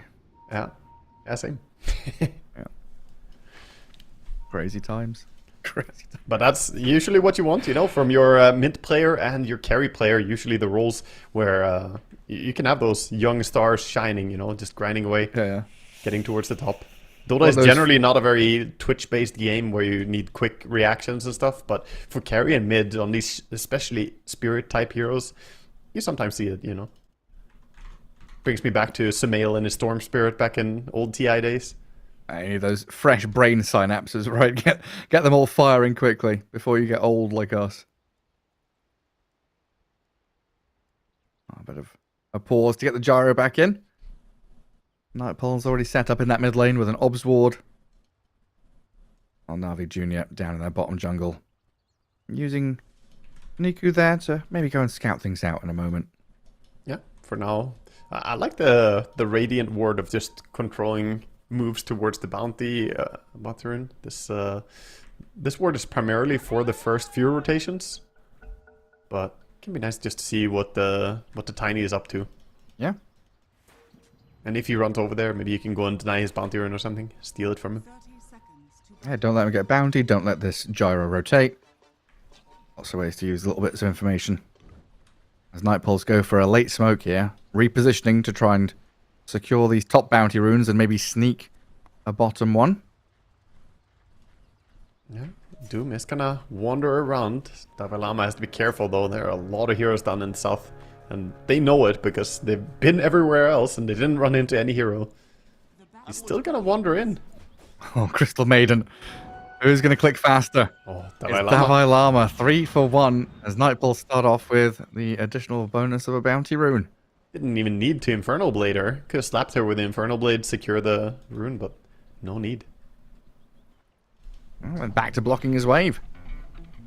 Doom Gyro lane.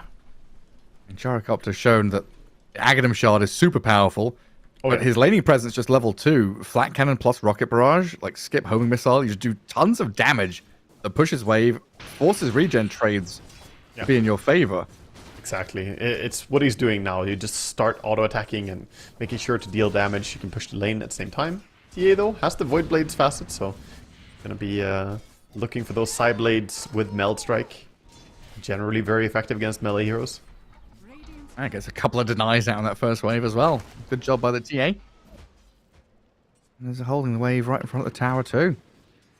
I guess the idea there is you're going to push the first wave, it bounces back off the tier 1, and then Doom Gyro wanting to play in front of their tower. This, by Na'Vi Jr., has made sure that Templar Assassin very happy. Yeah, she's definitely gonna hit a nice power spike on level 2. Even though Gyrocopter gets strong at level 2, I think this Radiant lane gets insanely powerful. So it will be harder for them. That's why they go for this pull. Gyrocopter taking the creeps and running away. TA, a little bit dangerous walking into Doom like that. Wants to connect the creeps, but not able to. Yeah, full creep wave, Doom runs at you. Gotta be wary. As Desire will drag the wave. We'll see where it ends up in a moment. While Warwick and Niku go at it in the mid lane. 10 and 2 for the Ember Spirit early days with a 6 and 2, 7 and 2 Tiny. I thought Tiny, melee versus melee, would have an upper hand early on. I mean, he does fine. It's not as good as you may think, because Tiny has 0 armor, so if he plays too aggressively, his Sleight of Fist and the right clicks do hurt a lot. But yeah, generally Tiny will find a few denies, but Niku has played really well. And Spectre up at top. 12-0 for her as well. Tempestor still finding a good amount of last hits though, as it's primarily maybe this Lich versus Shadow Shaman trading hits and fighting each other while the others just hit creeps. Interesting to see the Ember go for Flame Guard build. A lot of times we see Embers just go for a Sleight of Fist Searing Chains, but he's actually relying on the Flame Guard in this lane since he knows the toss is going to do a lot of magic damage to him. This will give him more sustainability against the Tiny. And make sure he doesn't get whittled down. So often we look at those tiny lanes, you know, the enemy is on 20% HP because they've just had this crash landing on their head 24/7. Exactly, but Ember's pretty good against that, since you can Sleight of Fist dodge the toss damage if you wait until right before it lands. So it wasn't a bad idea, I think, going for the Ember against Tiny. Okay. Yeah, looks pretty good. So far, very good for Na'Vi Jr. across their 3 cores. Top of the last hits right now, and you see the Doom really struggling to find his last hits. He's in. Looking for Gyro. Going for it. Desire, blood grenades on him. Templar Assassin doesn't want to dive fully under the tower, though. And Dalai Lama, he's going to force Riddy's Crystal Maiden back, but now you've popped a mango and turned around on him. Dalai Lama and Desire both having a lot of their HP and regen burned. And forced to salve up, and Templar Assassin just continues dominating the lane.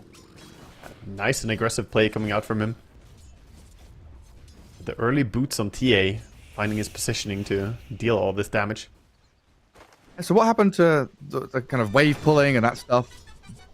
Doom's last hits doesn't really indicate that he's been able to see a creep wave. No, but because the D ward on the pull camp, right? The CM was allowed to get this pull camp again. So, and once they pulled the creeps, the Doom was still laning against the TA and the CM. Gyrocopter ended up taking the farm after he pulled the wave. He got himself a couple. Oh, they're denying the range creep by the Maiden as well. That's gotta burn a little bit for Nightballs. This is not the start you want on Davai Lama. And that's why we see TA has been used a lot against Doom offlane and some other melee heroes that can get punished. It's very challenging for them. Desire might just become the position 3 in this lane now. Yeah, take over. It's fine. Davai Davai Lama is a creative player. I'm sure he can play support Doom from here. Oh yeah. He'll find a way. Zayat's up at top. Losing out on the sentry battle. But he's going to make sure the pull doesn't come. Well, down at bottom, Desire again, just getting blasted to within an inch of his life. Yeah. He's already popped a couple of salves down here. Is this a walk back to fountain moment, or? It is. Yeah, they're out of resources. Doom does have his boots coming out, so he's going to be able to keep himself a bit safer, but doing a good job on Navi Jr. just to dish out damage whenever able to. Doesn't have to be a kill, just any bit of damage you can deal as a TA. I feel good. Rotation coming in towards mid with Creeper pushing on the tower. Both supports are here. Seems like Warwick knows about it. Defensive scan. One of these classic 3-minute 6 moves. Try and safeguard the active rune, but it's going to be a 3v3 mid in just a short amount of time as Zayat clashes heads with Kidaro. That grenade, hold him in place. Shackles, the toss forward though, and Zayat's one wide out in the open. Does turn to hit Warwick with the help of Nico. Trying to get away with a little sheep there, but that's not to get him out. While Warwick's still dropping low. Nico and Riddy's trying to finish him off, but another toss. Tiny. He gets a help from the Zayat to burst down 2 and maybe even 3. A triple kill here for the Gyrocopter. Nico. Level 2 rocket barrage. Yeah, that's the dream start for a Gyrocopter. 1300 gold now. He's rich, Gareth. That was such a small detail, but he didn't manage to get the Slider Fist out. He had the Slider Fist ready, was looking for the auto attack into Slide on the Ember, but just a little bit slow. It's not what we were expecting, Gareth. 15 years old, you can't blame reactions. No. You're young, supposed to be fast. Yeah, real unfortunate for the Amber Spirit. And Warwick now using this momentum to go and play even more aggressively. Minute 7 coming. He decides not to go for it with a Timbersaw backing up Zayats and a sentry ward on the floor as well. Good reaction. Not gonna let him come and steal that. Tiny doesn't get caught though. Just gonna run towards mid. And Davai Lama gets his own one as well. Level 5.5. Would love to try and crack level 6 as soon as possible. Soul Ring got sniped. Meanwhile, mid though, Ember? Ember? Gonna be fine. There's a tower hit flying after him, but can bottle up, of course. Even Slider Fisting. And he was the one that killed the courier with the soul ring on it. Yeah. So Tiny gonna get a little bit of a delay on that. Fortunately, this early in the game, courier isn't dead for too long, so in a minute, he'll have it again. Davai Lama down bottom. Look at that damage. I'd have got the juice and Riddy's easy pickings in that bottom lane. And even a push onto the tier 1. Just let the creeps go and do the chip work. And you come back and farm. Very good start for Got the Juice. That's what you want as well. TA is, as I always harp on, more of a tempo carry than a late gamer. And you're against Spectre. Spectre is much happier if the game goes late. So you need to win the laning stage as TA and then make the most you can happen before the game starts becoming more difficult. I would say overall Navi Jr. are a bit on the clock in this game. Especially when your 2 other cores are Timber and Ember and you're against the Doom, right? Yeah. 2 spellcasting heroes. The TA has a bit of heavy lifting before the itemization comes out. As up at top in the jungle, Lane is going to cancel the shackles to save the Spectre. This Timbersaw brings an awful lot of damage. They've got a Frostbite in the finish. As Davai Lama with Warwick kills off the Crystal Maiden and Desire, the true carry of the match, the position for Gyro. He's arriving here to try and finish off PMA with a blood grenade and the homing missile. They're going. Catch up to this Timbersaw, dive him under tier 1 tower, and finish him off for a dominating Gyro. Desire is just having a time of his life. Got mana boots already as well. So he's going to be able to give some sustainability to his Tiny. He also has the Soul Ring coming out finally. So good punishment for the pretty aggressive move that Radiant were conducting under a tier 1, tier 2 tower. In between there. Lich. And the TA Just half HP on the Lich. Oh my god, the damage? Whoa, okay.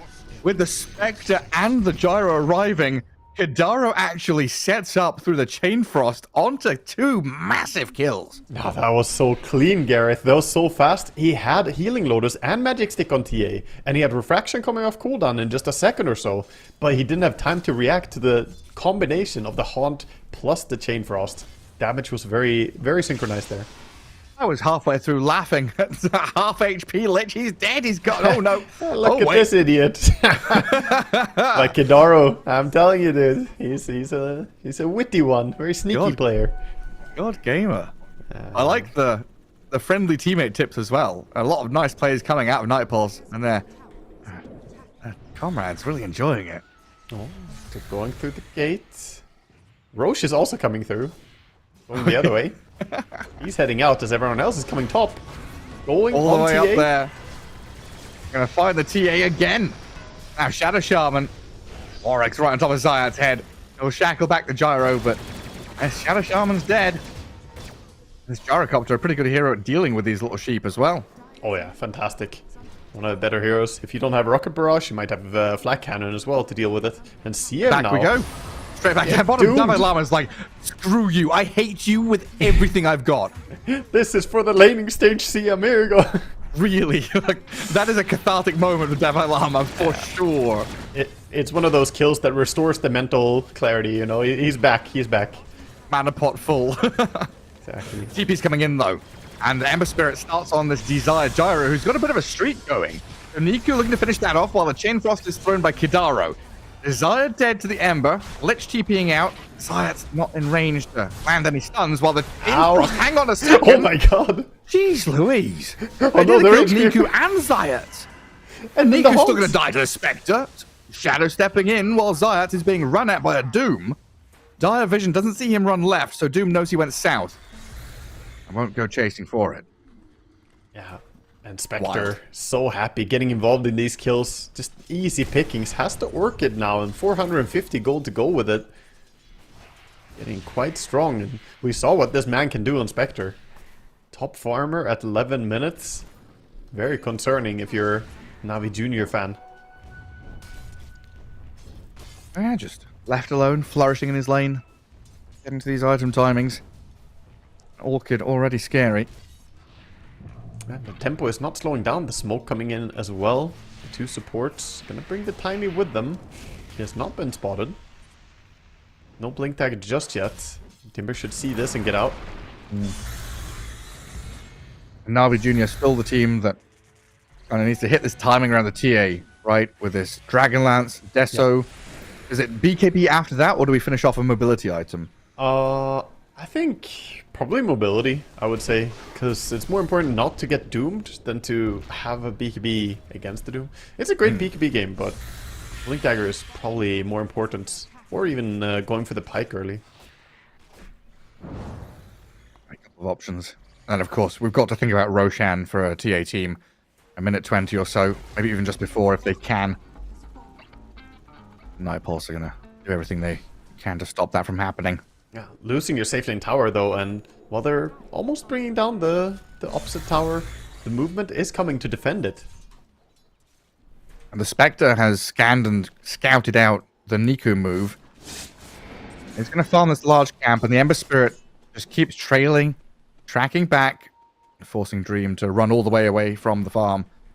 Yeah. Those 2 Radiant supports were very nearby. Good read by Cut. He's got to stop changing his name. I'm not going to lie.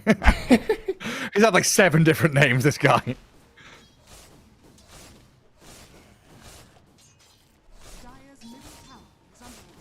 Yeah, we got Kidaro used to go by Dr. Me, of course. Did he? Yeah, so that's why I messaged him after the win. So said easy for Dr. Me, of course. Dr. Me. Of course. The OFC at the end. Important. Meow Spirit and a Ninja Cat. Yeah. Very good names. That too. And what is it? Kami was Cut or Dr. Dream. Spectre. Gyro. Desire. Dead to the Meld Strike. And Riddies, yes, does fall to the Spectre there, so a bit of a trade. But it's still Nightpulse kind of stamping their mark, forcing Na'Vi Jr. to react to these moves.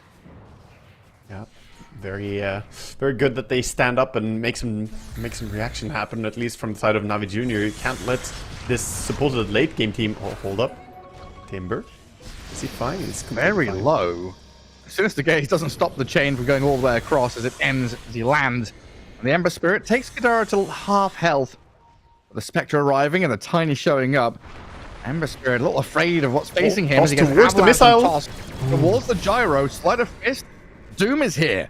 Davai Lama chucks the ulti at him and Ember Spirit's done for. I love the walk away. Clicks Doom and it's like, well, there's no way out of that one. My job here is done. That was nearly a nice combo as well with the toss towards the homing missile. It nearly connected, but the sleight of fist dodged it. Sadly, not cute enough of a play to survive. A nice attempt, though. And now they come back around for this next side lane tier 1. Now easy access into enemy ancients, which they've already warded up, taken Watcher, prepared themselves for fights around this Watcher and Ancients area. So Na'Vi Jr. kind of forced down to bottom jungle, away from the high value farming spots. Like TA is now farming Diet, large camp and Ancients. Yeah, TA is finding good farm, and the ancient area is generally where she wants to hang out. Setting up vision as well. They have observers, a few traps. You can make a little bit of an outpost here. Got both the supports nearby too. Yeah, looking at Desire in the mid lane, it feels like Nightpulse. Yeah, they can camp the bottom one. They're gonna go gyro. Serpent wards right onto Desire's head. In comes the Spectre with a silence on the Shadow Shaman, so it allows the call down to land. Tiny's in with a 2-man avalanche toss with a Chain Frost bouncing in. That connects back onto Niku. The Sleight of Fist dodges it for now. And Nightpulse, they come in, save their gyro, get a kill, but the Ember Spirit, they've still got a lot left in the tank with the Timbersaw by his side, but Warwick's the catch. Round 2 of the jump. Catch, toss back, Ember Spirit nearly dead. TA turns and fights back in with the Deso going. They'll get the kill on the Tiny. The Hurricane pushes Davai Lama away. Nightpulse now in escape mode, trying to get the Doom out of range, but Timbersaw has the Chakram. Another Frostbite and another kill. In the end, fight kind of falls apart for Nightpulse here, as it started out pretty well with the reaction from the Spectre coming in with silence. Hold up, Zayat looking for Spectre. Doesn't quite connect. Ember's in. Timber though. Big damage. Spectre, what have we got? A silence here to stop the aggression, but Zayat has the shackles. Desire can't save the Spectre and is going to give his own life away to PMA, who grabs the double. Na'Vi Jr. finding each other on the map in a beautiful way. Just a nice quick move towards the tier 1 bottom. Spectre getting shut down along with their team. That's where this lineup really plays itself. The very low cooldowns on all their spells, not relying on any ultis. TA, Ember, Timber just keep on going with the help of this. You said it right, this Crystal Maiden picked for that mana aura. Just keeps them on the map, playing aggressively. Yeah, while Nightpulse, they need Shadow Step, they need Doom, they need Tiny to blink Avalanche Toss.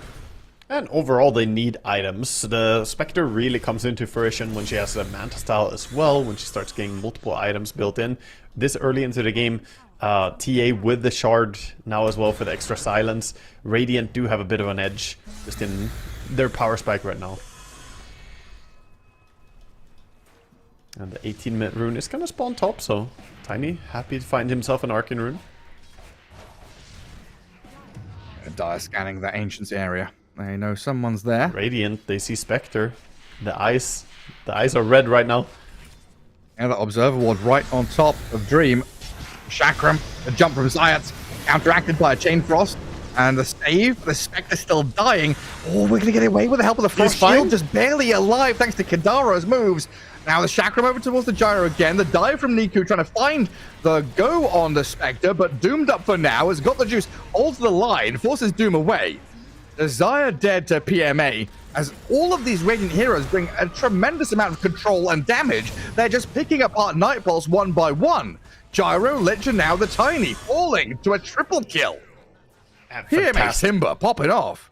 Yeah, that one ward was MVP right there. Seeing the Spectre, they go in deep, force her down. She didn't die, but she was extremely close. She got down to 10 HP at the tier 3 tower. The Mage Slayer was on her, but she had 15 HP regen, so barely staying alive. Very, very close. Alright, Pulse. Counting their lucky stars, they've still got tier 2s and even a tier 1 top standing. Yeah, for sure. But the tempo coming in, this is Navi Jr. understanding their draft, playing accordingly as well. Get the Blink Dagger on the TA now. And there's a lot of options now, right? Approaching minute 20. Tormentor's coming up. Roshan got to be thought about. Navi Jr. here, you know, if they get a kill or two near Roshan, as he'll move to Radiant side shortly, where they've got all these traps to scout out, and a pretty good spot on the map to play like mid to bottom. Yeah. Not the Juice retreating from the bottom area. A little bit unfortunate, as we of course have the full vision. We can tell that nobody was really near there, so he could have done quite a bit of damage if he pushed, but it's harder for him. He could sense a possible smoke gang coming in, so he wanted to join up his team instead, not feed alone. The TA, yeah, clears out that mid wave. They regroup. It looks like at least somebody is going to have to go back up top to clear that wave eventually. The Blink Hex. Actually, not Blink. Yeah, he blinked in, and with the Aghanims on a Timber, Sire just falls. And Gyro was sat there for a while just trying to hold out this tier 2 alone. That should open up the Tormentor. Yeah. They steal the Watcher, and I don't see any real way that they're going to go over here and take the fight. Radiant scanning to make sure that is a Tormentor steal. Not easily. While Ember Spirit comes back to not just clear top wave, but grab Watcher, grab Wisdom Rune, and guard against Davai Lama. Who would love to come and steal this Wisdom. And in fact, he's still going to go and try it, looks like. Hector with the help. There's the dodge out, though. Ember Spirit with the Illusion Rune. That's very nice. Allows him to go in even against the Orchid of the Spectre. Disjoints that. And then a bunch of pings down bottom. As Zayats has thrown the Serpent Wards here to push the tower. Warwick and Desire going to keep it alive for now. Tower's still being held. It is very low HP though, so it'll be difficult to stop it from going down altogether. But Roche might be the bigger priority for Team Navi. Davai Lama in a good spot up here to grab Lotuses and push that top wave. Which is something that's a bit irritating for Navi Jr. as they want to go into the Roche pit and get the Aegis right now. Yeah, Aegis is going to be the higher priority as they want to use that Aegis to push the tier 2 towers and possibly even high ground. Meanwhile, this gives time for Night Pulse to farm up some key items. We got Doom trying to build towards a BKB. He's 1,000 gold away. The Shard is still not up on the Gyrocopter. A little bit late for Desire this game. He went for the Solar Crest, but with them losing several fights in a row, he just hasn't had the gold for it. Top lane, no Illusion Rune this time.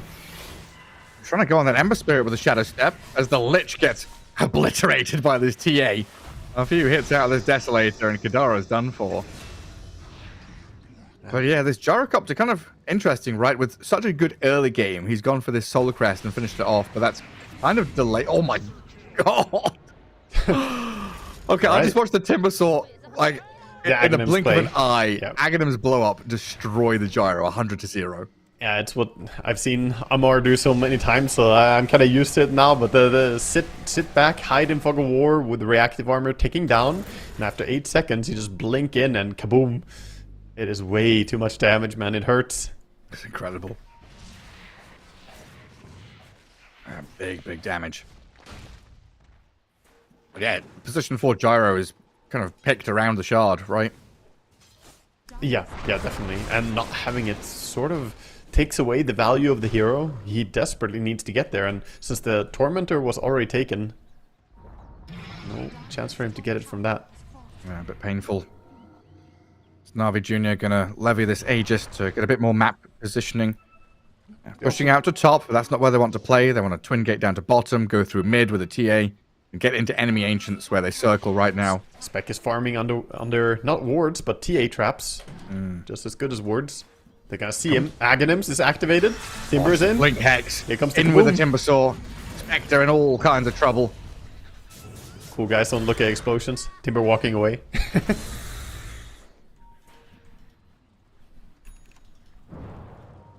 And then Na'Vi Jr., yep, up into enemy ancients. Looking at both mid and bottom tier 2s, which are pretty low already. Just needing a creep wave to come and help them. Bringing a very nice tempo to the game, Na'Vi Jr. Nightpole's just struggling to keep up. Feels like they haven't been able to make too many moves with their tiny. They looked a little bit for some jump on Ember Spirit, but he's proven difficult to kill. Nico has done a good job.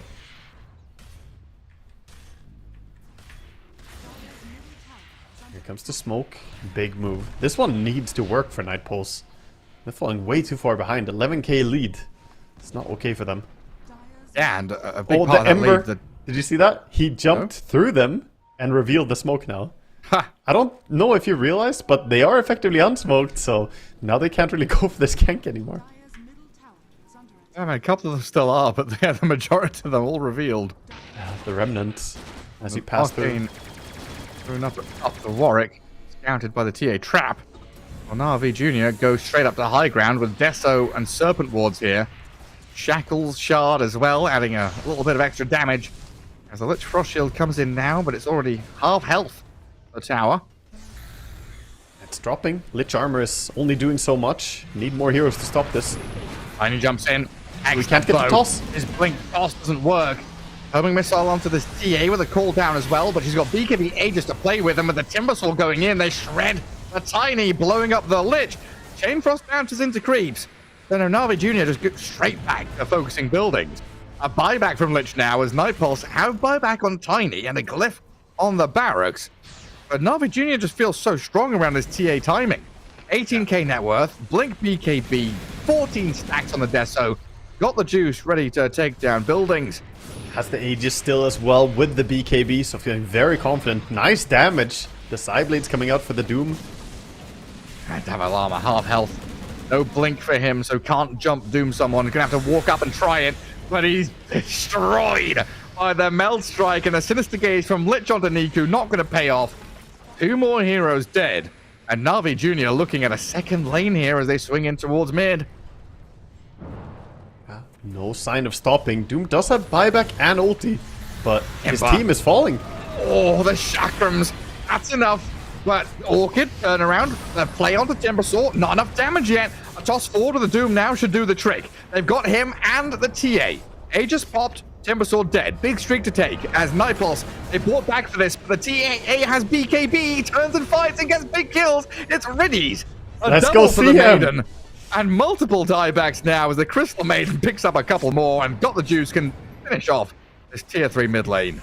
Nice discipline as well. The trigger discipline on that BKB on Ember. Not even using it in that fight as he realized it was never really a moment where he was fully threatened. A lot of attention onto the Timber, and that allowed him and TA to do what they want. Turtles try their best, eh? The Turtles Yeah, try their Nightpulse. best. Trying to turtle a little bit with this Spectre. Stay in your base, but you're being tipped over onto your back and you're a little stuck now. That's like old Dota terminology right there. There used to be turtle drafts. The good old, I pick Medusa, we're gonna turtle, guys. Medusa Cottle. Yeah. That is the true turtle. Who else was there? I mean, we had the Sniper Jug Troll patch, right? Where it's just high ground. Yeah, I mean, even stuff like picking AM and just saying we're gonna turtle, guys, once AM is done, you know? But it's just funny, haven't heard it used. AM, Faceless Void, and Spectre, the big 3, probably. Yeah, some of the common ones. TA has a nullifier now as well, so Lich, good luck protecting your allies. Not gonna work. And they have double Solar Crest as well, so that's a lot of value on that nullifier. Here is the big moment for Spectre, though, potentially. Bloodthorn, big ramp up in damage from her. And a BKB for Tiny helps out Nightpulse as well. It's true. It's just, is this going to be enough to get through a 25k deficit? Someone needs to open the eyes of the Spectre, though, and find those pickoffs, right? You want to jump the supports and try and maybe even jump cores and force BKBs or whatever, but right now she can't see anyone. Ulti is ready, but what's she gonna go on? And previous games have had like Lycan Wolves or something, right? Give the vision, Ember? scout things out. Forces BKB perhaps? Nice jump. 3-man avalanche, toss back the Ember, BKB's there. The Ember zips away with his remnant. They drop the Serpent Wards. Spectre shadow stepping in and out as Crystal Maiden nearly dies. Oh, does actually pop. The Rend, 60% of the damage, and she's sitting at 100 HP, so there's no way.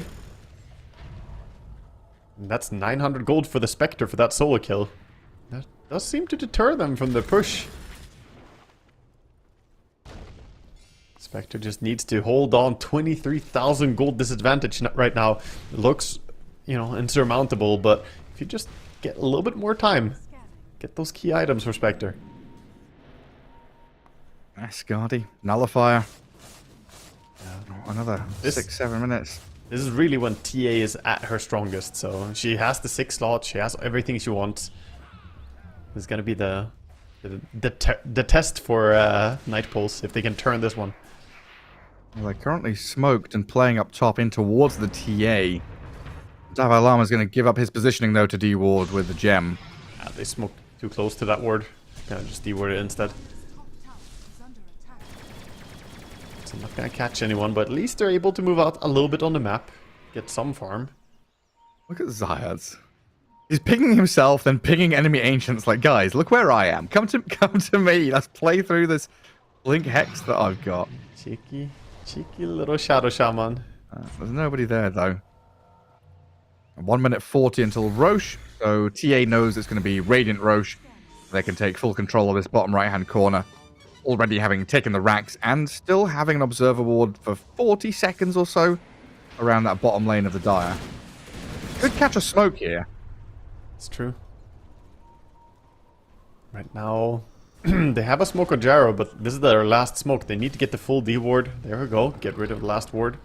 A bit awkward smoke right after D-warding as well, so... Exactly. It's like, oh, now we can go, guys. There's no vision. Surely it's not obvious.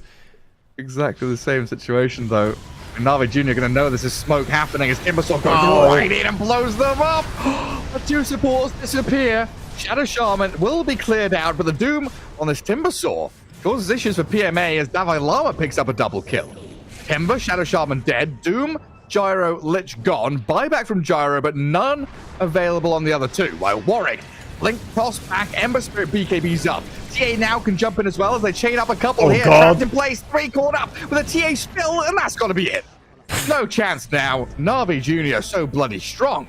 A dream Searing Chain holding them in a nice little cluster for TA to just side-blade into everybody.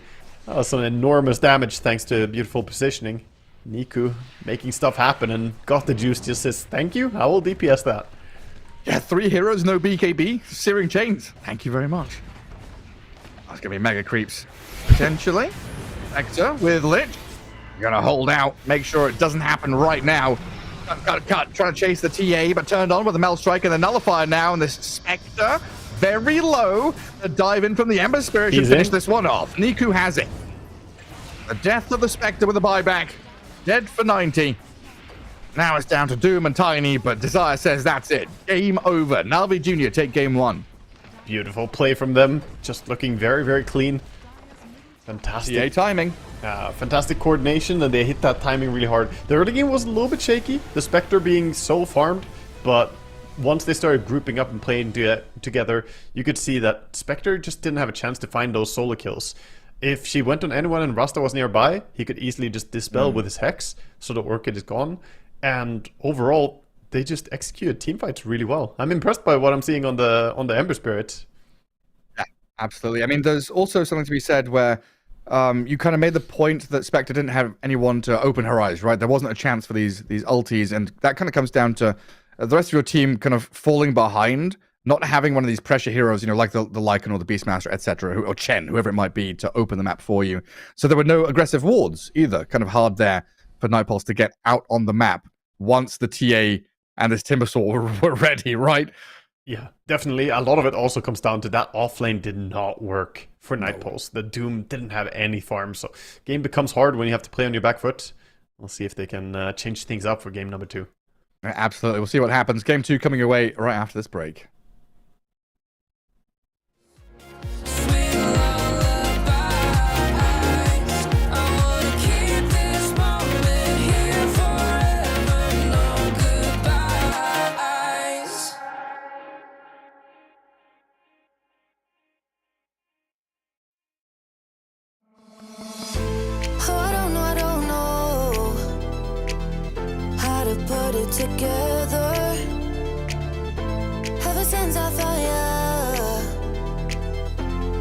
life just got better.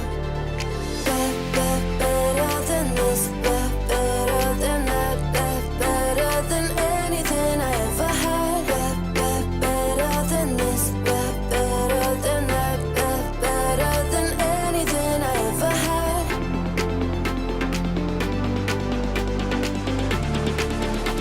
Than anything I ever had.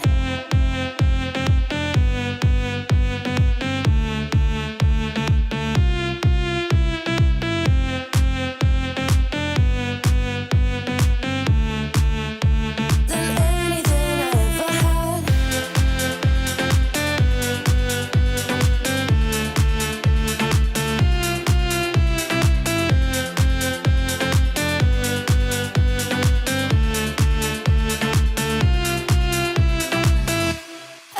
Every time I start to doubt if I'm good enough, looking straight in your blue eyes makes me feel better. Better than this, better than that, better than anything I ever had. Better than this, better than that, better than anything I ever had.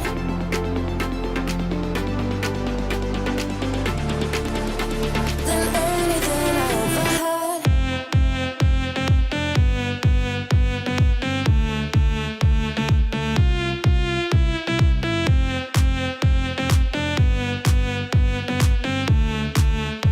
Than anything I ever had.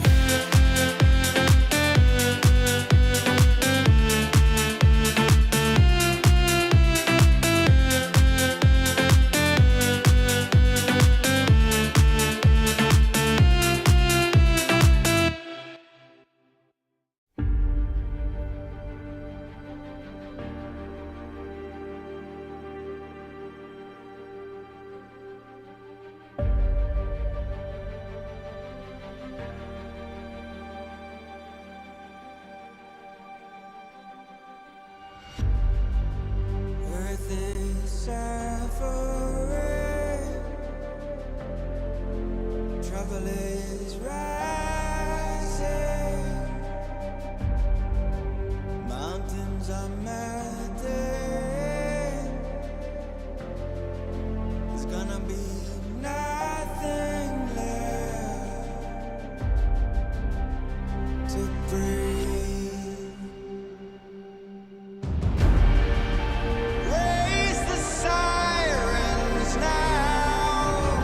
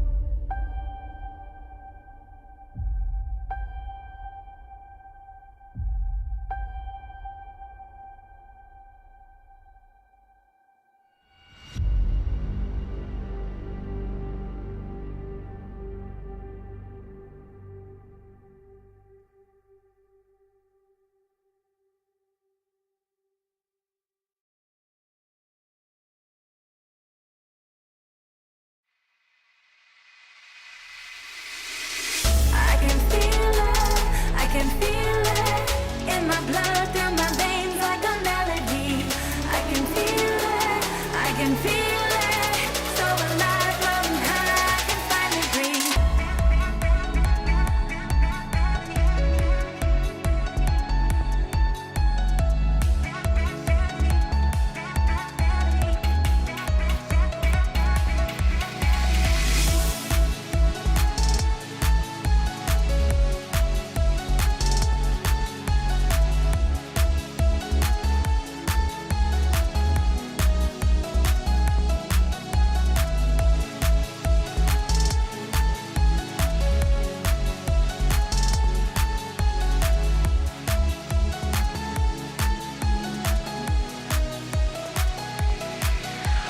Lately, I've been feeling lonely.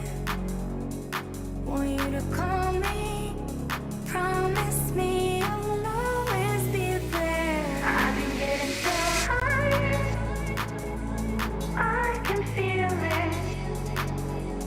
I can feel the gravity is pulling me away, pulling me away.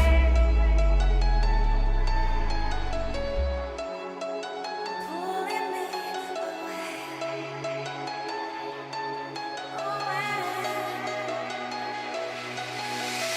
I can feel it, I can feel it in my blood, through my veins like a melody. I can feel it, I can feel it. So alive, floating high, I can finally breathe.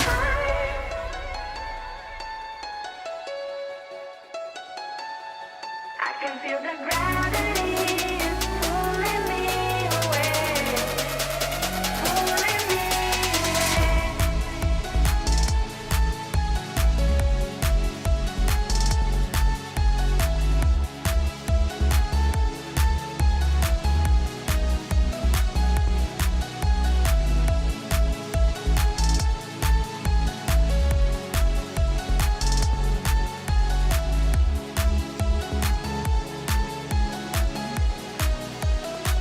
I've been getting so high,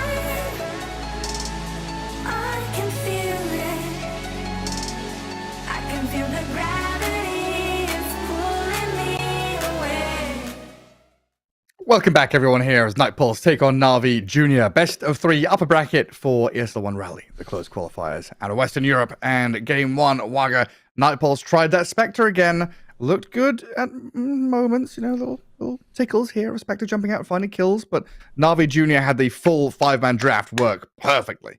Yeah, they really did. They came out of a very strong laning stage, and there was a little bit of a hiccup moment where Spectre was finding those pickoffs, being annoying, but then we saw just the strength of this lineup early on. Timbersaw got the Aghanim Scepter, TA was doing really, really well in laning stage, transitioned that into some aggressive gameplay, stealing enemy Ancient, stealing enemy Tormentor, getting an early Roshan, everything was just going their way, and Nightpulse didn't really have the speed and the tempo to match it.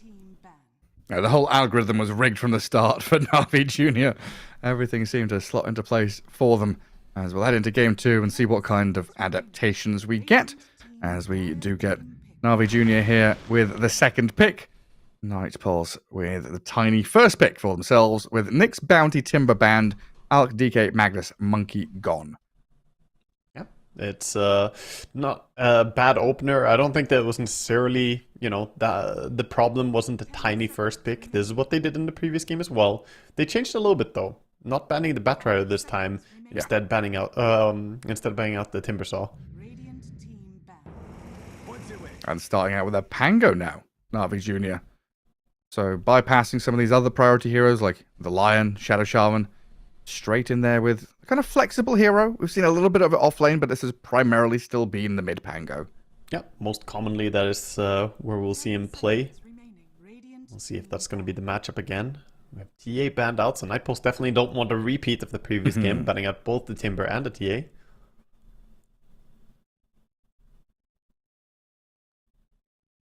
And we'll see which support is going to be this game. Lich still in the pool, Lion, Rasta still available, even Murta and Willow in there.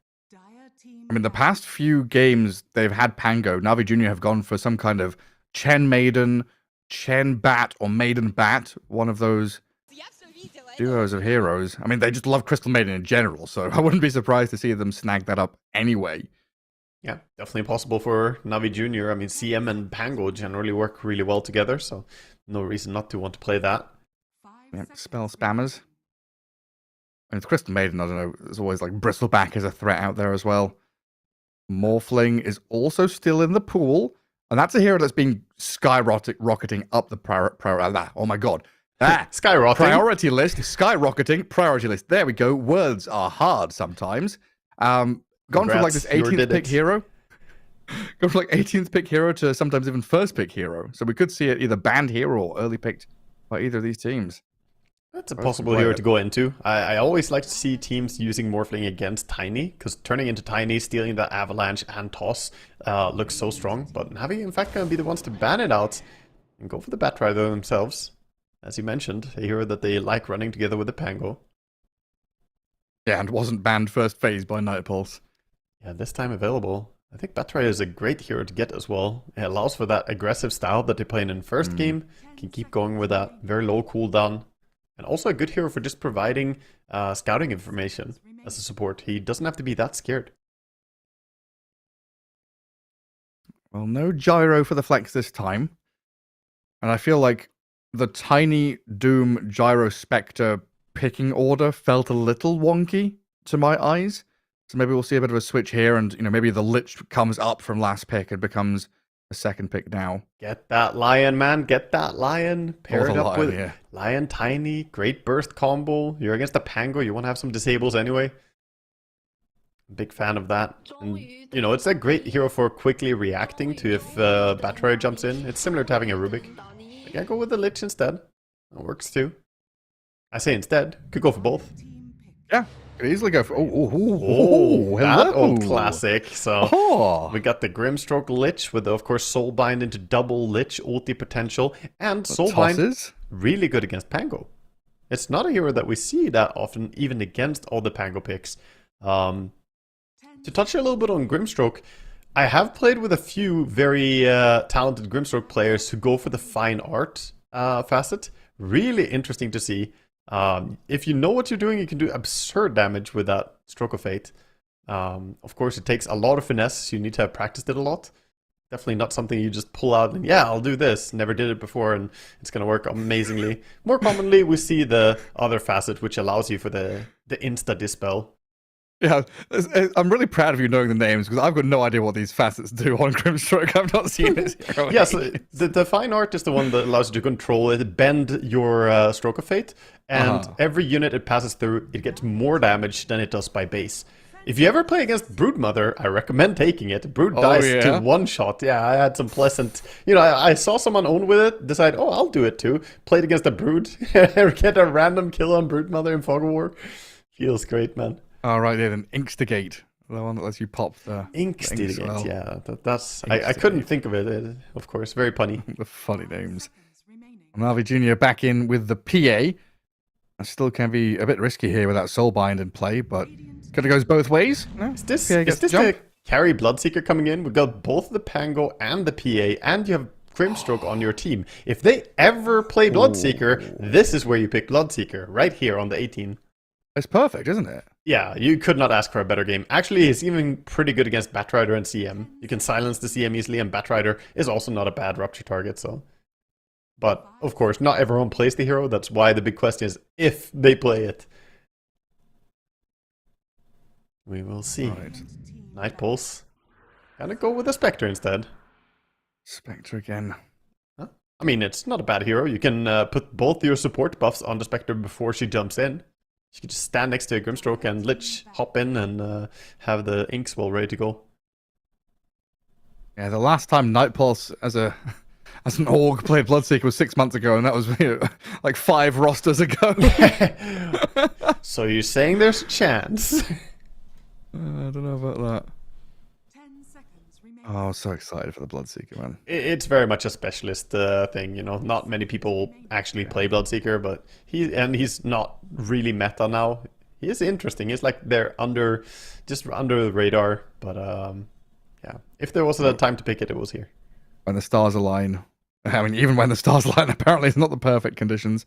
The stars to align and have a man with a telescope watching up into the skies. Why not just be a Spectre instead? And now there's no pesky Rasta to protect people from you jumping in, so both these supports, they need to itemize some good safety or that Spectre is coming for you.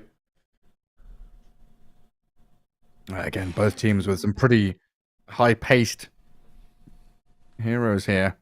PA is that kind of lady who likes to farm the treads, the Battle Fury, but can easily join in with the Phantom Strike and the daggers from pretty long range. Very true.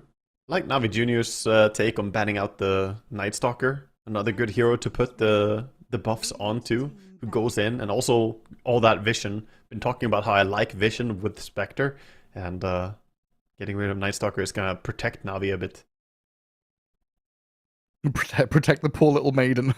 You have to. And the bat, it's just a little fruit bat. 10 seconds remaining. Hey, fruit bats get pretty big. Do they actually? 5 seconds remaining. Aren't they Yeah. small? No, there's fruit bats that are like bigger than dogs. Bigger than dogs? Yeah. How big is that? I'm not crazy. The southeast. I'm pretty sure they were. I mean, I think fruit bat is like a name which covers a lot of different species. There's not just the fruit bat. Fruit bat covers like flying foxes and stuff. I don't know, man. That sounds too big. Nah, there's seriously, there are massive bats in Malaysia, man. Like biggest big fruit bats. bat I find is 1.1 kilo, Gareth. That sounds small to me. That's an adult. Really? Yeah, they're small. They're tiny. Also, they're gonna fly. It can't be big. Nah, the mega bat is part of fruit bats. Mega bat. There's literally a bat called the mega bat. No, I've seen these bats in real life, man. They're like the same wingspan as my arm span. They are big. Okay, fair enough. They actually they still weigh nothing. They're just really wide. We've got hollow bones or something. Yeah, I mean they would, I guess. It's the bird trait. Yeah, wingspan of 1.7 meters. Okay. I'll give that to you. That's quite wide. Yeah, they're pretty large. We were in the jungle and we had like hundreds of them fly over us. They're very, very pretty creatures. Yeah. All right. Sounds nice. No bats in this game, so no risk of rabies for all these players. What do you mean? It's a bat rider. I mean, yeah, but you know, he's tame. That one's friendly. Oh yeah, he's had all his vaccinations and everything. Had all his shots. It's a social security bat. You know, it's the anxiety bat. Invoker for Night Pulse. So a bit more global through Sunstrike. This means Tiny now an offlane hero with the Grimstroke. Spectre Lich together. Invoker mid against what I assume is going to be the Pangolier. But Na'Vi have that option to swap. Yeah, should be Pango mid, but maybe if he doesn't like laning against the Invoker, you could swap it around. Going off lane against the Spectre plus Grimstroke or Spectre Lich is not too bad for a Pango. So they do get to decide what is going to be the approach. 30 seconds. Looks like they have decided. It's Bristleback, so Pango going towards mid lane. Mm-hmm. Minus armor Bristleback, yeah. Snot Rocket. Aura Builder, so that's going to buff up the PA.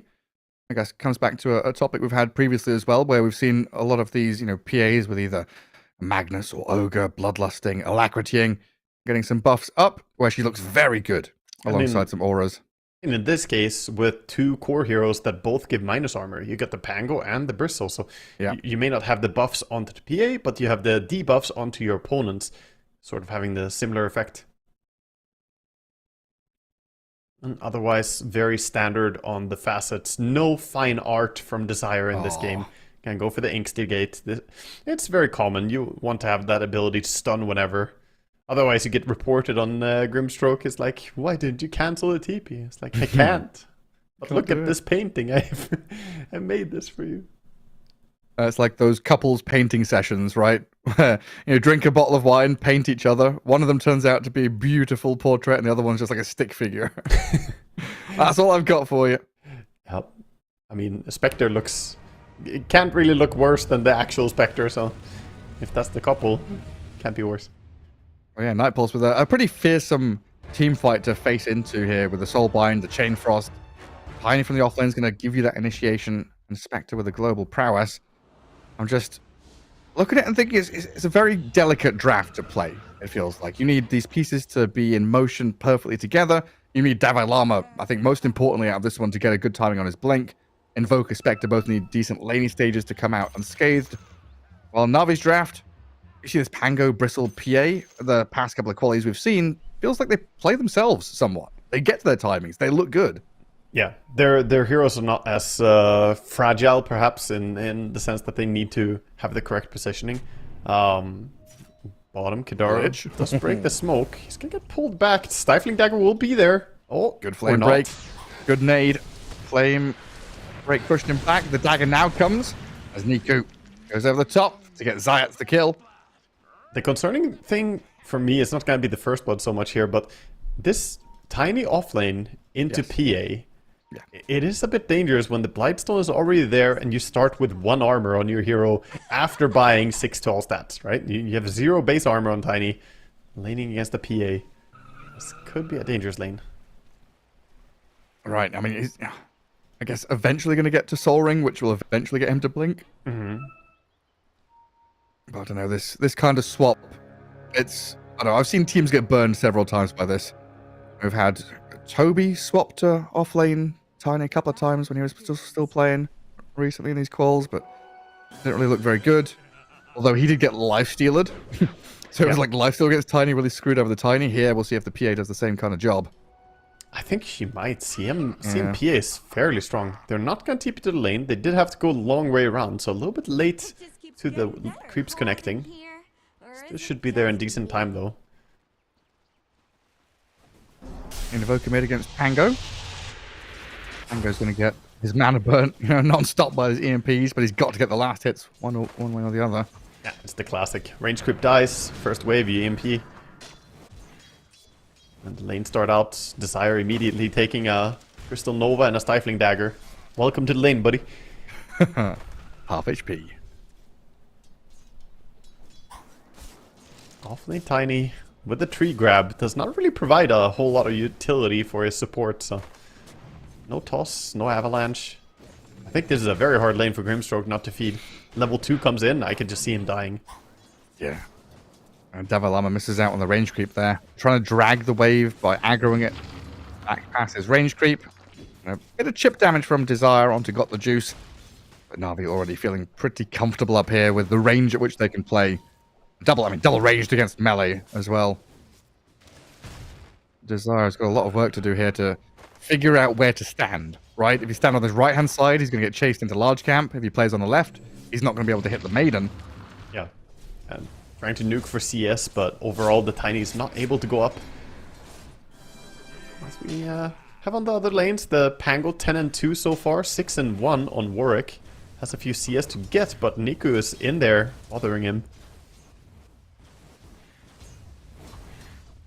Fighting for every single last hit you can get on mid. Water runes are about to spawn, so Pango has to make his way.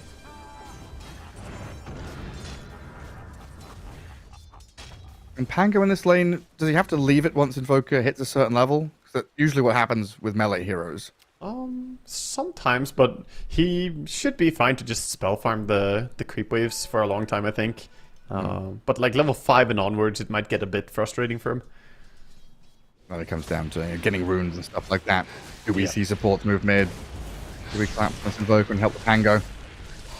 Right now, Zayat's putting a fair amount of pressure here alongside PMA onto Kidaro. Desire could get jumped. Frostbite is there as well. Blood Grenade. They're gonna go. Jump on this Grimstroke. Big swell onto the Tiny. Desire, though, is going to get sliced down here by the PA and the Maiden. Another kill for Na'Vi Jr., while Dalai Lama trying to chip away at Got the Juice, but no more spells. Avalanche on cooldown. Down at bottom, Zayat's getting turned on a little bit here with the dagger and the frost blast. The Lotus is spawning and Zayat's protecting it with his life, flame breaking the Spectre away. Nice little play to secure the Lotus. Holding his own blood grenade as well. As mid we see Niku putting a lot of hurt onto this Wraithband Invoker so far. A couple of CS ahead. Pushing Invoker all the way past the tower. It feels good for this Pango to be able to play so aggressively up in the face of the Invoker. Yeah, he kills the creeps really fast. Every single creep wave that comes out, he double spells it. Swashbuckle and Shield Crash. No way for Invoker to get any denies, really. And Invoker, more than any other hero, wants those denies, since he gets the experience as well. And nobody here going to be stopping Niku from grabbing these 4-minute water runes either. Currently, everyone's bogged down in the side lanes. There's no way you're escaping them. Yeah, Invoker needs to go for one of them at least. Don't let him get the double refill. He's gonna go for the bottom one.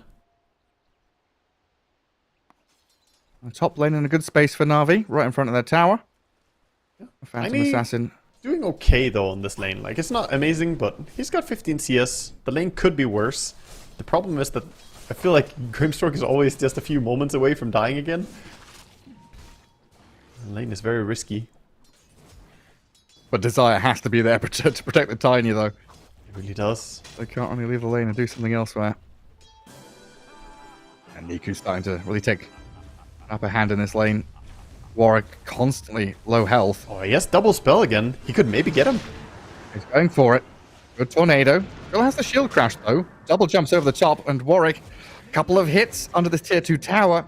He's pretty tanky on the Invoker there with 10 armor. Niku not going for the slash through. If you swashbuckle through the enemy, you get 1 extra auto attack as a result, or 1 extra proc on the swashbuckle. Maybe if he led with the shield crash first, could have got him.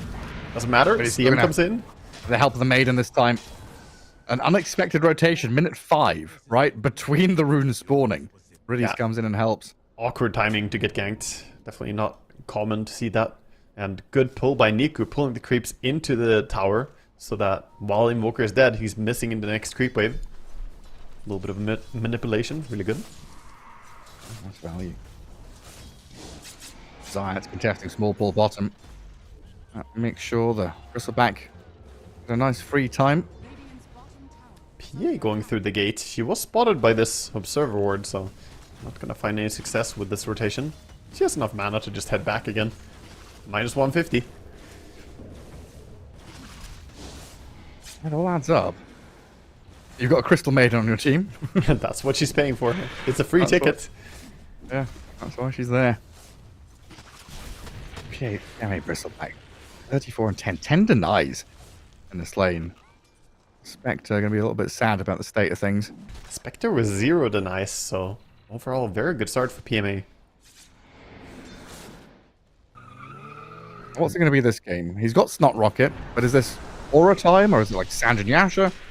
I've seen a few little things from this green Bristleback. I can see Lotus being the play, dude. Against Lich and Grimstroke, I can see a Lotus build. Yeah? Yeah. Or like Phase Soul Ring, because he's got a bunch of gauntlets Exactly, here. yeah. Phase Boots first, Soul Ring, and then go back for a Lotus Orb, potentially. Maybe a Casual Cloak. Could see that being really strong. Niku's here with a swashbuckle and a crash to get on top of the Tiny. Already hasn't got the juice, started it off. Looked like a good kind of bite back from Night Pulse to protect the Tiny, but you had another hero. Hidaro, he's being sneaky again. Look at him.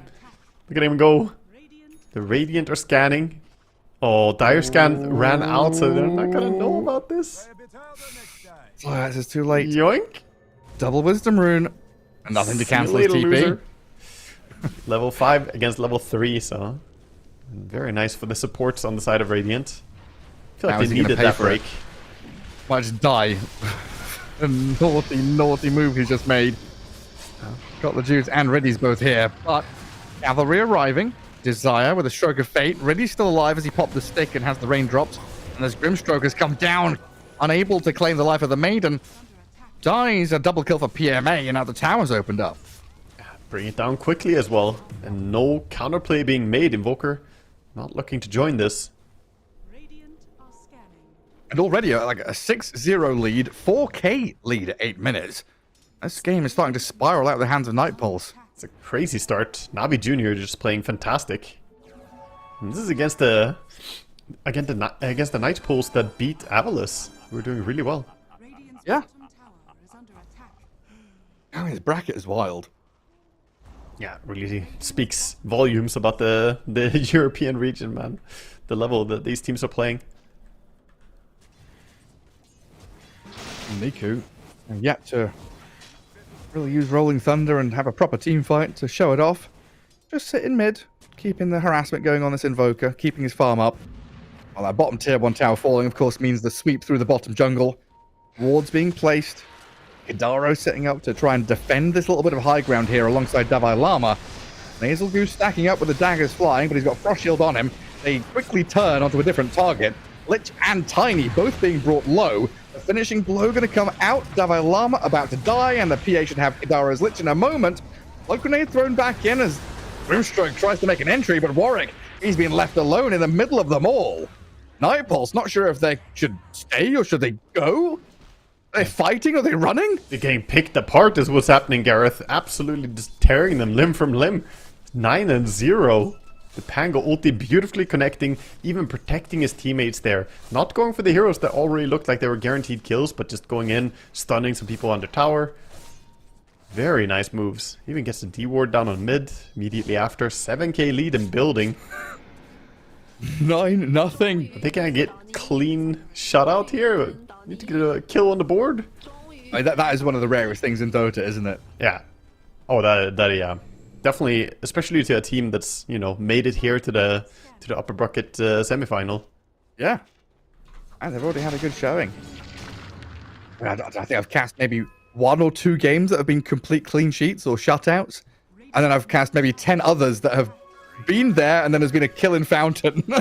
Yeah. You know, they've gone and dived and gone too far. It's like, we ruined it. Someone just has to throw it away. Or the losing team just goes all in, like, guys, let's kill Kuroki once or something, you know, like, focus on support. Yeah. Yeah, kill Miracle. Kill Seb. No, not Miracle. No. Go for the easy kills. You always go for the supports, man. You don't want to fail. I want pride. Come on. Go for the big one. That's how you get 0 kills. Team wiped 1v5. 7k lead, yeah. I mean, Nightpulse, Tiny, 900 gold, or 1,000 away from Blink. It's been a hard struggle for him, and that's going to be still their primary form of initiation. While Kadaro down bottom, still yet to hit level 6, even with the double Wisdom runes. Struggling to get to that Chain Frost, while up at top, Riddies with the big freezing field. Kills Desire, Avalanche is there from Davai Lama, good Tornado EMP, but Tiny already dead, while Riddies survives the crash landing. Tiny's pinging the maiden and saying, 1 more hit, that's all it's going to take. Just go in, Invoker. It's easy. Just go hit him once. Could have gotten their first kill. Oh, and PA solo kills? PA solo double kills? PA solo double kills? Pre-Battle Fury? On her own? Oh, hold up. First kill is coming, Gareth. We're on her. Wait, he doesn't see her. What? She was around the tree, Gareth. He didn't see her. Oh, no. Oh, they're getting absolutely played, man. That's painful. No, not like this. That's illegal. Oh, right now, we're just praying. Oh, maybe Batrider. Never mind. Maybe. Maybe. Again, it's back on. Shadow Step. EMP. This shield crash comes Tiny's in. getting it. Come on. Tiny's arriving. Avalanche into Runaway. No. Into Runaway. Okay. Maybe the Grimstroke can bait them in. Desire loses half of his HP immediately, but then very quick with the haste rune to sprint off to safety. Good thing he grabbed that. Gonna be completely fine. 9k lead in building. Go save her on the Pango, hitting real hard. What series was that? It was Navi Jr. against OG. It was 32-2. Yeah. So we have seen some of these stomps recently. What did it end? That was it 31-8 and 31-7. No, OG lost. OG been losing recently, unfortunately. Yeah, I mean, so Navi, they're the culprit doing it again. Yeah, Navi have had a number of stomps, thinking back on it. They've had some games where they just come out and from the draft, the lanes, they cruise through the first 20 minutes. Yeah, see if they can hold on to it. Smoke coming in towards top. Move with the Pango and CM. Playing behind this pipe Bristleback. He is a difficult one to bring down. I mean, how rough of a game are you having when you get double wisdoms and both your supports are level 5? Grim trying to protect the Spectre top. Doesn't have ulti. It looks like PMA and Nico are just going to kill wave and hit tower. not bothered about Radiant heroes. They're just little observer wards, specks of dust on the minimap that they're going to brush away. And now Bat has Blink.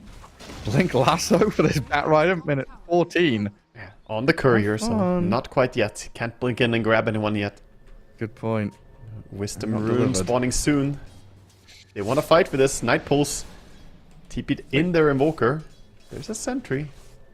The Tiny Navi are as going to be the Blink. ones backing out. They say, nah, this is a feed. Not going to go for it. And this has got to be the most important time right now. Blink Tiny for Davai Lama. He is the go hero. And they're going to smoke up with the Spectre having ulti. She'll play left side of the map Been while the rest of them run right. That The Rider Dire scans breaks them. it. It's going to see them coming with a smoke break and the vision. They Goes know in. exactly where they are. He jumps, lassos the Lich. Avalanche toss. Bat Rider, quite tanky, survives it. While the Rolling Thunder crashes onto the Lich. Zones They got a out kill! The Invoker. Hector does get a kill. Zayat's dead. Bat Rider down. Big kill for Night Pulse, but they're going to lose 3. Maybe more. The Spectre. What the fuck was that? PA is going, man. I like... Spectre was half health. Yeah, now she's no health, Gareth. That's true. She doesn't really have a whole lot of survivability when you get some viscous goo on you, or Pango procking on you, and then PA crits, you just die. Well, they got a kill. They did. Are you saying they can call GG now, or? No, I'm proud that they didn't. Because I would have. This is a tough one. Another one. Let's go again. Blink Tiny. Let's get our value out of it, right? Oh no! You know, we've paid money for this buffet. Let's load our plates with whatever we can. True. So far, Night Pulse only managing to make it to the bread station, so they've not hit the high value goods of seafood and steak just yet. Just but some maybe salad. Davai Lama is able to get there. Yeah, the salad bar and the bread basket. Oh, Here's a good one. that's a Avalanche steak? toss on the Pangolier. A huge kill. They'll take it.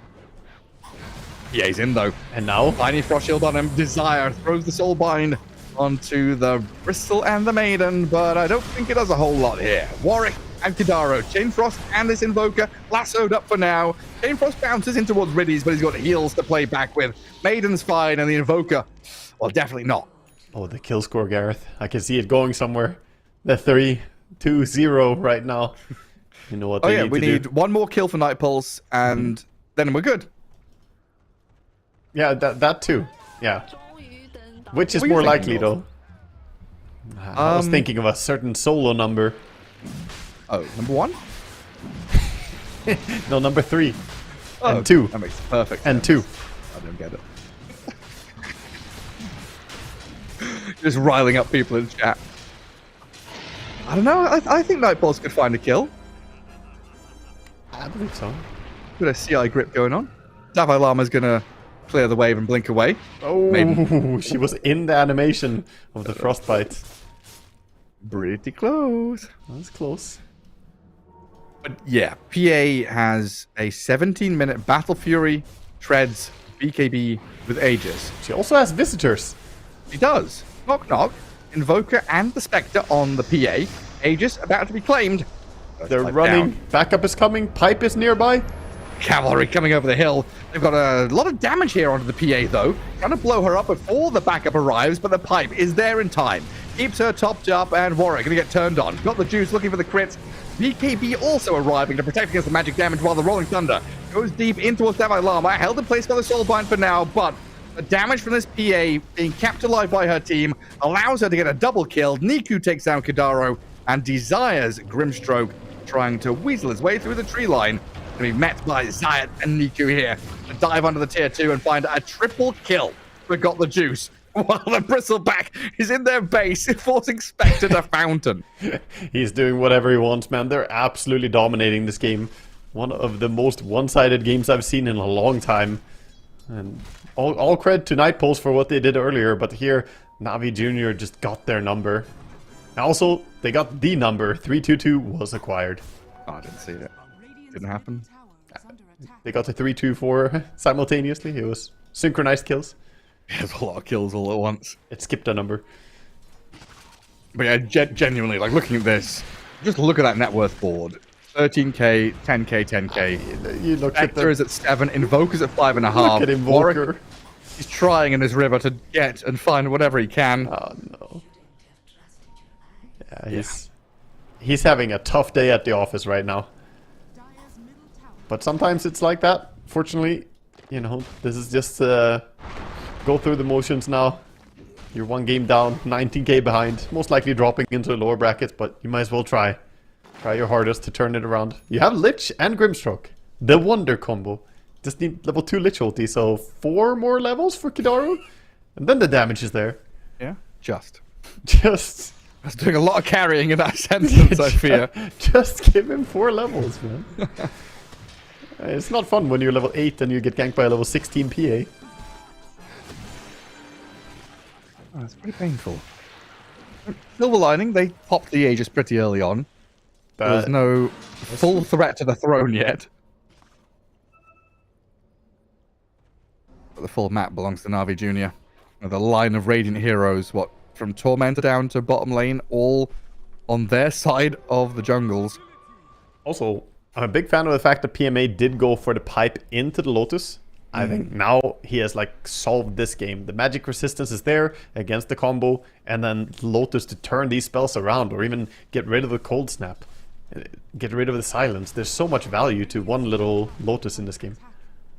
And they are setting up on the enemy Tormentor. I mean, one of their own 2 Tormentors, because this map really belongs to Na'Vi Jr. Quick take. See him gets it. Ready shard. Always nice to have. Can chain Frostbite people. Warwick, farming enemy ancients. He's left his base. He's gone to Vinland. Invoker's gone from a hero that's been super high priority, mid lane dominator. This Dragonlance build feels like it's kind of fallen off. Yeah. I think... Okay, you're scaling, you're buying stats. It feels good, I guess, for the Invoker player, but overall in the game, I don't know, Witchblade may be better? I'm not a fan of the Dragonlance first. Witchblade or Mage Slayer as first item and then going back for Hurricane feels way stronger. I don't know about the first item Dragonlance. It doesn't feel like it hits a power spike. Right, we've had it twice today as well, and it's both given me that same feeling. Yeah. No, it was, yeah, the game with Hurricane Pike Invoker running around, doing absolutely nothing. Yeah. Witchblade is just a stronger timing. Oh, it wasn't as bad a game as this, but Zayat, yeah, he felt the Ghost Walk. Dust onto Warwick. Doesn't have lasso. Back. No, but he's on top of this Invoker, forcing him to TP at least. PA is completely alone. Jump is there from Tiny. BKB's up from Got the Juice. Jumping onto Desire while the Spectre giving chase, but PA gets back to high ground, and apparently that's enough of a threat for Nightpulse to give up. Just the fact that Pango could come crashing through there could be a disaster if the chase not having vision. They do go on the Pango now, knowing PA is low HP. Got Mantis Style and a few spells to dodge away from danger here, with a Lotus and the roll up now helping. PMA charges in towards the Lich with a Rolling Thunder held in place by the Soulbind, and this is the little combo they can turn back onto it with a dagger doubling up. Toss back as well to send this Bristleback in. PMA half HP. Where's the backup? Where's the PA?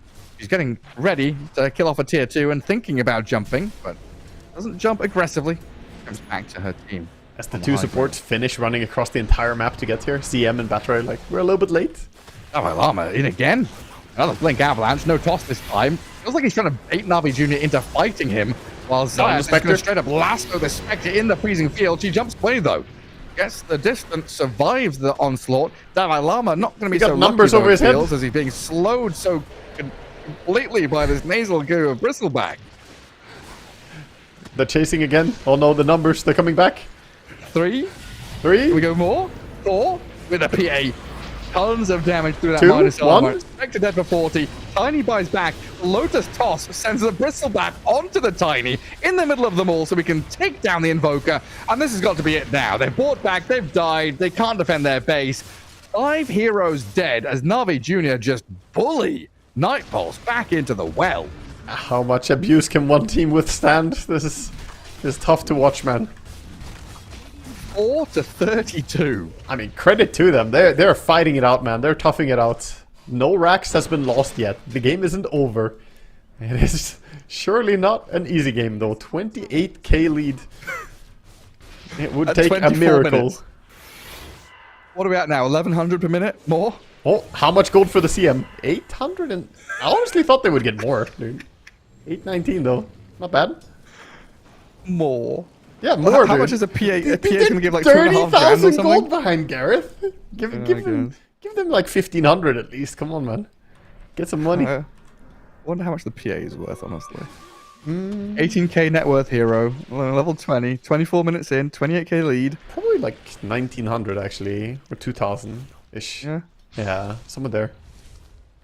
It depends how many heroes you have as well. The more heroes you have nearby, the more gold you get. That's what I was going to say. If it's all 5 around, maybe 2,500 or something. Exactly. I think that's probably the upper limit.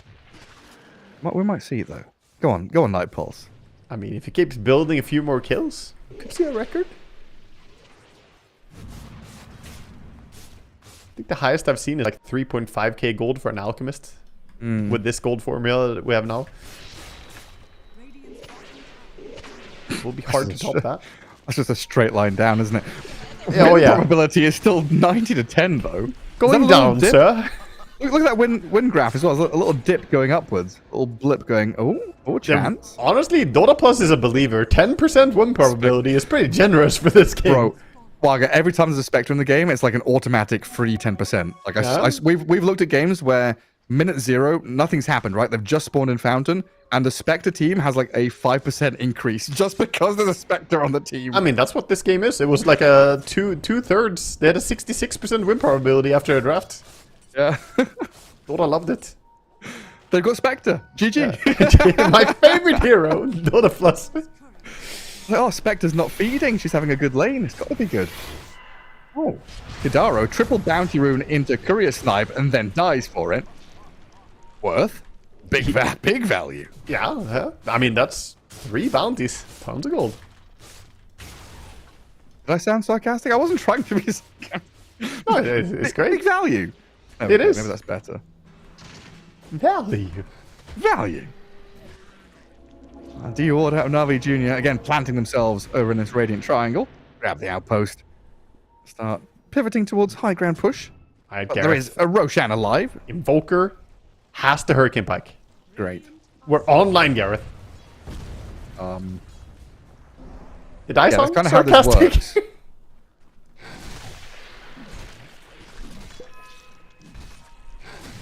He can push people.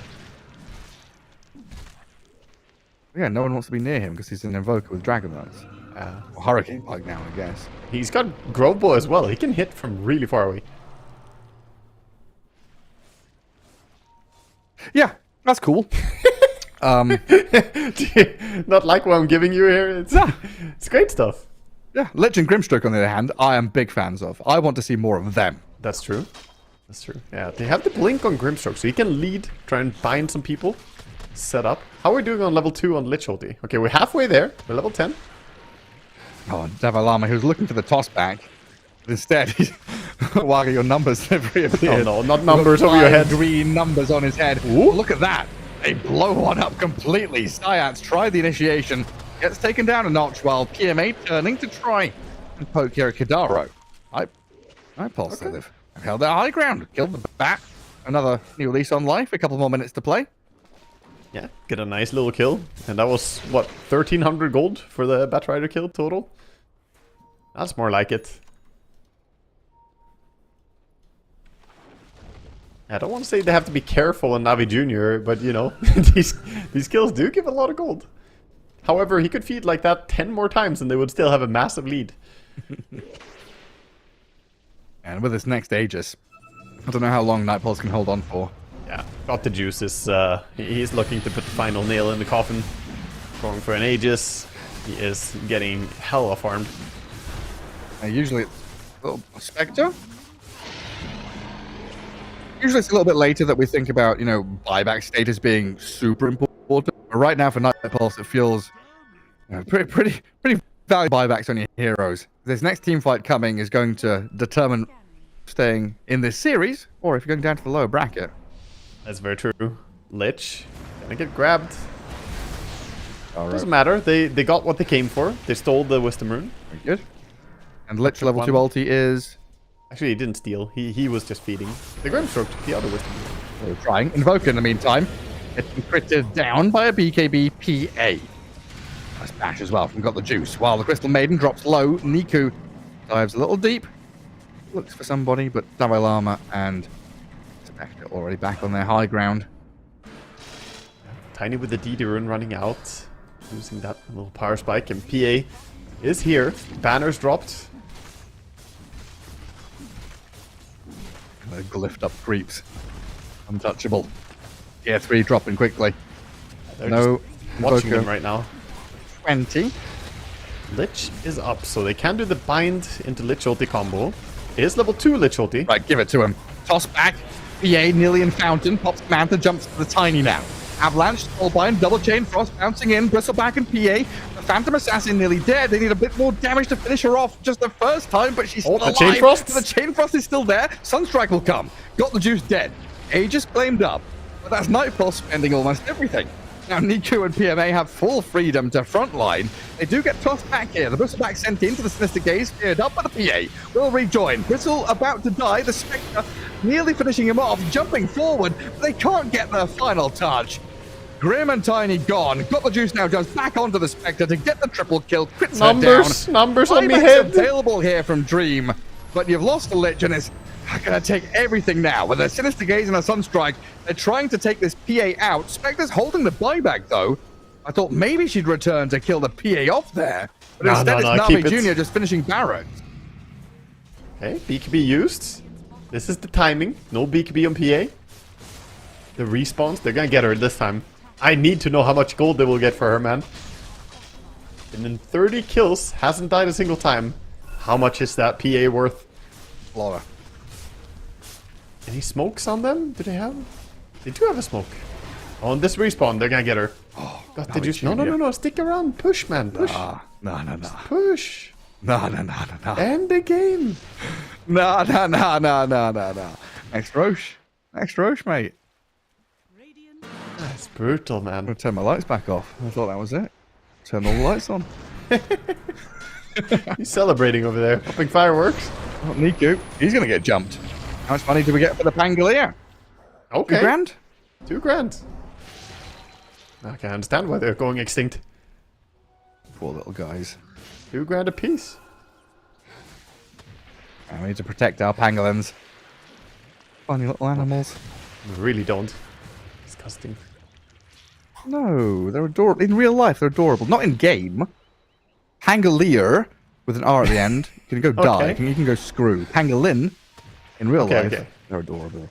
Okay, I'll accept that. They're a better version of the armadillo. You say pangolin, and all I feel is my mana being burned by a diffusal from far away, man. Disgusting. I could never pet one. I feel like I would lose my mana. I just imagine the position 4 Pablo Pango from 6 years ago with the javelins rushed out. That one I would protect. That would be okay. If I was saw the cutest one of Pango ever. one of those little bastards trying to hold 4 javelins. Oh, Warwick. The tornado timing there. Pretty good to stop the bat. Don't know if that was intended, but either way, Hector making a jump towards Zayat. Tiny tossing around the PA, and his Bristleback stacking up the goo. Zayat's dead to the Spectre. But in comes the Got the Juice Phantom Assassin with a BKB up. Critting into Tiny. Avalanche try and hold the approach. But damn, he has buy? As buy, you're right. Now with the Soulbind double chain frost. He doesn't have BKB. Popped Get by the PA. No BKB. Phantom Assassin Get in him. danger. Comes back in, healing up. Oh. Lifesteal to full. Satanic pops.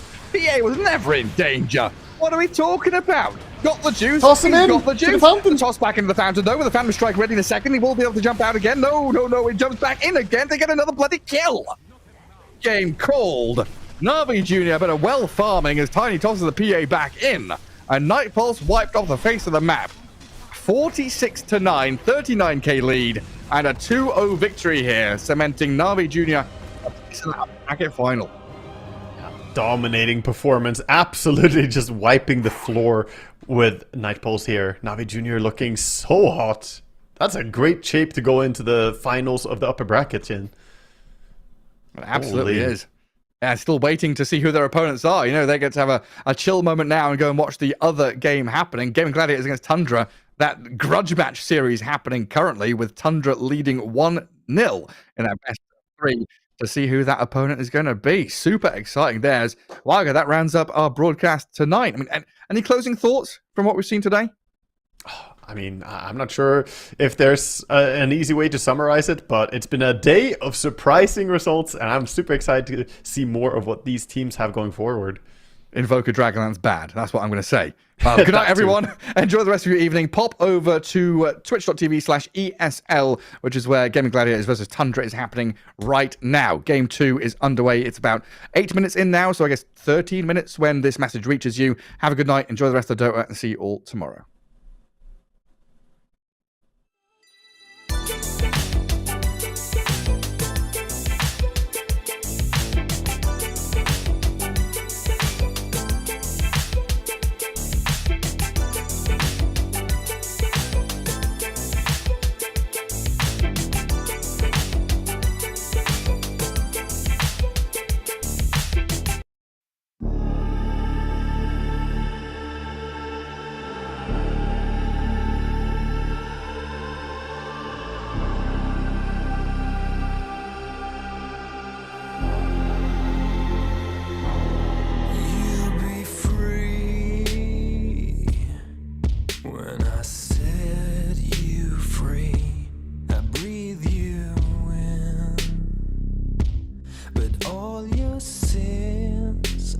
Disappear, you can see it's true that I want only you when we'll break free together, you and me.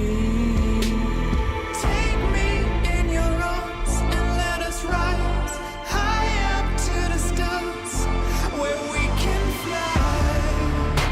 So come with me. I want you to play my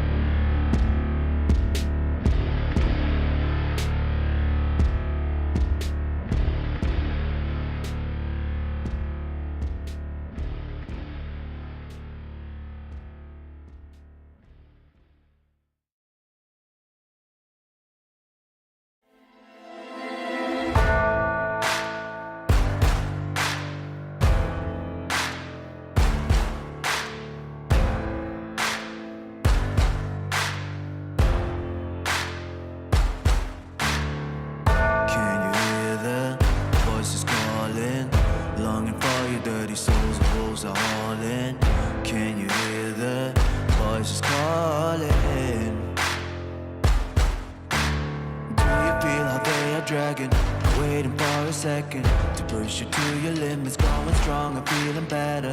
But do you feel them? Can you hear them say?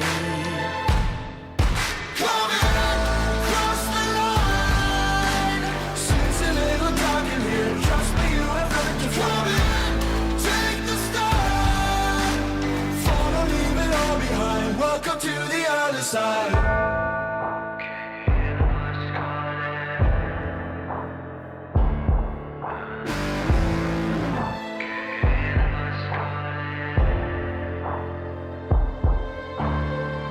Do you feel how they are dragging? Do you feel them? Can you hear them say? Do you feel how they are dragging? Can you hear them say?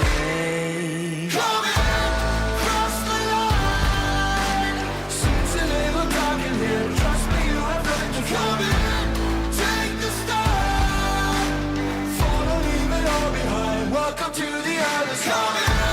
Cross the line. Seems a little dark in here. Trust me, you have nothing to fear.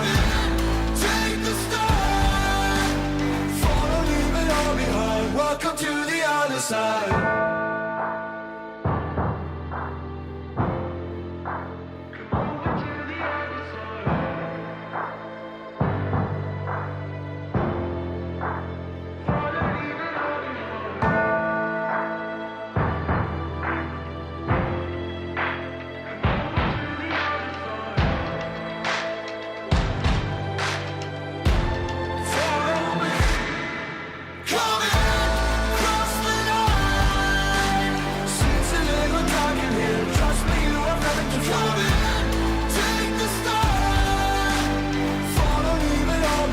Welcome to the other side.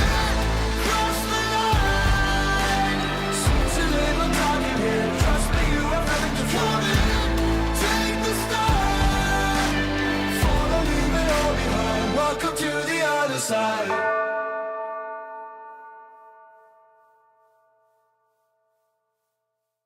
Serotonin flag.